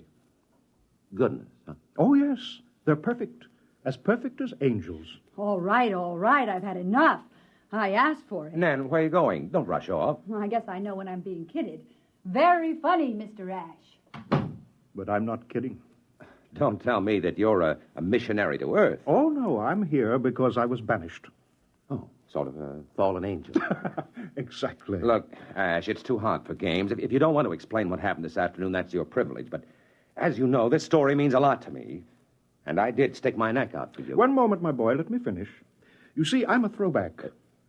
A what? A throwback, an atavism. They tried to reform me, but there was something rather fundamental about me, something rather evil. Then, of course, as a last resort, they put me into one of the machines, and they threw the switch. Oh, sure. They killed you. Look, I'm not in the mood for shaggy dog stories. They didn't kill me, exactly. It was sort of like water being scraped over the edge of a sharp rock. When I came to, I was drifting through space. And then, of course, much later, I landed on Earth. Oh, I've had many shapes through the years. Mainly people who died. I find that's much more convenient. Yeah.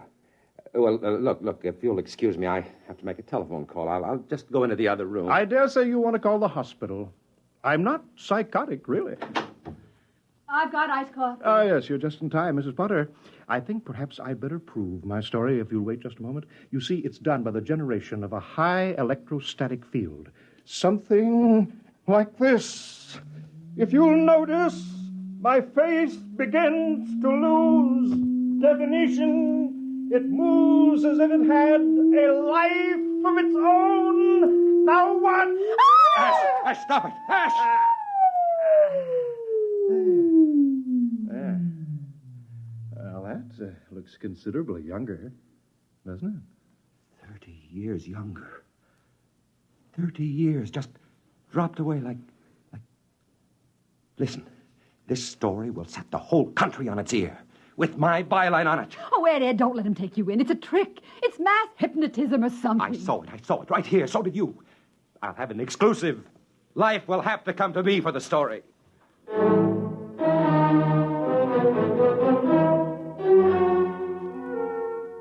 I've got to admit that I could share something of Anne's point of view. He wasn't really very pleasant. As a matter of fact, he had what you'd call colossal gall. After supper, he came right down to cases. Naturally, if I'm to stay here and keep my identity secret until you can arrange for an exclusive story, I will need a little pocket money. How much? How much you got? Well, I don't know. I got about $22, and payday isn't until Thursday. Well, how about your bank account? Hey, now, wait a minute. Well, we'll see what we can arrange later. I am a little tired, though. I think it's about time to go to bed. I noticed a rather comfortable bed in here. Well, I'll see you all in the morning. Good night. And thank you again for rescuing me. Ed, that's our bedroom. I know. Well, you go right in there and tell him that he can't Listen. sleep. He locked the door. Oh, Ed, do something. All right. You get some sheets from the linen closet, and I'll make up the couch. Next day, I made careful inquiries, started to feel around for contacts on Live at the AP, someplace to really break the story big. About 5 p.m, Jones, the publisher, called me into his office. Sit down, Ed. I've got some good news. Now, look, Mr. Jones, ever since you left me out on a limb at the mayor's Oh, conference, now, I let's don't... not worry about that, Ed. We've got something very interesting going for us now that changes everything. They've arrested a gang of kids for shoplifting. Well, one of them is Tommy, your son. What? Arrested Tommy? Wait, Ed, don't go off half-cocked. It's a break, don't you see? You can cover delinquency with the lid off now. You'll be riding as a parent in the same boat with other parents. Hey, wait a minute. Where are you going?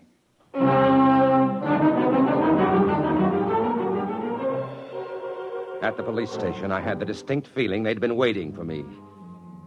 Well, Mr. Potter, we meet under unfortunate circumstances. Can the phony sympathy, Thompson? Just let me see my boy. We'd better have a little talk first about all those articles you're writing about the police force. I've got no talking to do. This is a lousy frame-up against me and the paper. Now, you get my son out here and do it fast. You don't understand, Mr. Potter. Your son is in trouble. He's been identified as leading a gang of kids who spent most of the morning shoplifting in the stores all over town. That's nonsense. How could my boy do anything like that? He's only 12. Who identified him anyway? The shopkeepers and the other members of the gang. You can see him, Mr. Potter, but I still think we'll want to have our little talk.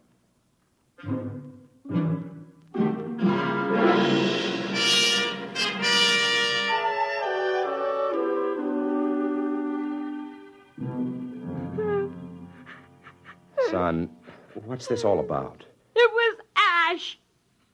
Ash, Yes, I told him about the gang. what the heck are you talking about? Some of the fellas got together and built a hut for a clubhouse. What does the gang do? Oh, different things.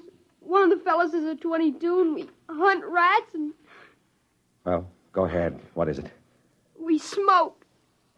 Oh. And what else? That's all, honest. What about shoplifting? No, that was Ash. He wanted me to talk the gang into shoplifting, but I wouldn't. Then he changed himself to look like me and talked the fellas into it when I wasn't around. I only knew about it because I ran into them after they'd robbed their store. Who is this Ash he keeps talking about? Why, he's a man... Oh, never mind. Listen, the boy's beside himself because of all he's been through. Will you let me take him home with me? Of course, Mr. Potter, but the charges still hold. Don't forget to stop in and have our little talk before you report back to juvenile court.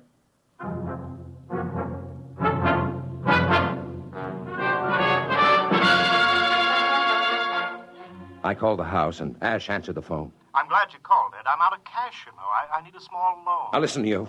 The police have picked up Tommy. He's been charged with the shoplifting you did today. Oh, now I'm sorry about that. You see, there's a certain cultural difference between you and me. I didn't understand. You're going to help me get him out, you hear? You're going to tell everybody the truth. Well, of course. Of course I will. Now, listen. I'm coming home. Nan will be back from her mother's any minute. Don't you tell her about this, you hear? Well, of course I won't. I'll be waiting right here.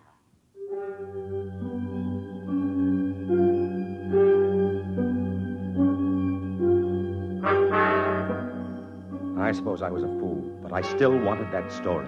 I wanted it so bad I could taste it. The exclusive account of an extraterrestrial being. Driving home, I had it all figured out. I'd bring Ash down to the police station. He'd tell the story, go through his changing act to convince him, and spring Tommy. I'd have my story already filed and beat everybody. In the meantime, I just hoped Nan wouldn't spoil everything alone with it. Alone with him.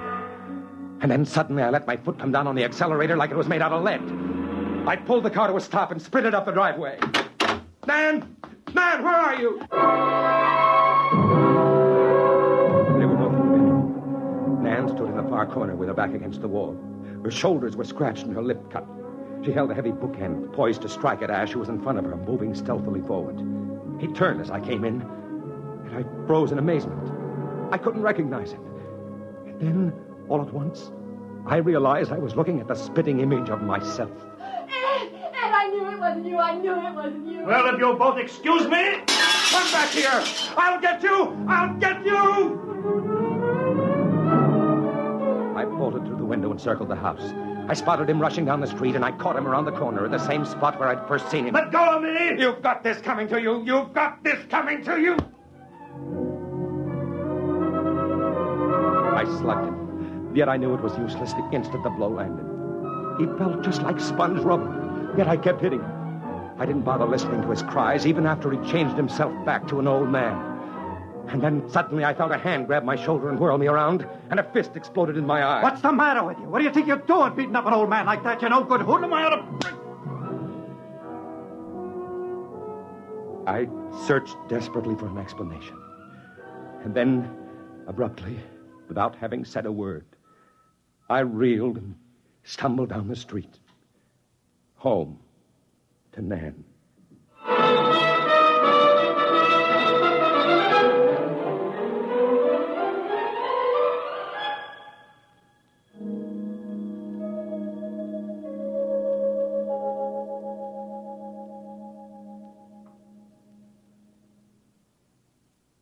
Fred Collins again, and I'll have another word for you about X-1 in a moment.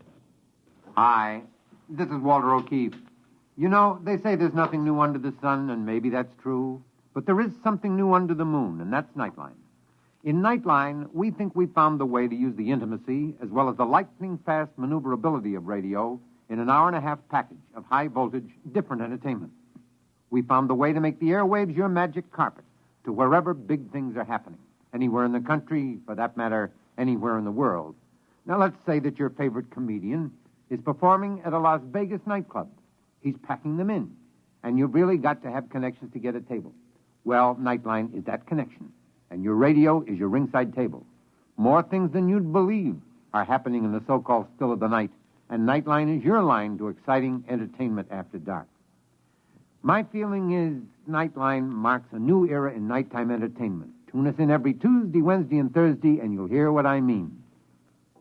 You have just heard X-1, presented by the National Broadcasting Company in cooperation with Galaxy Science Fiction Magazine, which this month features Shadow World by Clifford D. Simak. Of all the upsetting phenomena, the most alarming was this. I had a little shadow that went in and out with me. It's in Galaxy Magazine, on your newsstand today.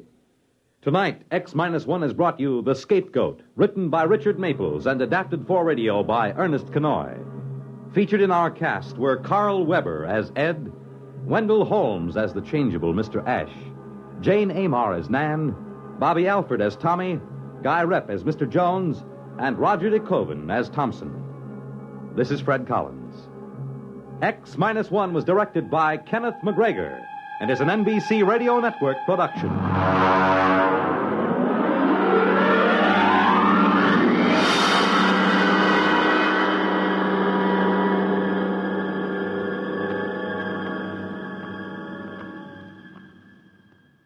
There's excitement in the air at night, and Nightline brings it to you. Hear Nightline with Walter O'Keefe, next on most of these NBC stations.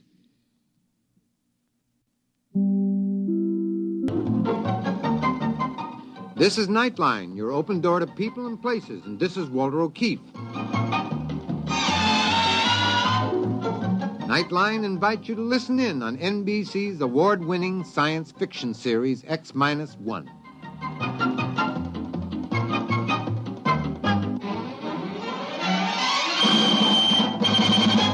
Now escape to a world of the future. Countdown for blast-off. X-5, 4, 3, 2, X-1, fire.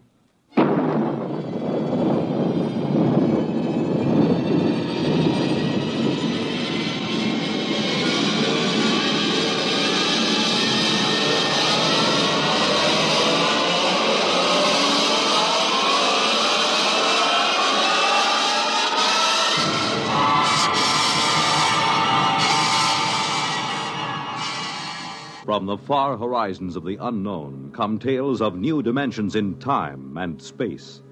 These are stories of the future, adventures in which you'll live in a million, could be years, on 1,000 maybe worlds. The National Broadcasting Company, in cooperation with Galaxy Science Fiction Magazine, presents X minus 1.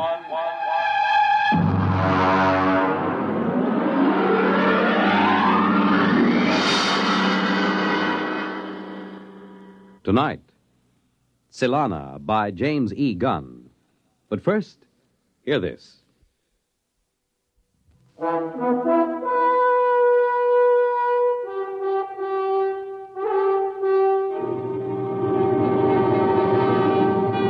Now, X-1. Our story, Silana by James E. Gunn. My name is Norman Blake, statistician first class. At 2:30 p.m. on Monday, October 21st, in the year 2055, I became a deviant. I left my job an hour early. To deviate from the norm was unheard of in a perfectly adjusted society such as ours. Thanks to the great psychologist Kinder, we had a society where everybody's job suited his talents and needs, where children were raised scientifically, and where everyone lived happily on an even keel instead of swinging back and forth from gloom to ecstasy. Then I noticed it, the single flaw in the perfect system. Come in. Yes, Norm. Henry, I'd like to talk to you for a moment, privately. Close the door. It's rather unusual for me to see one of my statisticians privately, but since we're old friends... Something rather serious has come up. Oh? As you know, my duty is to check the computers to make certain there are no deviations. Yes? This morning, I ran over the figures for our district. Here is the sheet. The deviation is near the bottom. 1,037 gallons of water purified, 1,037 gallons consumed, 9,328 births, 9,328 deaths. I see nothing wrong so far. No? Read the next item. One candy bar taken from baby.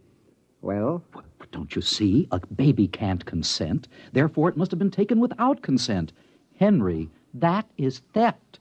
We haven't had a case of theft in this society for almost 29 years. I see. It's got me so upset I can't think of anything else. You're a little edgy, aren't you? Well, wouldn't you be if you knew there was an antisocial being walking the streets of your own city? I don't think I'd quite go to pieces like that. Maybe, well, this is just a suggestion. Maybe you ought to see an analyst. Perhaps it would help you deal with this problem. I've been analyzed. How long ago? 8 years. Well, unless you're prepared to handle this problem, I'd advise you to get some help. Meanwhile, take the rest of the afternoon off. Off? Deviate from the schedule? As director and as an old friend of yours, I order it. I consider you to be in extreme upset. That's your order? That's my order.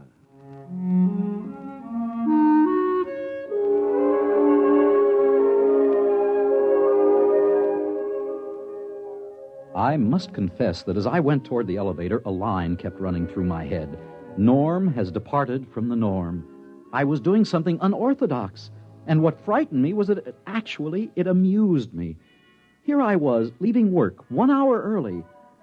I was so preoccupied that I stepped into the elevator without noticing that someone was already in it. An invasion of privacy almost unforgivable. He was a small, strange-looking man with short silver hair and thick, round glasses.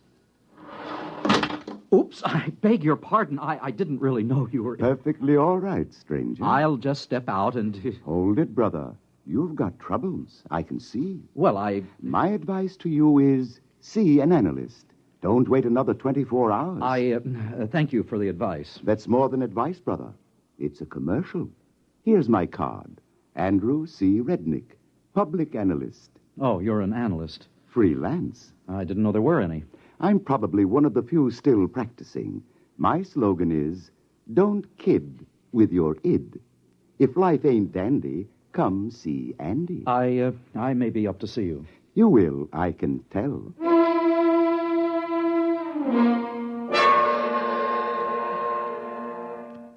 I put on my public face, the mask we wear on the street, and rode home in the proper manner, my arms and hands folded. When I got home, my wife, Nada, was in her room. I signaled on the intercom in case she was, entertaining. She wasn't. She never did. Sometimes I wondered if Nada was quite normal and well-adjusted. Hello, darling. Is something wrong? Why are you home so early? I just uncovered a crime wave. A what? A crime wave. A theft. Candy. From a baby. Well, is that serious? It threatens the entire structure of our society. We have a delicately balanced mechanism here. We're not ready for crime. We don't even know how to catch a criminal. Isn't there an old saying, it takes a thief to catch a thief? It takes a... Darling, that's it. That's the answer to our problem. What is? In order to protect society, I've got to catch the thief. And the only way to do it, obviously, is to become one myself.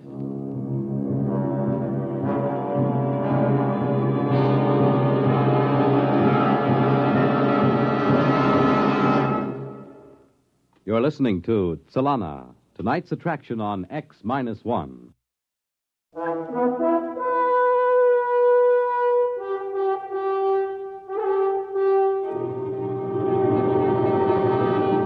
Now, back to X-1 and Solana. The address on the card was a deserted skyscraper, a pre-analytic building. The elevators were out of order, and I had to climb 29 flights of stairs. Finally, I was in front of a door that read, Andrew C. Rednick, public analyst. Grin and come in. Mr. Rednick? It ain't Santa Claus, brother. Who? You wouldn't remember. Park your ego. Now, boy, what's your problem? I've got to do something, and it isn't in my psychological profile. That's the trouble with this society. Nobody's capable of handling the unexpected. Are you saying there's an advantage to being unadjusted? Don't second-guess the analyst, boy. If you mean by advantage, will you be happier? No. But if you mean power, then you've got it. In a country of normal people, the neurotic man is king. You want to be king, boy? Of course not. I'm perfectly happy and well-adjusted, except for one little problem. Namely? I've got to catch a thief. So? So I've got to know how a thief thinks and feels, what he does, where he goes. You mean you want to become neurotic? Exactly. This is a rather unorthodox request. I suppose it is. I could lose my license if anyone found out. If you don't do it, it could mean the end of society and civilization. As bad as that, eh? Very well. Start at once? Why not? Sit at my desk. while I lie down on the couch and tell you about my childhood.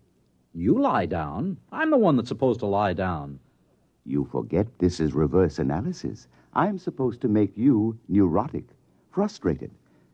Now then, the first thing I remember was an argument between my father and mother. You were living with your own father and mother? Ooh, how unhygienic. What a nasty situation. You aren't very good at this sort of thing, are you, boy? You're supposed to listen, not comment. Now then, when I was 27, I perfected analysis and revolutionized society. What are you talking about? Kinder perfected analysis and revolutionized society. He died. Don't second-guess the analyst. You know, I'm beginning to dislike you already. Fine. We're making progress already. You're beginning to experience dislike. Next, we'll achieve hatred, and then loathing. In 3 weeks, you'll be well on the road to becoming a crook.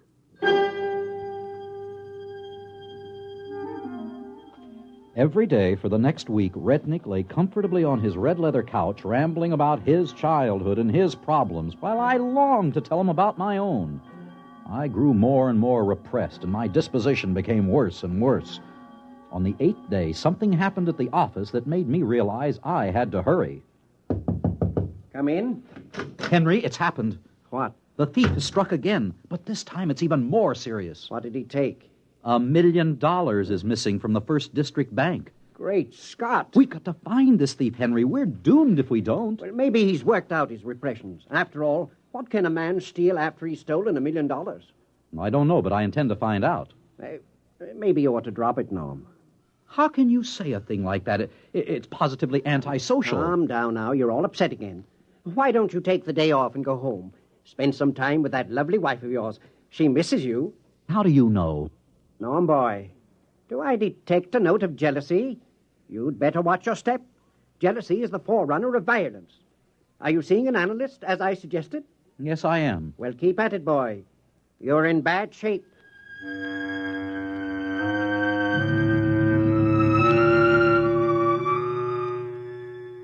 I kept at it.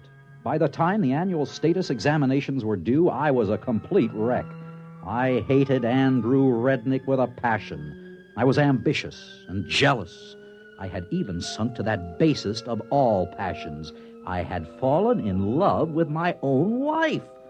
And still I had not been able to ferret out the thief. He had not struck again. Ah, you're early, son. So I'm early. You'll have to wait. I have another patient. What? You'll have to wait. I have another patient in the other room. He'll be leaving in a minute. Just sit down. Another patient. I could have killed him. Never occurred to me that Andrew C. Rednick would have another patient. After a few moments, a man emerged from the inner office. He was wearing a silver mask or public face, and naturally I couldn't see his features. As I had my own mask on, he didn't see my features either, but I sensed a certain hostility as he brushed by me. Come in, son. Who is he? Take it easy. We don't reveal the names or identities of patients. I hate him. You're jealous. Jealous? As a matter of fact, I've been thinking of quitting the analysis. Good. This is your last session anyway. My last session? But it can't be. The annual examinations are coming up tomorrow. I am not ready. I'll be demoted to a menial job. I doubt it. I told you I'm not ready. What can I do? Have you ever thought of cheating? On the examination? That's horrible. Only a monster could suggest such a thing. What kind of man are you? Who are you, Rednick? Let me close the door. Now, look through the glass at my sign. You can read it backwards with the door closed. Andrew Rednick. Rednick backwards. Kinder? You? Oh, it's impossible. He's the founder of our whole society. Besides, he's dead. He died in an accident. All staged. I just decided to duck out. Why? Because, my friend, I found I had created a Frankenstein, a perfect society. It was like paradise, a Garden of Eden. The same silly people, happy, not wanting anything, not going anyplace, and not changing. So I decided to create a little sin, and thereby give the creatures change, growth, misery, ecstasy, and free will. In a sense, I made them creative. Well, son, au revoir. But am I really finished? You're just beginning. Your frustrations are like rabbits, boy. They just keep breeding. I'm the one who's finished. He clapped his hat on his head and walked out, leaving me alone in his office. When I walked over to his desk, I found a gun lying on top of it. I put it in my pocket and returned to my office. The next 5 hours were spent in statistically predicting the questions I would be asked on the annual examination and in finding out the answers in advance. Then I went home. Darling, how did it go? Nada, take a good look at your husband. See anything different? Well, I've been noticing a change for the past few weeks. You're going to notice a much bigger change, sweetheart. Tomorrow, the new appointments will be made based on the results of the annual examination. Did you do well? Did I do well? Read this card. The enclosed card has a magnetic reproduction of your new psychological profile. It indicates you are in the 99th percentile of leadership with the second highest altruism rating ever scored. Therefore, a new position has been created for you. Beginning tomorrow, you will be deputy mayor of the district. Deputy, darling, it's wonderful. Yes, I dare say it is. Only one thing troubles me. What's that? I can't understand how anybody scored higher than I did. I'd counted on becoming mayor. The following day, I reported to the office of the new mayor of our district, the only person who had scored higher than I on the annual examination. I was ushered in promptly. The new mayor was seated behind a huge desk. He wore his public face mask. Mr. Mayor, I'm Norman Blake, the new deputy. Yes, we've met, you know. Oh, I'm afraid I Let don't... me remove my public face. There. Henry Foreman. I'm amazed you didn't guess sooner. How? Quite simple. You and I, dear fellow, have unstable patterns. With me, the first break came the day I took that bar of candy from the baby as I was passing the nursery. My own act frightened me so that I sought an analyst. The same analyst you sought. Rednick? Rednick, Kinder, it's all the same. And you were the thief, and I never... It takes one to know one, Norm. You cheated on the exam, too. Using the computer, just as you did. Are there, any others like us? I don't know. We'll find out, though. We're ambitious, you and I. That means we'll be moving up, heading for the governorship, perhaps even the presidency. And then we'll collide with the others, if there are any. As Rednick said, in a world of normal people, the neurotic is king. The only trouble with that is there can only be one king. That's right. And only one mayor. The look he gave me then sent chills up and down my spine. In spite of my high position, I haven't had a moment's peace or relaxation since. Neither, I suspect, has Henry Foreman. There were imbalances in our world which had to lead to the destruction of one or all of us, and we knew it. There was one saying that Rednick Kinder had forgotten to tack up on his wall. Uneasy lies the head that wears the crown.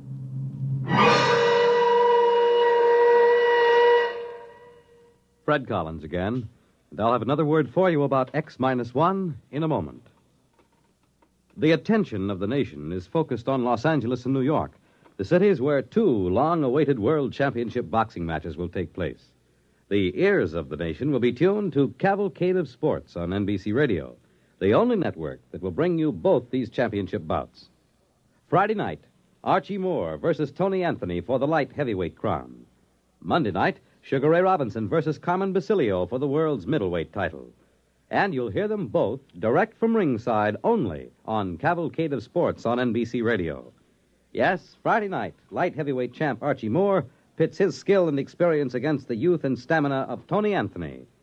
Monday night, Sugar Ray Robinson, one of the greatest boxers in history, defends his middleweight crown against Carmen Basilio. Two great championship fights Friday night. Moore versus Anthony. Monday night, Robinson versus Basilio. both brought to you direct from ringside on Cavalcade of Sports, exclusively on these same NBC radio stations.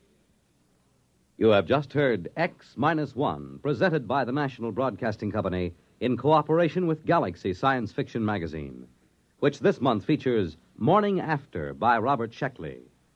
What was Pearson doing here? Would he live or die? For the answers to these and other questions, he had to keep tuning in on a hangover. Galaxy Magazine, on your newsstand today. X-1 has brought you Selena, a story from the pages of Galaxy written by James E. Gunn and adapted for radio by George Lefferts. Featured in our cast were Walter Black as Norman Blake, David Ross as Andrew C. Rednig, Adele Ronson as Nada, and Guy Rep as Foreman. This is Fred Collins speaking. X-1 was directed by George Voutsas and is an NBC Radio Network production.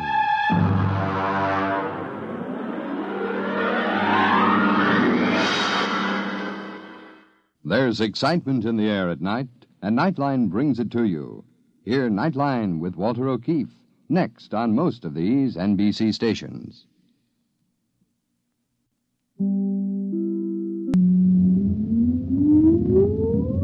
Countdown for blast off.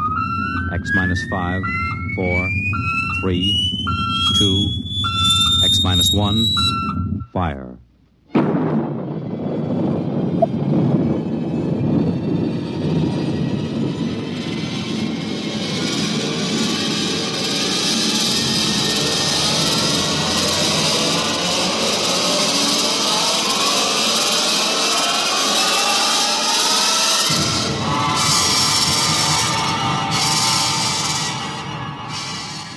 From the far horizons of the unknown come transcribed tales of new dimensions in time and space.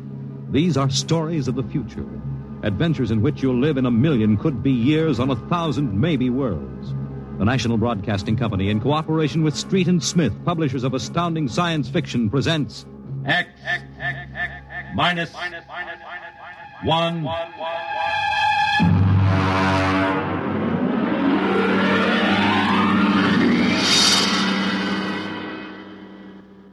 Tonight's story, The Castaways by Ernest Kinoy.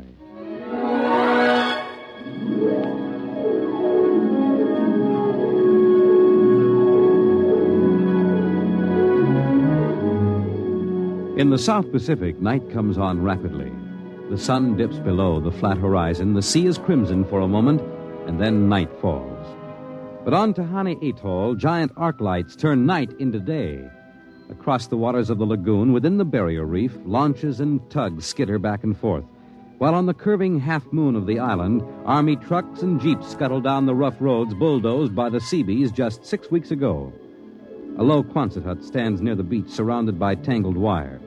This is the preliminary command post, and inside is General Frank Gaydosh, field director of the test. Operation Destruction. Everything's on schedule, General. Radiological surveys complete. Instruments placement checked. Well, get me Navy and tell them H-hour is as ordered. Send a periodic time check to Air Force on 90-week talk and observation control on the Missouri. Yes, sir. I want a complete roster check on all personnel before H-hour. Yes, sir. Oh, Nate Cohen wants to see you. Well, who the devil's he? AP man. He's been selected by the press radio pool to interview. I haven't got any time. Tell him to speak to Major Dwight Vredenberg. He's the PRO. I think perhaps you'd better see him, sir. The directive on public relations from Washington was very clear. Well, how in blazes am I supposed to run a bomb test and play mother hen to a bunch of reporters? Washington said... All right. Bring him in. Borelli? Yes, sir. Get me some black coffee, will you? Yes, sir. This is Mr. Cohen, General Gaydar. How do you do, General? Lousy, as a matter of fact. Is that an official statement? No. You can run some of that "the world is at the crossroads" baloney. I wrote that yesterday. General, what effect do you think the new bomb will have on the world situation? I can't tell you that, even if I knew. My job is to set the blasted thing off and see that nobody gets hurt, and collect the data. Can I speak to you a moment, sir? Later, Alan. Go ahead, Cohen. Can you release anything on the scientific principles involved? I don't even understand them myself. Wait a minute. Dr. Muller? Yes? Come over here a minute, will you? Cohen, this is Dr. Fred Muller, Civilian Scientific Director. He's the only one who knows what's inside that warhead. How do you do, Mr. Cohen? How about a statement, Doctor? Oh, I'm afraid all I'm allowed to say is that the bomb is new, it's extremely powerful, and off the record, it's very tricky and dangerous. What'll happen if it goes off prematurely? I don't think we have to worry about that. In fact, we wouldn't even know about it. If you'll excuse me now. How about the natives? Well, what about them? Aren't they going to be evacuated from the island? They already have been. General Well, Gatos. I saw the Tahani chief outside when I came in. The whole tribe squatting down at the motor pool having a conference. What? Alan. I've been trying to tell you, sir. The Tahani are still on the island. Well, why? The LCTs are ready, aren't they? Yes, sir, but they won't go. They refuse. The schedule called for their evacuation to Mailani 3 hours ago. I realize that, sir, but I hoped we could still get them off without violence. Look, Alan, they're either on the island or off. Now, wait a minute. Cohen, that's all. What are you going to do about the natives, General? Never mind. I'll issue a statement later. You going to force them? Go on. Get out. I haven't got time. All right, General. Thanks. Thanks a lot. All right, Alan. Let's have it. Well, sir, the Tahani been kicking up all along. They won't leave. They won't. Do they know what's going to happen to the island? Do they know that we're going to blow it higher than a kite? I told the chief. He just said they won't go. They'll go, all right, if I have to... Yeah, hey, get him in here. The chief? Yeah, and that lieutenant who interprets. Yes, sir. How do you like that, Dr. Muller? I haven't got enough trouble. You know, I feel rather sorry for the Tahani. Can't make much sense to them. We arrive and tell them they've got to get out. Look, I appreciate your finer feelings, Muller, but I can't let the Kanakas hold up the bomb test. They're not Kanakas, General. Captain Cook discovered the island in 1788. Well, what's the difference? Lieutenant Gilbert reporting, sir. Hey, look, I haven't got time for ceremony, Gilbert. Tell the chief he and his tribe have got to get off the island. We're providing homes for them on Mailani. Translate, Gilbert. The chief says you do not understand. Mailani is a bad island. My people have lived on Tahani from the time that our ancestors were cast away on the island. The spirits of our ancestors are buried in the earth. Our fathers are buried here. Our fathers' fathers. If he thinks I'm going to move his graveyard, he's crazy. In our ancestors' time, the Tahani came in a great bird canoe. We were cast away on this island. We have made it our home. What right have you now to carry us over the sea to a strange land where we would die weeping for our homes? We will not go. By the waters of Babylon, there we sat down and we wept when we remembered Zion. Well, thank you, Dr. Muller. You're a great help. Say, Gilbert. Yes, sir. Tell him I have no choice. He's got till midnight to get his tribe on board those LCTs peacefully, or I'll have the Marine Detachment carry him aboard. Yes, sir. Isn't that rather harsh, General? After all, justice is on their side. We're preparing to blow up their island, and we haven't asked them about it. Dr. Muller, will you kindly confine yourself to the scientific aspects of this operation? I'll take care of administrative matters. If you could explain to them what's at stake here. Any further explaining I've got to do, I'll do with the Marine detachments. I'm not going to hold up my schedule. Well, Gilbert? I told him, sir. All right, get him out of here. I've had enough. No, koala. What the devil's that? Some kind of a curse, sir. I can catch some of it. The island will remember the tears of its children and punish the invaders. The great destroyers will not destroy. And the evil man, who is the chief, will travel far through the blackness of night. Even as the children of the island end, so will he. All right, Gilbert, take him away. Yes, sir. Colonel Allen, get a detail from the Marine Detachment with tear gas and small arms down to the motor pool. And in 1 hour, have those natives on that transport, and I don't care how they do it. Is that my coffee, Varelli? Yes, sir. They must know about the bomb. The great destroyer will not destroy. You worried about that curse? I should think you might be. He threatened you personally. If I were you, I'd carry a pistol till they got off the island. The chief looked as if he'd cheerfully strangle you with his bare hands. I'm supposed to end the way they do, huh? What's that? Probably the Tahani saying goodbye to their island. I think I'll go down to the motor pool.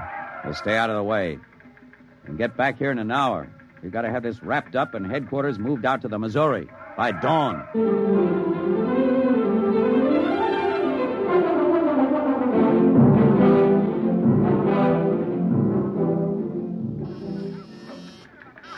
Instrument room checking in, sir. That's the last. Have the Missouri take over control and send for my jeep. Yes, sir. Are the LCTs standing by for those natives? Yes, sir. They're on the beach. The bomb unit is assembled in place, General. 2330, right on the nose. Robin, start evacuation procedure. The Tahani have stopped. Allen's probably moving them out to the beach. Check in with Navy and Air Force, Varelli. Yes, sir. What's that? Coming from the beach. The Tahani making trouble. Come on. General! Hey, you! Gilbert, what is it? Colonel Allen ordered the Marines. Well, in. what happened? The natives just got up and started marching. Did they embark? You don't understand, sir. They marched up the cliff and right off into the lagoon. What? All of them, the women and the kids, too. They didn't even try to swim. What were you doing all this time, just standing around with your thumb in your mouth? Where was the Marine detachment? We couldn't stop them, sir. They just walked over the cliff. They didn't even scream, not even the kids. We sent the crash boats out, but we couldn't get them, any of them. The crazy idiots. Were there any reporters there? Well, Cohen and a life photographer. Well, get his film and hold it till I release it. What are you going to do, General? Postpone H hour? It's too late for that now. And calling H hour off isn't going to bring the natives back. But 100 men, women, and children just walking into the water. It's horrible. I know. I'm not happy about it either. There's nothing we can do now. I gave him a chance to get off. I was just thinking about the curse the chief put on you. Even as the children of the island end, so will he. That's what he said to you, General. I know. I heard him. Your jeep's waiting, General. The great destroyer will not destroy. That must mean the bomb. Don't worry, Dr. Muller.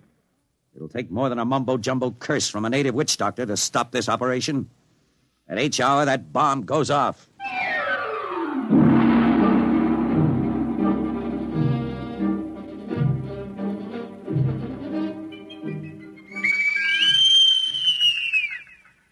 It is now H hour minus 1 minute 30 seconds. H minus 1:30. Video screen's hooked in, sir. All right, check control stations. Observation station 1. Observation station 1, check. Radiation station. Radiation control, check. Test the firing Observation circuit, station Dr. 2. Muller. Right, General. Damage control station. Damage control, check. All set. Communications. Communications, check. All checked in, sir. It is H minus 1 minute. H minus 1. Take a good look at that island on that screen, Dr. Muller. When you throw that key, it just won't be there anymore. Nothing but an atom mushroom over the lagoon. Quite a funeral pyre for the Tahani. Stubborn idiots. They can't get in the way of progress. Progress? I wonder if it is, General. It is H minus 30 seconds. H hour minus 29, 28, 27, 26. The great destroyer. That's what he called the bomb. Hold it, Muller. Allen, report. All checked in, sir. Cameras running. Sound fire warning. Stand by for firing. Ready, Muller? Ready? 10, 9, 8, 7, 6, 5, 4, 3, 2, 1, fire! General, it didn't go off. The bomb didn't go off. Borelli, signal standby. Condition red. Yes, sir. Allen, check readings. Muller, what's wrong? What happened? I don't know. The bomb didn't go off. Well, what do you mean? Why didn't it? I don't know, except for one thing. The Tahani chief said the great destroyer would not destroy. It didn't, General. The bomb didn't go off.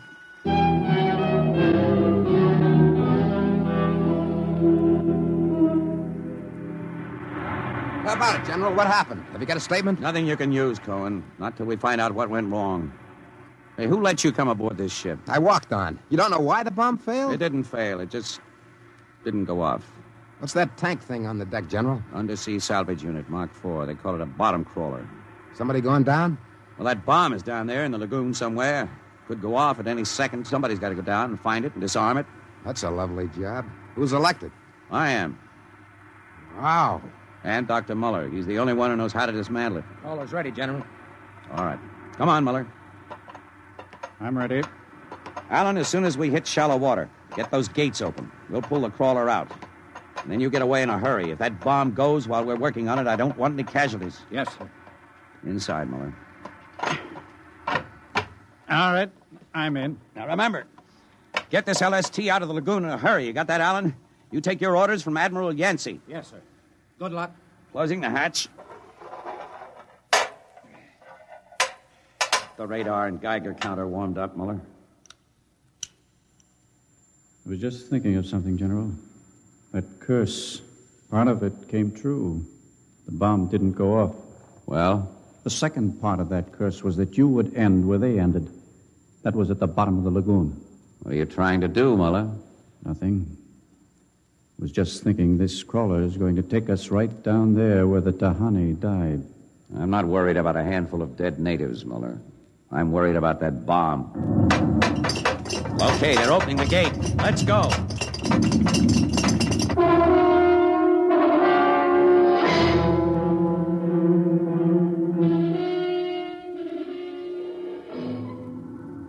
USU-4 to control. Depth 50 feet. Bottom sandy. Dropping off sharp. Anything on sonar, Muller? School of fish. You ever been down in a crawler before? Only in the tank at New London. Think I've got a Geiger reading dead ahead. Hang on. Getting something on sonar now. Left to point. USU-4 to control. Over. USU-4 to control. Over.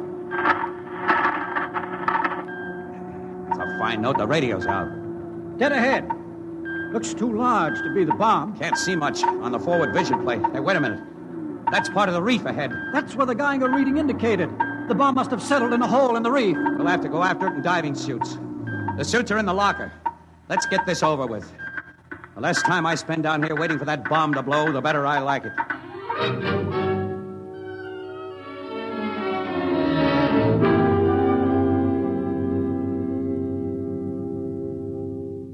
Muller, is your helmet clamped tight? You getting me all right on your headset? Okay. I'm going to fill the lock. Here goes the outer door. Let's go. This isn't like that diving tank in New London. Look out for that coral. It can cut you to ribbons.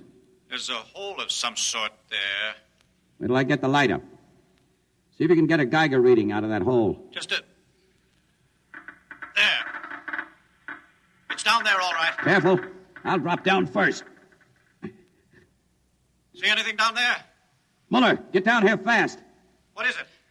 Find something? The bottom of this hole, it's metal, and the sides. But it's the coral reef. Look, welded joints. These are hull plates of some kind. And Look out, above us. it's closing. Grab it. Too late. A metal hatch. It just slid over the top. This is impossible. What's going on? It's like an airlock. The water's being pumped out. General, do you realize what this means? I'm not sure. There's an inner door opening. Careful. It's a passageway. What do we do now? There isn't much we can do. We can take off our helmets, though. The dial shows good air. All right. Come on. What is this? An undersea fort? What's it doing here? What does it mean? Whatever it is, our bomb must be down here. Wait, there's someone there. I can't see. There's a shadow. Who is it? Who's there? Welcome, Dr. Muller. Welcome to our ship. We've been waiting for you. General, it can't be. Do you see it? It's the Tahani chief.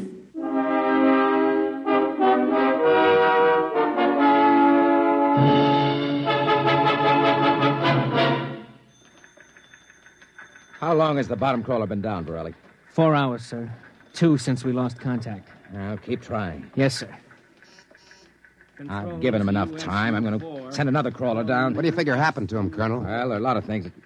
Hey, how did you get in here? I walked in. When are you going to release this, Colonel? It's the biggest story since the election. Bomber dead and Dr. Muller and General Gaydash dead. They're not dead. At least we don't know they are. As long as that bomb doesn't go off, there's still a chance. What happened? Bomb. Borelli, condition wrapped. Gilbert, radiation control into action. Get the hot squad into Tahani Lagoon as soon as it's cleared, and get me a PT boat with radiation screens. What is it, Colonel? What happened? Bomb must have blown. How about Muller and the General? If they were down there in that lagoon, you guess. Now get out of my way. I'm busy.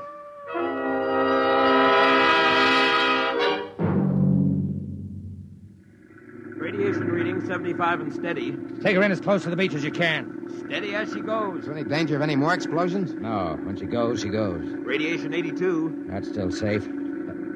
Cohen, is that something on the beach? Yeah. Looks like a body. Maybe you blew one of the Tahani back out of the lagoon. No, it's moving. Gilbert, glasses. Yes, sir. It's a man, all right. Head into the beach. Who is it, Colonel? Can't tell. He's in a diving suit. It's either Muller or General Gadoff.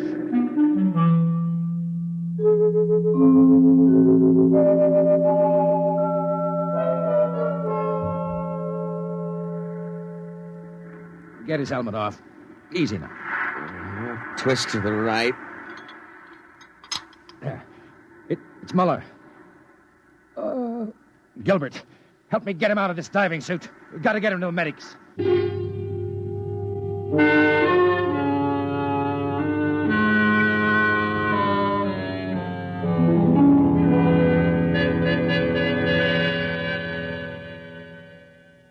No radiation burns, superficial bruises, mild shock. He'll be all right, Colonel. Can he talk? For a while. Bomb go off. It didn't. He's still out of his head. Quiet, Cohen. Go on, Dr. Muller. What did you find? A ship. A giant metal ship there under the lagoon. A submarine? No. It was a spaceship. Spaceship? Camouflaged right next to the reef. When we went inside, we found the Tahani chief and all the tribe. Alive. What? They drowned in the lagoon. I saw them. No, they didn't commit suicide as we thought. They just dived underwater into the rocket airlock. Rocket? Airlocks? Now, look, Muller, I know you've suffered a shock, but... But it's true. It can't be. A spaceship built by Polynesian savages. But they're not savages. They're the castaways. They're from another planet. Don't you understand? Their spaceship was wrecked here 400 years ago. They've been waiting ever since for a chance to go home. He's out of his mind. Better give him a sedative, Doctor. No, wait a minute, Colonel. Remember their story about the great bird canoe? Maybe there's something to the legend. Not a legend, it's true. They'd exhausted their fuel, came down out of space, couldn't find anything here on Earth to replace their fuel source until we developed atomic power. Atomic power? You mean they stole our bomb? That's right. Fished it out of the lagoon, hauled it aboard. Yes, but how could they convert it to atomic drive? They made me dismantle it for them at the point of a gun. Then just before they blasted off, they let me go. But what about the general? Remember the Tahani curse? I see. You mean they killed him? You don't understand. I said I dismantled that bomb at the point of a gun. It was General Gadoff who was holding the gun. What? He was one of them, one of their spies sent out to bring back the rocket fuel they needed. And the Tahani curse wasn't a curse at all. It said that when they left the island, so would he. You mean he's with them now? Yes. And after 400 years, the castaways are going home.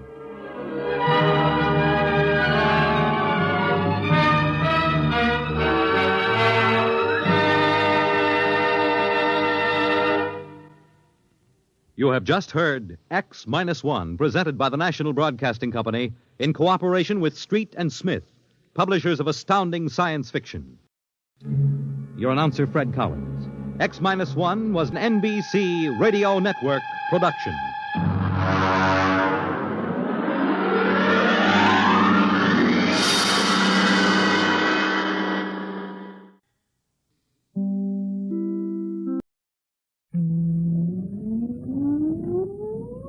Countdown for blast off.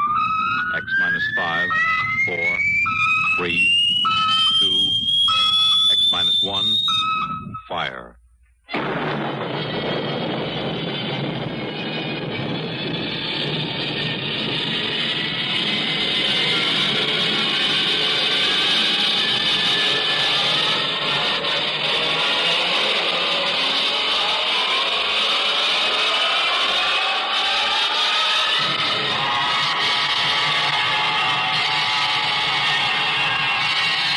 From the far horizons of the unknown come tales of new dimensions in time and space. These are stories of the future, adventures in which you'll live in 1,000,000, could be years, on 1,000 maybe worlds. The National Broadcasting Company presents X minus 1.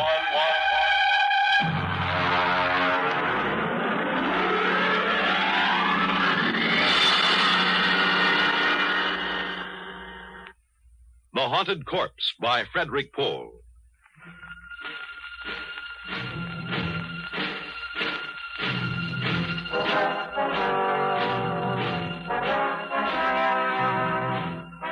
It was 2,200 hours when my task force of 135 picked men and a wax stenographer, all fully equipped for any emergency, surrounded the big house.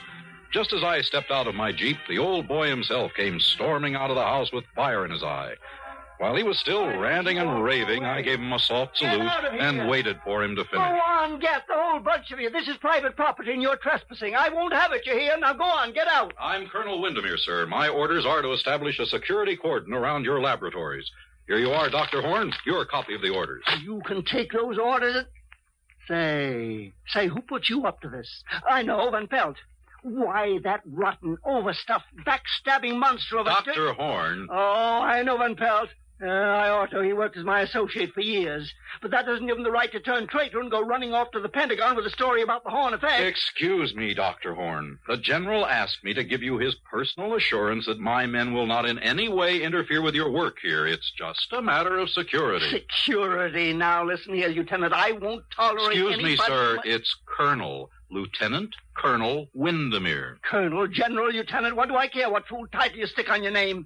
The Horn effect is my personal property. Not yours, not Van Pelt's, not the Pentagon's. Not anybody's but mine. You and your whole army can go plumb to the devil. Good day.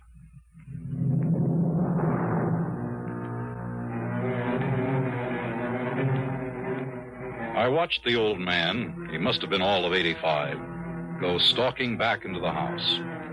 During the night, a wire stringing detail surrounded the whole place with 3-strand electrified barbed wire with guard towers every 50 yards. I inspected the whole establishment before breakfast the next morning. And then, satisfied that everything was in order, I ate breakfast in my tent. I was interrupted by the appearance of Van Pelt, the fat and chubby scientist who had sent the original report to Washington. What did he say? How did he take it, Colonel? I mean, is he sore? Sore as a boil, Doctor. Oh. Well, you're here, so I guess he won't try anything. By the way, I didn't get a chance to have breakfast in town, and I wonder... Oh, of course. Have some bacon and eggs. Thank you very much. It looks delicious.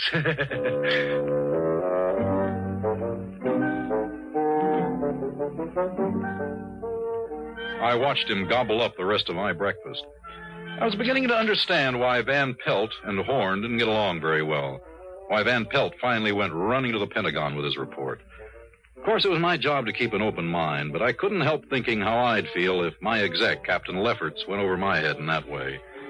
No, I couldn't blame Dr. Horn for being angry.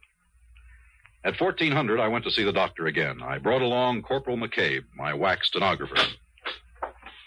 Well, what do you two want? Good afternoon, Dr. Horn. I'm here to get your daily progress report. Daily? You want to report every day? Yes, sir. Refer to paragraph 8 of my orders. Corporal McCabe here is an expert stenographer. She'll take down your dictation. Dictation? No, I won't do it. I absolutely will not do it. You'll have to do it, sir. Orders. Why, you and your stinking little two-bit army. I ought to... Oh. Progress report, you say? Yes, sir. You're going to stick to what you say? I must, sir. Well, I suppose I must reconcile myself to the situation. Now, exactly what is it that you want, Lieutenant? The report, sir, and it's Colonel, not Lieutenant. Just so. The report, all about my work. Is that it? You may speak freely, Doctor. Corporal McCabe has full security clearance. Well, that must make her very happy. Yes, the report. Just so.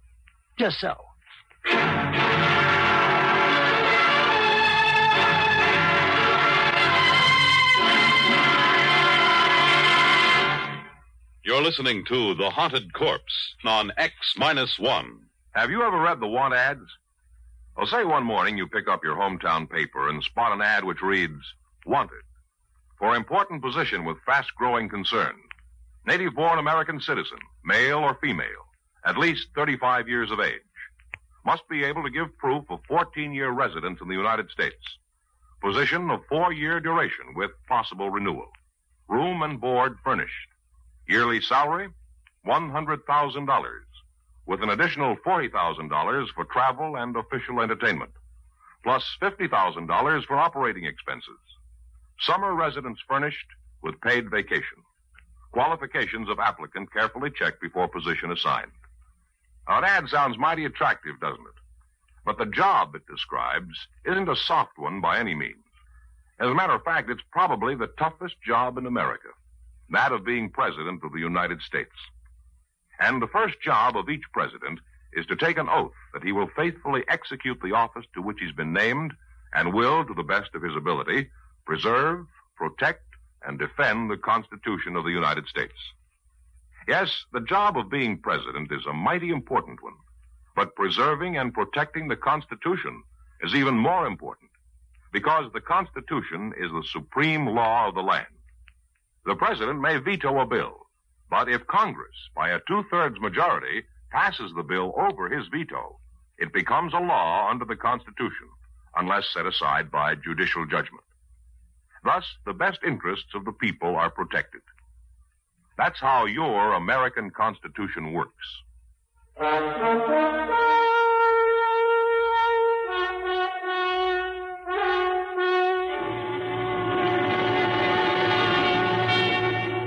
Now, back to X-1 and the haunted corpse. I wasn't deceived by Dr. Horn's sudden willingness to cooperate. He was probably trying to win my confidence so they could find a way to phone his congressman and make trouble for the whole operation. But I merely nodded to Corporal McCabe, who opened her notebook and got ready to take the dictation. Very well. This machine you see here is my polycloid quasitron. Now, to understand its operation, let me explain. Oh, sir, excuse me, that term... Oh, yes. Dr. Horn, would you kindly spell those two words for the corporal? Just so. Polycloid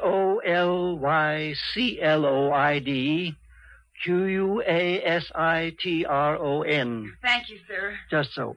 Well, now, the various... It was rough going for about an hour. The doctor had to pause every 50 seconds to spell a word for McCabe, who was looking more and more ill at ease. But there was one virtue to this slow pace. I was able to follow it all fairly well. And when the doctor finally stopped, I was ready to sum it up for him. I hope, Lieutenant, that I've made myself clear? Yes, sir. In other words, you've perfected a method of electronically killing a man without touching him. What?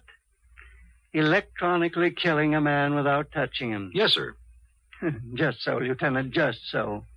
Will you tell me one thing? What in the sweet name of heaven did I say that gave you that particularly stupid notion? Well, sir, that's what you said. It is also what my briefing from General Follansby at the Pentagon gave me to understand. Oh, rubbish. Oh, I see what you mean. Just so. I confess I wondered why you're here in the first place. The government feels that this is a weapon. Of course, sir. Oh, well, now we understand each other. My machine renders humans into corpses. So does a chipped flint, for that matter. Yeah, but never mind. That is the aspect which interests you. Yeah. Very good. But mark this, Lieutenant. My quasitron does something no chipped flint can do. It removes from the human body that thing which possesses only a negative definition, the quantity that we will term X, which, added to the body, produces a man, subtracted leaves a corpse. Oh, but you don't care about all that, do you? Sir, I don't follow you. No, you're darn right you don't. We're all corpses, don't you see? Corpses inhabited by ghosts. And there's only one man in the world who can separate the two without destroying them, and that is me. And there's only one way to do it, and that's with the quasitron. Good day, Lieutenant.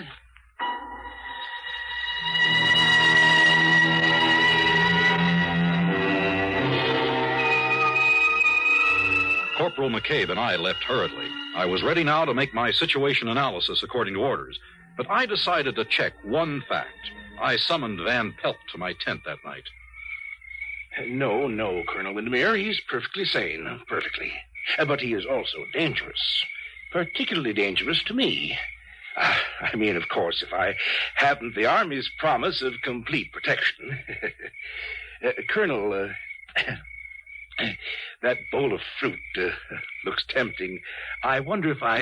help yourself, Dr. Pelt. Thank you. Tasty. Very tasty. Dr. Van Pelt, I must have the straight dope on Horn. What's this ghost business? My goodness, Colonel, that's just the old man's way of putting it. Forget the term ghost if it really distresses you. Now, whatever you want to call this thing in the body, life, intelligence, or whatnot, this is what his machine works on. If he wishes, he can replace this quantity or remove it from body to body. You might call the operation a transference. A transference of personality. Yes, that would describe it.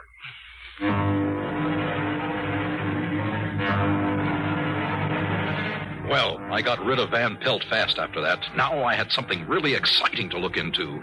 This old man had a machine that could take a person out of his body and put him into another one if he liked. Next morning, I demanded a demonstration, and Dr. Horn showed me how he could change a hen and a cocker spaniel with the quasitron. It was weird, but impressive and convincing.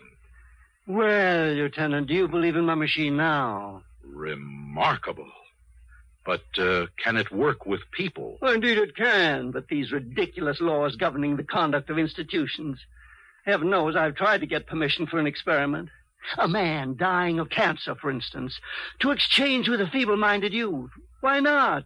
Put the sound mind in the sound body and let the other die. But no, they won't have it. I see. Then it actually has never been done. No, but, now you're here, Lieutenant. A military man, very brave. Just so.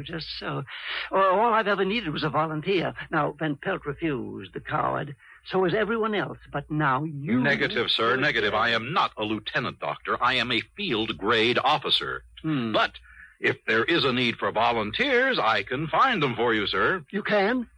You really can? Yes, sir. I can think of several likely prospects. Give me until tomorrow. Just so, Lieutenant. Major, Captain, then. Tomorrow will do splendidly.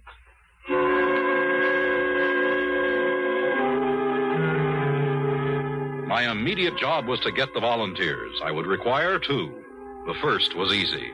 A private in Able Company. I sent for him, and he appeared looking apprehensive.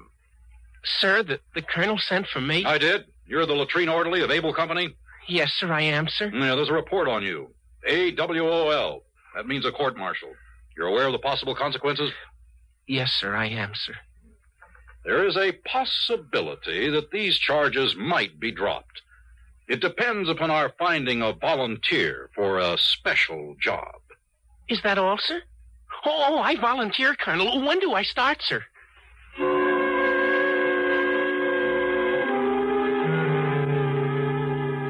That was one.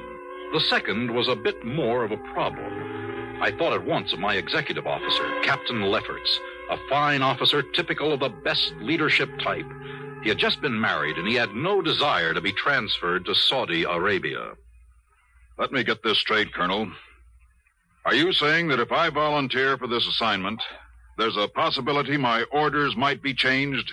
Captain, I hold your transfer orders in my hand. If you decide to volunteer, I will destroy them.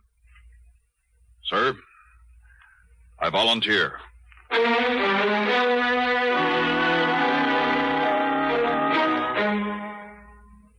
So it was done.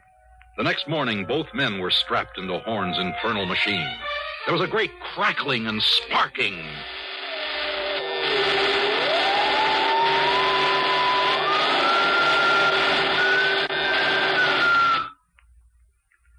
There. It's done. May I speak to my men? Go right ahead, Lieutenant. The orderly first. You, name, rank, and serial number. Sir? Lefferts, Robert T., Captain AUS, serial number 0333965. Oh, sir, about that transfer to Saudi Arabia. No, that'll do. Good heavens. And now you. Colonel, sir, I changed my mind. If I can't go back to latrine orderly, I'll take the guardhouse, sir. It worked. Addie's men. You really did it, Dr. Horn. Just so, Lieutenant, just so. I really did.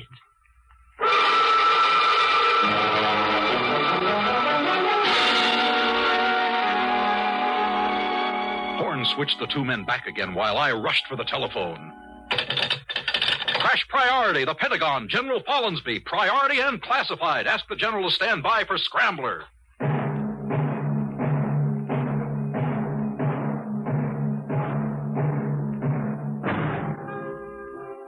A weapon? This was far more than a weapon. We had the world by the tail. I got through to the general, and I was excited as I pointed out the implications of the device. Suppose a hostile representative visited this country, I told him. One of our men could switch places with him, and no one would ever guess. In time, we could have our men in the top positions of every government in the world. Our men reporting to us. It was the greatest opportunity any government ever had. The general was impressed in spite of himself. We arranged an appointment in the Pentagon for the next morning. As I hung up, I fingered the silver leaf on my shoulder. It would soon be a star. Colonel! What is it, O'Hare? Sir, I don't know how to put this. I'm afraid Dr. Van Pelt has gone psycho, sir. Why, Sergeant? What's he done? He's raving, sir. He says Dr. Horn wants to live forever. He says all Horn was waiting for was to make a test on a human being. He says now you've given Horn his test, Horn is going to grab the first human being he can find and, excuse me, sir, this is what he said, and steal his body. Great Scott! Where's Van Pelt now? In the laboratory, sir, with Dr. Horn. Gee, is everybody around here nuts? I saw it all in a flash. Dr. Horn had a brilliant mind, but a worn-out body. He was going to make a switch before his own aging machinery broke down. I had to stop him. Van Pelt was there, literally asking for it. When I opened the door of the lab, I stumbled over Horn's body, dead. He'd already done it. Next to his body sprawled my whack, Corporal McCabe, stunned by a blow on the head as she tried to prevent the tragedy. And there at the machine was Van Pelt, or what used to be Van Pelt, striking the complicated machinery with one blow after another. Too late, Colonel! Too late! Don't destroy the machine! Stop! It's too late, I tell you! Too late! Not that I know who you are! You're not Van Pelt! You're Horn! Get away from that machine! No! Not till it's destroyed! Destroyed! Destroyed! McCabe, you killed him. You fool, you unutterable ass! Wing him, yes. Stop him from smashing the machine, yes, but why did you have to shoot to kill? It seemed the best way. You've ruined everything now. Horn's dead, and so is Van Pelt. The machine is wrecked beyond repair. Sorry, Corporal, but I'm putting you under arrest. Give me that gun. I'm afraid not. You're fundamentally a nice guy, so I'm just going to lock you in here long enough to get away, Lieutenant. Lieutenant? Huh? Horn! You're Dr. Horn! Just so, Lieutenant. Just so. Goodbye.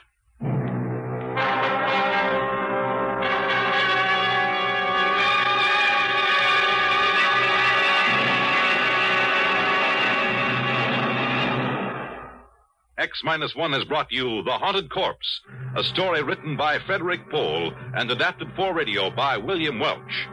Featured in our cast were Edgar Staley as Dr. Horn, Walter Black as the Colonel, and Dean Lyman Almquist as Van Pelt. Others in our cast were Lydia Bruce, Alan Collins, Bob Hastings, and Ralph Camargo. This is Fred Collins speaking. X-1 was directed by George Voutsas and is an NBC Radio Network production. We pause now for station identification. Countdown for blast off. X-5, 4, 3, 2, X-1, fire.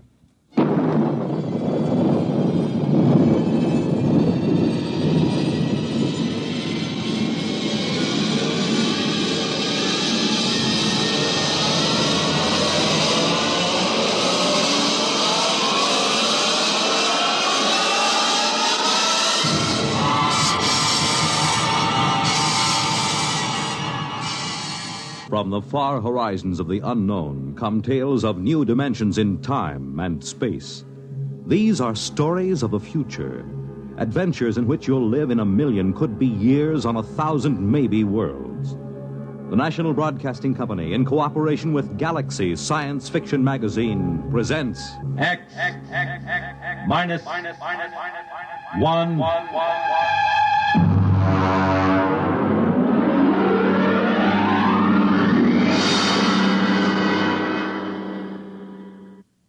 Tonight, End as a World by F.L. Wallace. But first, hear this. When the place is fine and the time is right, when the moon is low and the stars are bright. You make it Pabst, 'cause Pabst makes it perfect. Yes, Pabst makes it perfect. Just as we always have ever since 1844. So next time, you make it Pabst, because Pabst makes it perfect. America's Blue Ribbon beer from the Pabst Brewing Company, Milwaukee, Wisconsin. Yes, Pabst makes it perfect.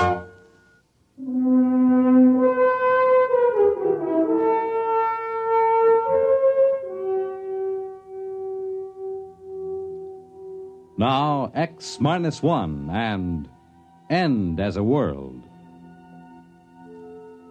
I saw it on the doormat in the front porch. The boy had made a lucky throw, and the paper was spread out neatly on the doormat facing me as I came out of the screen door. The headline was black across the top. They used the big type, the kind they use for presidential elections or when the town all-star Little League team won the national championship. I stood and looked at it through the screen door. I hadn't quite rubbed the sleep out of my eyes, so first all I saw was the little boxes of the screen. And then suddenly my eyes snapped into focus and I read it.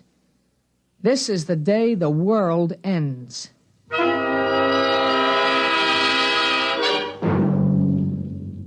Pete, come in and eat your breakfast. Well, just a minute, Ma. Now, you leave the newspaper alone. You can read it later. Come on now, the eggs are getting cold. Yeah, but Ma, it's today. Well, what's today? Well, look at the headline. That's the only thing on the front page.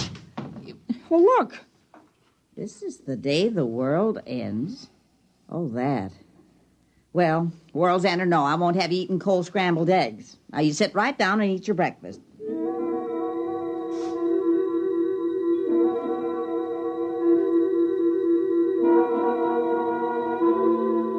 I brought the newspaper into the breakfast table. I turned to the sports page. The Dodgers were winning or losing, I forget which, and UCLA was strong and was going to beat everybody they met that fall. An H-bomb had been tested in the middle of the Pacific, blowing another island off the map, just as if we had islands to spare. Ordinarily, that would be on the front page, but not today. Now, don't get the newspaper in the egg yolk. All right, Ma. Want some toast? Peter, do you want some toast? All right, Ma.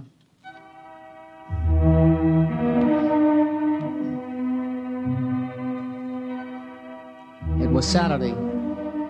Big things always seem to happen on Saturdays. I ate breakfast and got up. I had the usual things to do, like mowing the lawn, for instance, but I skipped it that day. There wasn't any use mowing a lawn on a day like that. I went out remembering not to slam the door. It wasn't much, but it showed thoughtfulness.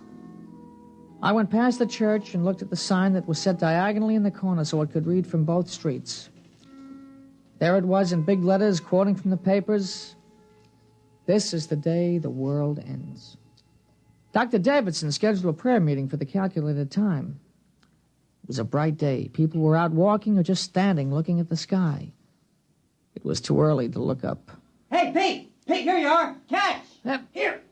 Hey, who showed you how to throw a football? Here, get this. Hey, nice pass. Here you are, lateral. I got it. Here, throw me a long one, huh? I'll run out on that button hook. No, look, I don't feel like it, not today. What do we do? Oh, listen, the new issue of Popular Rocketry came in down at Grover's. Yeah, I saw it.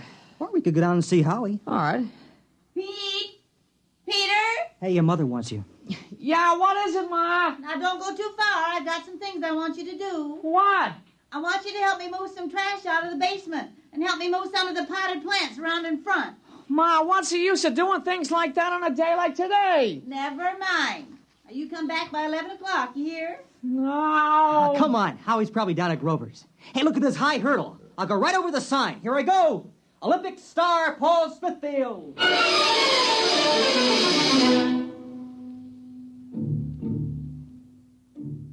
He went up over the sign easily. Paul's on the track team in high school. I looked at the sign again as he went over the top. This is the day the world ends. They never said more than that, not in the newspapers or in the signs painted on the brick walls. They wanted it to hang in our minds, something we couldn't quite touch, but we knew was there. We walked along down Green Street toward Grover's. Oh, what do you think of it? What? You know, today. I don't know. What about you? We got it coming. Yeah, but will we get it? I don't know. Hey, look. It's going to be nice and bright today. Yeah, it is now. Might cloud over. Yeah, it won't matter. It'll split the sky when it comes. Hey, you hear the new song? Some disc jockey wrote it. I love you, love you. Hey, it sounds awful. Oh, listen. I love you, till the day the world ends. I love you, till my heartbreak mends. And a lot more guff like that. You know, it seems awful. I mean, making a song on a thing like that, you'd think they'd have more respect. Well, why shouldn't they cash in on it? How about that contest on TV? What will you do on the day the world ends? In 25 words or less. You know, some people will do anything for a buck. Yeah. You think they'd have some, I don't know, some understanding of how important it is. Well, they do. You should see the souvenir stands on Main Street. You know, pennants saying the end of the world, stuff like that. That's disgusting. Grover's has an end of the world Sunday. Joey Tripp had one last night. It was really the end. Yeah, he's a pig. Yeah, it sure is. Boy, it was really something. With nuts on top.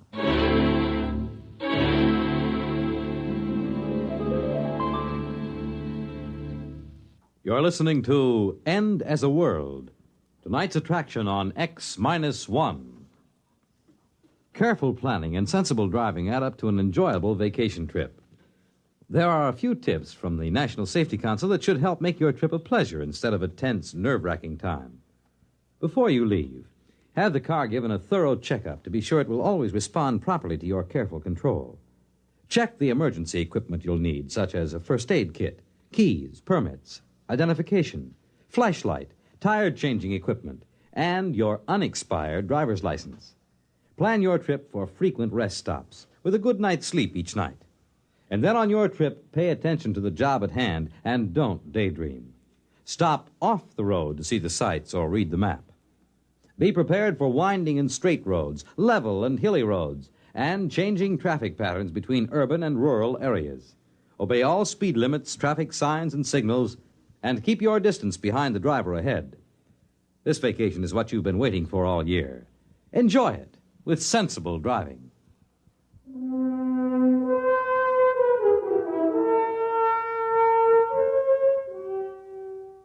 Now back to X-1 and End as a World. We went on to find Howie. He's a little guy, but he can throw a football further and faster than anybody else on the team. Howie was carrying a model of a rocket ship, carbon dioxide powered. Hey, let's see the model, Howie. Doesn't work. Well, what'll we do? I don't know. We could play Salugi. No, we left the football over at Pete's. Oh, might as well just sit down on the grass. Okay. Hey, I wonder if it'll really come. Yeah, where will the president watch it from? He should have a good view from the White House. No better than us right here. What about Australia? Will they see it over there? They'll see it all over. Africa, too. And what about the Eskimos? Doesn't matter whether they actually see it or not. It'll come to everyone at the same time. Yeah, how about that? Everybody. Not just in this town, but all over. Wherever there are people and even where they're not. You know what I keep thinking about? What? I keep thinking about the man who made the H-bomb. I bet he felt silly and spiteful blowing up an island.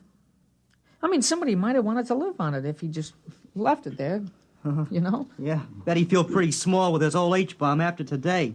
Pow. My mother's over at the church praying. And what for? She just said that's what she wanted to spend today doing, right up to the last minute. Yeah, all the churches are holding prayer meetings. Town board wanted to close up that carnival on Pearl Street. You know, the one with the cooch tent? They said it wasn't dignified for today. They close it up? Mm-mm. The manager said he had his license, and he didn't care if today was the day the world ended or not. He was putting on 5 shows right up till it happens. Funny idea, those girls dancing, and then, whoom, it happens, and nobody to look at them anymore. Can't understand people.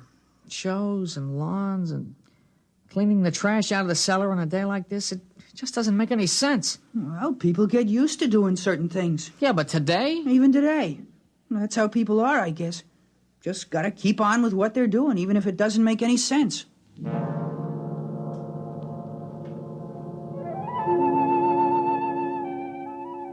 Now, we talked about it for a while, but we talked it out long ago. There was really nothing new we could say. Every once in a while, we'd look up at the sky, but it wasn't going to come until it got here. Finally, I went home for lunch. Now, you sit still and eat your lunch. Oh, Ma. It'll happen without your help. It's going to be all right. You think so? I think so. I'll give you your allowance now. Yeah, but Ma, it's only Saturday. I don't get my allowance Well, until... I'll give it to you today anyway. You might as well spend it this afternoon downtown. Gee, thanks, Ma. All right, I won't keep you over lunch. You can run uptown and watch it from there. Okay, Ma. You gonna go? Of course I'm not. Why should I get into that mob? I can watch it just as well from here.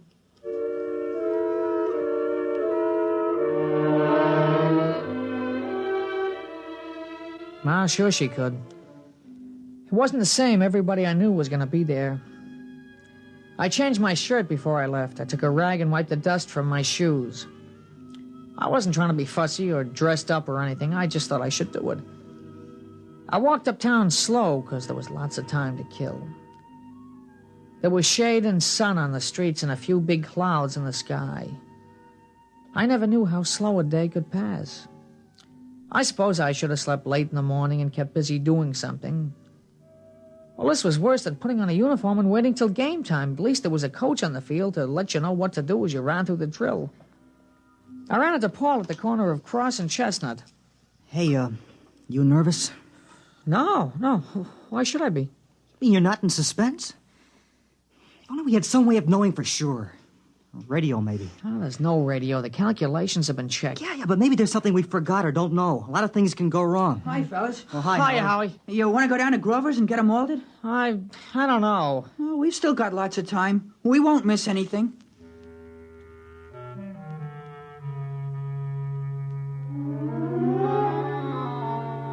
We all went down and had malteds at Grover's. The television was on. They were showing a street in India with people looking up. They flashed all around to Italy, China, and Brazil. Except for their clothes, it wasn't much different from here. They were all looking up. Well, let's get outside. I haven't finished my malted. What's the difference in a day like today, huh?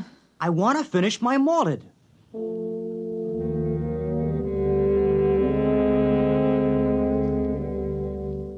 Outside, I noticed there was a slight overcast. The big billowing clouds had passed, but this was worse. I hoped that it would clear away in time, not that it really mattered. Hey, it's a pretty big crowd for a Saturday, huh? Well, this isn't a usual Saturday. What time is it? I don't know. You got to watch, Paul? No. We can see the clock on the merchant's block from the corner. Come on. Hey, it's Ginny Wexelberg. You see her over there? Hey, how'd you like to spend a day with her? That'll really make it a big day, huh? Oh, you don't need that old Ginny Wexelberg to make this a big day. After today, a blind 15-year-old kid isn't going to seem so important. After today, nothing's going to seem important, huh? Well, there's the clock. We still got plenty of time.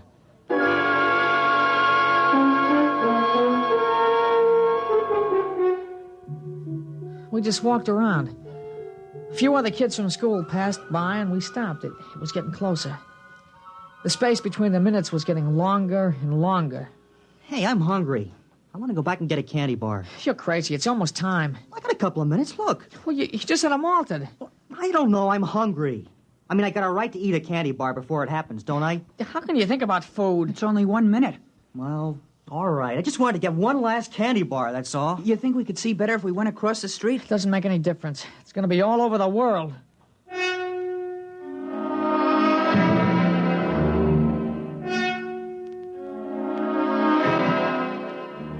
There was still a minute to go, and I kept wondering if there'd been a miscalculation. Now we were all looking up. All over the world, people were looking up. It was quiet. You could hear them breathing. I sneaked a look across the street. Ginny Wexelberg was staring up, and she was crying. I kept wondering why a pretty girl like that should be crying. And then, just as I looked back at the sky, it happened.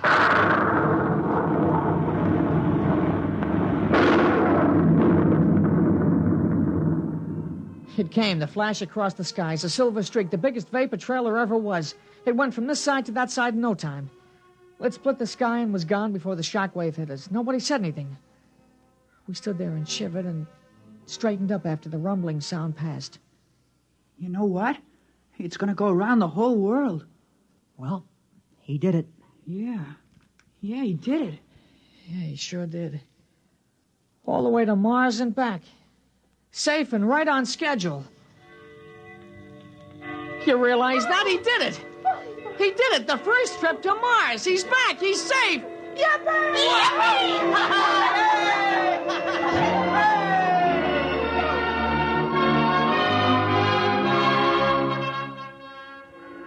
The factory whistles down by the river started blowing. The bells of the Baptist, the Congregationalist, and the Roman Catholic Church were ringing.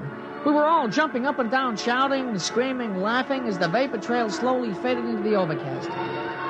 I grabbed a hold of somebody next to me, and all of a sudden I realized it was Ginny Wexelberg, and she kissed me, and I kissed her back. And we yelled louder than all the factory whistles. We had a right. It was just like the paper said. This was the day the world ended and the universe began.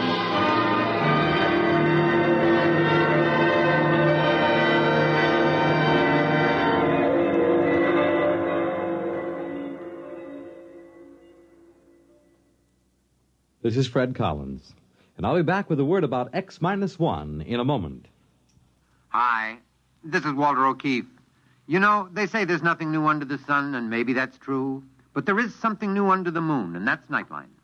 In Nightline, we think we found the way to use the intimacy as well as the lightning-fast maneuverability of radio in an hour-and-a-half package of high-voltage, different entertainment. We found the way to make the airwaves your magic carpet to wherever big things are happening. Anywhere in the country, for that matter, anywhere in the world.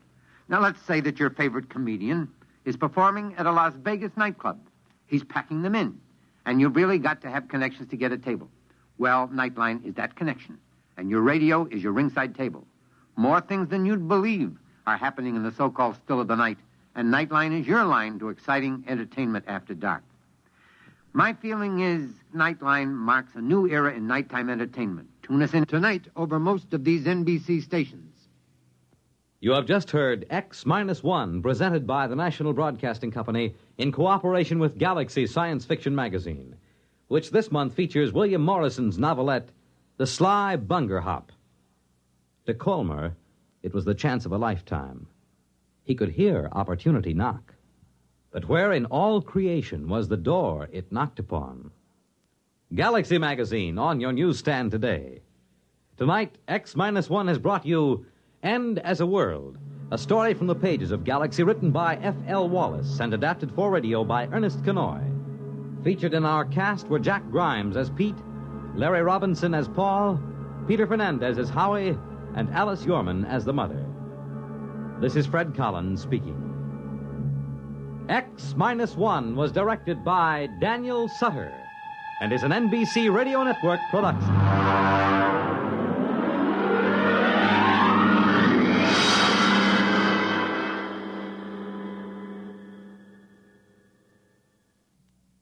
Next week on X-1, another exciting story from the pages of Galaxy. The Scapegoat by Richard Maples. If you saw a big teenage young bully beating up a helpless old man on the street, what would you do? Try to stop it? Or save your own neck by just walking away? Well, this is the story of a man who did stop it. Of a newspaper reporter who not only rescued the old man, but took him home, hoping to develop a good angle for the newspaper series he was writing on juvenile delinquency. The Scapegoat tells of what happened then, of the terrible threat posed by this seemingly harmless old man to the unsuspecting reporter and his family. Be sure to hear it next week on X-1. Wondering what the weather will be like tomorrow night? Will it be cool? Will it be hot? Will it rain or not? Well, don't give it another thought, because NBC's Monitor has a weatherproof evening plan for you with excursions to 3 world-famous underground scenic spots. You'll go roving with Monitor on a 2.5-mile trip through Marble Cave in Missouri. You'll listen to the music of a stalactite organ in Luray Caverns, Virginia. And you'll visit the historic catacombs of Rome. Between trips underground, you'll hear another merry report on his vacation tour of Europe by comedian Jonathan Winters. And you'll rub elbows with international celebrities at a unique party in Toots Shor's famous restaurant in New York. There'll be music and news, too. In fact, there'll be something for everybody on Monitor. So start your weekend right with Monitor Friday night, and stay with Monitor all weekend long. Nightline takes you to wherever exciting, interesting, and entertaining things are happening. Tonight, over most of these same NBC stations.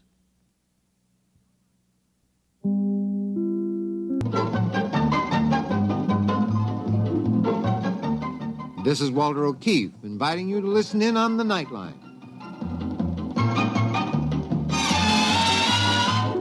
Tonight, live the incredible life of ages yet to come, in a time that might be 1,000,000 years from now, on X-1.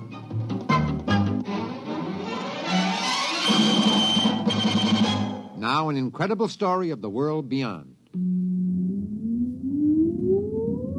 Countdown for blast off. X-5, 4, 3, 2, X-1, fire.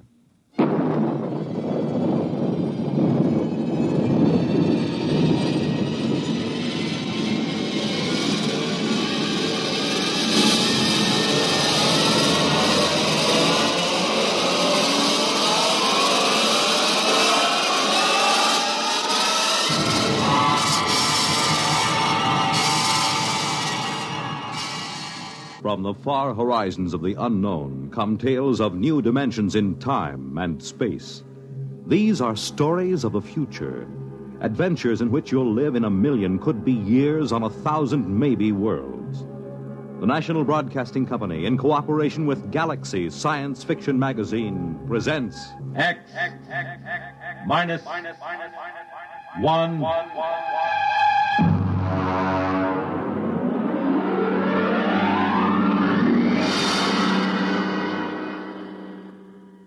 Tonight, The Haunted Corpse by Frederick Pohl. But first, hear this. Whenever you want things to be just right, be it here or there or day or night, You make it Pabst, 'cause Pabst makes it perfect. Yes, Pabst makes it perfect. Just as we always have ever since 1844. So next time, you make it Pabst, because Pabst makes it perfect. America's Blue Ribbon Beer from the Pabst Brewing Company, Milwaukee, Wisconsin. Yes, Pabst makes it perfect.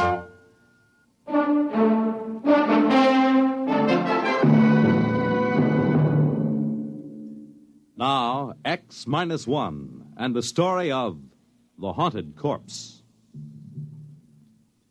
We moved in at 0800. That's pretty good time, considering that Van Pelt turned up at the Pentagon on Thursday, and it took him till Monday morning to go in and see the general. By Tuesday, I had a task force of 135 men bivouacked around the old man's place. Corporal McCabe, my orderly, reported mission accomplished. Well, Colonel, there's a whole company dug in down the road right yonder, and Wins is all set up right here like you done ordered. We got a covey of them recon cars from the cavalry roaming like a passel of June bugs quartering a handkerchief.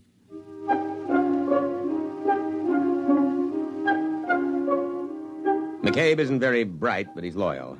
Well, about 9 in the morning, the old man woke up. I suppose the firing at the auxiliary pistol range I set up got him out of bed. Get out of here. Go on, you. Get those trucks off my lawn. Get out! Dr. Horn. Oh, what is this, the Boy Scout Jamboree? Are you the scoutmaster? Dr. Horn, I am Lieutenant Colonel Windermere, sir. My orders are to establish a security cordon about your laboratories. What? Here you are, sir, my copy of your orders. What the devil is this nonsense? You will see they are signed by General Follinsby himself. I know. That sniveling rat Van Pelt. He went to the army, is that it? That mountainous, ungrateful tub of rancid lard went crawling into Washington and ratted to some tin soldier. Sir, General Follinsby is not a tin soldier. Is that it? Did Dick Van Pelt come to you with some cock and bull story? The chicken-livered, worm-eaten, misbegotten offspring of a... Dr. Horn, the general asked me to give you his personal assurance that we will not interfere in your work here. But I'm sure you understand the importance of security. Now, you listen to me. The Horn effect is my personal property, not the government's or the Army's. What is this, creeping socialism? Sir, security.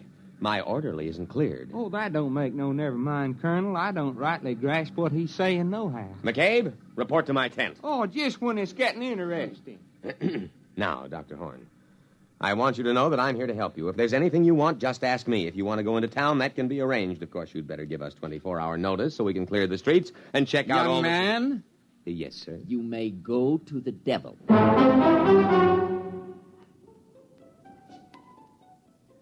Of course, he went in to call the Pentagon and protest. He had a lot of spirit for an old civilian of about 75. Hello? This is Dr. Eric Horn. I want to protest an invasion of my privacy. Of course, Dr. Horn, I understand. There's an officious young Cub Scout out at my place making a pest of himself. A lieutenant something. Lieutenant Colonel Windermere. But I called Washington. Yes, sir, but our intercept monitor put the call through to me. We'll take care of any outside calls you wish to make. Of all the insufferable...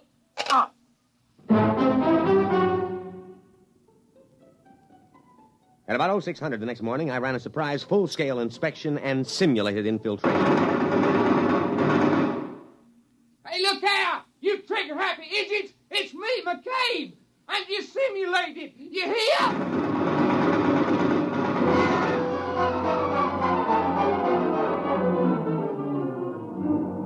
Fortunately, he was only grazed.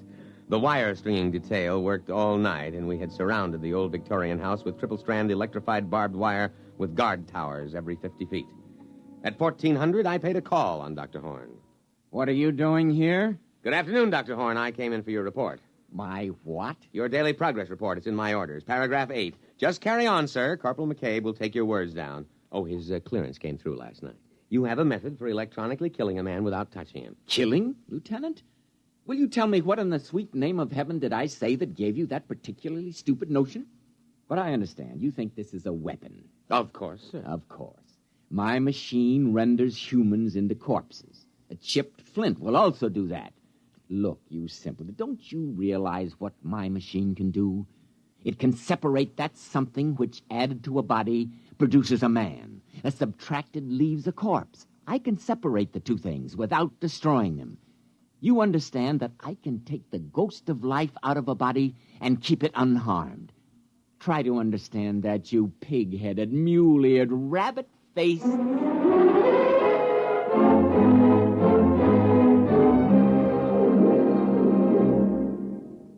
You're listening to The Haunted Corpse, tonight's attraction on X-1. You know, the property value of your home depends on the well-being of your community and your neighborhood, on things like good lighting for your streets, accessible parks and playgrounds, and cleaning up slums. And what others are doing, you can do. In Michigan, a city group launched Operation Bootstrap to rehabilitate houses, clean up slums, and interest everyone in better living standards. In Pennsylvania, a local real estate board surveyed every property in town, got 500 improved and 50 hopeless slums torn down. So help clean up slums and keep up your own home as well. To help keep your community sound, get into Action. Action is a national organization designed to help you protect the well-being of your community. For free information on your particular problem, write to Action, Box 20, Radio City Station, New York 20, New York.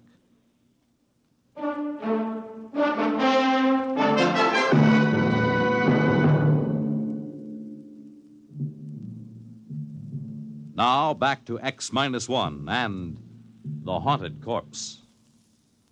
I terminated the interview and went back to headquarters to prepare my situation analysis. Van Pelt, all 300 pounds of him, was waiting for me. He was eating a can of sea ration with a knife. He's perfectly sane, Colonel, but he's dangerous. Very dangerous. You've got to protect me, absolutely. Van Pelt, I want the straight dope on Horn. Now, what is this ghost business? Oh, that. That's just his way of putting it. You see, care to join me in a can of beans? No, thank you. Well, there's a difference between a living man and a dead man, and that difference is what Dr. Horn whimsically calls a ghost. Call it life plus intelligence plus soul, if there is such a word in your lexicon, Colonel. You mean his machine conjures up ghosts? No, Colonel. Dr. Horn is an impossible old vulture, but he's not a faker. Horn can drain the essence of life from a body and store it, or if he wishes, he can replace them in another body. would you mind handing me the can opener? This looks interesting. Macaroni and beef. Supper ration.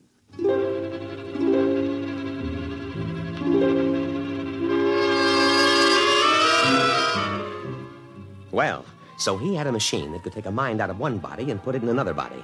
Well, why didn't he say so straightforwardly instead of beating around the bush like a civilian? Of course, he was a civilian, which might explain it. Next morning, I went to the laboratory with Corporal McCabe and insisted on a demonstration. All right, this way, gentlemen. Please, Corporal McCabe is an enlisted man. At this pole, we have a Cocker Spaniel. And over here, a Rhode Island Red. That's a right perky-looking chicken, Doc. If you will kindly stay clear of the terminal areas, I will activate the field. What's happening?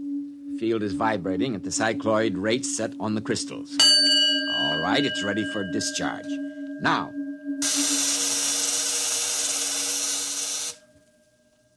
Well? Watch. Here, Rover. Here, boy. Here, boy. Hey, that ain't no hound. That's the chicken. I know. Here, Rover. Well, I'll be pickled for an eel. That little old chicken is trying to wag its tail. And over here... Here, chick, chick, chick, chick, chick, chick, chickie. Here, chick, chick, chick, chick, chick, chick. Well, doggone. I never did see the like of that. A flop-eared, honest-to-Pete dog trying to peck corn.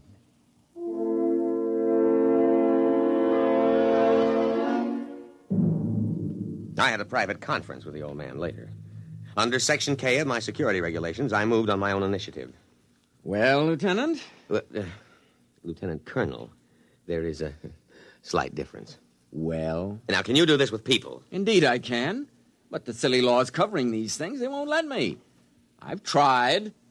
Imagine a simple exchange. A man dying of terminal cancer and a feeble-minded youth.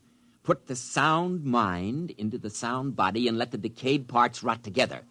But will they let me? No, no. You've never tried the machine on people? No. But you're here, a military man, Very brave. All I need is a volunteer. That coward Van Pelt refused. That's why he sneaked off to you. But a brave soldier like you... Negative, sir. Negative. But, Lieutenant... Negative, sir. And besides, I am not a lieutenant. I'm a field-grade officer.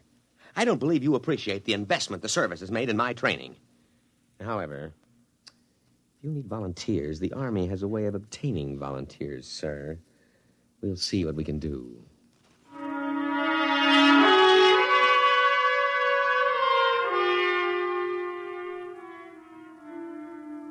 Actually, it was easy.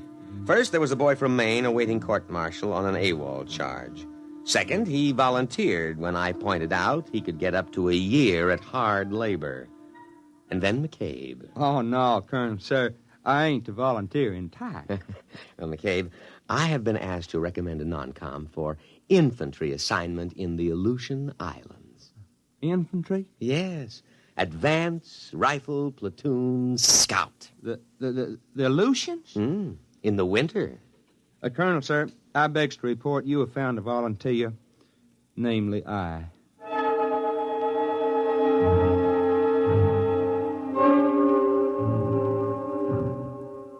Dr. Horn had arranged the terminus of the machine poles to be tapped into metal helmets which were adjusted on the heads of the two men.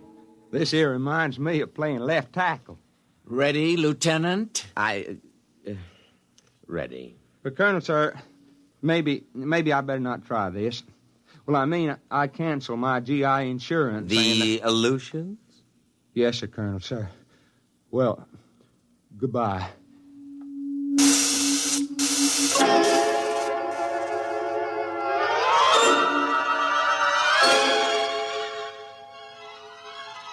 The test was an anticlimax. It worked. McCabe, that is, McCabe's body, reported himself as Private Ethan Coffin in a broad down-east dialect. I had Horn switch them back, and then I went back to my tent and put through a call. Crash priority. General Fallon's be on a scrambler circuit, Colonel, sir. All right. Now leave, McCabe. This is top secret. They don't never tell me nothing. I swear it's worse than grade school. Now, General... Colonel! Van Pelt, what's the idea of barging in? I'm making a top secret You call. didn't let Horn make his test. You didn't... Now, out, Van Pelt, out. But that's all he's been waiting for. You gotta listen to me. McCabe! Colonel! Escort Mr. Van Pelt out.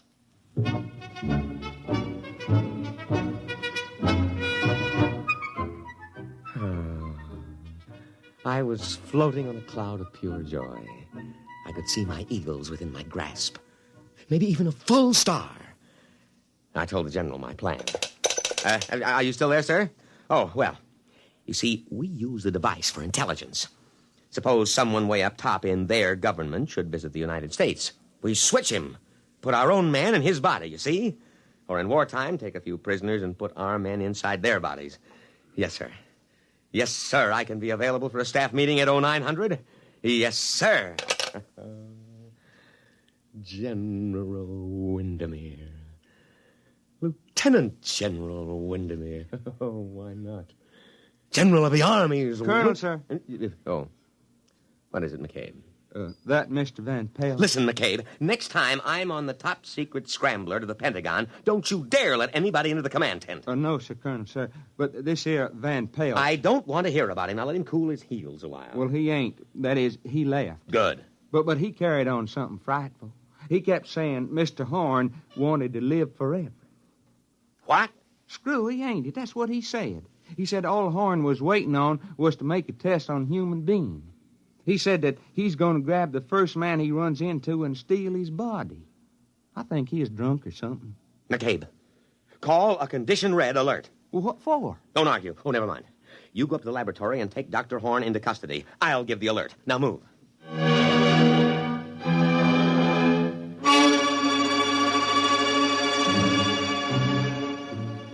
I could see it all immediately.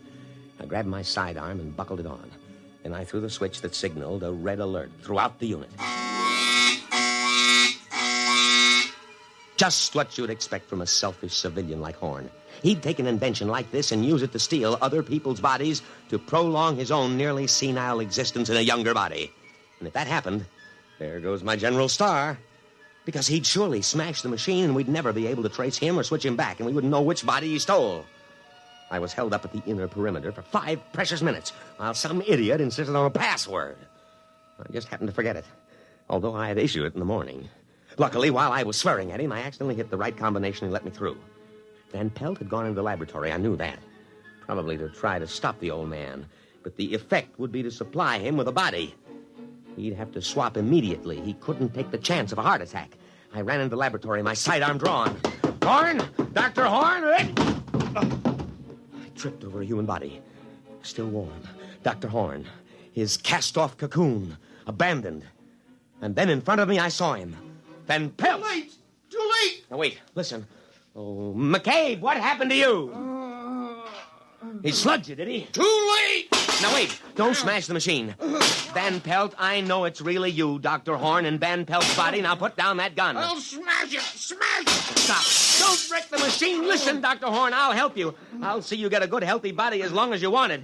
Dr. Horn, think of the safety of our country. Think of security. No, I'm not Doctor. Who shot that? McCabe, put that pistol away, you fool! Oh, Horn. Dr. Horn, speak to me. Now, I know it's you in Van Pelt's body. Now speak to me, Dr. Horn. Oh, he's dead. McCabe, you simple-minded... Why did you kill him? Oh, everything is gone. My General Star, everything. All right, McCabe, report to your quarters. You'll get a court-martial that'll make your hair curl.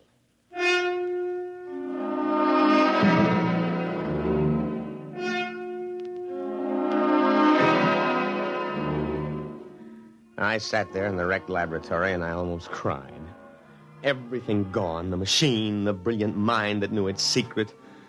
I looked at the corpse of Van Pelt that held the mind of Dr. Horn before that idiot McCabe had put a bullet through the brain and killed both.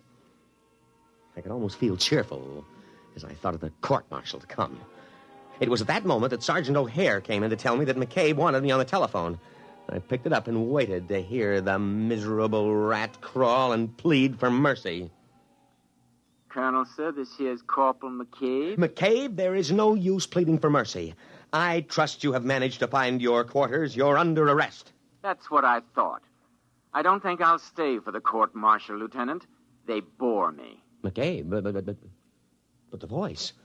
Dr. Horn. Precisely, Lieutenant, precisely. Goodbye now. If a body meet a body coming through the... Goodbye, Lieutenant. Thanks for the body.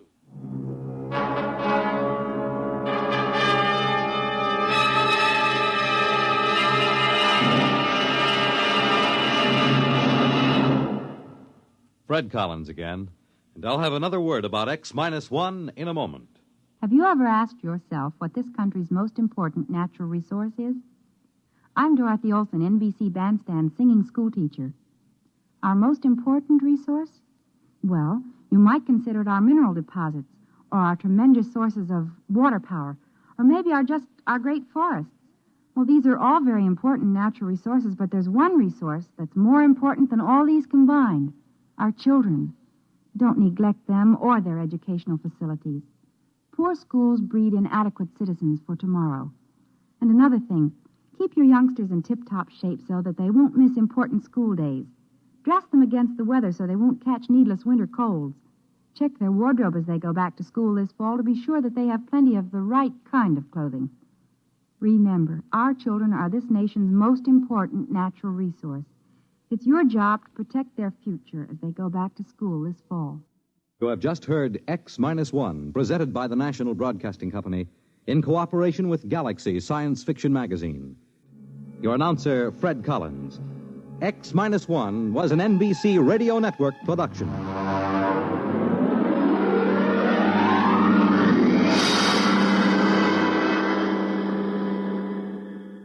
There's excitement in the air at night, and Nightline brings it to you. Hear Nightline with Walter O'Keefe, next on most of these NBC stations.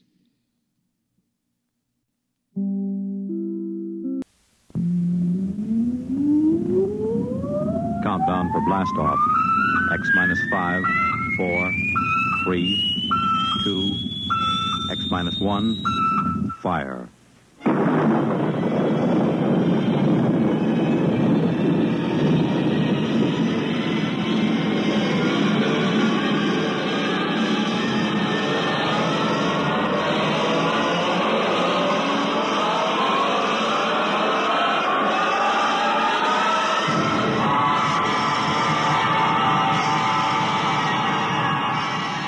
From the far horizons of the unknown come tales of new dimensions in time and space. These are stories of the future, adventures in which you'll live in 1,000,000, could be years on 1,000 maybe worlds. The National Broadcasting Company, in cooperation with Galaxy Science Fiction Magazine, presents X-1.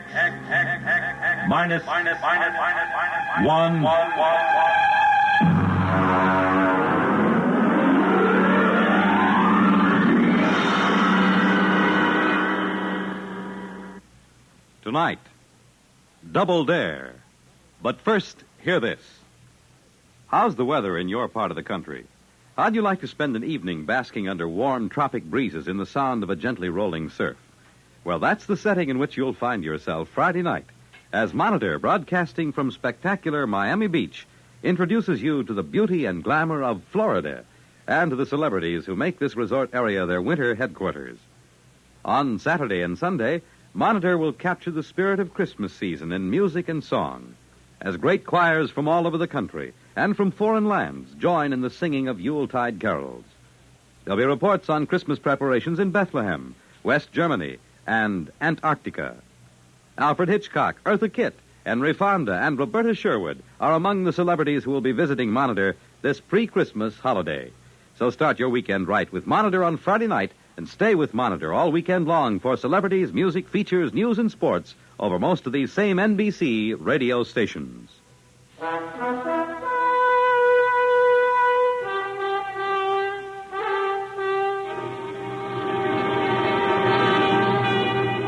Now, X-1, and tonight's story, Double Dare. Our ship sat down on the planet Domerang right on schedule. Kermage and I stood at the viewport and watched the big Domerangi official cross the field to our landing ramp. He was dressed in a bright yellow tunic, green-gray buskins, and was wearing a glittering jeweled diadem. He was walking in that ponderous way those people always walk. and it seemed like a long time before he actually reached the ramp and climbed into the ship. Welcome aboard. Greetings, gentlemen. I see you have come through the trip in fine shape. My name is Plorvash. I'm your liaison while you are with us. My name's Marner. Pleased to meet you. And I'm Kemmeridge. Well, what happens now, Plorvash? You have landed at a space port just outside our capital. I have come to take you to your quarters. We are providing you the finest accommodations our planet can offer. We want your working conditions to be of the best. Glad to hear it. The actual test will begin as soon as you wish. May I offer you good luck? Oh, we won't need it. It's not a matter of luck at all. It's brains. Brains and sweat. Very well. This is what you are here to prove. It ought to be amusing in any case, whatever the outcome may be.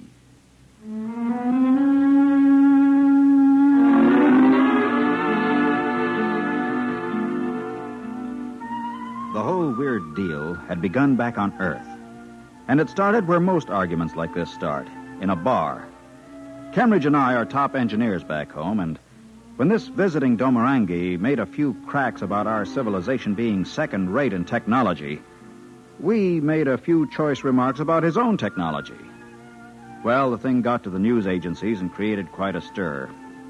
It finally led to a regular interplanetary controversy over who had the best technical brains, Earthmen or Domorangi.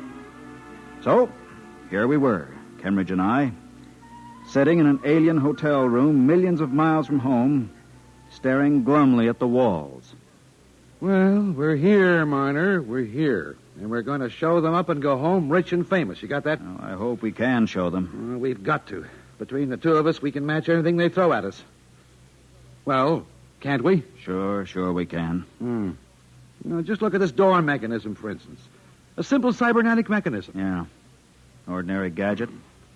Not nearly as efficient as our kind, either. That's just the point.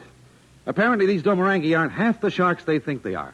We said we could duplicate anything they showed us, right? Yeah.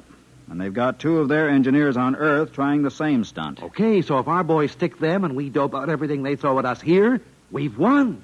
The State Department's counting on our versatility, Marner. That's all we need. Versatility, cleverness, and hard work. We'll beat those silly-looking pants right off them.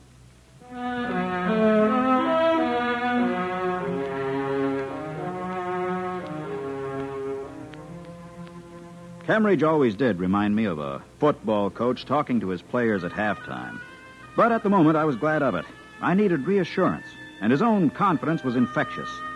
I cheered up, and by the next morning, we were ready to begin our part of the test.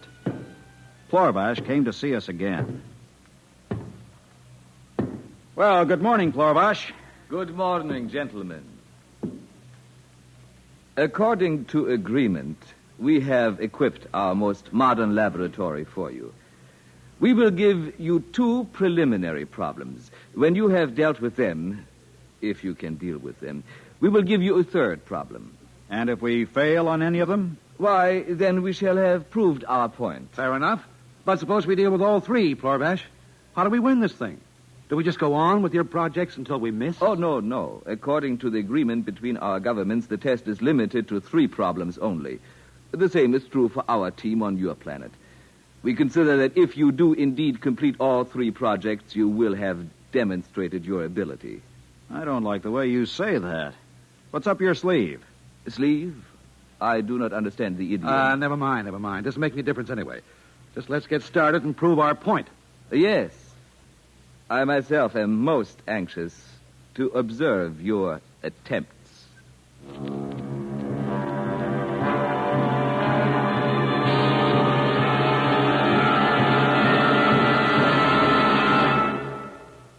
We return to X-1 and Double Dare in just a moment.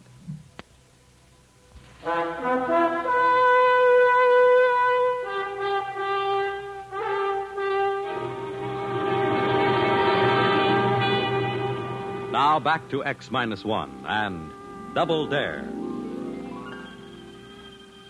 The lab that was to be our workshop until we won or lost this contest was a sumptuous place. The sort of research setup a sane engineer never even bothers to dream about. We stood there admiring it, Kemmeridge and I, while Plorvash waited for one of us to say something. Well, we're impressed. Man, it won't be hard to pull off miracles in a lab like this.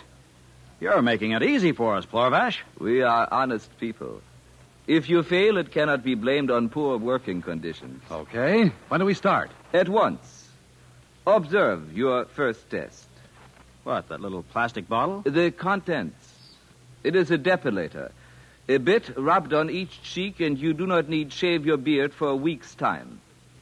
Here is the bottle. Duplicate the product. But we're engineers, not chemists. Never mind, Miner, never mind. Okay, Plorvash, that's the first project. Give us the second at the same time. That way we'll each have one to work on. 2 projects at once?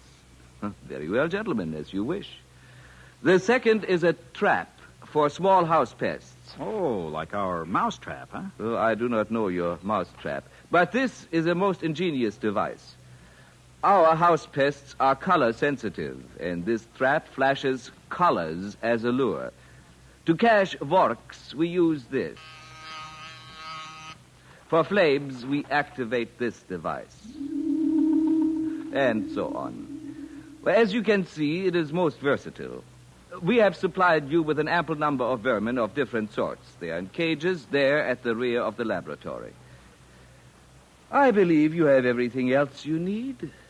You mean this is all? Duplicate these 2 products, if you can. Okay. And we'll let you know the moment we finish. Yes, do that. I didn't like the way he looked when he said that. There was a catch to all this somewhere, but I didn't have time to think about where it might be. Cambridge and I went to work on our project at once. It wasn't nearly as hard as it should have been. Within 4 days, we summoned Plorvash back to the lab. Do you mean to say you have finished already? Naturally. Stay where you are, Plorvash. I want to show you something. All right, Cambridge, activate the trap. Check. All right, stand back. I'm going to open the cages. Oh, no, don't. Those vermin, they'll be everywhere. Too late. Here they come. Oh, but you're mad. But they'll be everywhere. Close that door. Stand where you are and watch. You see? See that? But this is impossible. All running to the same place. Our trap. Look at that. They're in. Every last one of them. Remarkable. Yeah. We've improved on your model. We've built a better trap. Your model only deals with one species at a time. Ours handles every variety. It really is rather surprising. I suppose now you want to know about the depilator. That was easy, you know. With the equipment you gave us, chemical analysis is a snap. But I'm afraid we've improved on the original model here, too. You have? In what way? But used at the proper strength, this depilatory of ours can last indefinitely. The effect seems to be permanent. Indeed. This is a fairly impressive performance, gentlemen. You may be interested to know that your counterparts on Earth have also passed their first 2 tests successfully. Oh, well, good for them. So, it all depends on the 3rd test, then, huh? It does indeed. Shall we have that one now? Why waste time? Is that it? That thing on rollers that you've got covered up back there? Yes. Permit me to remove that cover. A machine of some kind. I recognize a type of piston valve, relays, tubes, rods. Let me plug it in for you. Here is the outlet. Now, I press the starting button. So. What does it do? Suppose you remove the plug from the outlet. All right. There. Hey, it's still going. Gentlemen, this is our power source. We use it for transportation and similar things. Duplicate it. This is your 3rd problem. Well, we'll give it a try. I shall be most interested in the results. Most interested. Good day. Cheers.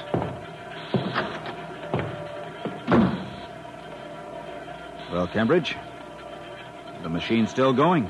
Yeah, I see. I wonder, can we build a perpetual motion machine?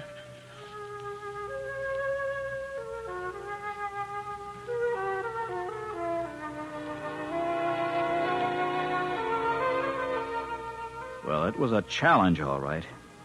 A greater challenge than either of us had anticipated in our wildest dreams. Our heads reeled with the enormity of the ideas. But we worked and worked. I don't even know how long it was, but I think it was about 3 weeks. Finally, we summoned Plorvash, and he came into the laboratory to see our model and his side by side, both humming away with no plugs in the wall. There it is. You have actually done it? Yes. It's been running a week now, and it shows no signs of slowing down. It actually works, but how? A complex hyperspace function. We're making a full report, of course. I hope you realize this is quite a stunt in gravology. We didn't think we could do it until we had to, so we did. I didn't think you could do it either. This little box on our model, have you examined it yet? No, that nearly threw us. Apparently it's tightly sealed. We didn't waste time getting it open. We bypassed that.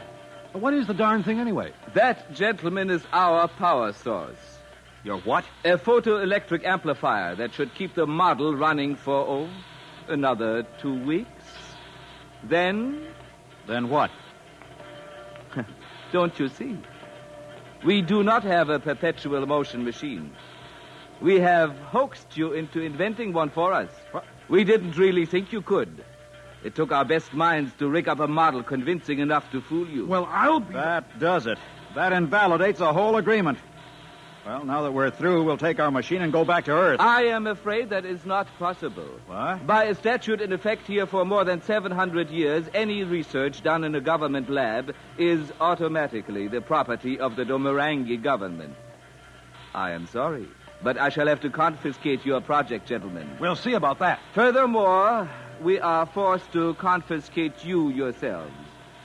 We need you to instruct us on how to build these machines. Plorvash, Earth won't let you pull a trick like that. This is cause for war. I doubt it. Why should a terrible war come about for the custody of 2 men? I demand to see our consul. Of course. That is your right, I suppose. I will arrange it.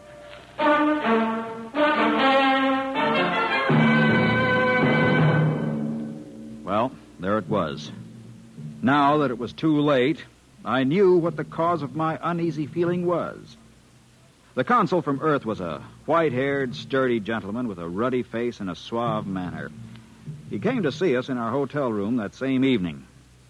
Now, please, rest assured we shall make every effort to extricate you. Do you realize what immense scientific prestige you've given to Earth? Fat lot of good that does us now. Well, authorities on Earth have kept me informed on the progress of the 2 Domarangi. They got through the first 2 projects as easily as you 2 did. We already know that. What of it? Well, now, this is the delicate part of the whole affair. I hate to put it into words, but in fact, the people on the Earth end of this deal had much the same idea as the Domarangi. You mean another double cross? They put them to work on perpetual motion, too? No, not quite. They rigged up a phony anti-gravity machine and told them to duplicate it. Good night. What happened? Nothing yet. I'm told they're working on it very hard. Sooner or later, if they're at all as clever as you 2, perhaps they'll hit on it. You'll just have to be patient and sweat it out until they do, and we can make an even exchange. Well, of all the cockeyed situations, you mean we have to wait until they invent anti-gravity? Well, that's the general idea. In the meanwhile, as I say, I will insist that you be shown every courtesy here on Domrang. Well, they may never discover a workable anti-gravity. Then what happens to us? Wait a minute. Yeah? Minor. Yeah? You know anything about tensor applications and gravitational fields? What are you driving at? I'm thinking of the ideal lab setup they gave us. Do you think those 2 Domarangi on Earth would mind taking credit for someone else's anti-gravity theory if they were approached properly? Hey, that's right. They must be as anxious to get home as we are. Say, what in the world are you talking about? Consul, would you be above a bit of smuggling, diplomatic immunity and all that? Well, now, I don't know. We build the anti-gravity machine. You smuggle it to Earth and slip it to the Domarangi, then use it as a talking point for a trade. Well, what do you say? Well, I admit, it does seem the only way out. Very well, gentlemen, I'll do my very best. But there seems to be just one hitch. What's that? You still have to invent that anti-gravity machine. Oh, we'll invent it all right, because you see, we have to. Come on, Cambridge. Let's get to work.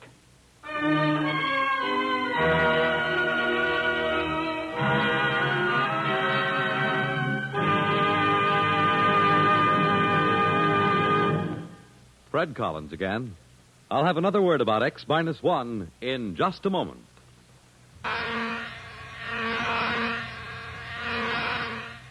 Is your head buzzing with the feverish, stuffed-up feeling of a cold? Here's how to get relief. Every second someone takes it for the miseries of a cold. Millions more take bromoquinine. Every second someone takes it for the miseries of a cold. Bromoquinine. More people have taken more bromoquinine cold tablets for more complete relief than any other cold tablet ever sold. Because bromoquinine is the only cold tablet sold with wonder-working quinine, nature's own miracle drug, and 5 other medicines, health-fortified with vitamin C. Science has never found a real substitute for quinine. It helps bromoquinine do more. Bromoquinine works to relieve stopped-up nose, body aches, fever, irregularity, blues, and headache, even of virus colds. Remember, every second someone takes it for the miseries of a cold. Millions more take bromoquinine. Get bromoquinine brand cold tablets. You have just heard X-1, presented by the National Broadcasting Company in cooperation with Galaxy Science Fiction Magazine. Galaxy Magazine's science editor, Willie Lay, discusses medical problems of space travel in the current issue of Galaxy. Read Willie Lay's article as well as the many thought-provoking stories similar to tonight's tale of fiction based on facts of the future. Galaxy Magazine, on your newsstand today. Tonight, X-1 has brought you Double Dare, a story from the pages of Galaxy written by Robert Silverberg and adapted for radio by William Welch. Featured in our cast were Ralph Camargo as Marner, Ivor Francis as Cambridge, Michael Ingram as Plorvash, and Harvey Hayes as the Consul. This is Fred Collins speaking.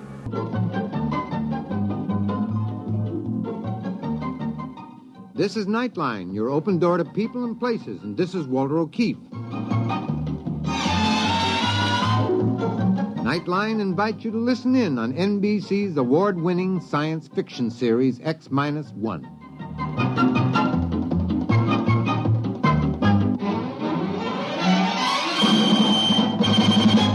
Now escape to a world of the future. Countdown for blast off. X-5, 4, 3, 2, X-1, fire.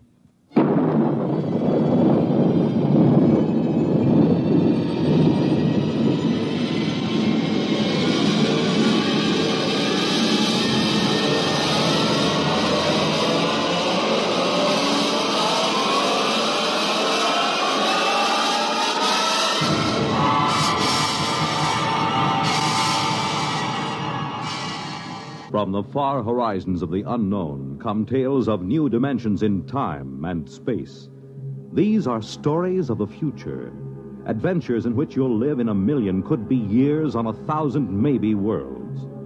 The National Broadcasting Company, in cooperation with Galaxy Science Fiction Magazine, presents X-1.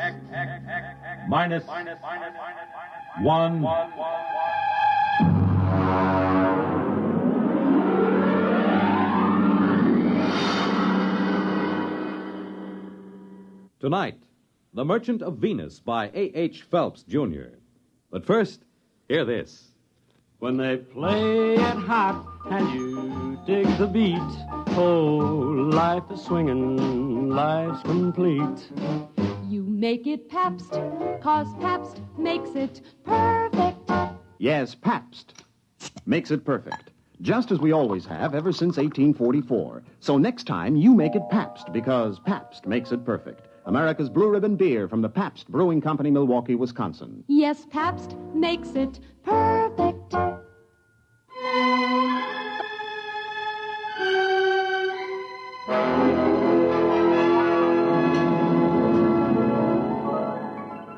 Now on X-1, The Merchant of Venus. If you've ever tried to make a 6-inch marionette play the piano using spider webs 100 feet long for the strings, you'll have some idea of the job of administering personnel problems of the Venus colony from an office on East 41st Street in New York. But that's the way it's done. All recruitment and contract work for outspace employment is handled by the UN Off-World Commission. My particular mess is the Venus Project. Mostly the trouble comes to my phone extension.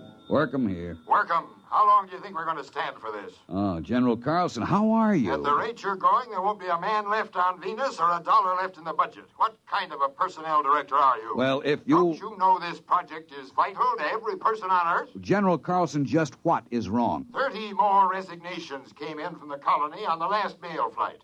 33 spineless quitters getting fat at the taxpayers' Excuse me, General. Listen to me, Workham. I'm getting awfully tired of the kind of recruiting you're doing.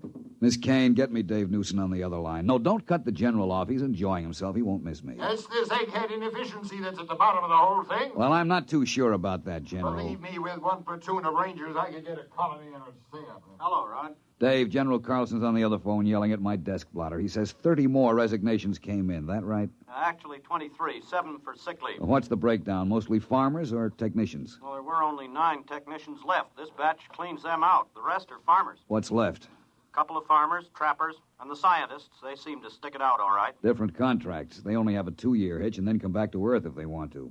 Listen, meet me down at the coffee shop. No, Carlson goes down there sometimes. The saloon over on 43rd, about 10 minutes.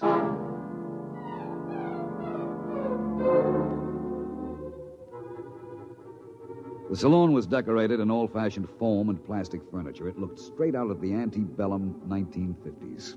I found Dave waiting for me in a booth, and we got right down to it. Well, listen, why don't we leave this last bunch of quitters right where they are? Refuse to bring them home. Then they'd have to make a go of the colony to save their scrawny necks. Oh, I'd like to, but even General Carlson wouldn't dare. We'd never get another colonist off Earth. And our main job is to relieve population crowding on Earth. If we get tough with the colony, a man would be a fool to go. And every one of these quitters talks like he was just sprung from Devil's Island. This isn't getting us anywhere. I want you to shoot me up the files on this last batch of quitters. Maybe we'd better have a staff meeting on it. Get the psychology section, the preliminary interviewers who passed these men, and I'll have Jameson, too. What do you want a historian for? Maybe he can find us something interesting in the project record. He's used to deducing the philosophical and religious behavior of the ancient Hittites from a loose translation of a cuneiform laundry bill. Shall I get them all down here? No, we'd better make it formal. Book a conference room. When you get Jameson into a saloon, he spends all his time thinking up guessing games to avoid paying for his drinks. No, make sure about General Carlson. I'll tell his secretary. No, make sure he doesn't hear about it. I don't have anything against General Carlson personally. It's just that there's always been a fight over Venus Project. The military versus the rest of us soft, decadent civilians. Carlson felt the right way to settle any virgin territory was to set up a military outpost on the ground that soldiers had always been the best operators under similar circumstances. I had lunch with Dave before the conference. You want to call the Greasy Spoon and order? What's on the menu? Well, Protos burger, sliced barbecued yeast, or seaweed borscht with boiled algae balls. Just coffee. Black coffee. Well, they don't have coffee. What do you think this is, the Chambord? You can have Neo-Caf or Syntho tea.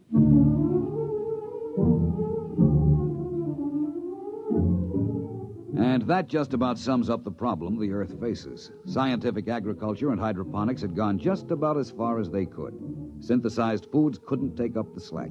If the people of Earth kept on emulating the extinct rabbits, as they showed every intention of doing, we had about 30 years before we'd all be standing on each other's shoulders, chewing our fingernails for nourishment. Or rigid birth control would go into effect, with the whole attendant problem of racial tension, nationalistic wars, and bootleg conceptions. The group gathered in the conference room looked sour enough to have been dining on seaweed borscht for a week. All right. I suppose I sum up what we all know already. It'll give us time to stall before we face problems to which we have no answers. That's a cheerful beginning. All right. Now, for 6 years, we've been trying to establish a self-sustaining colony on Venus. Why? Take the monorail out to Bucks County or up to Vermont at rush hour. There just isn't any more room on Earth. They've just opened the Dome Colony in Antarctica, and the housing areas in the Amazon Valley, and they're already piled up with a 10-year waiting list.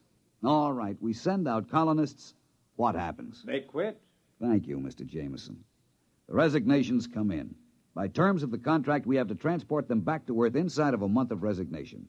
There'll be nothing left on Venus but a few small clearings in the jungle and a few empty beer cans. Now, I'm not accusing anyone here of making mistakes, but I think we have to seriously consider whether we're spending money for nothing. Rod, you said the problem was insoluble. We know what we need up there. It's just that we're still making some mistake in selection, in psychological screening. That's all. You're not going to quit, are you, Rod? Well, we're not. We'll get these studies out and check again. Venus Project is too important to fail, right? Yeah, right.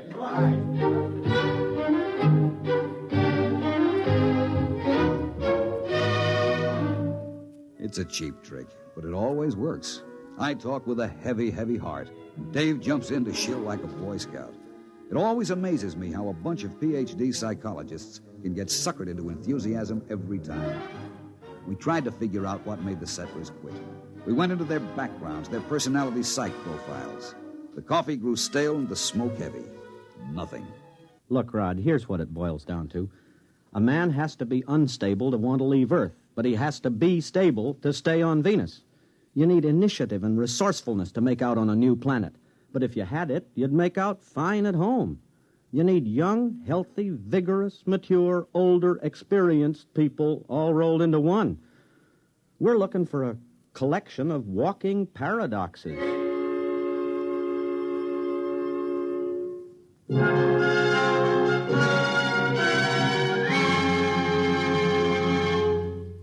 You're listening to The Merchant of Venus, tonight's attraction on X-1.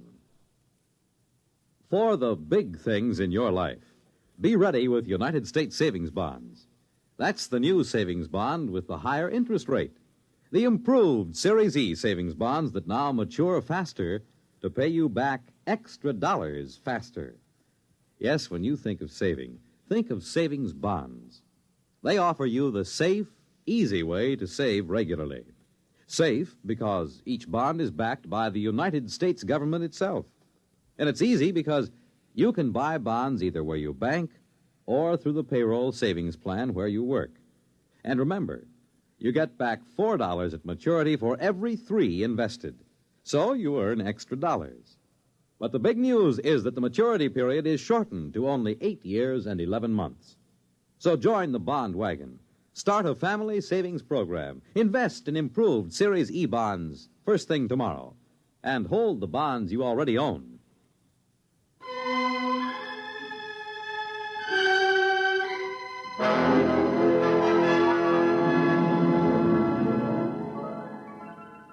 Now back to X-1 and The Merchant of Venus.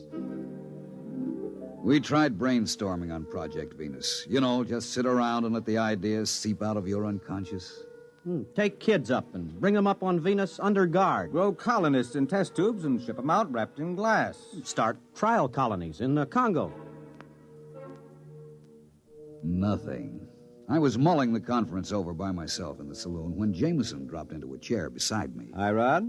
Oh, hello. Hey, I got a new game. I take 3 matches in my right hand and Don't you guess... bother. I'll pay for the drinks. Rod, you're taking the sport out of sponging. I see nothing amusing in being a petty con man. How about that snow job you work on the psych team every couple of weeks? You could get rich selling bogus mining stock to investigators for the SEC. There is a difference between legitimate personnel psychology. Sure. How about when you threatened to quit? Well, I'm not sure I was kidding. What would happen if you quit? Carlson would probably send a military outpost up there. Make a clearing, build a fort, maybe a town, and then he'd try to get people to come and live in it. It won't work, though. They'll want to know why the planet had to be colonized that way. Why wouldn't the civilian colonists stay? Rod, this may surprise you, but I agree with you. But not because of your fancy psych profiles and emotional mathematics. A free people will not willingly move into a military township. Rod, you a gambling man. I told you, I'll pay for the drinks. No. I mean, would you take a 50-50 chance if the colony had a chance of working out? I guess so. It's better odds than I'd give at the moment. All right. You're on. Now, wait a minute. What are you talking about? Never mind. Here, look. I take 3 matches in my right hand...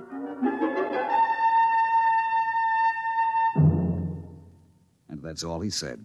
I found out a week later what was going on when I was called on the carpet by General Carlson. And as I understand it, this plan of Mr. Jameson's was smothered in your office because of professional jealousy, Mr. Jameson having no degree in psychology. Is that what he told you? Mr. Workham, I'm very busy. I have a conference with Mr. Jameson in exactly 7 minutes.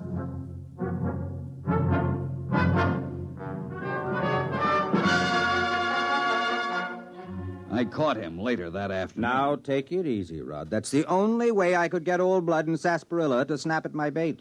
If he thought you were sitting on an idea, he was bound to grab it. You know he dry-docked me for 6 weeks. Go fishing. Have a good time.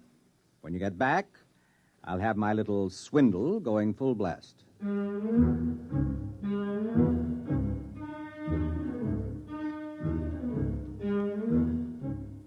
That is exactly what I did. I went fishing. When I came back to work, I had to fight to get into the building. Hey, who you pushing? I work in here. Yeah, line bucker. What do you mean? You're gonna wait your turn like the rest of us. What's going on in there? What, are you kidding? This is the volunteer office. Where have you been? Volunteer for what? The Venus colony. Oh, no. That's a little office around on 43rd Street. Wake up, Bud. They moved out of that office last week. You mean all these men are volunteering? Sure. Hey, you got a bottle on you? Bottle? Anything. A little California seaweed juice, maybe? I ain't fussy. Are you a trained farmer? Do I look like a hayseed? Technician? Mechanic? Listen, Buster. That's for Marks, Rubes, Hicks. I know how to take care of myself. Let the suckers push tractors around. You sure you ain't got a shot? No. Man, I can hardly wait till I get there. The nearest saloon? Venus, man, Venus. What are you going to do when you get there? I'm gonna snake me a little climb. Then let the creds roll in. Gonna get me a year's supply of the best pre-war scotch, and I'm gonna use it up in a week. They don't pay that kind of wages at the colony. Wages? That's for square johns. I'm going out for the hot stuff. You know what I mean? Radioactives? Well, the government assays don't show enough to make it worth shipping. That's what they want you to believe. I heard they got loads of big U's so rich, you gotta wear a lead union suit to get near them. Don't you realize there's nothing but jungle up there? And insects and spores and fungus? All right. I know the story. That's to keep out suckers. Take it from me, bud. Just look around. The smart money knows the truth. I'm getting in on the ground floor.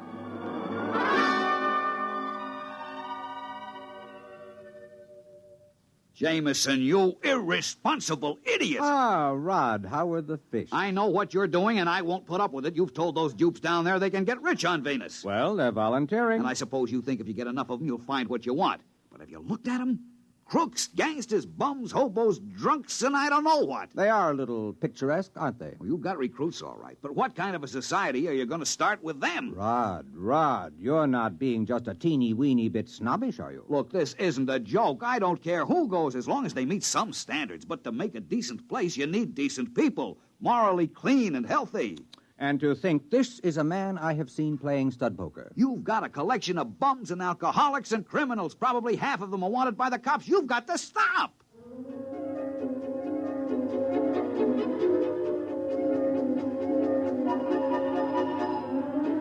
There wasn't a thing I could do. I issued a statement to the press, and I got editorials attacking me for trying to keep the riches of Venus from the common man. Days passed, weeks. The training and screening compounds were jammed, and the transports lifted from Cocoa Base on a tight schedule, 100 men to a ship, not counting crew. People traveled miles to apply. They drifted in from every skid row around the world.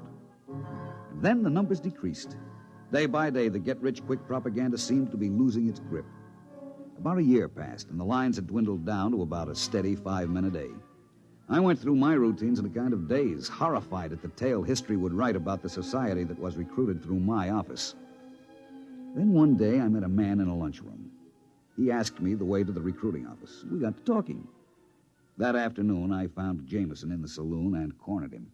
Look, I take 4 lumps of sugar in my left hand, and you try to guess which one... Never mind. It's just a little sporting proposition. I've had enough sporting propositions out of you. Jamie, I just talked to a recruit. How democratic of you. I'm not kidding.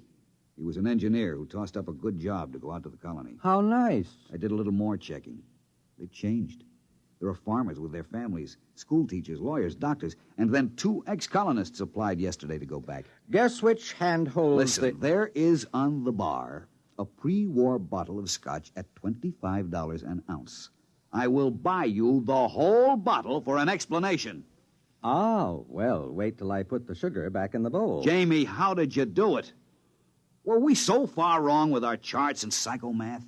Actually, you told me how to do it. Remember you said if there was a recently pioneered society around for you to test, you could set up your standards? Well, all you needed to do was duplicate the kind of person who settled America, or Australia, or California. As an historian, I knew what they were like, and I knew what brought them. So I put out the same bait. In a pig's eye, you did. How about freedom of religion, freedom from oppression? That had something to do with settling America, didn't it? Isn't that what brought people to this country? I saw that cesspool full of tramps you started with. If there was a Tom Paine or a Ben Franklin among them, I'll eat a whole Rorschach series 1 ink blot at a time. Rod, you are no historian. Franklin was born here. Paine didn't come over in the first wave. Pioneers are not necessarily young, healthy, or moral. America wasn't founded only by pilgrims. They were actually a minority. We were settled by promoters, bonded servants, British convicts, pickpockets, thieves, French and Spanish pirates. They came here for gold or to beat a hangman's rope. That's the kind of person who settles a new land. Misfits, drunkards, fugitives from justice. Too sick in mind or body to make a go of it where they are. But what kind of society will they make out of it? What kind did the sweepings of Newgate make out of America? After a while, they stop shooting each other down in the streets, and civilization catches up with them. For one thing, they get married. And it's amazing what a civilizing influence a wife is. Won't they be a little sore? After all, you just worked the greatest hoax since... Since the immigrants came to America because they heard the streets were paved with gold.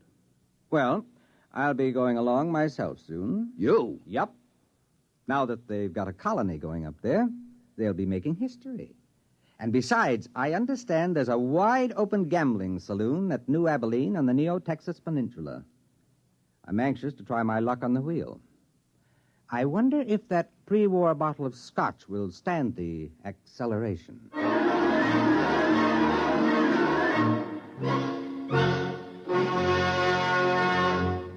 Fred Collins again, and I'll be back with a word about X-1 in a moment.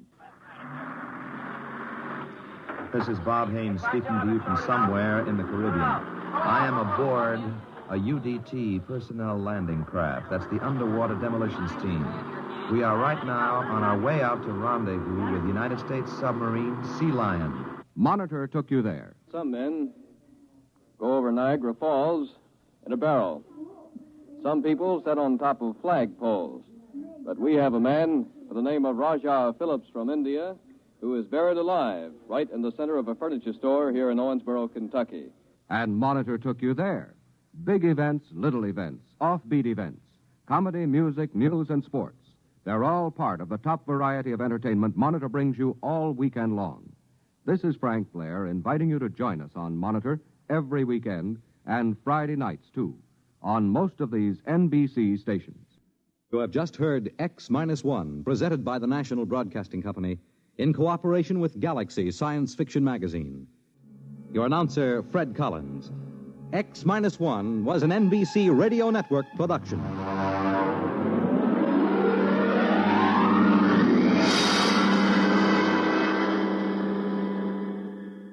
There's excitement in the air at night, and Nightline brings it to you. Hear Nightline with Walter O'Keefe, next on most of these NBC stations.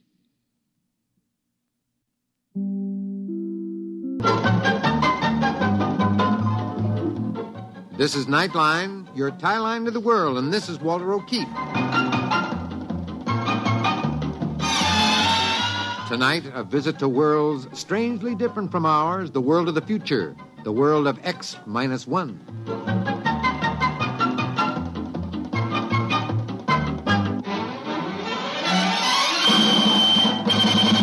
Now, here is the future, X-1. Countdown for blast-off. X-5, 4, 3, 2, X-1, fire.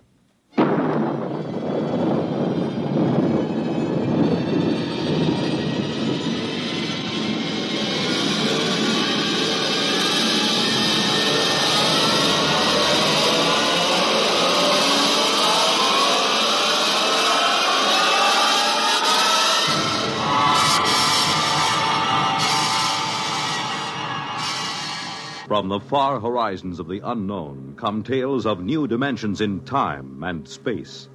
These are stories of the future, adventures in which you'll live in a million, could be years, on 1,000 maybe worlds.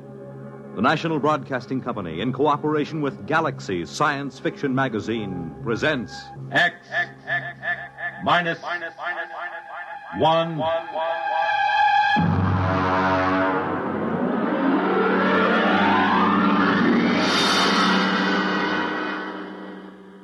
Tonight, The Coffin Cure by Alan Norse. But first, hear this. The scene of America's first Thanksgiving celebration. The top Big Ten football game of the day. One of the most unusual excursions on which a radio audience has ever been taken. These are just a few highlights of the weekend Monitor has planned for you. To help set the mood for the coming Thanksgiving holiday, Monitor takes you on a visit to the banks of the James River at Berkeley Plantation, Virginia. The scene of America's first Thanksgiving celebration more than 300 years ago. For sports fans, Monitor takes you to Michigan Stadium at Ann Arbor for the big Michigan-Ohio State football game. And for everybody, a most unusual listening experience as Monitor takes you behind the walls of Leavenworth Penitentiary. You'll learn of this famous prison's operation from Warden C.H. Looney. Sit down to lunch with its inmates. Learn from them how confinement behind prison walls affects a man. Learn of their opportunities for rehabilitation. There'll be celebrities, music, news, and sports. All on Monitor all weekend long, beginning Friday night over most of these NBC stations.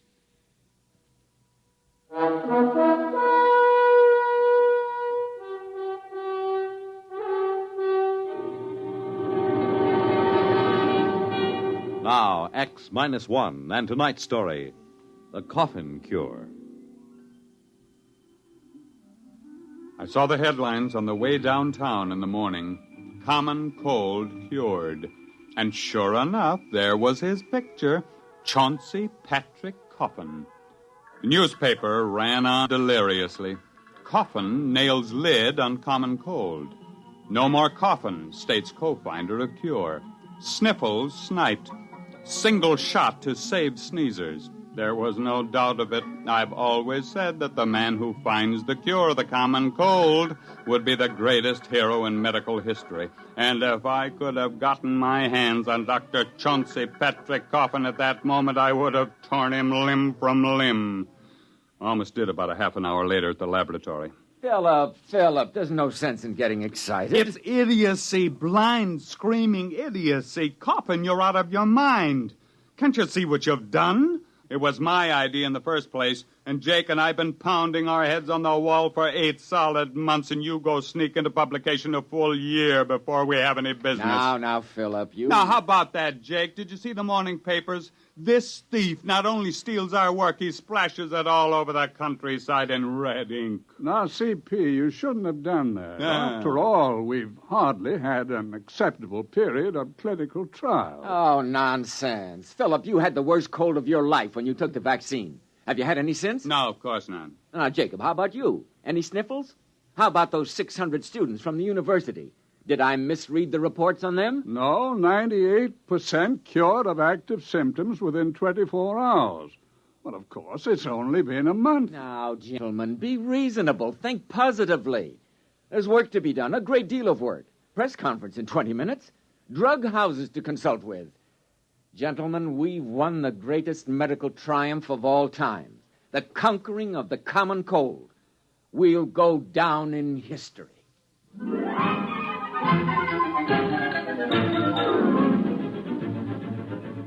He was right on that point, at least. We did go down in history. Of course, it was the biggest story of the year.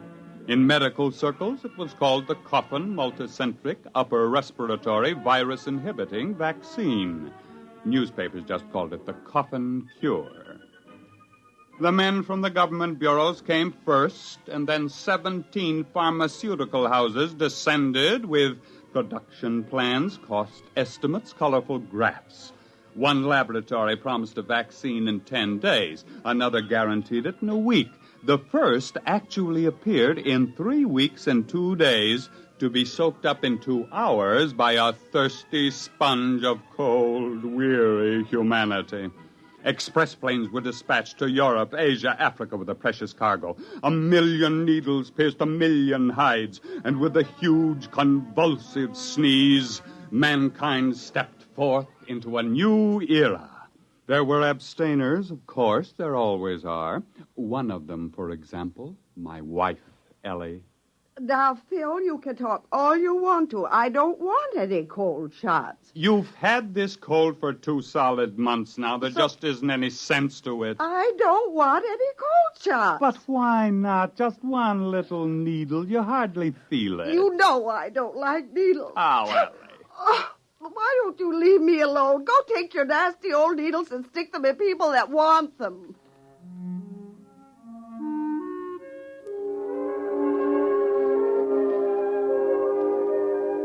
I woke up once that night and listened to a parade of sneezes from Ellie. I rolled over and frowned to myself. It was ignominious in a way. The wife of one of the cold cure discoverers was refusing the fruit of all those months of work.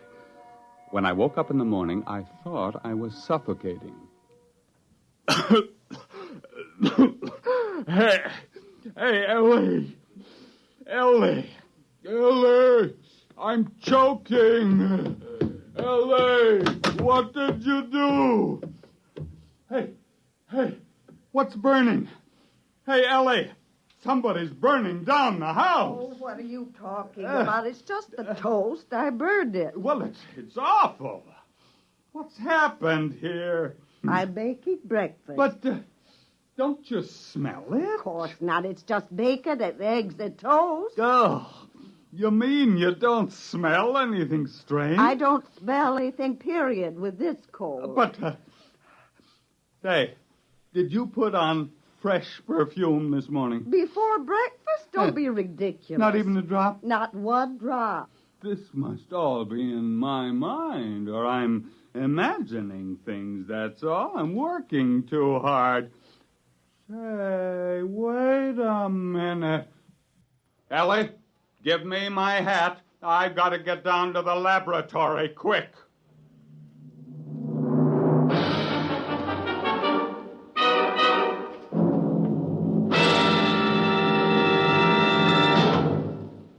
You're listening to The Coffin Cure, tonight's attraction on X-1. 11 million victims, adults and children alike, beg you to break the grip of the crippler, arthritis.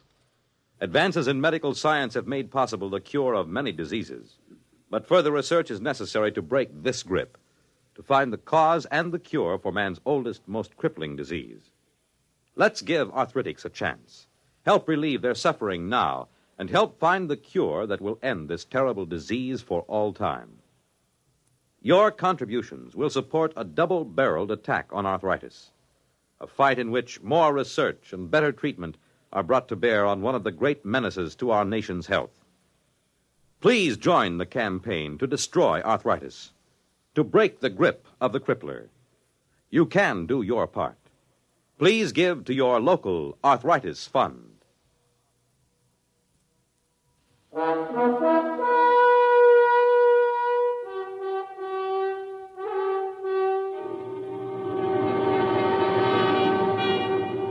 Now back to X-1 and the Coffin Cure. It grew worse all the way downtown. I fought down nausea as the smell of damp, rotting earth rose from my front yard. The neighbor's dog dashed out to meet me, exuding the great-grandfather of all dog odors. The crowded bus was a nightmare. I could tell that the bus driver had salami for supper the night before. My stomach began to roll, and I barely made it off the bus. I met Jake Miles at the laboratory. Did Coffin come in yet? Oh, he's in there. He's got the door locked. You got it, too? Yeah. Coffin! Now, don't come too close. You got it, too? When did it start for you? Right after supper last night. I thought I was going to suffocate. I got up and walked the streets all night. What a stink. I got it sometime this morning. But I don't understand. Nobody else seemed to notice anything. You forget something. We were the first 3 to take the coffin cure, remember? You and me and Jake 2 months ago. But what's happened? Those foul smells everywhere. Every odor in this town has suddenly turned foul. Magnified, you mean? I don't think the smells have changed any. Well, but what is it then? Our noses have changed, obviously. Look at our experimental dogs. They never had colds, and they practically lived by their noses. Other animals all depended on their sense of smell for survival. They don't get colds either. The multicentric virus hits primates only, and it reaches the fullest power in man alone. But I don't get it. Why should it smell this way? I haven't had a cold in ages. Of course not. That's just the point. Look, why do we have any sense of smell at all? Because we have tiny nerve endings in the mucous membranes of our noses and throats. But we've always had the virus living there. Cold or no cold, it's always been there, except now after the coffin cure. We got rid of the virus, remember? And now, for the first time, those nerve endings in our noses are just beginning to function. You mean you think it'll get worse? And worse, and still worse. Now, we're all in this together, Phil. It was your idea in the first place. You said so yourself. You can't leave me now. You can't. You can. You better answer your phone. Hello. I'm busy, and I can't see anyone, and I can't... What? Oh. What is it? There's a line of students outside the building. They're waiting to see me. Oh, Jake, Phil, they'll hang me. You've got to help me. Send down to the freezer and get all the live cold virus we can find. Get us some inoculated monkeys and a few dozen dogs. But you've got to help me. You've got to help me. And stop sniveling. You're the big publicity man around here. You're going to handle the screaming masses, whether you like it or not. We've got to find out how to catch the common cold again if we have to die trying.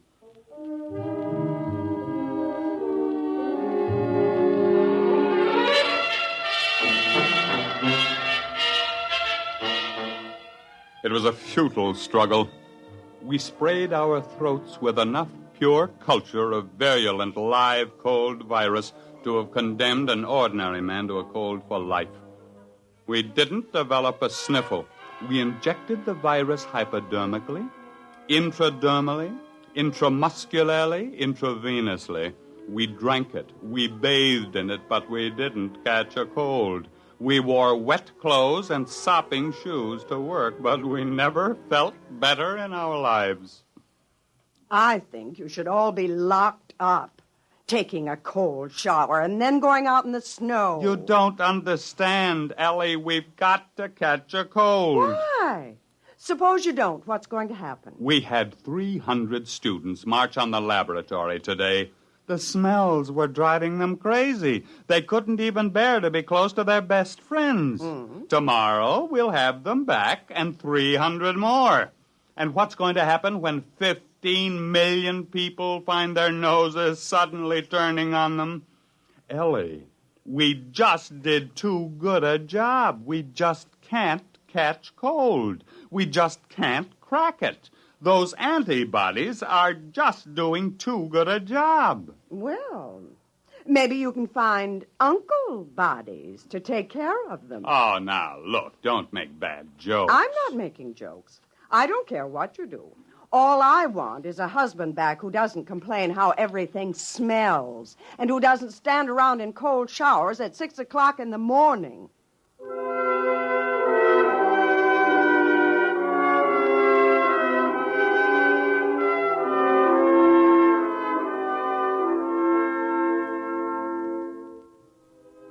In the morning, Jake, Coffin, and I had a conference in the lab. Go out there anymore. I can't see those students. I've begged for time. I've promised them everything but my upper plates.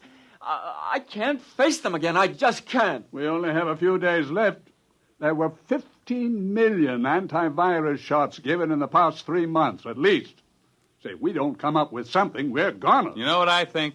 I think we've been prize idiots. We've gotten so rattled we haven't used our heads. And all the time it's been sitting there blinking at us. What are you talking about? Ellie said it this morning. Uncle bodies. Oh, he's cracked. He snapped. No, I'm dead serious. How many of those students do you think you can corral to help us? 600. They're out there in the street right now, a blood-seeking mob howling for a lynching. All right, I want them in here, and I want some monkeys. Monkeys with colds. The worse ones, the better. Say, do you have any idea what you're doing? Not in the least, except that it's never been done before, but maybe it's time we tried following our noses for a while.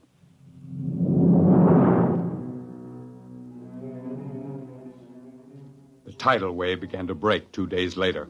Only a few people here, a dozen there, but we could tell it was coming. At the laboratory, the doors were kept barred, telephones disconnected. Jake rigged up some small gas masks, but it didn't do much good. But the work went on in spite of the smells, and you have no idea what a truckload of monkeys smells like, magnified 10,000 times. We had coal-ridden monkeys, sneezing, coughing, weeping, wheezing monkeys by the dozen. Culture trays bulged with tubes. Each day, 600 angry students holding their noses paraded through the lab, arms exposed. At the end of the week, half the monkeys were cured of their colds and couldn't get them back. And the other half had new colds and couldn't get rid of them. That meant we were on the right track. And then, 2 days later, Jake came into the laboratory triumphantly. Jake, what's the idea of bringing that dog in here? I've got 6 nose plugs, and they still don't do any good. But look at that puppy. Look at it. Watch him carefully. Yeah, he sneezed. He's got a cold. That's the first dog in history that ever got a cold. And we've won.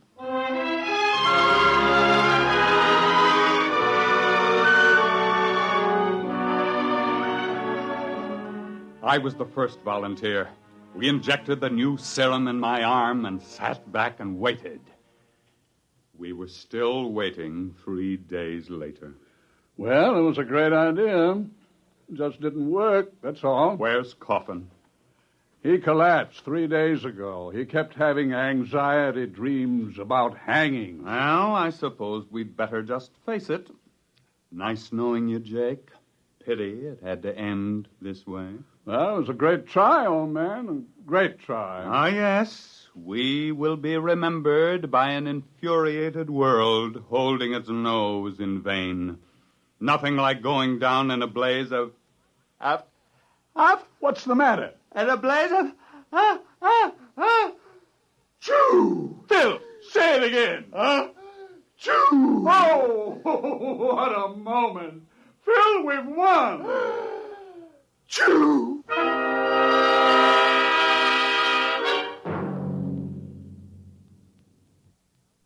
Now, just keep your feet in this warm bath, Phil, and drink plenty of hot lemon juice. You'll be all right. You see, it was your idea, the uncle bodies. We developed an antibody against the cold virus, and then we had to develop an antibody against the antibody. Will they be able to make it fast enough? Just about fast enough for the people to get good and eager to catch cold again. There's only one little hitch. Hitch? The stuff we made does a real good job, just a little too good. I may be wrong, but I think I've got this cold for keeps. Unless I can find an antibody against the antibody against the antibody. Choo!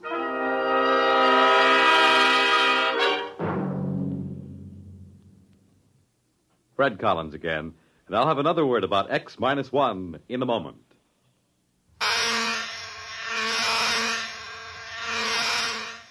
Is your head buzzing with the feverish, stuffed-up feeling of a cold? Here's how to get relief. Every second someone takes it for the miseries of a cold. Bromoquinine brand cold tablets. You have just heard X-1, presented by the National Broadcasting Company in cooperation with Galaxy Science Fiction Magazine, which this month features Galley Slave by Isaac Asimov. The 3 laws of positronic robots made it impossible to kill a human, but there was a loophole: murdering a man after his death. Read it in Galaxy Magazine on your newsstand today. X-1 has brought you The Coffin Cure, a story written by Alan Norse and adapted for radio by Ernest Kenoy. Featured in our cast were Raymond Edward Johnson as Phil, Joseph Bell as Coffin, Harvey Hayes as Jacob, and Betty Kane as Ellie. Your announcer, Fred Collins. X-1 was an NBC Radio Network production.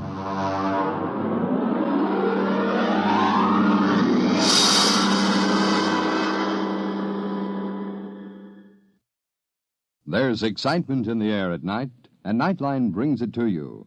Hear Nightline with Walter O'Keefe, next on most of these NBC stations.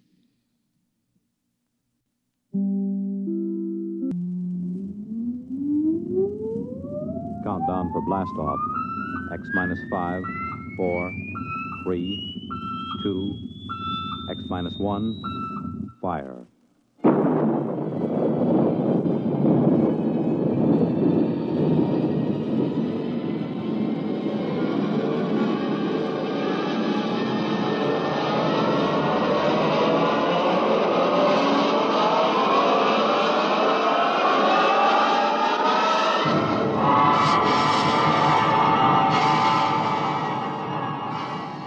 From the far horizons of the unknown come tales of new dimensions in time and space. These are stories of the future, adventures in which you'll live in a million, could be years, on 1,000 maybe worlds. The National Broadcasting Company, in cooperation with Galaxy Science Fiction Magazine, presents X minus 1.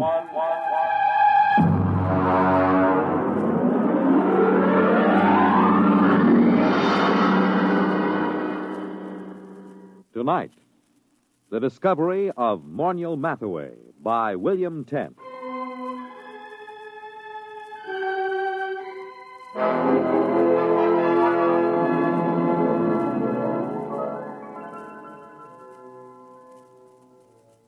Everyone is astonished at the change in Morniel Mathaway since he was discovered.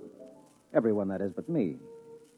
They remember him as an unbathed and untalented Greenwich Village painter who began almost every second sentence with I and ended every third one with me.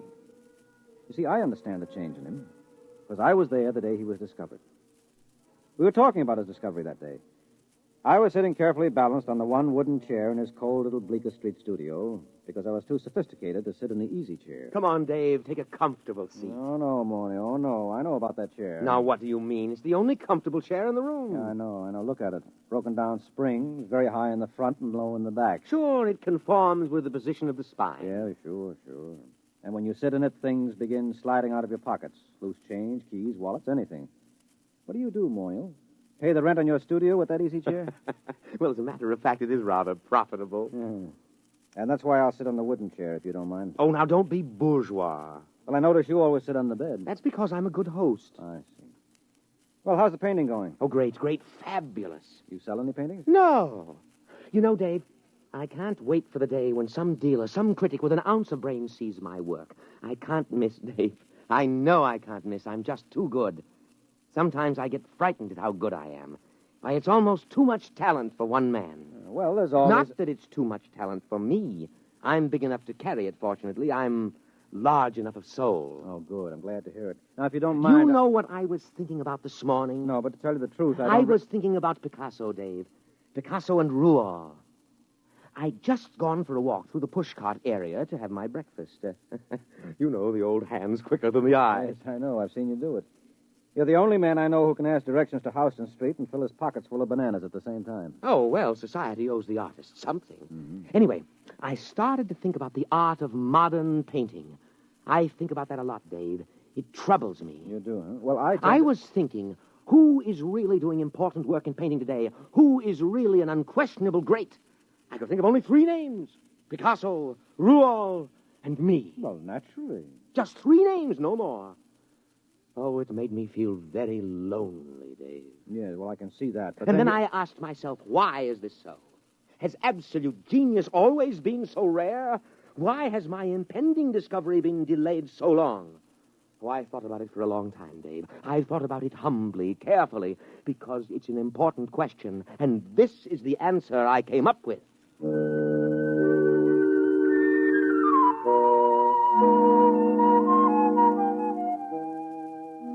Well, don't bother waiting for the answer that Monial came up with. It turned out to be a theory of aesthetics I'd heard at least a dozen times before from a dozen other painters in the village. Monial was a bad painter, there was no question about it. I say that not only from my opinion. I've roomed with two modern painters, and I've been married for a year to another, but... Well, for example, a friend of mine, a fine critic of modern art, took a look at one of Monial's paintings, which he hung over my fireplace in spite of my protests, and just kind of stared slack-jawed. What does he call that technique? Well, he says it's smudge on smudge. Well, I can believe it. Smudge on smudge, white on white, non-objectivism, neo-abstractionism, call it what you like. There's nothing there, nothing. Well, it doesn't even have the interest of those paintings that chimpanzee did a couple of years ago. He's just another of those loudmouth, frowsy, frustrated dilettantes that infest the village. Why do you waste your time with him? Well, for one thing, he lives right around the corner, and he's kind of colorful in his own sick way. And he does have one great talent. It's not in painting. No. Now, you see, I just get by as far as living expenses are concerned. Things like good paper to write on, good books for my library, I can't touch them. And sometimes the yearning gets too great. You know, a newly published collection by Wallace Stevens. Well, if I find one I want, I just go over to Monial's and tell him about it. He doesn't lend you money. Oh, no. Now, you see, we go out to the bookstore and we come in separately. And then I start a conversation with the proprietor about some very expensive out-of-print item I'm thinking of ordering, and Monial just says, "Don't mind me, I'm browsing." Well, that's the high side. I'm browsing. Well, what happens? Well, while I'm keeping the proprietor talking, Monial snaffles the Stevens. Isn't that just a little bit, Oh, well, I intend to pay for them, of course, just as soon as I'm a little ahead. Well, why does he do this for you? Oh, well, I pay off. I go through the same routine at an art supply store so Monial can get canvas and paint and brushes. Of course, I really have to pay for Monial's browsing. I have to suffer through listening to him, and then my conscience bothers me. Oh, it does? Yes, you see, I intend to pay for my things, but I know he doesn't. And that's why my conscience bothers me.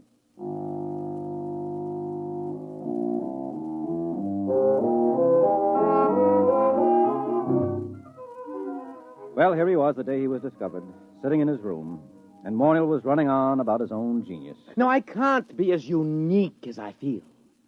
Other people must be born with the potential of such great talent, but it's destroyed in them before they can reach artistic maturity. Why? How? Well, let's examine the role that society plays in all of this. What's that? You got a hi-fi set? Nonsense. That's a crass materialistic concept that I should... Something is happening. Hey, when did you put the purple lights in? Purple? Oh, what's that? Look, it's shimmering. It's coming right through the wall. It looks like a box. We can't both be having an artistic vision. You're not the type. No, I'm not, and I'm not drunk either. Look out, something's going to happen. Monial Mathaway? What? Who are you? Where'd you come from? You are Monial Mathaway? Yes. My name is Glescu. I bring you greetings from 2487 A.D. Oh, 2487? A.D.? I realize this is a difficult phenomenon for you to grasp entirely, but here I am. We will now indulge in the 20th century custom of shaking hands. Mr. Monial Mathaway? Oh, well, sure. Shake, yeah. And you, sir? Yeah, sure. I don't mind. Shake.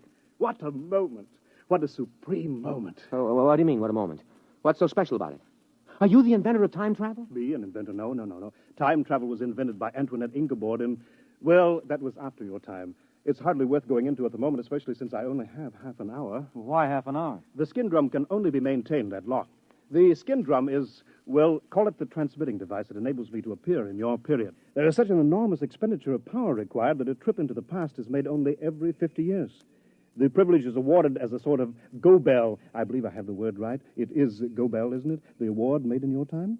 Well, you wouldn't mean Nobel by any chance, a Nobel Prize? That's it, the Nobel Prize. A trip is awarded to outstanding scholars as a kind of Nobel Prize. Once every 50 years, the man selected by the Gardemax is the most preeminent, that sort of thing, you know.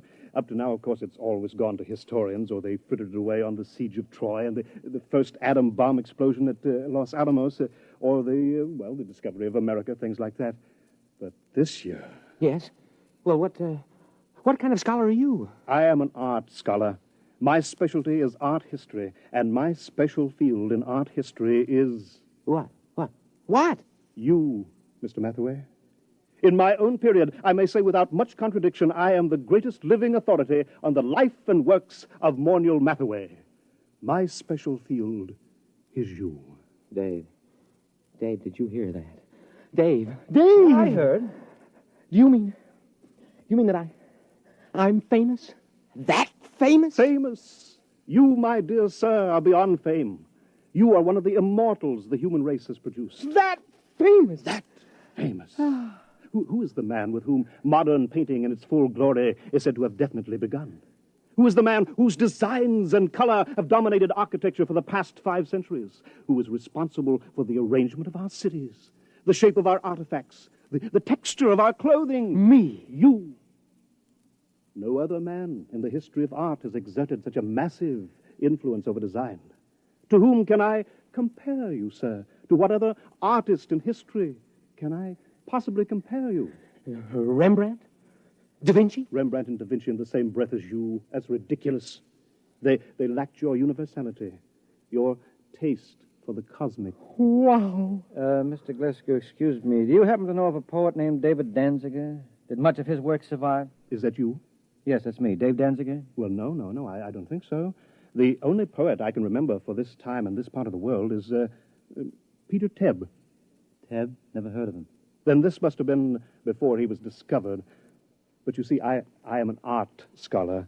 Well, you see, checking my chronometer, I see my time is getting short. But it is an overwhelming delight for me to be standing in your studio, Mr. Mathaway, and looking at you at last in the flesh. I wonder if you would mind obliging me with a small favor. Oh, sure. You name it. Nothing's too good for you. What do you want? I wonder, I'm sure you don't mind, could you possibly let me look at your painting? The one that you're working on at this very moment. Well, sure. I have one right over here. Just, I'll pull the easel around. There you are. I intend to call this Figured Figurines number 29. Oh, but this... What's the matter? Well, surely this isn't your work, Mr. Mathaway? Yeah. It's my work, all right.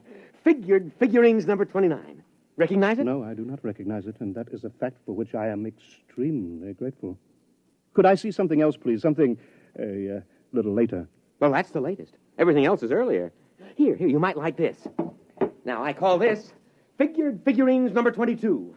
I think it's the best of my early period. Oh dear. You know, well, this looks like smears of paint on top of other smears of paint. Right. Only I call it smudge on smudge. But you probably know all about that, being such an authority on me. And now, here we have Figured Figurines number 12. Do you mind leaving these figurines, Mr. Mathaway? I'd like to see something of yours with color and form. Well, I haven't done any real color work for a long time.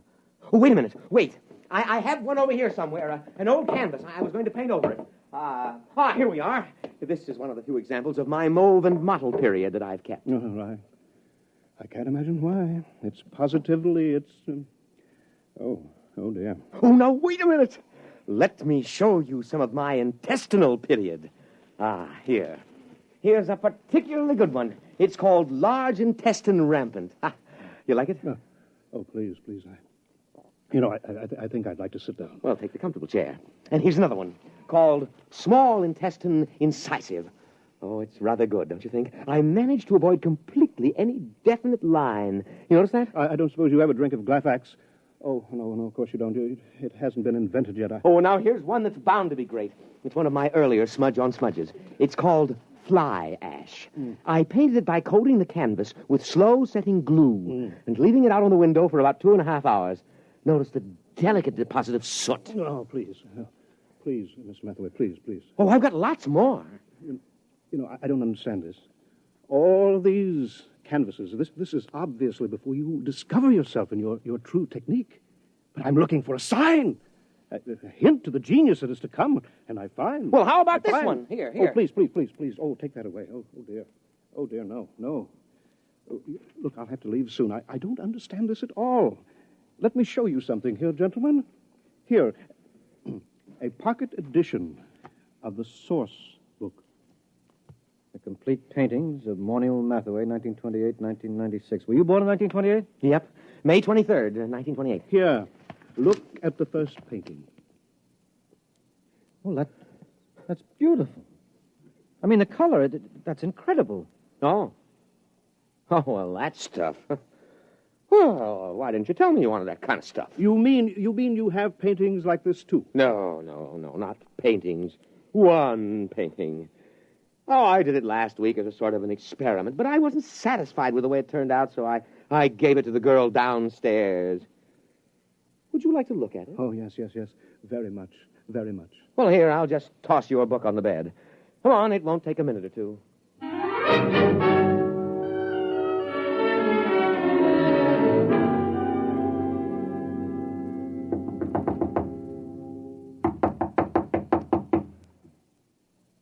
Oh, she isn't at home. I thought she'd be home now. Oh, I did so want you to see that painting. I want to see it. I want to see anything that looks like your mature work. But time is getting short. The chronometer I'll shows... tell you what. Anita here has a couple of cats that she asked me to feed when she's away for a while. So she's given me the key to her apartment. Suppose I, browse upstairs and get it. But she... Suppose I browse through my room and get it. Get it? Oh, yeah. You go ahead and browse, sure. Fine, but please hurry. Oh, sure, I'll hurry. I won't take long browsing.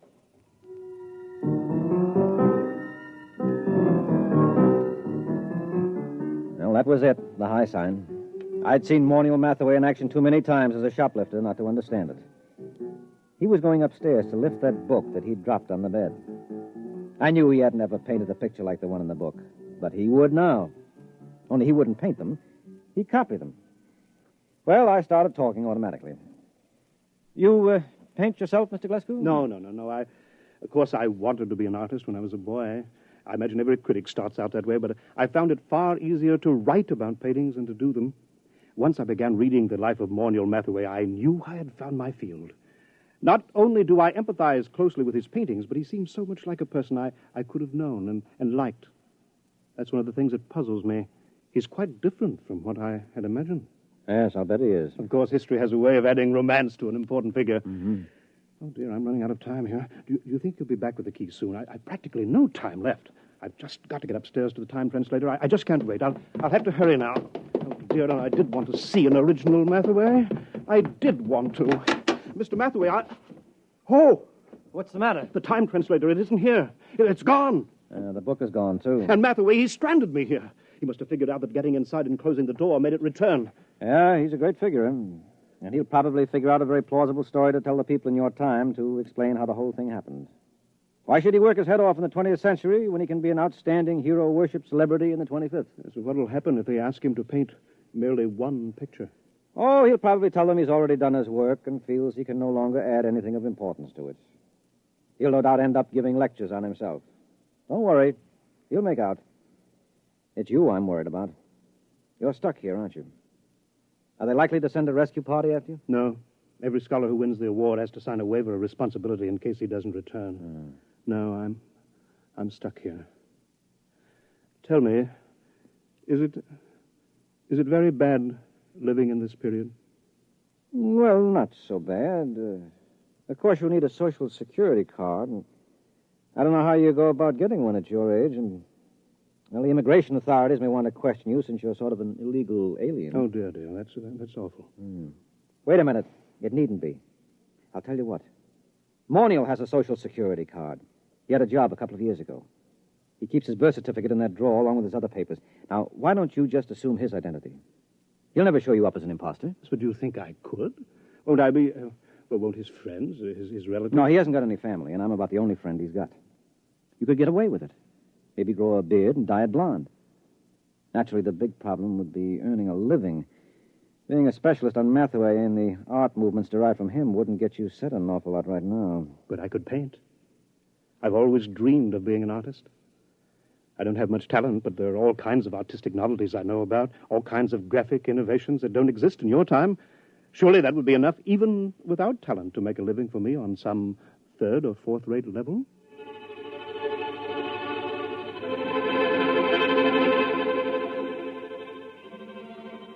It certainly was, but not on a third or fourth-rate level. Mr. Glasgow, that is Morniel Mathaway, is the finest painter alive today and the unhappiest. After his last wildly successful exhibition, I remember he said to me, "What's the matter with all these people praising me like that? I don't have an ounce of real talent in me. All my work is completely derivative. I've tried to do something, anything that was completely my own, but I'm so steeped in Mathaway that I can't seem to make my own personality come through. And those idiotic critics go on raving about me, and the work isn't even my own. Well, then whose is it? Mathaway's, of course. We thought there couldn't be a time paradox. I wish you could read all the scientific papers on the subject. They fill whole libraries because it isn't possible, the time specialists argue, for a painting to be copied from a future reproduction and so have no original artist. But that's what I'm doing. I'm copying from that book by memory. Look, Glescu, that is Mathaway. Don't knock yourself out. But it's dishonest. No, it isn't. You're deliberately trying not to copy those paintings. You're working so hard at it that you refuse to think about that book or even discuss it. As a matter of fact, when I tried to get you to talk about it a little while ago, you couldn't actually remember it. That's true. That's true. You're the real Morniel Mathaway, and there's no paradox. You're actually painting those pictures. You're not copying them from memory. I know in my heart that they're not mine. All right, I'll forget it. Anyway, you're a much nicer guy than Mathaway ever was. And besides, a buck is a buck.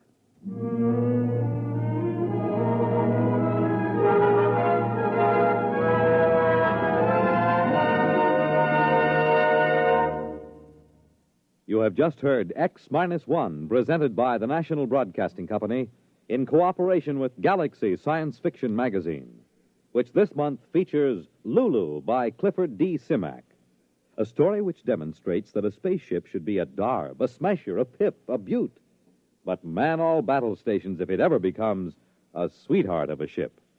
Galaxy Magazine, on your newsstand today. Tonight, X-1 has brought you The Discovery of Morniel Mathaway, a story from the pages of Galaxy written by William Tenn and adapted for radio by Ernest Kenoy. Featured in our cast were Leon Janney as Mathaway, Guy Rep as the critic, Wendell Holmes as Glescu, and Les Damon as Dave. Your announcer, Fred Collins. X-1 was directed by Daniel Sutter and is an NBC Radio Network production.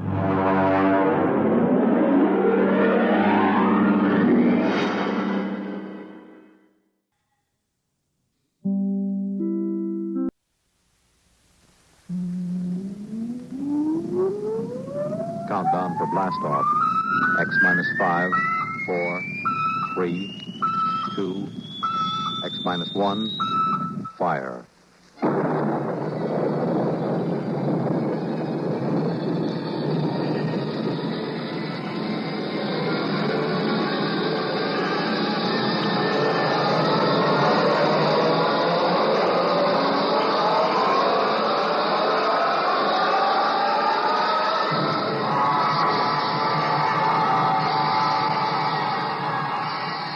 From the far horizons of the unknown come tales of new dimensions in time and space. These are stories of the future, adventures in which you'll live in a million, could be years, on 1,000 maybe worlds. The National Broadcasting Company presents X minus 1.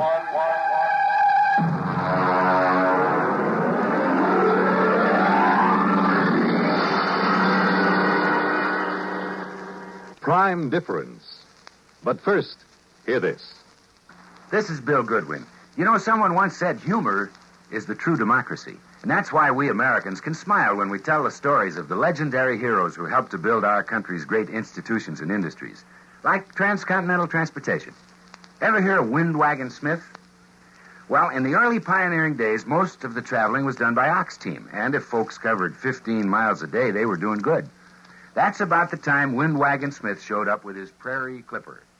The Clipper was a wagon without any animals to pull it, but with a sail sticking up from the middle of the wagon. When the wind caught the sail, the wagon took off, and that's where Windwagon Smith got his name. He figured he might be able to cover as much as 70 miles a day with the Clipper, and folks began to figure it might be a good thing when Windwagon pointed out how fast the country was growing and how more transportation was needed to haul people and goods. Then he invited the United States Secretaries of War and the Navy to ride on the Clipper's maiden voyage. But disaster struck. The Clipper got out of control, the Secretary of War rolled out, and the Secretary of the Navy landed in a cactus patch. But Windwagon and the Clipper kept going and never stopped. As transportation grew in America, people all over the country claimed to have seen Windwagon Smith. He was in the pilot house of the first steamboat to sail up the Yellowstone. He held the golden spike when the first transcontinental railroad was completed. And when the first transcontinental plane roared out of Kansas City, it was Windwagon Smith, the spirit of American transportation, who waved the pilot on his way. Yes, it is a democracy which lets us tell stories of such legendary heroes with a twinkle in our eyes and a chuckle in our throats. And so long as we continue to laugh together as a people, ladies and gentlemen, we will live together as a nation.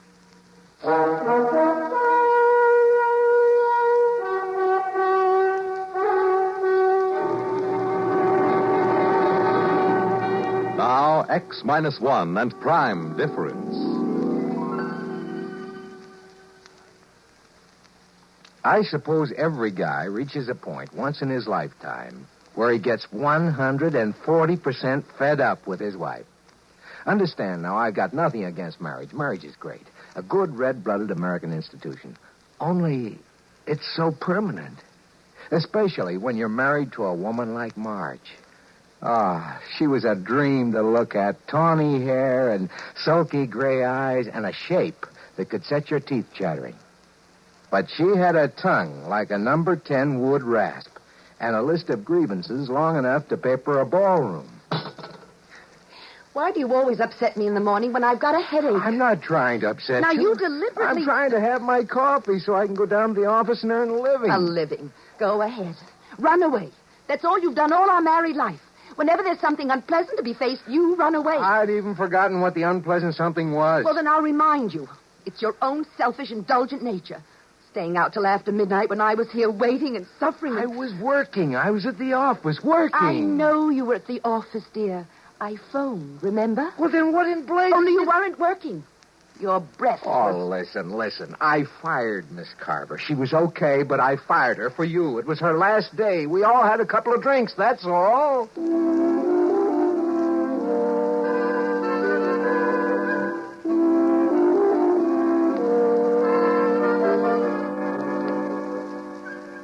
Maybe we just weren't meant for each other. I don't know.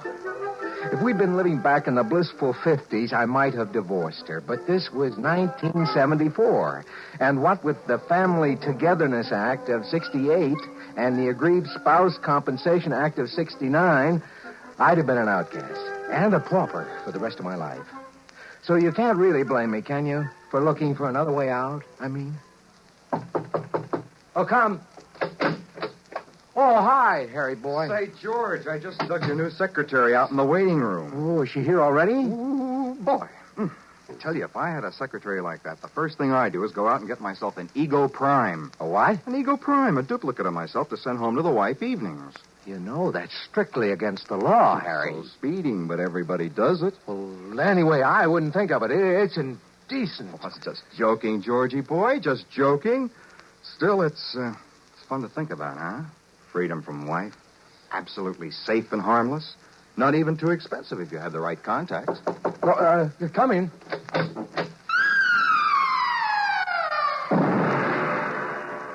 Mr. Faircloth? Yes. I'm Jerry Lamont, your new secretary.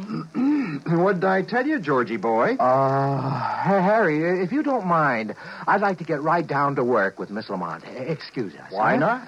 Don't forget what we were talking about, huh, Georgie? I happen to know a fellow with just the right contacts for that deal. Yeah, sure. So long, Harry. So long. Bye, Miss Lamont. Bye. Well, glad to have you aboard, Miss Lamont. Oh, Miss Lamont is so formal. Mr. Blickendorf called me Jerry when I worked for him. Oh, Hank Blickendorf? Mm-hmm. Oh, you must be the girl he, You must have accompanied him on his business trip to Rio. Yes. Well, he spoke very highly of you. I'm sure we'll get along just fine. Well, I feel the same way. I prefer working for a younger man than Mr. Blickendorf, anyway. When I came home to dinner that night, Marge was waiting with a full barrage. She let me get my first bite of dinner halfway to my mouth and then opened up. Well, I hear you got a new secretary today. Yeah. I also hear she's 5'8" and tapes out at 38, 25, 36, and likes men. That's quite a spy system you've got there. She isn't much of a secretary either. She's a perfectly good secretary. Well, that isn't what Molly Blickendorf said. I don't care what Molly Blickendorf said. Now, where are you going? I have to make a business call. I forgot. Well, I suppose it would be too much to expect you to do your work at the office with that...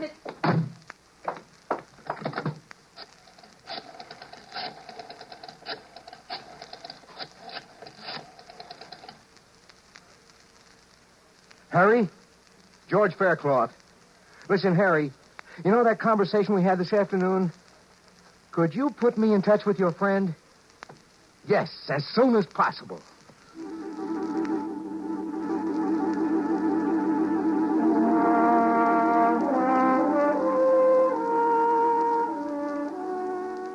The following evening, I found myself at the door of a dingy office in an ancient warehouse up near 14th Street. A little rodent of a man answered.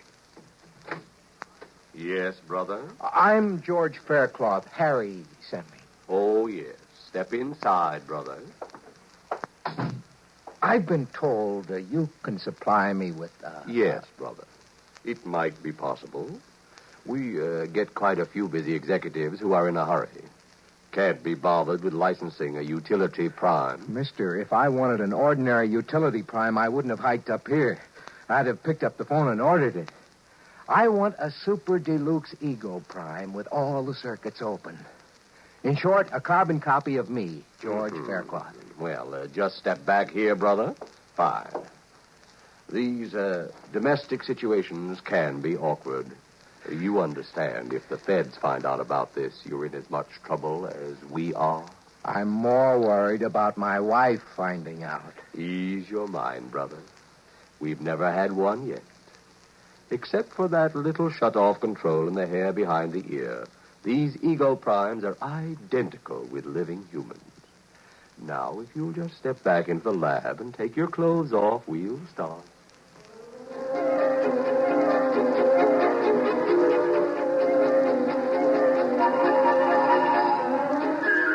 I spent a busy 2 hours under the NP microprobes. The artists worked outside, taking casts and impressions, while the technicians worked inside, feeding all my brain patterns into a Hunyadi pantograph. I came out of it pretty woozy, but a shot of Happy O fixed that. Then I waited in the recovery room until the salesman walked in, followed by a tall, sandy-haired man with tired blue eyes wearing a business suit, who looked remarkably like me. Mr. Faircloth? Yes? Meet Mr. Faircloth, Prime. So, this is me. Shake, George. Why, he even talks like me.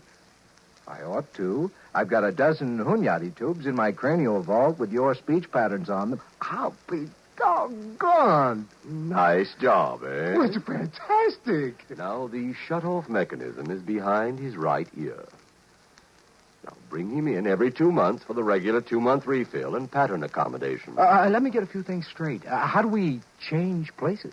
George Prime has remote recall. You just signal him with this transmitter, and he'll come to you wherever you are. Oh, good. Suppose I call you GP for George Prime. Okay with me, George. Right. Now, there's the matter of the check. Oh, yes, right here. Yeah, all made out. Good. Well, thank you. And good luck. Okay. Well, let's go, GP. I'd like you to meet the little woman.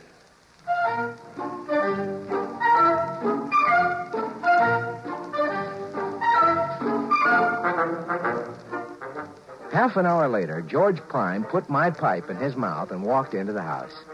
I stayed out in my workshop in the garage and listened. 5 minutes later, they were fighting. It sounded so familiar, I laughed out loud. Then I caught a cab and headed uptown toward Jerry's place. We had quite an evening, and I rolled in just as George Prime was starting the car, business suit and briefcase, ready for work. I slipped into the garage. Hey, hold it. Oh, you're back. How'd it go, huh? Whew. Boy, you didn't tell me you were married to a female Bengal tiger. Well, she didn't suspect it, she? Oh, of course not. Well, what'd you do? Well, fought till about 1 a.m., then went to our respective corners and sulked. You think you can handle it? Listen, she's really a sweet girl underneath. Now, I'll be so attentive and sweet, she'll soften up. You wait and see. Well, don't overdo it. She is my wife, you know. Naturally. Now, you're sure you understand the recall signal? Perfectly. When you buzz the recall, I wait for the first logical opportunity to join you, and then you take over. Right. Now, climb into the trunk here, and I'll shut you off and lock you in. Righto. Well, I'll see you tonight, old man. I'll see you tonight, George.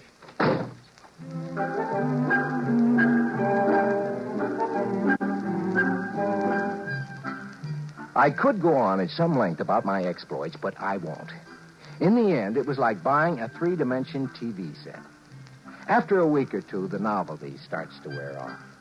Well, I got it down to where Tuesday and Thursday nights I was informally out while formally in. The rest of the time, George Prime was in the box. Well, Marge didn't suspect a thing. In fact, George Prime was having a remarkable effect on her. Oh, that you, George? Yeah? Hello. Oh, you look tired. Have a hard day? Well, now that you mention it, yeah, I did. Yeah. Well, why don't you sit down and relax? I fixed a martini before dinner. That sounds like a splendid idea. Are you all right? I'm fine. Why? Nothing. Well, what are you looking at? Are you? You've done something to your hair or something. You like it? Yes. You know, I've always thought you were a darn beautiful woman. Well, thank you, Mr. Faircloth. You know, you're not so bad yourself since you stopped scowling and snapping. I guess that's a compliment, huh? George, isn't it about time we stopped clawing each other? It's what I've always wanted, Marge. So have I. And, well, you've changed so much recently.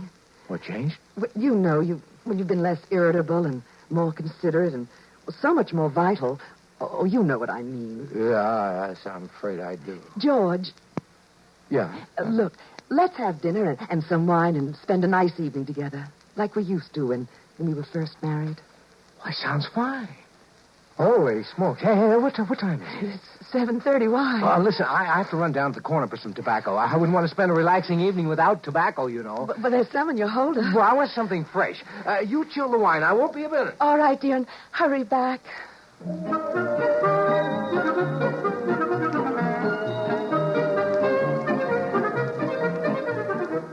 I'd forgotten all about my date with Jerry. Actually, I didn't want to keep it. The idea of spending a quiet evening with Marge was really appealing for a change. But I had to run over and explain to Jerry, so I sent George Prime in to keep Marge company till I got back, which was about midnight. As I walked down the path, I looked in the window. George Prime was there, and he was kissing my wife the way I hadn't kissed her in years, and she wasn't exactly fighting him off either. I almost wore off my thumb on that recall button before he came out to the garage. Are you there, George? It's me, G.P. Well, it's about time. I'm sorry, old man. Sorry. Look, I saw what was going on in there. Well, you know, old bean, I am a super deluxe model. I should say you are. First thing tomorrow, big boy, I'm taking you in to have your circuits rewired. Look, aren't you being a little overly jealous? No, I mean for a man who wanted to get rid of his wife. I never said that. Well, I could never understand it personally. Listen. She's the one who's going to be suspicious if I don't get back there. Now, you give me that dressing gown and you get back in that box. Tomorrow morning, back to the factory.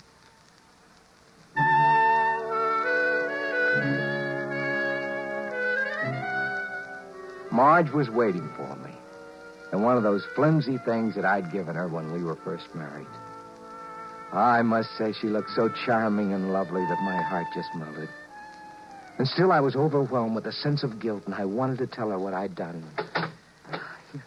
You finally got back. I thought you'd never get here. Oh, my, you look ravishing. That's the idea. Marge, listen, I've got to tell you something, and before I do, I want you to know that in spite of the cad I've been, I do love you. I always have. I know that. And You don't have to tell me anything. Oh, this is important. And it'll shock you. In fact, you may never speak to me. I know what you're going to tell me.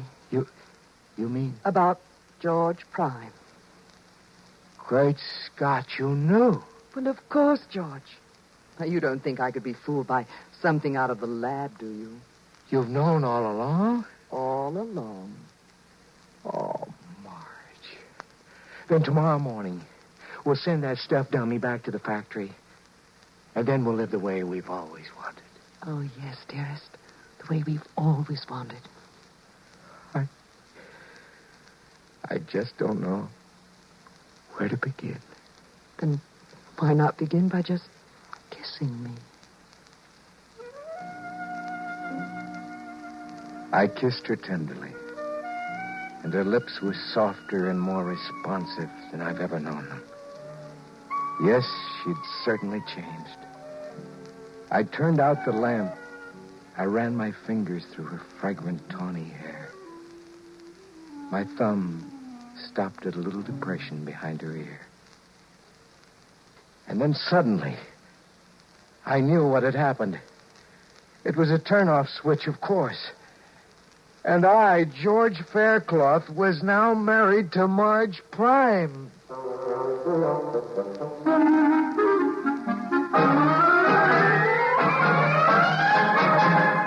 X-1 has brought you Prime Difference, written by Alan E. Norse and adapted for radio by George Lefferts. Featured in our cast were Lawson Zerbe as George and George Prime, Anne Loring as Marge, Evelyn Jester as Jerry, Merrill Joels as the salesman, and John Thomas as Harry. This is Fred Collins. X-1 was directed by George Voutsas and is an NBC Radio Network production.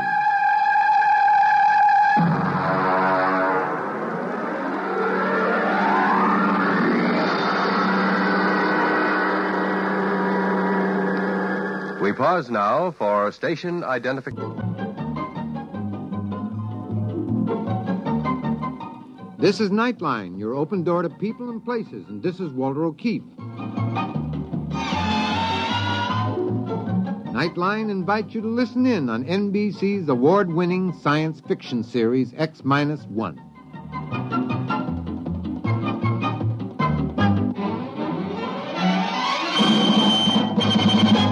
Now escape to a world of the future.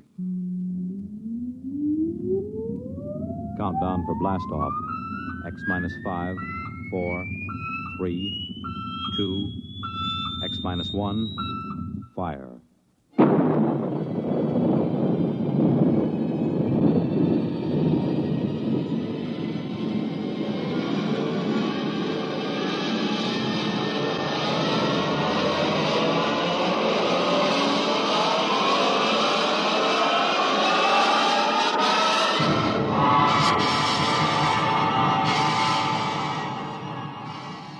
From the far horizons of the unknown come tales of new dimensions in time and space. These are stories of the future, adventures in which you'll live in a million, could be years, on 1,000 maybe worlds. The National Broadcasting Company, in cooperation with Galaxy Science Fiction Magazine, presents X minus one.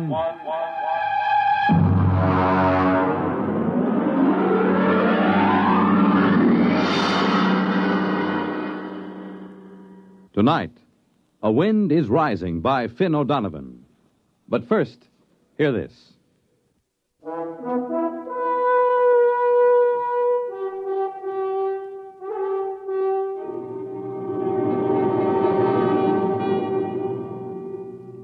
Now, X-1. And tonight's story, A Wind is Rising.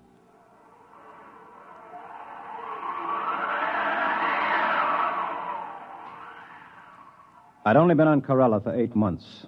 Not long for a seasoned advanced exploration man like myself, but long enough to know one thing. Before long, I was going to kill me a native Corellan. Maybe I was a little edgy. When you have to live inside a steel and concrete capsule just listening to that fantastic wind howl 24 hours a day, it begins to get you. Anyway, it started when Smanik, he was our Corellan radio man, came up to my quarters to get me. Corellans are a dirty brown and look something like big spiders with 5 hairy tentacles. Yeah? Manic Earthman. Well? Other Earthman, tell Smanik, tell this Earthman, come pretty quick. Okay. You got lump sugar. What for? Smanik, do something favor. Get lump sugar. No, I don't have sugar. Now beat it. Maybe you got dead meat? Smanik like dead meat? No meat. Now get your slimy shape out of Clayton. here. Yeah, what's wrong? Come on down with me. Clayton, I don't think it's good to insult these Corellans. They have no feelings, you know that. They have no emotional nervous setup. Just the same, I don't think it's good. For who? For you. When you insult somebody by your own standards, you hurt yourself, even if the object of your insult is a dead thing. Now, look, Nerishev, I'm an advanced exploration expert. You're an anthropologist. You stick to your stuff, and I'll stick to mine. Sorry. Now, what's the fuss about? The water faucet. What about it? It isn't running. What? I pounded it and put a probe in. It must be blocked out at the storage tank. How could it be blocked out there? I don't know. Maybe the wind rolled a boulder at it. More likely one of those spiders like Smanik was fiddling with it. The natives have been told not to tamper with the water line. They don't like us. They might. I thought you said they were incapable of feeling like or dislike or any emotion. I did. I know they can't feel, but still somehow I get the sensation that they resent us. I'm glad we've only got one of them inside the station. Regardless of that, we can't live with our water supply cut off. Oh, listen to that wind. It'll be murder out there. I'll go. It's my turn. You wouldn't know what to do if you got there. It seems quite simple. Well, come to think of it, it could be a 2-man job if there's a boulder. The wind gauge reads 82 miles an hour. Just a light breeze on Corella. Maybe we ought to wait till it drops a little. Let's ask the gink. Why do we take him along? The gink? He knows the terrain, and like all his kind, he's a fantastic sailor. But they take those woven land boats out in 100-mile winds with no qualms at all. The Brute, 14 tons, and it has a diesel engine. We don't need any sailors. If we have to use a steadying sail, I can handle it as well as any Spider-Man. Just a suggestion. Well, you stick to anthropology. Open the locks, and we'll get the Brute out. I'll need Smonik to close the locks after us. Smonik? Earthman, call. Clayton and I are going out in the heavy land car. What's the weather going to be like? Wind come up along little more. Not anything to be afraid. You got sugar. Oh, here you are, Smonik. Very good sailing today. You got sail on truck. We have a steadying sail made of steel. Woven reeds. More better. A more easy time. We know all about that. Open the lock, Nerishev.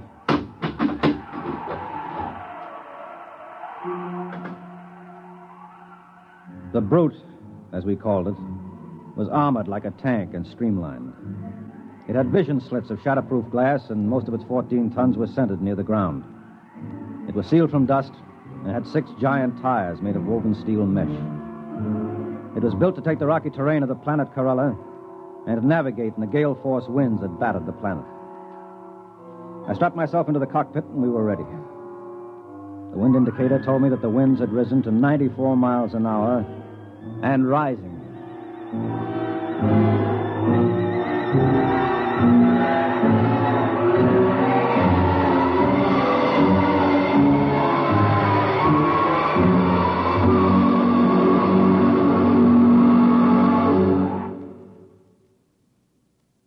You're listening to A Wind is Rising, tonight's attraction on X-1.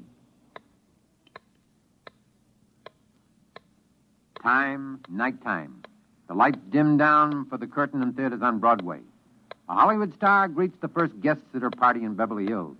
In Chicago, the police plan to close the ring on a band of desperate criminals. At a world-famous circus in Paris, France, the star trapeze artist climbs to a precarious perch high over the center ring. In a Las Vegas nightclub, a hush falls over the tables as one of the great singing stars of our time steps out onto the stage. And in New York's Radio City, the studio warning light flashes, "Stand by." Nightline is about to go on the air, taking you to wherever in the country, wherever in the world, exciting things are happening at night. To make you more than a spectator, to make you a participant in these events. This is Walter O'Keefe, inviting you to join us on Nightline, your line to exciting entertainment at night, every Monday through Thursday night over most of these NBC stations.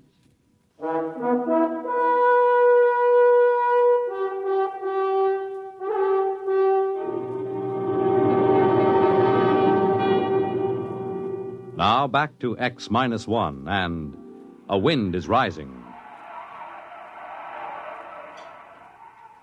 I looked out over the instrument panel. The Corella station had been set down like an overturned bowl on a rocky plain. In order to get to the water storage tank, we had to travel 6 miles. Immediately around the station were our boulder baffles, huge spikes of concrete designed to stop the boulders that the wind rolled off the mountains.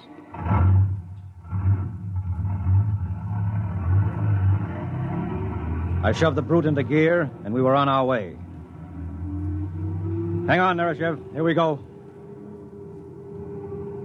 The wind is up to 97. Do you suppose we're in for a storm? The gink said it was fine sailing weather. For a Corellan, maybe. Well, this baby can take it. You see the pipeline yet? The sand is pretty thick in the vision glass. There it is. About 2 points on the starboard bow. I see it now. What's our speed? 3 miles an hour. Give us a little more oxygen in here. Right. Hey, there's something coming toward us. Looks like a boulder. Hard right. That was no boulder. That was one of those ginks out for a sail in his land ship. Playful, aren't they? Next one scares us like that, I'll shoot him, so help me. I don't understand how they can sail those flimsy ships on those wooden rollers. What's our wind speed now? 102 miles an hour. I think it's going to be a storm, Clay. Well, there's no point in turning back now. We can't live without water. I'm game if you are. What's the strongest storm we've ever recorded? Well, let's see. In the 8 months we've been here, about 168 miles an hour. Well, this baby was built to navigate up to 200. We'll be all right.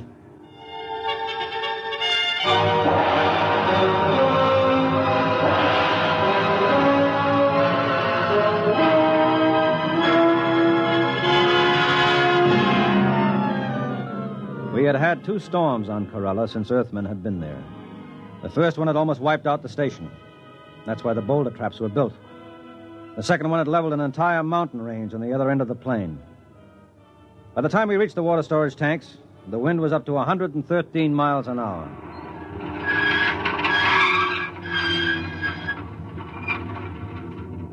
Well, this is it. One of us has got to put on an air suit and repair the damage. Means blowing out the line. It's my turn. What do you know about mechanical things? I'll go out. Fasten that nylon rope to me and winch it as I go along. I'll anchor the brute in the lee of the concrete breaker. Maybe you ought to wait till the wind dies down. It isn't dying down, it's rising. We can radio Smanik at the station and get a report. You think he'll give us a straight answer? I trust him. Hello, Smanik. This is Nereshev calling Smanik. This Smanik, Earthman. How long is this wind going to keep up? Long time. Maybe even longer.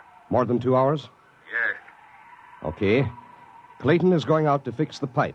We'll be back in an hour if everything holds. Okay. Well, I'm ready. Lock my helmet.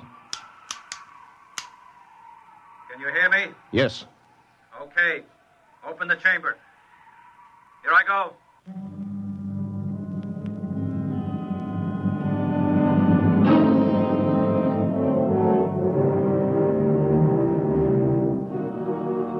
Outside, the wind thundered and roared like breaking surf. Once I was almost blown free, but the line held. By the time I crawled back into the ship, I'd cleared the water lines, but my suit was shredded and my air extractor was clogged with dust. The wind was up to 145 miles an hour and still rising. You all right? Yeah. All right, let's get this thing going. It's starting to shiver in the wind. Right.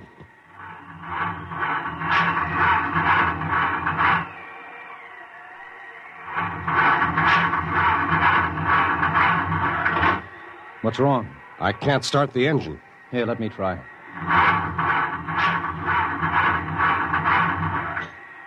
Sand. Sand in the bearings, in the injectors, every place. She'll never start. Good grief. Well, we'll have to sail her back. What? I said we'll have to sail her back. At wind speeds like this? It'd be like sailing a little dinghy across the Atlantic in a gale. Well, what else can we do? We'll put out the auxiliary anchor and ride it out. No. One good boulder and we'd be goners. Come on, raise the sail. Okay.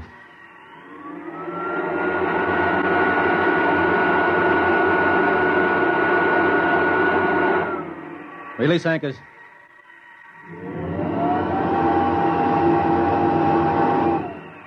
Hang on. Here we go.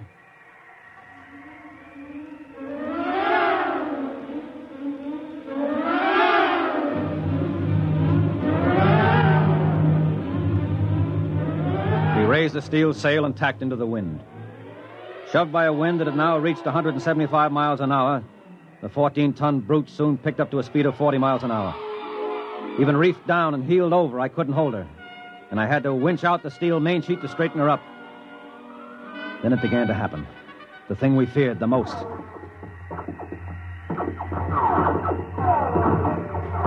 What's that? The wind is tossing rocks at us. Oh. Well, as long as we're not capsized, we'll be okay. She's heeling at 45 now. It's no problem. So rock smashed the visor. Put on your oxygen mask. Wait.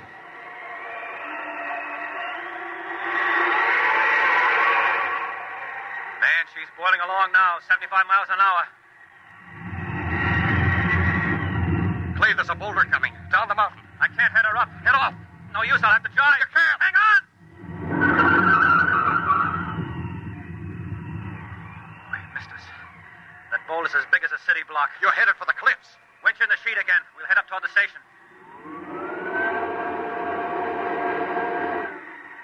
No, it's no use. I can't head her up.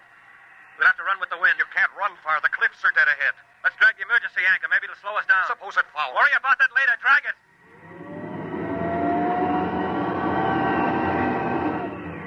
That's better. I may even be able to head her up now. Those cliffs. Holy smoke, look at that. A dozen Coral land ships sailing toward the station like it was a fine afternoon. They usually keep away from the station. There's no time to worry now. Winch in the sheet. I'm going to head up higher.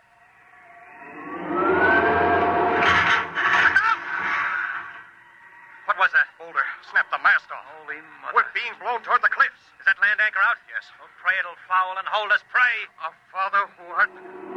We're fouled. Yeah. And it's holding. Now if it'll just bite in. I think we're anchored. But listen to those boulders. We won't last 10 minutes anchored here. Move over. Why? I'm going to try the diesel again. I don't know, maybe it's a long shot, but maybe.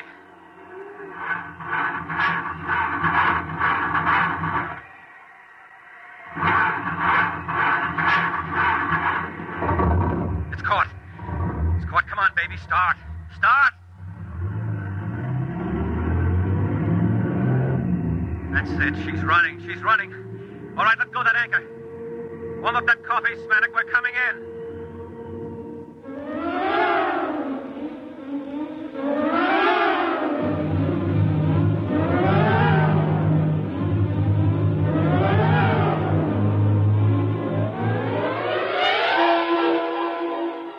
Somehow the engine coughed and spit us back to the station. The boulder defense was completely flattened, and one side of the capsule was dented by a huge rock. But otherwise it was still holding. The winds were up to 212 miles an hour at the time. A dozen Corellan land ships were moored by their long vines on the lee side of the station, and more ships were coming in every minute. We slid into the tube and entered the capsule. Welcome, Earthmen. You have nice sail. Shut up, you crummy gink. Earthmen not pleased. You told us the weather would hold. Old Corellan saying, one can predict weather, but not do something about it. Very true. Yeah. We almost died out there. You wouldn't have been planning anything like that, would you? Smanik no understand. No? Well, do you understand this? Now get out of here. Get out before I blow your ugly head off with this gun. Very difficult for Smanik to be without head. Impossible to eat sugar or dead meat for almost 3 weeks before new head grow. Smanik join his people now for summer festival. Now you do that. Pronto. Wait a minute, Smanik. Did you say summer festival? Oh, yes. Ancient Corellan festival. When summer ends, we go sail away to caverns in far west. Caverns? Yes. We live in caverns for 3 months. In that way, we have safety. Safety? From what? From winds. After summer is over, come winter storms. First storm of year about to start any moment now. About to start? What do you call what we've been having? The wind is 238 miles an hour right now. The brute's ruined, the boulder defense is leveled, the foundations are cracked. Very regrettable. Perhaps you like to come stay with us in caverns. bring sugar. Impossible. We need oxygen, food, our own water. Very regrettable indeed. Well, maybe you don't stay and colonize our planet after all. Ah, yes. Really big wind starting to rise now. Smanak go. Goodbye, Smanak. Thanks for your help. Smanak do favor. Glad to help. You got sugar?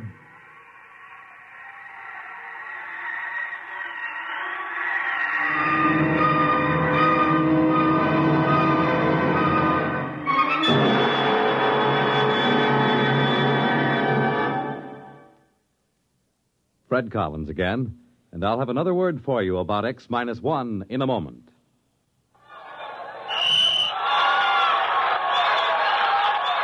If that's the game you're missing because of a mean cold, here's something you should know. Every second someone takes it for the miseries of a cold. Millions more take bromoquinine. Every second someone takes it for the miseries of a cold. Bromoquinine.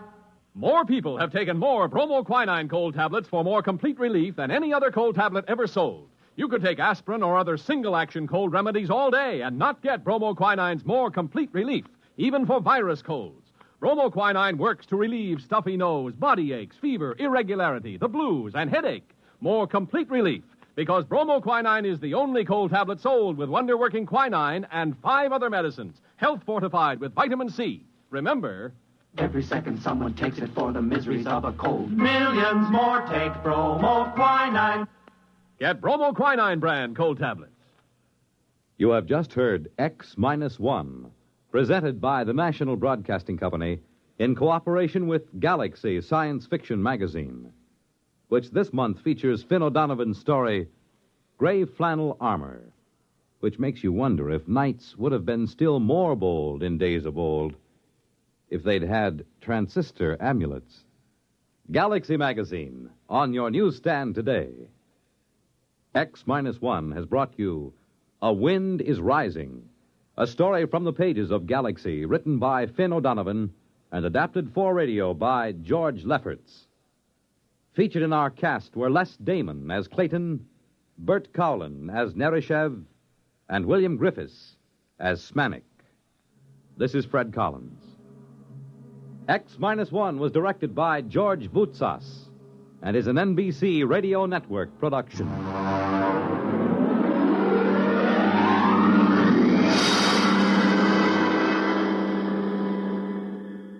There's excitement in the air at night, and Nightline brings it to you.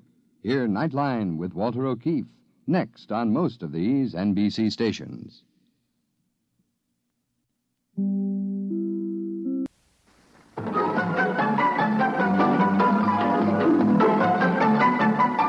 This is Nightline, your open door to people and places, and this is Walter O'Keefe.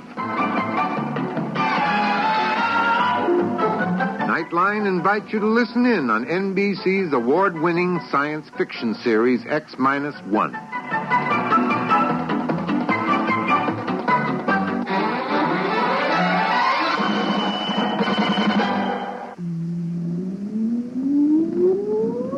Countdown for blast-off. X-5, 4, 3, 2, X-1, fire.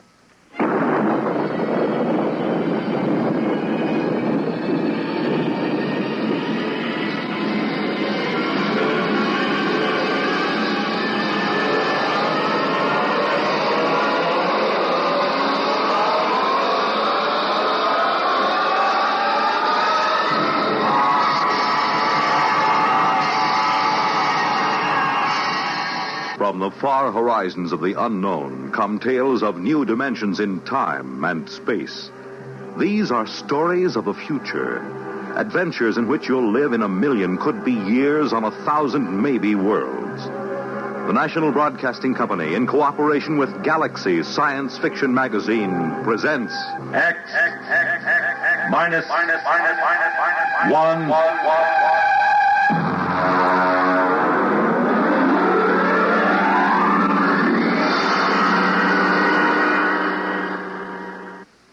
Tonight, Target 1. But first, hear this. The presents have been opened, the gifts enjoyed, and in the case of the kids, a few are already slightly battered. But NBC has one more holiday package for you, and it'll be delivered over this weekend on Monitor. There'll be the music of such bands as those of Guy Lombardo and Richard Maltby, punctuated by the antic commentary of Monitor's own Bob and Ray and Fibber McGee and Molly, and underscored by the up-to-the-minute reports of NBC's newsmen at home and abroad. From Friday night through Sunday midnight, Monitor will bring you another weekend of drama, music, news, and interviews. Of special interest to sports fans will be NBC's coverage of the Friday night fights, Saturday's blue-gray and north-south football games, and Sunday's National Football League Championship game. Use and enjoy Monitor, your weekend radio service.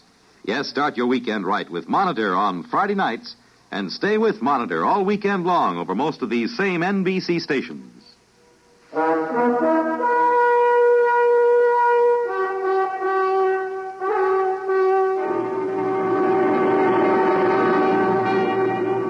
Now, X-1 and tonight's story, Target 1.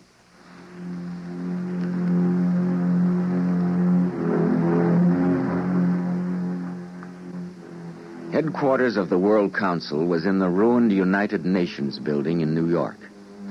It took me an hour to reach it, picking my way across the red-colored rubble that had once been a proud city. I was ushered into the office of the president of the council, a former Russian scientist named Melkov. It was hard to realize that only a few decades ago, these people had helped us destroy the world in an atomic war that left less than 100,000 people on the face of the globe. Come in. Dr. Marin. Yes. It's good to see you, Doctor. Sorry I'm 2 days late. I had to land at Boston. It's the only airport operating. I understand. You want to sit down? Thank you. I suppose you are wondering what this is all about. Very little surprises me, Mr. President. Good. As you know, Doctor, the Great War of 1960 left very little of the human race. What it did leave, well, 2 billion corpses, 3 continents rotting and unlivable, and every survivor mutating. I believe you yourself have had children who could scarcely be called human. Sorry to be so blunt. Why did you send for me, Mr. President? Doctor, suppose I gave you an opportunity to do something extremely practical. Such as? A chance to prevent the destruction of our world, which took place 30 years ago. To prevent what has happened? To stop an atomic war? Yes. Would you do it? I'd sell my soul to the devil, Mr. President. You mean that? Yes. Doctor, what would you say was the most important scientific discovery of the 20th century? I suppose Einstein's equation. E equals mc squared. Exactly. This formula unlocked the atom. Without it, there would have been no atomic energy, and consequently, no bomb, no war. The formula did not cause the war, Mr. President, nor did the man who discovered it. He was one of the finest human beings who ever lived. A man utterly dedicated to the pursuit of peace and harmony. Yes, exactly. That is what will make your task so abhorrent, Doctor. What is this task, Mr. President? Quite simply, it is the murder of Albert Einstein. Are you insane? Perhaps. Only history will record that. But how in the name of heaven? Albert Einstein died in 1956. I am well aware of that. In order to commit this murder, Doctor, you will have to travel back in time. Travel back? You mean that... I mean that our scientists have succeeded in their experiments. Parachronon penetration has been achieved. It's fantastic. Yes, so were atomic energy and rockets to the moon and radio waves long before both of those. You're actually suggesting that I return to the early 20th century to commit a murder? Yes. But why Einstein? Why not the men who took his contributions and twisted them into ghastly inhuman weapons? Why not them? Because others would replace them. There are many minds so filled with contempt for their own lives that they would be willing to destroy others, so warped with hate that they might even enjoy the job. No, it must be Einstein. Well, then why me? Why not select some murderer, some fiend? Because you are a man of the highest morality. This task must not be performed by some twisted monster. It must be done by a man of integrity who fully realizes his responsibility. To do otherwise would be to degrade ourselves and our victim. Come here, to the window. Do you see that covered barge lying in the East River? Yes. That barge is the finest laboratory we could assemble. Inside it is the mechanism for complete K-meson penetration, maintaining a stable configuration. In effect, it is a floating time machine. You've tested it? It was tested last week. Professor Milton Waxman went back 40 years in time and returned. We cannot afford another test because our energy sources are limited. Will Waxman accompany me? Yes. He and one other. Well, Doctor, what is your answer? All right. I'll do it.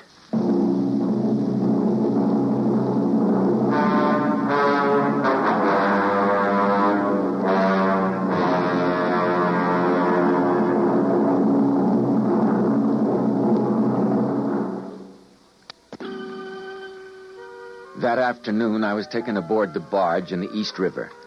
I was left alone in the laboratory to wait for Waxman, the physicist who knew how to operate the chronosphere.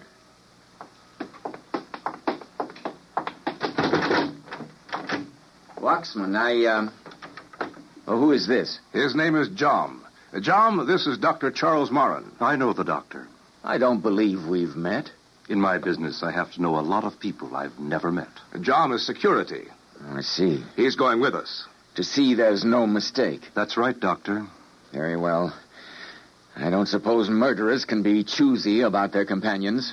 Before we go any further, here are some clothes that will be suitable to the time and place which is our destination. Please put them on, Doctor. While you're changing, I'll give you some background on the subject. Born Ulm, Germany, 1879. German citizen, religion Jewish. Became a Swiss citizen after graduation from Zurich Polytechnical Institution. Later migrated to the United States after Adolf Hitler came to power, with a price set on his head by the Nazis. Nobel Prize for Physics, 1921. Copley Medal, 1925. Franklin, 1935. Personal habits... Must we do this? He's only doing his job. Go on, John. Personal habits. Works in a bare room with only a pencil and paper.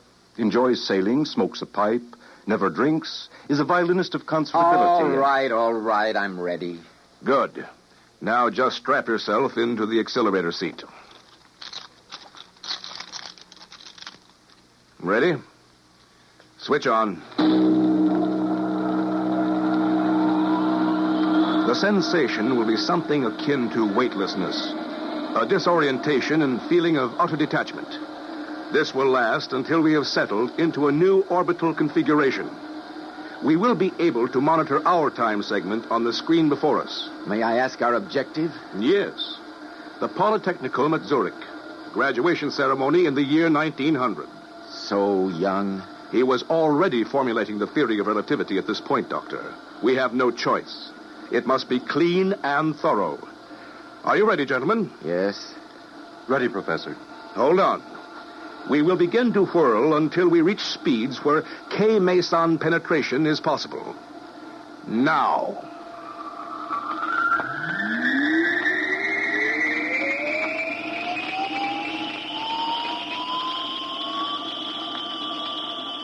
The sensation was unlike anything I'd ever experienced. I felt bodiless, weightless. My consciousness seemed to float free. I was dimly aware of Waxman at the monitoring controls, but otherwise I remember no sensation. Later he told me that it took exactly 1/2 hour to vector in on the right time and place. That was right after the whirling stopped.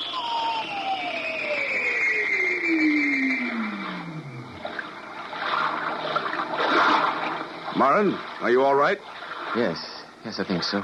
John, I'm all right. Where are we? Well, according to the monitor, our barge is at a dockside on the Lake of Zurich. The year should be 1900. The time is 2 o'clock.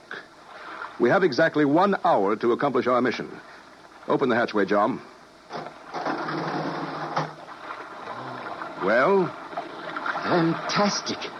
A different world. We can't waste any time. The graduation ceremony is at 3. Now, let's go. Very well. Just a moment, gentlemen. Here, take these. What are they? Guns. We'll need them.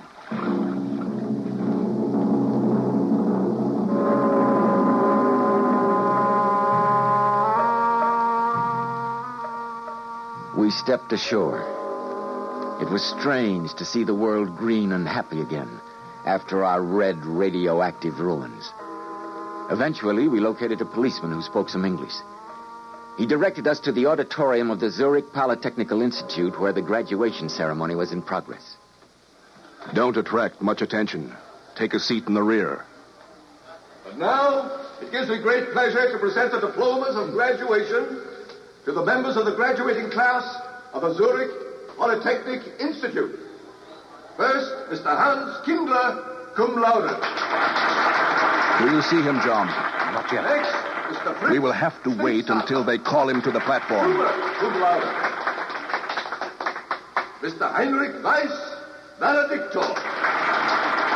Are you ready? Miss Barbara Müller. Marin, you're the one who must do this. Are you ready? What? Oh, yes. Yes, I am. I'm ready. Mr. Albert